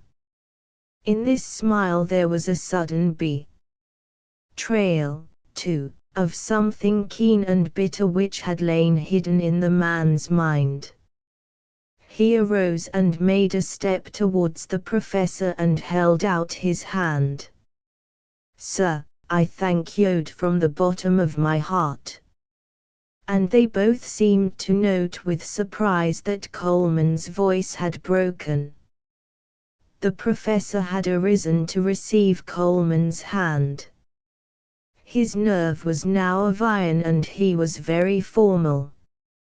"I judge from your tone that I have not made a mistake, something which I feared." Coleman did not seem to mind the professor's formality. "Don't fear anything. Won't you sit down again? Will you have a cigar?" No, I couldn't tell you how glad I am. How glad I am. I feel like a fool. But the professor fixed him with an arctic eye and bluntly said, "You love her?" The question steadied Coleman at once. He looked undauntedly straight into the professor's face. He simply said, "I love her." "You love her," repeated the professor. "I love her," repeated Coleman. After some seconds of pregnant silence, the professor arose. "Well, if she cares to give her life to you I will allow it, but I must say that I do not consider you nearly good enough. Good night." He smiled faintly as he held out his hand. "Good night, sir," said Coleman. "And I can't tell you." Now Mrs. Wainwright, in her room, was languishing in a chair and applying to her brow a handkerchief wet with cologne water. She kept her feverish glance upon the door. Remembering well the manner of her husband when he went out, she could hardly identify him when he came in. Serenity, composure, even self-satisfaction, was written upon him. He paid no attention to her, but going to a chair sat down with a groan of contentment. "Well," cried Mrs. Wainwright, starting up. "Well?" "Well, what?" he asked. She waved her hand impatiently.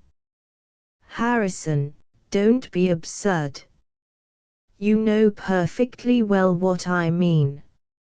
It is a pity you couldn't think of the anxiety I have been in." She was going to weep. "Oh, I'll tell you after a while," he said, stretching out his legs with the complacency of a rich merchant after a successful day. "No. Tell me now," she implored him. "Can't you see I've worried myself nearly to death?" She was not going to weep, she was going to wax angry. "Well, to tell the truth," said the professor with considerable pomposity, "I've arranged it. Didn't think I could do it at first, but it turned out I arranged it," wailed Mrs. Wainwright. "Arranged what?" It here seemed to strike the professor suddenly that he was not such a flaming example for diplomatists as he might have imagined. "Arranged," he stammered.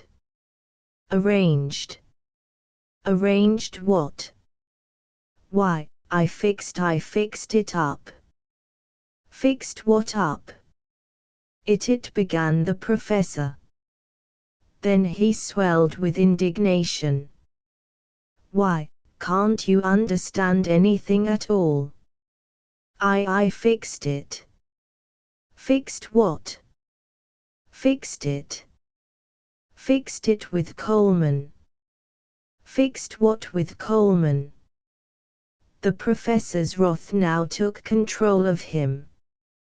Thunder and lightning.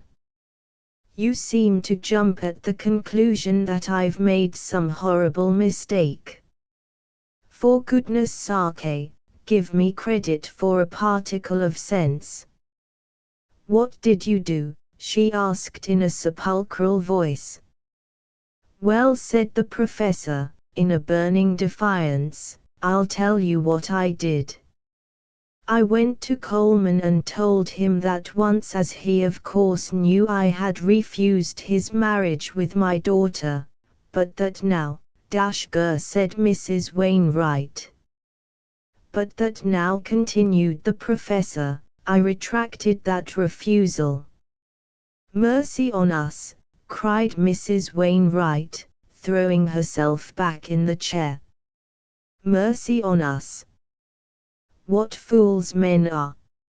Now, wait a minute, but Mrs. Wainwright began to croon, oh, if Marjorie should hear of this. Oh, if she should hear of it. Just let her hear. But she must not, cried the professor, tigerishly. Just you dare. And the woman saw before her a man whose eyes were lit with a flame which almost expressed a temporary hatred. The professor had left Coleman so abruptly that the correspondent found himself murmuring half coherent gratitude to the closed door of his room. Amazement soon began to be mastered by exultation. He flung himself upon the brandy and soda and negotiated a strong glass. Pacing the room with nervous steps, he caught a vision of himself in a tall mirror. He halted before it. Well, well, he said. Rufus, you're a grand man. There is not your equal anywhere. You are a great, bold, strong player, fit to sit down to a game with the best. A moment later it struck him that he had appropriated too much. If the professor had paid him a visit and made a wonderful announcement, he, Coleman, had not been the engine of it. And then he enunciated clearly something in his mind which, even in a vague form, had been responsible for much of his early elation. Marjorie herself had compassed this thing. With shame he rejected a first wild and preposterous idea that she had sent her father to him. He reflected that a man who for an instant could conceive such a thing was a natural-born idiot. With an equal feeling, he rejected also an idea that she could have known anything of her father's purpose. If she had known of his purpose, there would have been no visit. What, then, was the cause? Coleman soon decided that the professor had witnessed some demonstration of Marjorie's emotion which had been sufficiently severe in its character to force him to the extraordinary visit. But then this also was wild and preposterous. That coldly beautiful goddess would not have given a demonstration of emotion over Rufus Coleman sufficiently alarming to have forced her father on such an errand. That was impossible. No, he was wrong. Marjorie, even indirectly, could not be connected with the visit. As he arrived at this decision, the enthusiasm passed out of him and he wore a doleful, monkish face. Well, what, then, was the cause? After eliminating Marjorie from the discussion waging in his mind, he found it hard to hit upon anything rational. The only remaining theory was to the effect that the professor, having a very high sense of the correspondent's help in the escape of the Wainwright party, had decided that the only way to express his gratitude was to revoke a certain decision which he now could see had been unfair. The retort to this theory seemed to be that if the professor had had such a fine conception of the services rendered by Coleman, he had had ample time to display his appreciation on the road to Arta and on the road down from Arta. There was no necessity for his waiting until their arrival in Athens. It was impossible to concede that the professor's emotion could be a new one. If he had it now, he must have had it in far stronger measure directly after he had been hauled out of danger. So, it may be seen that after Coleman had eliminated Marjorie from the discussion that was waging in his mind, he had practically succeeded in eliminating the professor as well. This, he thought, mournfully, was eliminating with a vengeance. If he dissolved all the factors he could hardly proceed.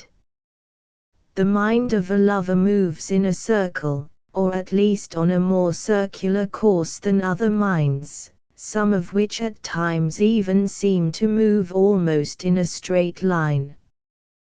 Presently, Coleman was at the point where he bad started, and he did not pause until he reached that theory which asserted that the professor had been inspired to his visit by some sight or knowledge of Marjorie in distress. Of course, Coleman was wistfully desirous of proving to himself the truth of this theory. The palpable agitation of the professor during the interview seemed to support it.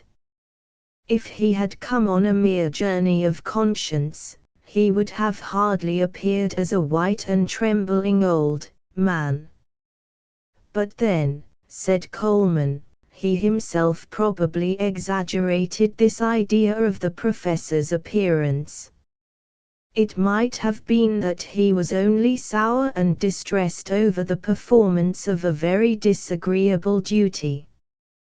The correspondent paced his room and smoked. Sometimes he halted at the little table where was the brandy and soda. He thought so hard that sometimes it seemed that Marjorie had been to him to propose marriage, and at other times it seemed that there had been no visit from anyone at all. A desire to talk to somebody was upon him.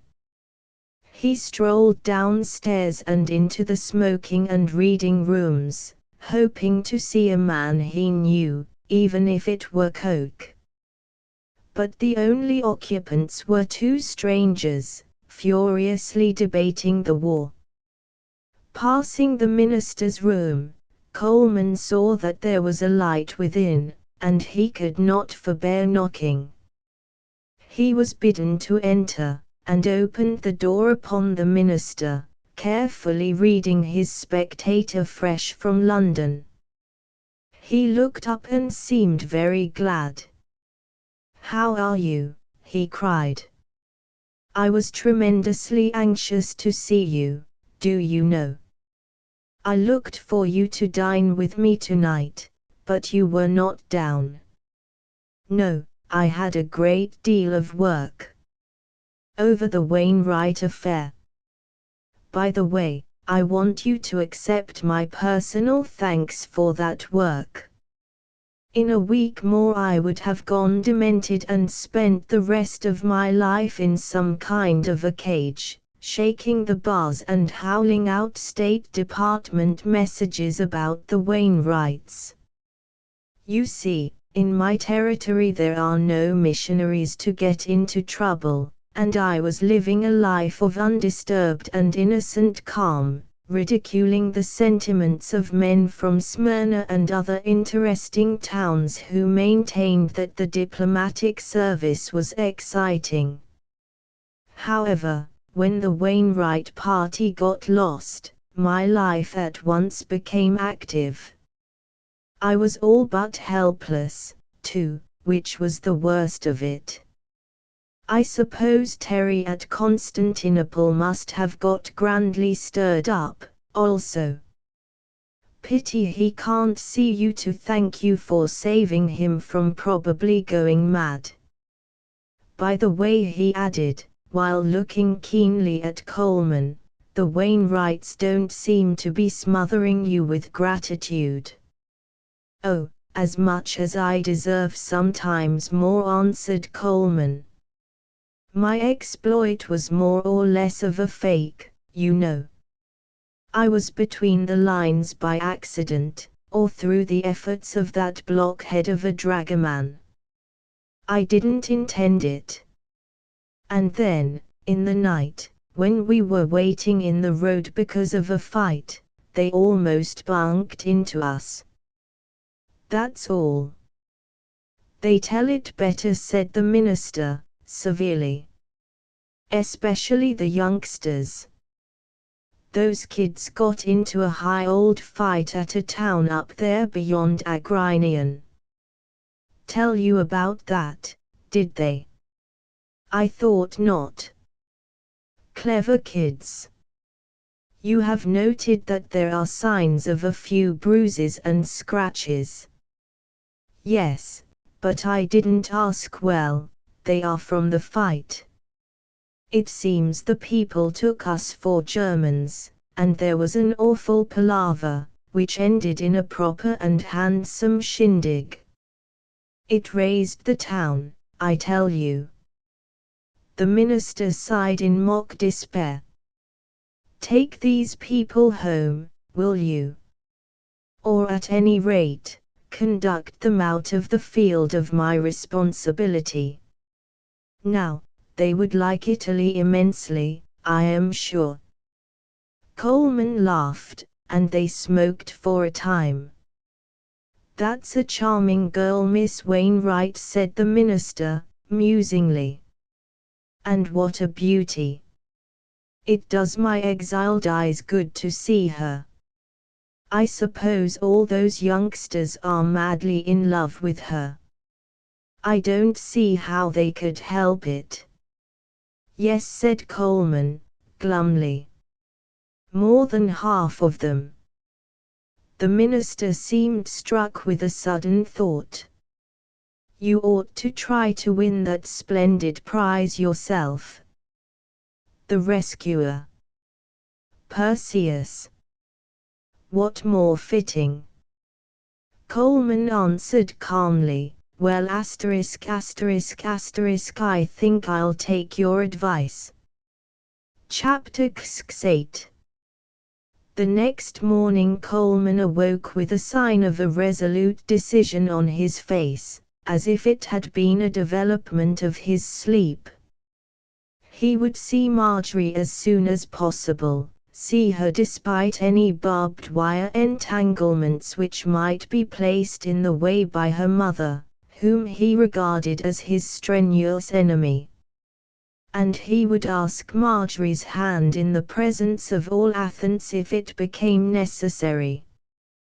He sat a long time at his breakfast in order to see the Wainwrights enter the dining room, and as he was about to surrender to the will of time, they came in, the professor placid and self-satisfied, Mrs. Wainwright worried and injured, and Marjorie cool, beautiful, serene.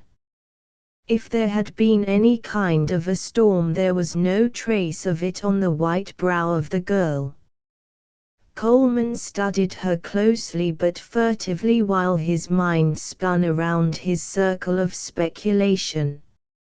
Finally he noted the waiter, who was observing him with a pained air, as if it was on the tip of his tongue to ask this guest if he was going to remain at breakfast forever. Coleman passed out to the reading room, where upon the table a multitude of great red guidebooks were crushing the fragile magazines of London and Paris.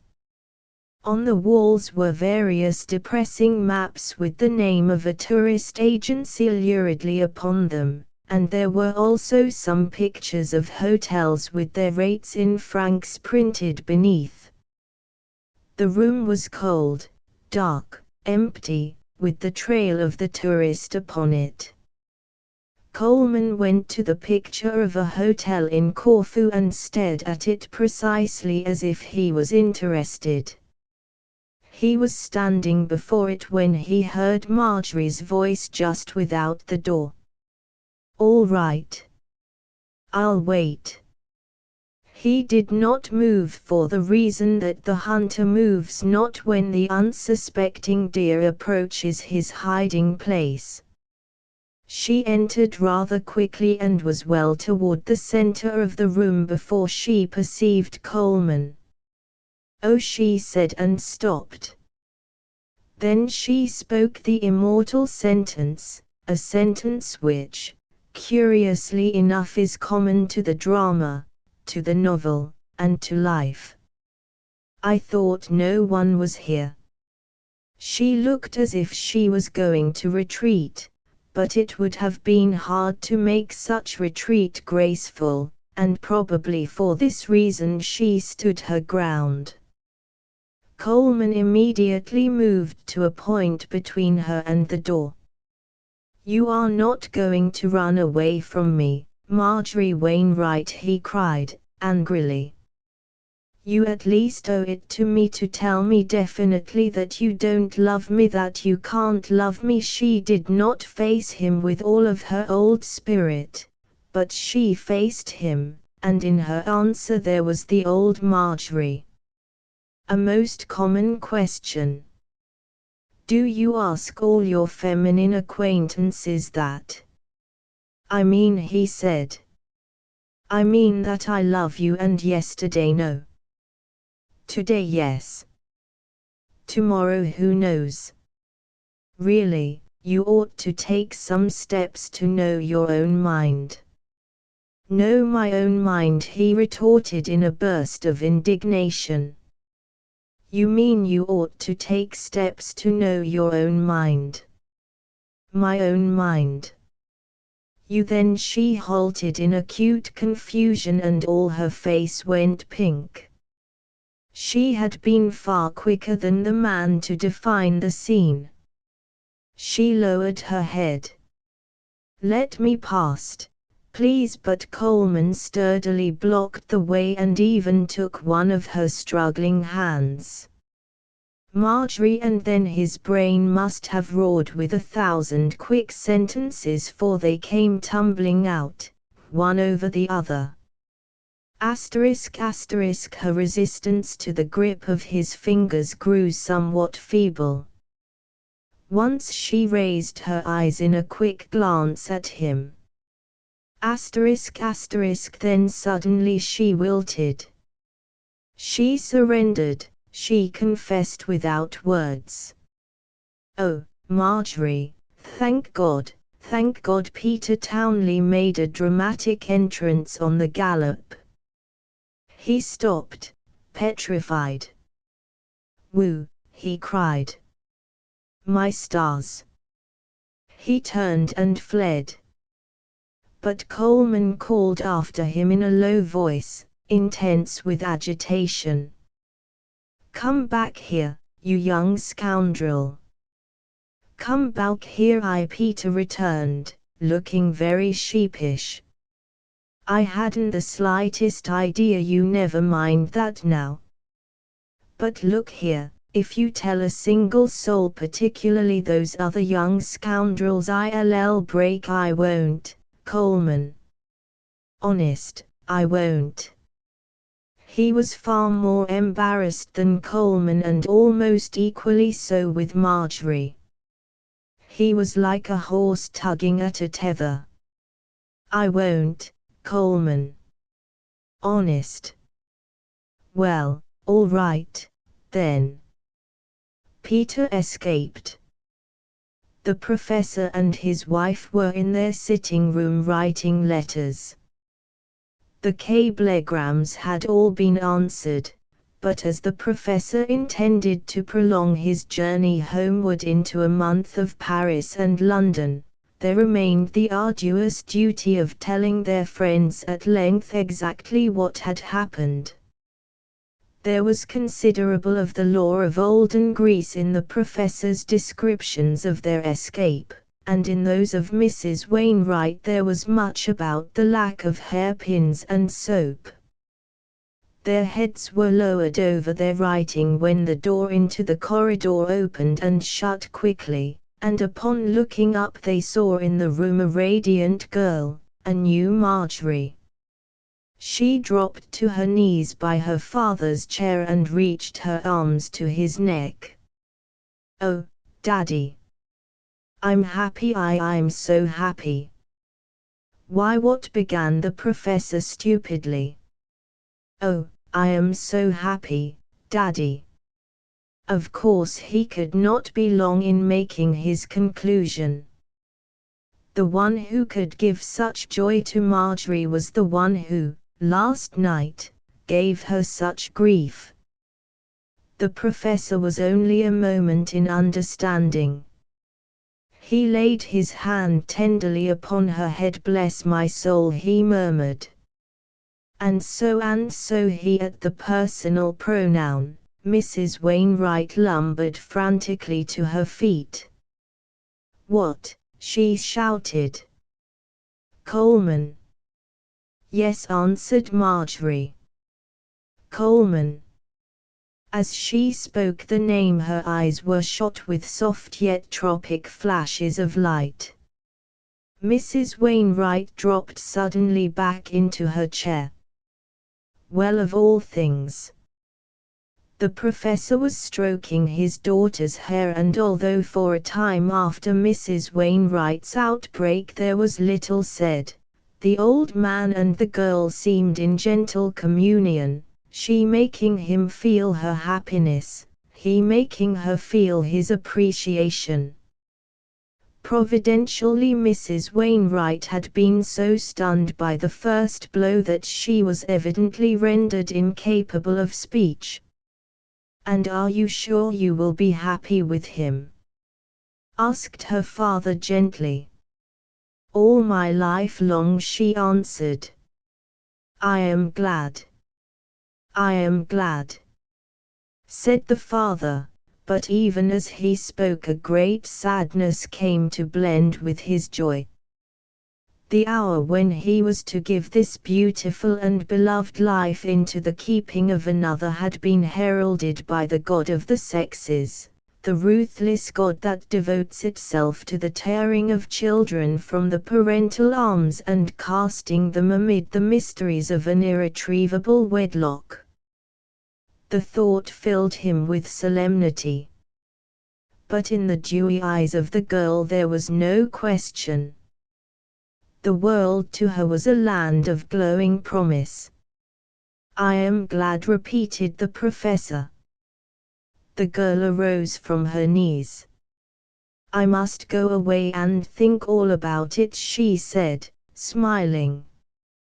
When the door of her room closed upon her, the mother arose in majesty. "Harrison Wainwright," she declaimed, "you are not going to allow this monstrous thing." The professor was aroused from a reverie by these words. "What monstrous thing?" he growled. "Why, this between Coleman and Marjorie." "Yes," he answered boldly. "Harrison. That man who—" The professor crashed his hand down on the table. "Mary. I will not hear another word of it." "Well," said Mrs. Wainwright, sullen and ominous, "time will tell. Time will tell." When Coleman Bad turned from the fleeing Peter Townley again to Marjorie, he found her making the preliminary movements of a flight. "What's the matter?" he demanded anxiously. "Oh, it's too dreadful nonsense," Li retorted stoutly. "Only Peter Townley." He don't count. What of that? Oh, dear. She pressed her palm to a burning cheek. She gave him a star-like, beseeching glance. Let me go now, please. Well, he answered, somewhat affronted, if you like. At the door she turned to look at him, and this glance expressed in its elusive way a score of things which she had not yet been able to speak. It explained that she was loath to leave him, that she asked forgiveness for leaving him, that even for a short absence she wished to take his image in her eyes, that he must not bully her, that there was something now in her heart which frightened her, that she loved him, that she was happy. When she had gone, Coleman went to the rooms of the American minister. A Greek was there who talked wildly as he waved his cigarette. Coleman waited in well-concealed impatience for the apparition of this man. Once the minister, regarding the correspondent hurriedly, interpolated a comment. You look very cheerful. Yes, answered Coleman, I've been taking your advice. Oh, ho, said the minister. The Greek with the cigarette jawed endlessly. Coleman began to marvel at the enduring good manners of the minister, who continued to nod and nod in polite appreciation of the Greek's harangue, which, Coleman firmly believed, had no point of interest whatever. But at last the man, after an effusive farewell, went his way. Now, said the minister, wheeling in his chair, tell me all about it. Coleman arose, and thrusting his hands deep in his trousers pockets, began to pace the room with long strides. He said nothing, but kept his eyes on the floor. Can I have a drink? He asked, abruptly pausing. What would you like? Asked the minister, benevolently, as he touched the bell. A brandy and soda. I'd like it very much. You see, he said, as he resumed his walk, I have no kind of right to burden you with my affairs, but, to tell the truth, if I don't get this news off my mind and into somebody's ear, I'll die. It's this: I asked Marjorie Wainwright to marry me, and she accepted, and that's all. Well, I am very glad, cried the minister, arising and giving his hand. And as for burdening me with your affairs, no one has a better right, you know, since you released me from the persecution of Washington and the friends of the Wainwrights. May good luck follow you both forever. You, in my opinion, are a very, very fortunate man. And, for her part, she has not done too badly. Seeing that it was important that Coleman should have his spirits pacified in part, the minister continued, now, I have got to write an official letter, so you just walk up and down here and use up this surplus steam. Else you'll explode. But Coleman was not to be detained. Now that he had informed the minister, he must rush off somewhere, anywhere, and do he knew not what. All right, said the minister, laughing. You have a wilder head than I thought. But look here, he called, as Coleman was making for the door. Am I to keep this news a secret? Coleman, with his hand on the knob, turned impressively. He spoke with deliberation. As far as I am concerned, I would be glad to see a man paint it in red letters, 8 feet high, on the front of the king's palace. The minister, left alone, wrote steadily and did not even look up when Peter Townley and 2 others entered, in response to his cry of permission. However, he presently found time to speak over his shoulder to them. "Hear the news?" "No, sir," they answered. "Well, be good boys, now, and read the papers and look at pictures until I finish this letter. Then I will tell you." They surveyed him keenly. They evidently judged that the news was worth hearing, but, obediently, they said nothing. Ultimately the minister affixed a rapid signature to the letter, and turning, looked at the students with a smile. "Haven't heard the news, eh?" "No, sir." "Well, Marjorie Wainwright is engaged to marry Coleman."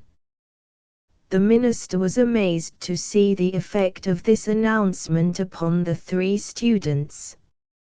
He had expected the crows and cackles of rather absurd merriment with which unbearded youth often greets such news. But there was no crow or cackle. One young man blushed scarlet and looked guiltily at the floor. With a great effort he muttered, "She's too good for him." Another student had turned ghastly pale and was staring. It was Peter Townley who relieved the minister's mind, for upon that young man's face was a broad jack-o'-lantern grin, and the minister saw that, at any rate, he had not made a complete massacre. Peter Townley said triumphantly, "I knew it." The minister was anxious over the havoc he had wrought with the 2 other students, but slowly the color abated in one face and grew in the other. To give them opportunity, the minister talked busily to Peter Townley. "And how did you know it, you young scamp?" Peter was jubilant. "Oh, I knew it. I knew it. I am very clever." The student who had blushed now addressed the minister in a slightly strained voice. "Are you positive that it is true, Mr. Gardner?" "I had it on the best authority," replied the minister gravely. The student who had turned pale said, "Oh, it's true, of course."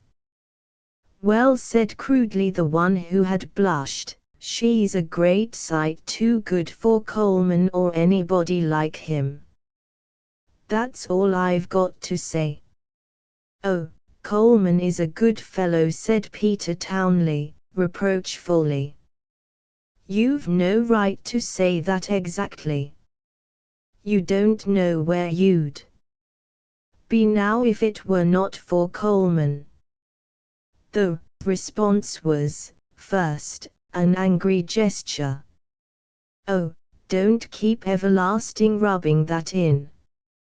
For heaven's sake, let up. Supposing I don't know where I'd be now if it were not for Rufus Coleman." "What of it? For the rest of my life have I got to?" The minister saw that this was the embittered speech of a really defeated youth, so, to save scenes, he gently ejected the trio. There, now. Run along home like good boys. I'll be busy until luncheon. And I dare say you won't find Coleman such a bad chap." In the corridor, one of the students said offensively to Peter Townley, "Say, how in hell did you find out all this so early?" Peter's reply was amiable in tone. "You are a damned bleating little kid and you made a holy show of yourself before Mr. Gardner. There's where you stand. Didn't you see that he turned us out because he didn't know but what you were going to blubber or something? You are a sucking pig, and if you want to know how I find out things, go ask the Delphic Oracle, you blind ass. You better look out or you may get a punch in the eye, you take one punch in the general direction of my eye, me son, said Peter cheerfully, and I'll distribute your remains over this hotel in a way that will cause your friends years of trouble to collect you. Instead of anticipating an attack upon my eye, you had much better be engaged in improving your mind, which is at present not a fit machine to cope with exciting situations. There's Coke. Hello, Coke, hear the news. Well, Marjorie Wainwright and Rufus Coleman are engaged. Straight. Certainly. Go ask the minister. Coke did not take Peter's word. Is that so? He asked the others. So the minister told us, they answered, and then these two, who seemed so unhappy, watched Coke's face to see if they could not find surprised misery there. But Coke coolly said, well, then, I suppose it's true.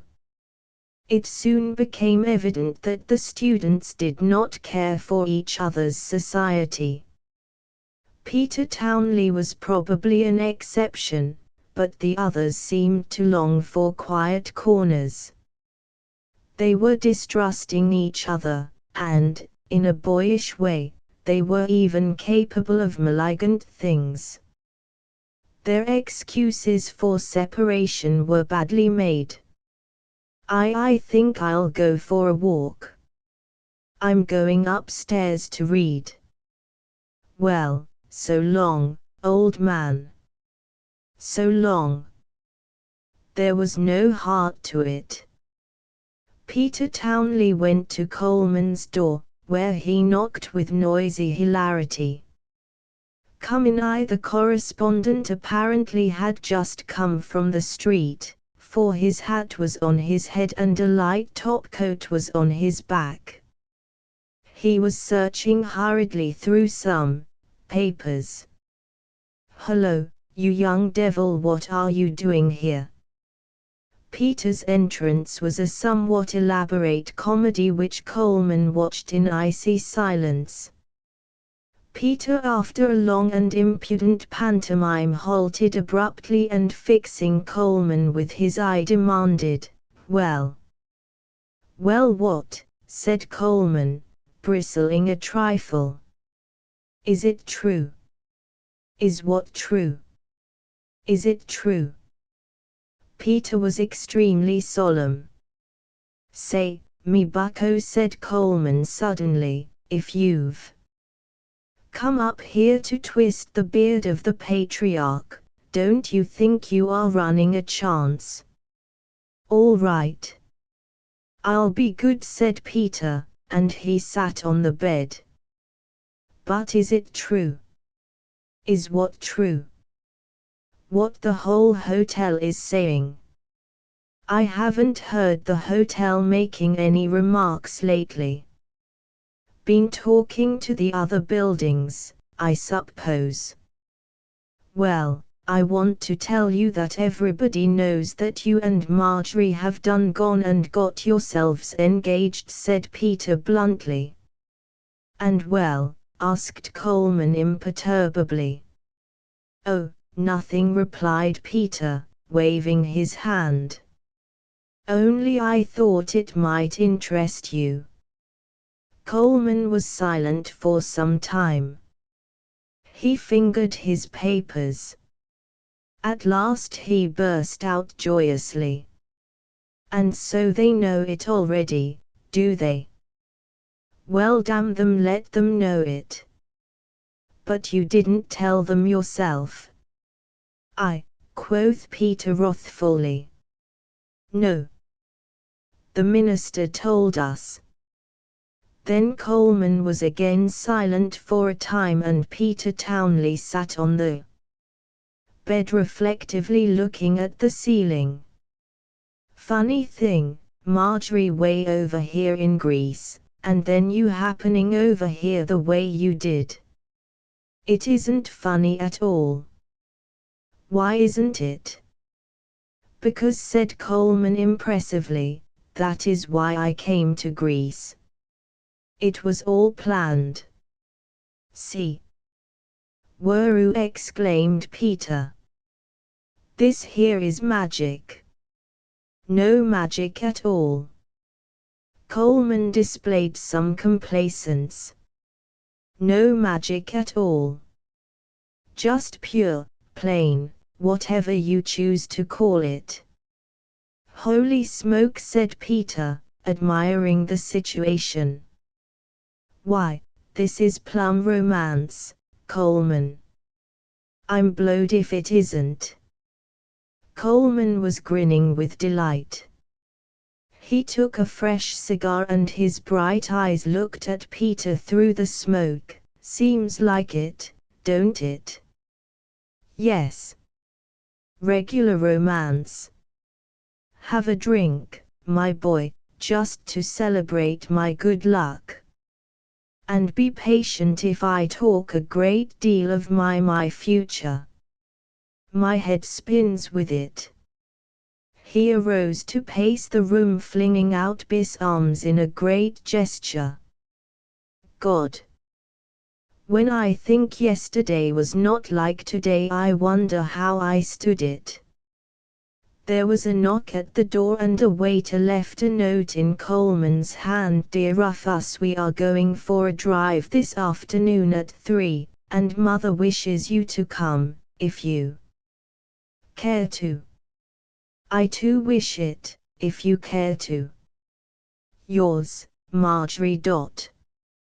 With a radiant face, Coleman gave the note a little crackling flourish in the air. Oh, you don't know what life is, kid. Steady the blues, said Peter Townley seriously. You'll lose your head if you don't watch out. Not I, cried Coleman with irritation. But a man must turn loose sometimes, mustn't he? When the 4 students had separated in the corridor, Coke had posted at once to Nora Black's sitting room. His entrance was somewhat precipitate, but he cooled down almost at once, for he reflected that he was not bearing good news. He ended by perching in awkward fashion on the brink of his chair and fumbling his hat uneasily. Nora floated to him in a cloud of a white dressing gown. She gave him a plump hand. Well, young man, she said, with a glowing smile. She took a chair, and the stuff of her gown fell in curves over the arms of it. Coke looked hot and bothered, as if he could have more than half wanted to retract his visit. We haven't seen much of you lately, he began, sparing. He had expected to tell his news at once. No, said Nora, languidly. I have been resting after that horrible journey. Dear, dear. Nothing will ever induce me to leave London, New York and Paris. I am at home there. But here why, it is worse than living in Brooklyn. And that journey into the wilds. No, not for me. I suppose we'll all be glad to get home, said Coke, aimlessly. At the moment a waiter entered the room and began to lay the table for luncheon. He kept open the door to the corridor, and he had the luncheon at a point just outside the door. His excursions to the trays were flying ones, so that, as far as Coke's purpose was concerned, the waiter was always in the room. Moreover, Coke was obliged, naturally, to depart at once. He had bungled everything. As he arose he whispered hastily, "Does this waiter understand English?" "Yes," answered Nora. "Why?" "Because I have something to tell you important." "What is it?" whispered Nora, eagerly. He leaned toward her and replied, "Marjorie Wainwright and Coleman are engaged." To his unfeigned astonishment, Nora Black burst into peals of silvery laughter. "Oh, indeed. And so this is your tragic story, poor, innocent lambkin. And what did you expect? That I would faint?" "I thought I don't know," murmured Coke in confusion. Nora became suddenly businesslike. "But how do you know? Are you sure? Who told you? Anyhow, stay to luncheon. Do like a good boy." "Oh, you must." Coke dropped again into his chair. He studied her in some wonder. "I thought you'd be surprised," he said, ingenuously. "Oh, you did you? Well, you see I'm not. And now tell me all about it." "There's really nothing to tell but the plain fact. Some of the boys dropped in at the minister's rooms a little while ago, and he told them of it. That's all." "Well, how did he know?" "I am sure I can't tell you." "Got it first hand, I suppose." "He likes Coleman, and Coleman is always hanging up there." "Oh, perhaps Coleman was lying," said Nora easily. Then suddenly her face brightened and she spoke with animation. "Oh, I haven't told you how my little Greek officer has turned out. Have I?" "No." "Well, it is simply lovely. Do you know, he belongs to one of the best families in Athens. He does. And they're rich as can be. My courier tells me that the marble palace where they live is enough to blind you, and that if titles hadn't gone out of style or something here in Greece, my little officer would be a prince. Think of that. The courier didn't know it until we got to Athens, and the little officer, the prince, gave me his card, of course. One of the oldest, noblest and richest families in Greece. Think of that. There I thought he was only a bothersome little officer who came in handy at times, and there he turns out to be a prince. I could hardly keep myself from rushing right off to find him and apologize to him for the way I treated him. It was awful." And added the fair Nora, pensively, "If he does meet me in Paris, I'll make him wear that title down to a shred, you can bet." "What's the good of having a title unless you make it work?" Chapter 6. Coke did not stay to luncheon with Nora Black. He went away saying to himself either that girl don't care a straw for Coleman, or she has got a heart absolutely of flint, or she is the greatest actress on earth, or there is some other reason. At his departure, Nora turned and called into an adjoining room. Maudie, the voice of her companion and friend, answered her peevishly. "What?" "Don't bother me. I'm reading." "Well, anyhow, luncheon is ready," so you will have to stir your precious self, responded Nora. You're lazy. I don't want any luncheon. Don't bother me. I've got a headache. Well, if you don't come out, you'll miss the news. That's all I've got to say. There was a rustle in the adjoining room, and immediately the companion appeared, seeming much annoyed but curious. Well, what is it? Rufus Coleman is engaged to be married to that Wainwright girl, after all. Well, I declare, ejaculated the little old lady. Well, I declare. She meditated for a moment, and then continued in a tone of satisfaction. I told you that you couldn't stop that man Coleman if he had fairly made up his mind to. You're a fool, said Nora, pleasantly. Why, said the old lady. Because you are. Don't talk to me about it. I want to think of Marco. Marco, quoted the old lady, startled. The prince. The prince. Can't you understand? I mean the prince. Marco, again quoted the old lady, under her breath. Yes, Marco, cried Nora, belligerently. Marco, do you object to the name? What's the matter with you, anyhow?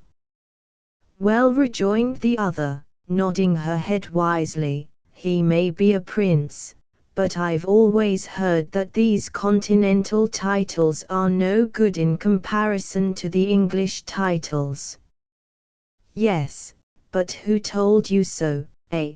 Demanded Nora, noisily. She herself answered the question. The English. Anyhow, that little Marquise who tagged after you in London is a much bigger man in every way, I'll bet, than this little prince of yours. But good heavens, he didn't mean it. Why, he was only one of the regular rounders. But Marco, he is serious, he means it. He'd go through fire and water for me and be glad of the chance. Well, proclaimed the old lady, if you are not the strangest woman in the world, I'd like to know. Here I thought, what did you think? Demanded Nora, suspiciously. I thought that Coleman, Bosh, interrupted, the graceful Nora. I tell you what, Maud, you'd better try to think as little as possible. It will suit your style of beauty better. And above all, don't think of my affairs. I myself am taking pains not to think of them. It's easier. Mrs. Wainwright, with no spirit of intention whatever, had set about readjusting her opinions. It is certain that she was unconscious of any evolution. If someone had said to her that she was surrendering to the inevitable, she would have been immediately on her guard, and would have opposed forever all suggestions of a match between Marjorie and Coleman. On the other hand, if someone had said to her that her daughter was going to marry a human serpent, and that there were people in Athens who would be glad to explain his treacherous character, she would have haughtily scorned the tale-bearing and would have gone with more haste into the professor's way of thinking. In fact, she was in process of undermining herself, and the work could have been retarded or advanced by any irresponsible, gossipy tongue. The professor, from the depths of his experience with her, arranged a course of conduct. If I just leave her to herself, she will come around all right, but if I go striking while the iron is hot or any of those things, I'll bungle it surely." As they were making ready to go down to luncheon, Mrs. Wainwright made her speech, which first indicated a changing mind. "Well, what will be, she murmured with a prolonged sigh of resignation. "What will be, will be. Girls are very headstrong in these days, and there is nothing much to be done with them. They go their own roads. It wasn't so in my girlhood. We were obliged to pay attention to our mother's wishes." "I did not notice that you paid much attention to your mother's wishes when you married me," remarked the professor. "In fact, I thought that was another thing," retorted Mrs. Wainwright with severity. "You were a steady young man who had taken the highest honors all through your college course, and my mother's sole objection was that we were too hasty. She thought we ought to wait until you had a penny to bless yourself with, and I can see now where she was quite right." "Well, you married me, anyhow," said the professor, victoriously. Mrs. Wainwright allowed her husband's retort to pass over her thoughtful mood. "They say they say Rufus Coleman makes as much as $15,000 a year. That's more than 3 times your income I don't know. It all depends on whether they try to save or not. His manner of life is, no doubt, very luxurious. I don't suppose he knows how to economize at all. That kind of a man usually doesn't. And then, in the newspaper world, positions are so very precarious. Men may have valuable positions one minute and be penniless in the street the next minute. It isn't as if he had any real income, and of course he has no real ability. If he was suddenly thrown out of his position, goodness knows what would become of him. Still $15,000 a year is a big income while it lasts. I suppose he is very extravagant. That kind of a man usually is. And I wouldn't be surprised if he was heavily in debt, very heavily in debt. Still if Marjorie has set her heart, there is nothing to be done, I suppose. It wouldn't have happened if you had been as wise as you thought you were. I suppose he thinks I have been very rude to him.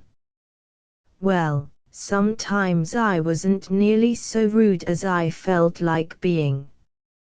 Feeling as I did, I could hardly be very amiable. Of course this drive this afternoon was all your affair and Marjorie's. But, of course, I shall be nice to him."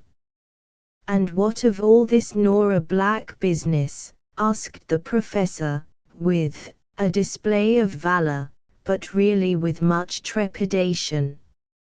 "She is a hussy," responded Mrs. Wainwright with energy. "Her conversation in the carriage on the way down to Agrinian sickened me. I really believe that her plan was simply to break everything off between Marjorie and Coleman," said the professor, "and I don't believe she had any grounds for all that appearance of owning Coleman and the rest of it." "Of course she didn't," assented Mrs. Wainwright. "The vicious thing. On the other hand," said the professor, "there might be some truth in it." "I don't think so," said Mrs. Wainwright seriously. "I don't believe a word of it." "You do not mean to say that you think Coleman a model man, demanded the professor. Not at all. Not at all, she hastily answered. But one doesn't look for model men these days. Who told you he made 15,000 a year? Asked the professor. It was Peter Townley this morning. We were talking upstairs after breakfast, and he remarked that if could make 15,000 a year, like Coleman, he'd forgotten what some fanciful thing. I doubt if it is true, muttered the old man, wagging his head. Of course it's true, said his wife emphatically. Peter Townley says everybody knows it. Well, anyhow, money is not everything. But it's a great deal, you know well enough. You know you are always speaking of poverty as an evil, as a grand resultant, a collaboration of many lesser evils. Well, then. But began the professor meekly, when I say that I mean well, money is money and poverty is poverty, interrupted his wife. You don't have to be very learned to know that. I do not say that Coleman has not a very nice thing of it, but I must say it is hard to think of his getting any such sum, as you mention. Isn't he known as the most brilliant journalist in New York? She demanded harshly. Why yes, as long as it lasts, but then one never knows when he will be out in the street penniless.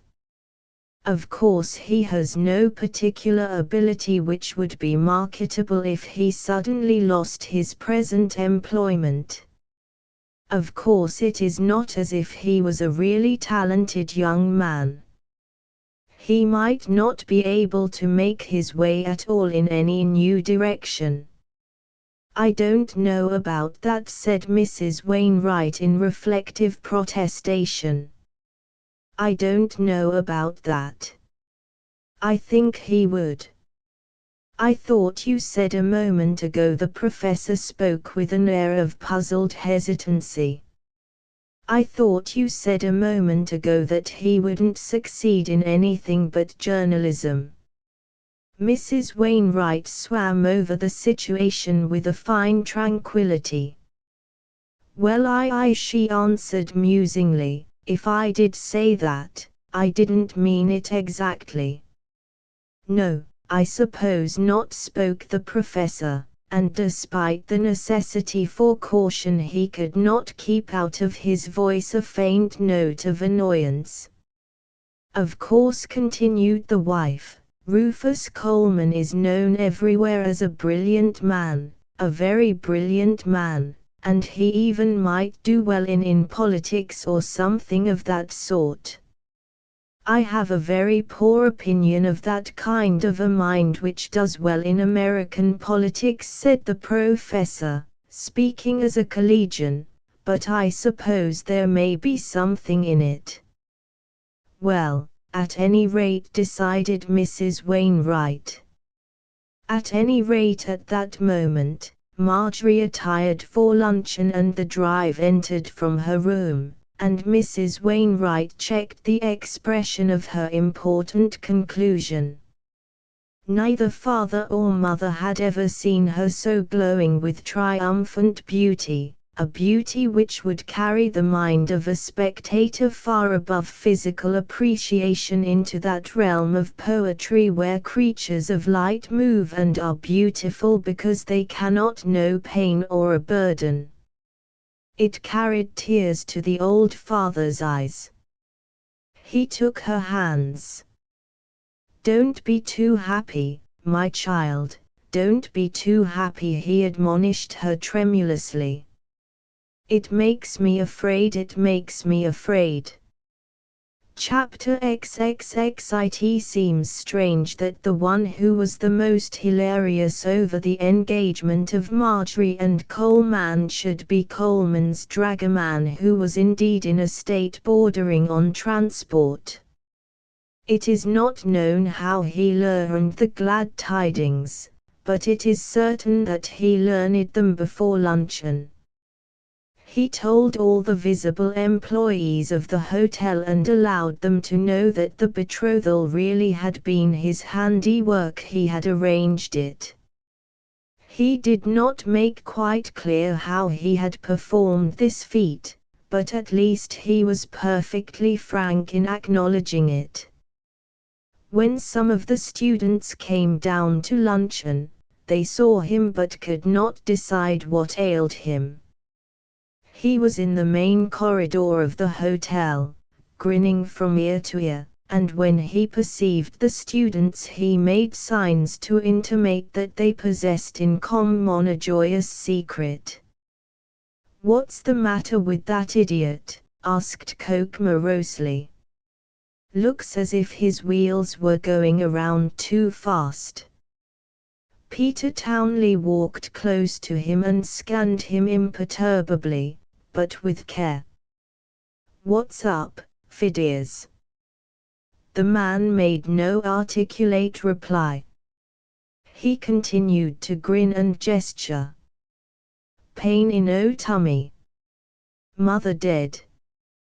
Caught the cholera. Found out that you've swallowed a pair of hammered brass and irons in your beer. Say, who are you, anyhow?" But he could not shake this invincible glee, so he went away. The dragoman's rapture reached its zenith when Coleman lent him to the professor and he was commissioned to bring a carriage for 4 people to the door at 3 o'clock. He himself was to sit on the box and tell the driver what was required of him. He dashed off, his hat in his hand, his hair flying, puffing, important beyond everything, and apparently babbling his mission to half the people he met on the street. In most countries he would have landed speedily in jail, but among a people who exist on a basis of gibbering, his violent gabble aroused no suspicions as to his sanity. However, he stirred several livery stables to their depths and set men running here and there wildly and for the most part futilely. At 15 minutes to 3 o'clock, a carriage with its horses on a gallop tore around the corner and up to the front of the hotel, where it halted with the pomp and excitement of a fire engine. The dragoman jumped down from his seat beside the driver and scrambled hurriedly into the wheel, in the gloom of which hung a serene stillness which was punctuated only by the leisurely tinkle of silver and glass in the dining room. For a moment the dragoman seemed really astounded out of spec. Then he plunged into the manager's room. Was it conceivable that Monsieur Coleman was still at luncheon? Yes, in fact, it was true. But the carriage was at the door. The carriage was at the door. The manager, undisturbed, asked for what hour Monsieur Coleman had been pleased to order a carriage. 3 o'clock. 3 o'clock. The manager pointed calmly at the clock. Very well. It was now only 13 minutes of 3 o'clock. Monsieur Coleman doubtless would appear at 3. Until that hour the manager would not disturb Monsieur Coleman. The dragoman clutched both his hands in his hair and cast a look of agony to the ceiling. Great God! Had he accomplished the Herculean task of getting a carriage for 4 people to the door of the hotel in time for a drive at 3 o'clock, only to meet with this stoniness, this inhumanity? Ah, it was unendurable. He begged the manager, he implored him. But at every word, the manager seemed to grow more indifferent, more callous. He pointed with a wooden finger at the clock face. In reality, it is thus that Greek meets Greek. Professor Wainwright and Coleman strolled together out of the dining room. The dragoman rushed ecstatically upon the correspondent. "Oh, Mr. Coleman! The carg is ready." "Well, all right," said Coleman, knocking ashes from his cigar. "Don't be in a hurry. I suppose we'll be ready presently." The man was in despair. The departure of the Wainwrights and Coleman on this ordinary drive was of a somewhat dramatic and public nature. No one seemed to know how to prevent its being so. In the first place, the attendants thronged out en masse for a reason which was plain at the time only to Coleman's dragoman. And, rather in the background, lurked the interested students. The professor was surprised and nervous. Coleman was rigid and angry. Marjorie was flushed and somewhat hurried, and Mrs. Wainwright was as proud as an old turkey hen. As the carriage rolled away, Peter Townley turned to his companions and said, "Now, that's official. That is the official announcement. Did you see old Mother Wainwright? Oh, my eye, wasn't she puffed up? Say, what in hell do you suppose all these jay-hawking bellboys poured out to the curb for? Go back to your cages, my good people." As soon as the carriage wheeled into another street, its occupants exchanged easier smiles, and they must have confessed in some subtle way of glances that now at last they were upon their own mission, a mission undefined but earnest to them all. Coleman had a glad feeling of being let into the family, or becoming one of them. The professor looked sideways at him and smiled gently. "You know, I thought of driving you to some ruins, but Marjorie would not have it. She flatly objected to any more ruins. So I thought we would drive down to New Falem." Coleman nodded and smiled as if he were immensely pleased, but of course New Falem was to him no more nor less than Vladivostok or Khartoum. Neither place nor distance had interest for him. They swept along a shaded avenue where the dust lay thick on the leaves. They passed cafes where crowds were angrily shouting over the news in the little papers. They passed a hospital before which wounded men, white with bandages, were taking the sun. Then came soon to the end valley flanked by gaunt naked mountains, which would lead them to the sea. Sometimes, to accentuate the dry nakedness of this valley, there would be a patch of grass upon which poppies burned crimson spots. The dust writhed out from under the wheels of the carriage. In the distance the sea appeared, a blue half-disk set between shoulders of barren land. It would be common to say that Coleman was oblivious to all about him but Marjorie.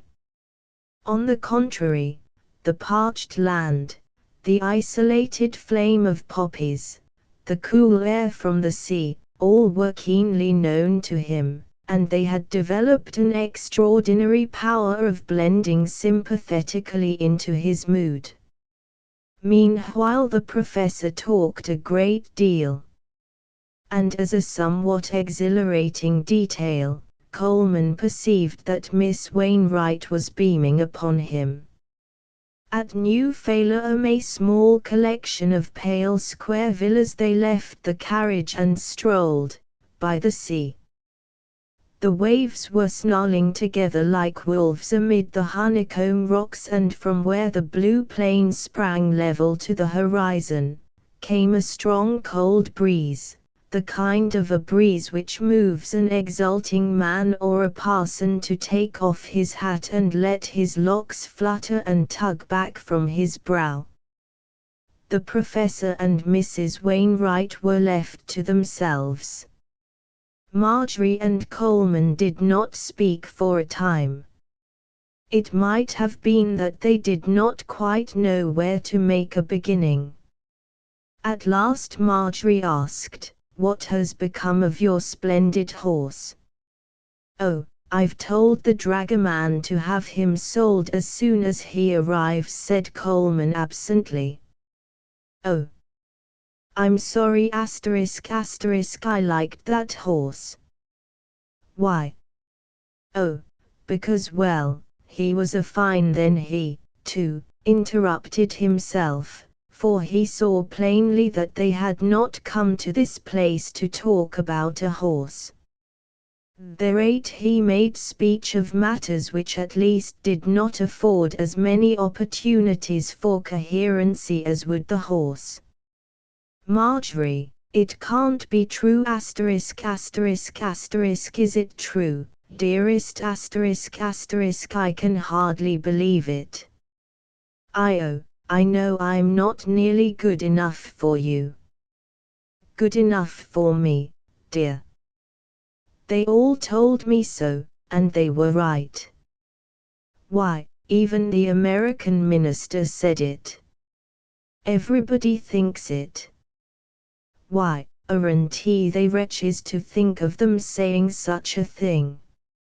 As if anybody could be too, do you know?" She paused and looked at him with a certain timid challenge. "I don't know why I feel it, but sometimes I feel that I've been flung at your head." He opened his mouth in astonishment. "Flung at my head?" She held up her finger. "And if I thought you could ever believe it. Is a girl flung at a man's head when her father carries her thousands of miles away and the man follows her all these miles, and at last her eyes were shining? And you really came to Greece on purpose to confess you knew it all the time?" "Confess?" The answer was muffled. "Well, sometimes I thought you did, and at other times I thought you didn't." In a secluded cove, in which the sea maids once had played, no doubt, Marjorie and Coleman sat in silence. He was below her, and if he looked at her he had to turn his glance obliquely upward. She was staring at the sea with woman's mystic gaze, a gaze which men at once reverence and fear, since it seems to look into the deep, simple heart of nature, and men begin to feel that their petty wisdoms are futile to control these strange spirits, as wayward as nature and as pure as nature, wild as the play of waves, sometimes as unalterable as the mountain amid the winds, and to measure them, man must perforce use a mathematical formula. He wished that she would lay her hand upon his hair. He would be happy then. If she would only, of her own will, touch his hair lightly with her fingers, if she would do it with an unconscious air, it would be even better. It would show him that she was thinking of him, even when she did not know she was thinking of him. Perhaps he dared lay his head softly against her knee. Did he dare? As his head touched her knee, She did not move. She seemed to be still gazing at the sea. Presently idly caressing fingers played in his hair near the forehead. He looked up suddenly, lifting his arms. He breathed out a cry which was laden with a kind of diffident ferocity. "I haven't kissed you yet." Asterisk asterisk asterisk End of the Project Gutenberg ebook active service asterisk asterisk asterisk Updated editions will replace the previous one, the old editions will be renamed.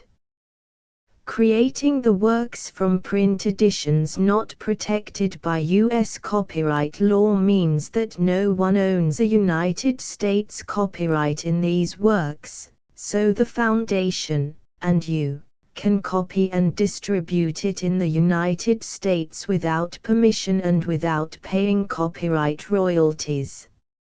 Special rules, set forth in the general terms of use part of this license, apply to copying and distributing Project Gutenberg trademark symbol electronic works to protect the Project Gutenberg trademark symbol concept and trademark.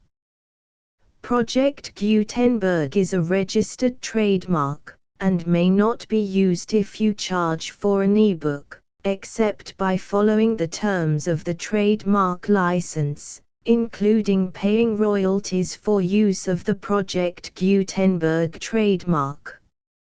If you do not charge anything for copies of this ebook, complying with the trademark license is very easy. You may use this ebook for nearly any purpose, such as creation of derivative works, reports, performances and research. Project Gutenberg ebooks may be modified and printed and given away. You may do practically anything in the United States with ebooks not protected by U.S. copyright law. Redistribution is subject to the trademark license, especially commercial redistribution. Start. Full license. The full Project Gutenberg license. Please read this before you distribute or use this work to protect the Project Gutenberg trademark symbol mission of promoting the free distribution of electronic works, by using or distributing this work, or any other work associated in any way with the phrase Project Gutenberg. You agree to comply with all the terms of the full Project Gutenberg trademark symbol license available with this file or online at www.gutenberg.org/license. Section 1. General Terms of Use and Redistributing Project Gutenberg Trademark Symbol Electronic Works 1.0. By reading or using any part of this Project Gutenberg trademark symbol electronic work, you indicate that you have read, understand, agree to and accept all the terms of this license and intellectual property, trademark/copyright, agreement.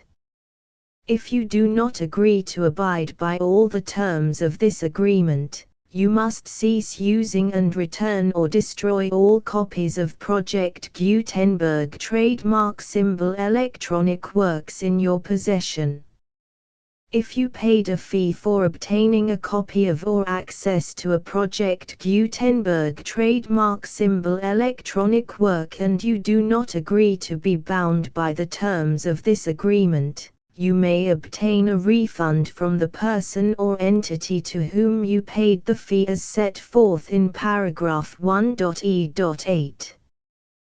1.b Project Gutenberg is a registered trademark. It may only be used on or associated in any way with an electronic work by people who agree to be bound by the terms of this agreement. There are a few things that you can do with most Project Gutenberg trademark symbol electronic works even without complying with the full terms of this agreement. See paragraph 1.c below. There are a lot of things you can do with Project Gutenberg trademark symbol electronic works if you follow the terms of this agreement and help preserve free future access to Project Gutenberg trademark symbol electronic works. See paragraph 1.e below. 1.c. The Project Gutenberg Literary Archive Foundation, the Foundation or PGLAF, owns a compilation copyright in the collection of Project Gutenberg trademark symbol electronic works. Nearly all the individual works in the collection are in the public domain in the United States. If an individual work is unprotected by copyright law in the United States and you are located in the United States, we do not claim a right to prevent you from copying, distributing, performing, displaying or creating derivative works based on the work as long as all references to Project Gutenberg are removed. Of course, we hope that you will support the Project Gutenberg trademark symbol mission of promoting free access to electronic works by freely sharing Project Gutenberg trademark symbol works in compliance with the terms of this agreement for keeping the Project Gutenberg trademark symbol name associated with the work. You can easily comply with the terms of this agreement by keeping this work in the same format with its attached full Project Gutenberg trademark symbol license when you share it without charge with others. 1.d. The copyright laws of the place where you are located also govern what you can do with this work. Copyright laws in most countries are in a constant state of change. If you are outside the United States, check the laws of your country in addition to the terms of this agreement before downloading, copying, displaying, performing, distributing or creating derivative works based on this work or any other Project Gutenberg trademark symbol work. The Foundation makes no representations concerning the copyright status of any work in any country other than the United States. 1.e. Unless you have removed all references to Project Gutenberg. 1.e.1. The following sentence, with active links to, or other immediate access to, the full Project Gutenberg trademark symbol license must appear prominently whenever any copy of a Project Gutenberg trademark symbol work, any work on which the phrase Project Gutenberg appears, or with which the phrase Project Gutenberg is associated, is accessed, displayed, performed, viewed, copied or distributed.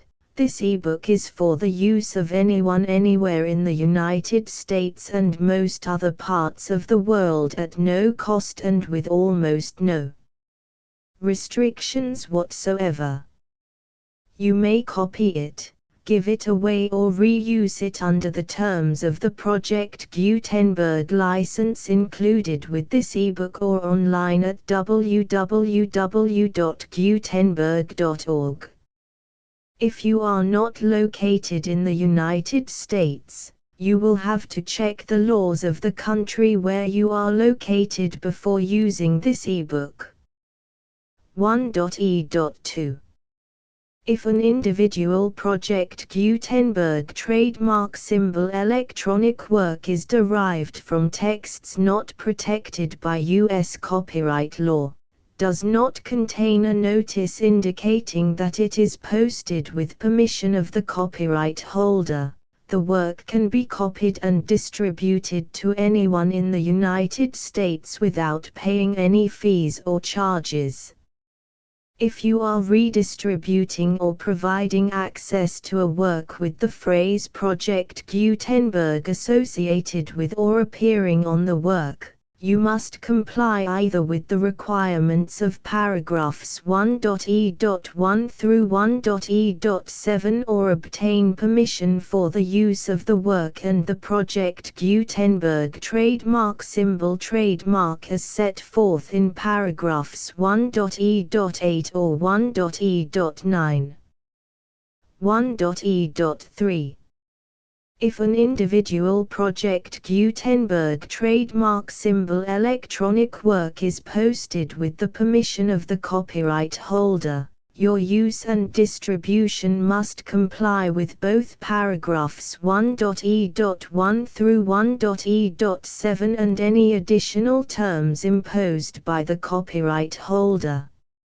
Additional terms will be linked to the Project Gutenberg trademark symbol license for all works posted with the permission of the copyright holder found at the beginning of this work. 1.e.4. Do not unlink or detach or remove the full Project Gutenberg trademark symbol license terms from this work, or any files containing a part of this work or any other work associated with Project Gutenberg trademark symbol. 1.e.5. Do not copy, display, perform, distribute or redistribute this electronic work, or any part of this electronic work, without prominently displaying the sentence set forth in paragraph 1.e.1 with active links or immediate access to the full terms of the Project Gutenberg trademark symbol license. 1.e.6. You may convert to and distribute this work in any binary, compressed, marked up, non-proprietary or proprietary form, including any word processing or hypertext form. However, if you provide access to or distribute copies of a Project Gutenberg trademark symbol work in a format other than plain vanilla ASCII or other format used in the official version posted on the official Project Gutenberg trademark symbol website, www.gutenberg.org, you must, at no additional cost, fee or expense to the user, provide a copy, a means of exporting a copy, or a means of obtaining a copy upon request, of the work in its original plain vanilla ASCII or other form. Any alternate format must include the full Project Gutenberg trademark symbol license as specified in paragraph 1.e.1. 1.e.7. Do not charge a fee for access to, viewing, displaying, performing, copying or distributing any Project Gutenberg trademark symbol works unless you comply with paragraph 1.e.8 or 1.e.9. 1.e.8. You may charge a reasonable fee for copies of or providing access to or distributing Project Gutenberg trademark symbol electronic works provided that you pay a royalty fee of 20% of the gross profits you derive from the use of Project Gutenberg trademark symbol works calculated using the method you already use to calculate your applicable taxes. The fee is owed to the owner of the Project Gutenberg trademark symbol trademark, but he has agreed to donate royalties under this paragraph to the Project Gutenberg Literary Archive Foundation. Royalty payments must be paid within 60 days following each date on which you prepare, or are legally required to prepare, your periodic tax returns. Royalty payments should be clearly marked as such and sent to the Project Gutenberg Literary Archive Foundation at the address specified in Section 4. Information about donations to the Project Gutenberg Literary Archive Foundation. You provide a full refund of any money paid by a user who notifies you in writing, or by email, within 30 days of receipt that S/he does not agree to the terms of the full Project Gutenberg trademark symbol license. You must require such a user to return or destroy all copies of the works possessed in a physical medium and discontinue all use of and all access to other copies of Project Gutenberg trademark symbol works. You provide, in accordance with paragraph 1.f.3, a full refund of any money paid for a work or a replacement copy, if a defect in the electronic work is discovered and reported to you within 90 days of receipt of the work. You comply with all other terms of this agreement for free distribution of Project Gutenberg trademark symbol works. 1.e.9. If you wish to charge a fee or distribute a Project Gutenberg trademark symbol electronic work or group of works on different terms than are set forth in this agreement, you must obtain permission in writing from the Project Gutenberg Literary Archive Foundation, the manager of the Project Gutenberg trademark symbol trademark. Contact the Foundation as set forth in Section 3 below. 1.f1.f.1.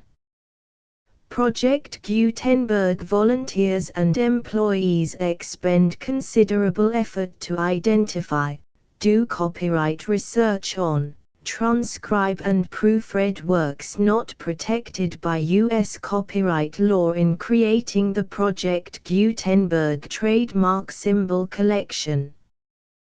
Despite these efforts, Project Gutenberg trademark symbol electronic works, and the medium on which they may be stored, may contain defects such as, but not limited to, incomplete, inaccurate or corrupt data, transcription errors, a copyright or other intellectual property infringement, a defective or damaged disk or other medium, a computer virus, or computer codes that damage or cannot be read by your equipment. 1.f.2. Limited warranty, disclaimer of damages, except for the right of replacement or refund described in paragraph 1.f.3, the Project Gutenberg Literary Archive Foundation, the owner of the Project Gutenberg trademark symbol trademark, and any other party distributing a Project Gutenberg trademark symbol electronic work under this agreement, disclaim all liability to you for damages, costs and expenses, including legal fees. You agree that you have no remedies for negligence, strict liability, breach of warranty or breach of contract except those provided in paragraph 1.f.3. You agree that the Foundation, the trademark owner, and any distributor under this agreement will not be liable to you for actual, direct, indirect, consequential, punitive or incidental damages even if you give notice of the possibility of such damage. 1.f.3. Limited right of replacement or refund. If you discover a defect in this electronic work within 90 days of receiving it, you can receive a refund of the money, if any, you paid for it by sending a written explanation to the person you received the work from. If you received the work on a physical medium, you must return the medium with your written explanation. The person or entity that provided you with the defective work may elect to provide a replacement copy in lieu of a refund. If you received the work electronically, the person or entity providing it to you may choose to give you a second opportunity to receive the work electronically in lieu of a refund. If the second copy is also defective, you may demand a refund in writing without further opportunities to fix the problem. 1.f.4 Except for the limited right of replacement or refund set forth in paragraph 1.f.3, this work is provided to you as is, with no other warranties of any kind, express or implied, including but not limited to warranties of merchantability or fitness for any purpose. 1.f.5 Some states do not allow disclaimers of certain implied warranties or the exclusion or limitation of certain types of damages. If any disclaimer or limitation set forth in this agreement violates the law of the state applicable to this agreement, the agreement shall be interpreted to make the maximum disclaimer or limitation permitted by the applicable state law. The invalidity or unenforceability of any provision of this agreement shall not void the remaining provisions.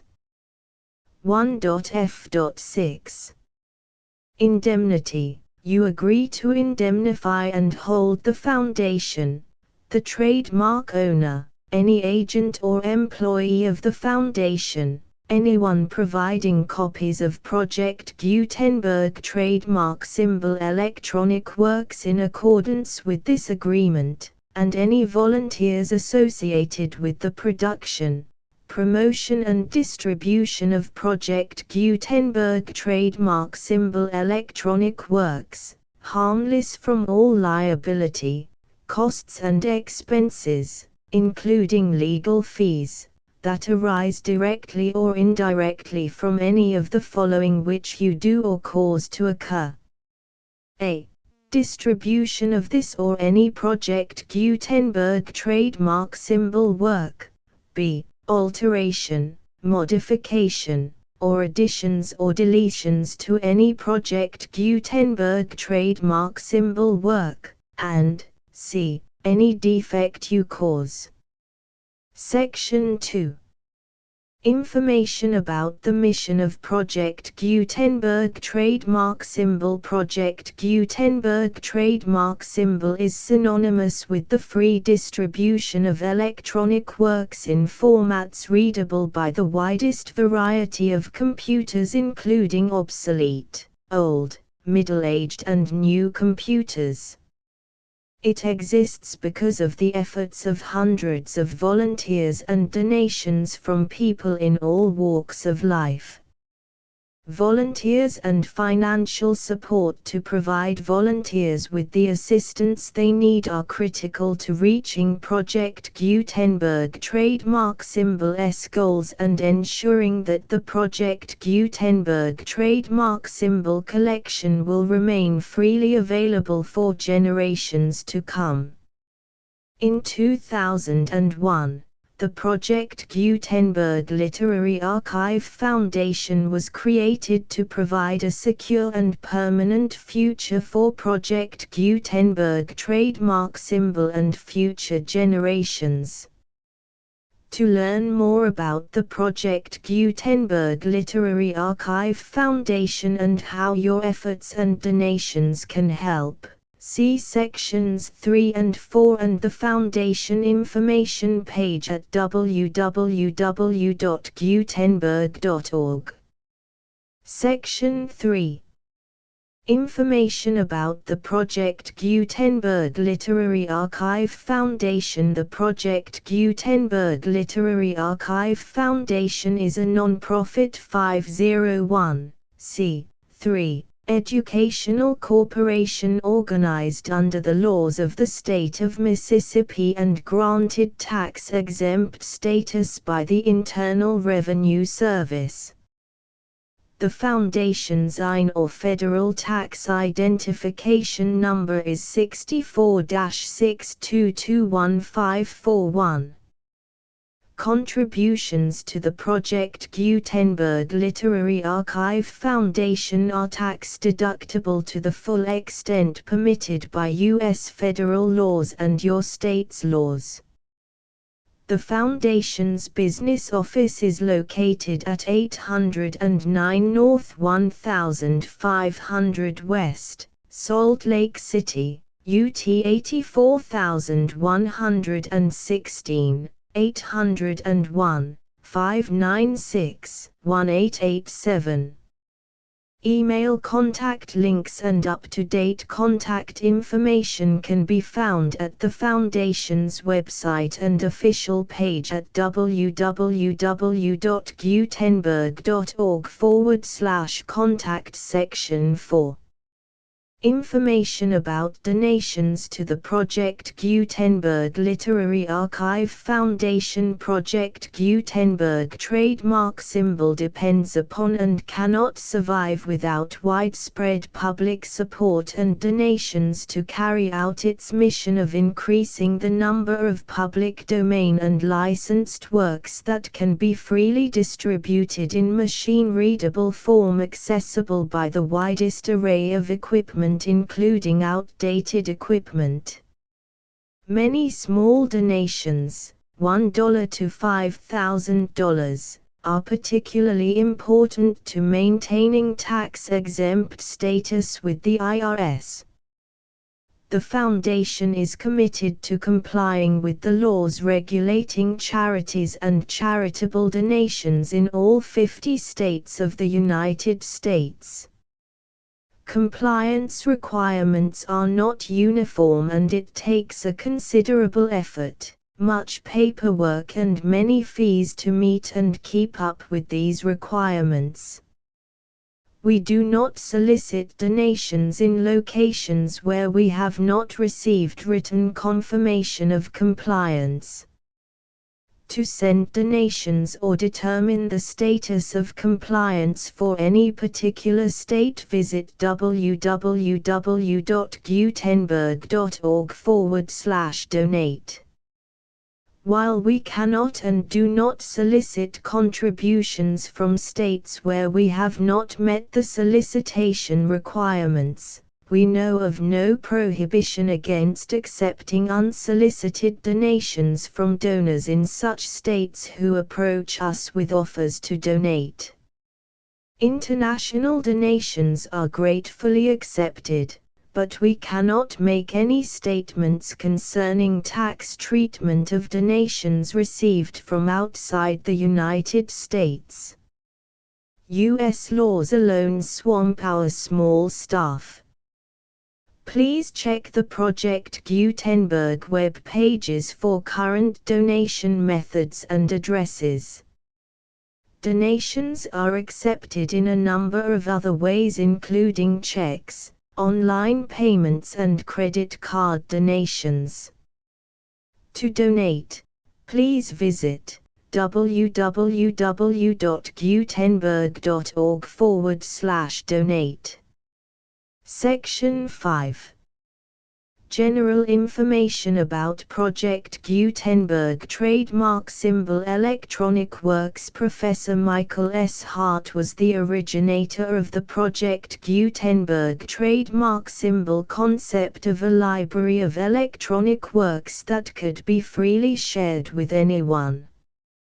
For 40 years, he produced and distributed Project Gutenberg trademark symbol ebooks with only a loose network of volunteer support. Project Gutenberg trademark symbol ebooks are often created from several printed editions, all of which are confirmed as not protected by copyright in the U.S. unless a copyright notice is included. Thus, we do not necessarily keep ebooks in compliance with any particular paper edition. Most people start at our website, which has the main PG search facility, www.gutenberg.org. This website includes information about Project Gutenberg trademark symbol, including how to make donations to the Project Gutenberg Literary Archive Foundation, how to help produce our new ebooks, and how to subscribe to our email newsletter to hear about new ebooks.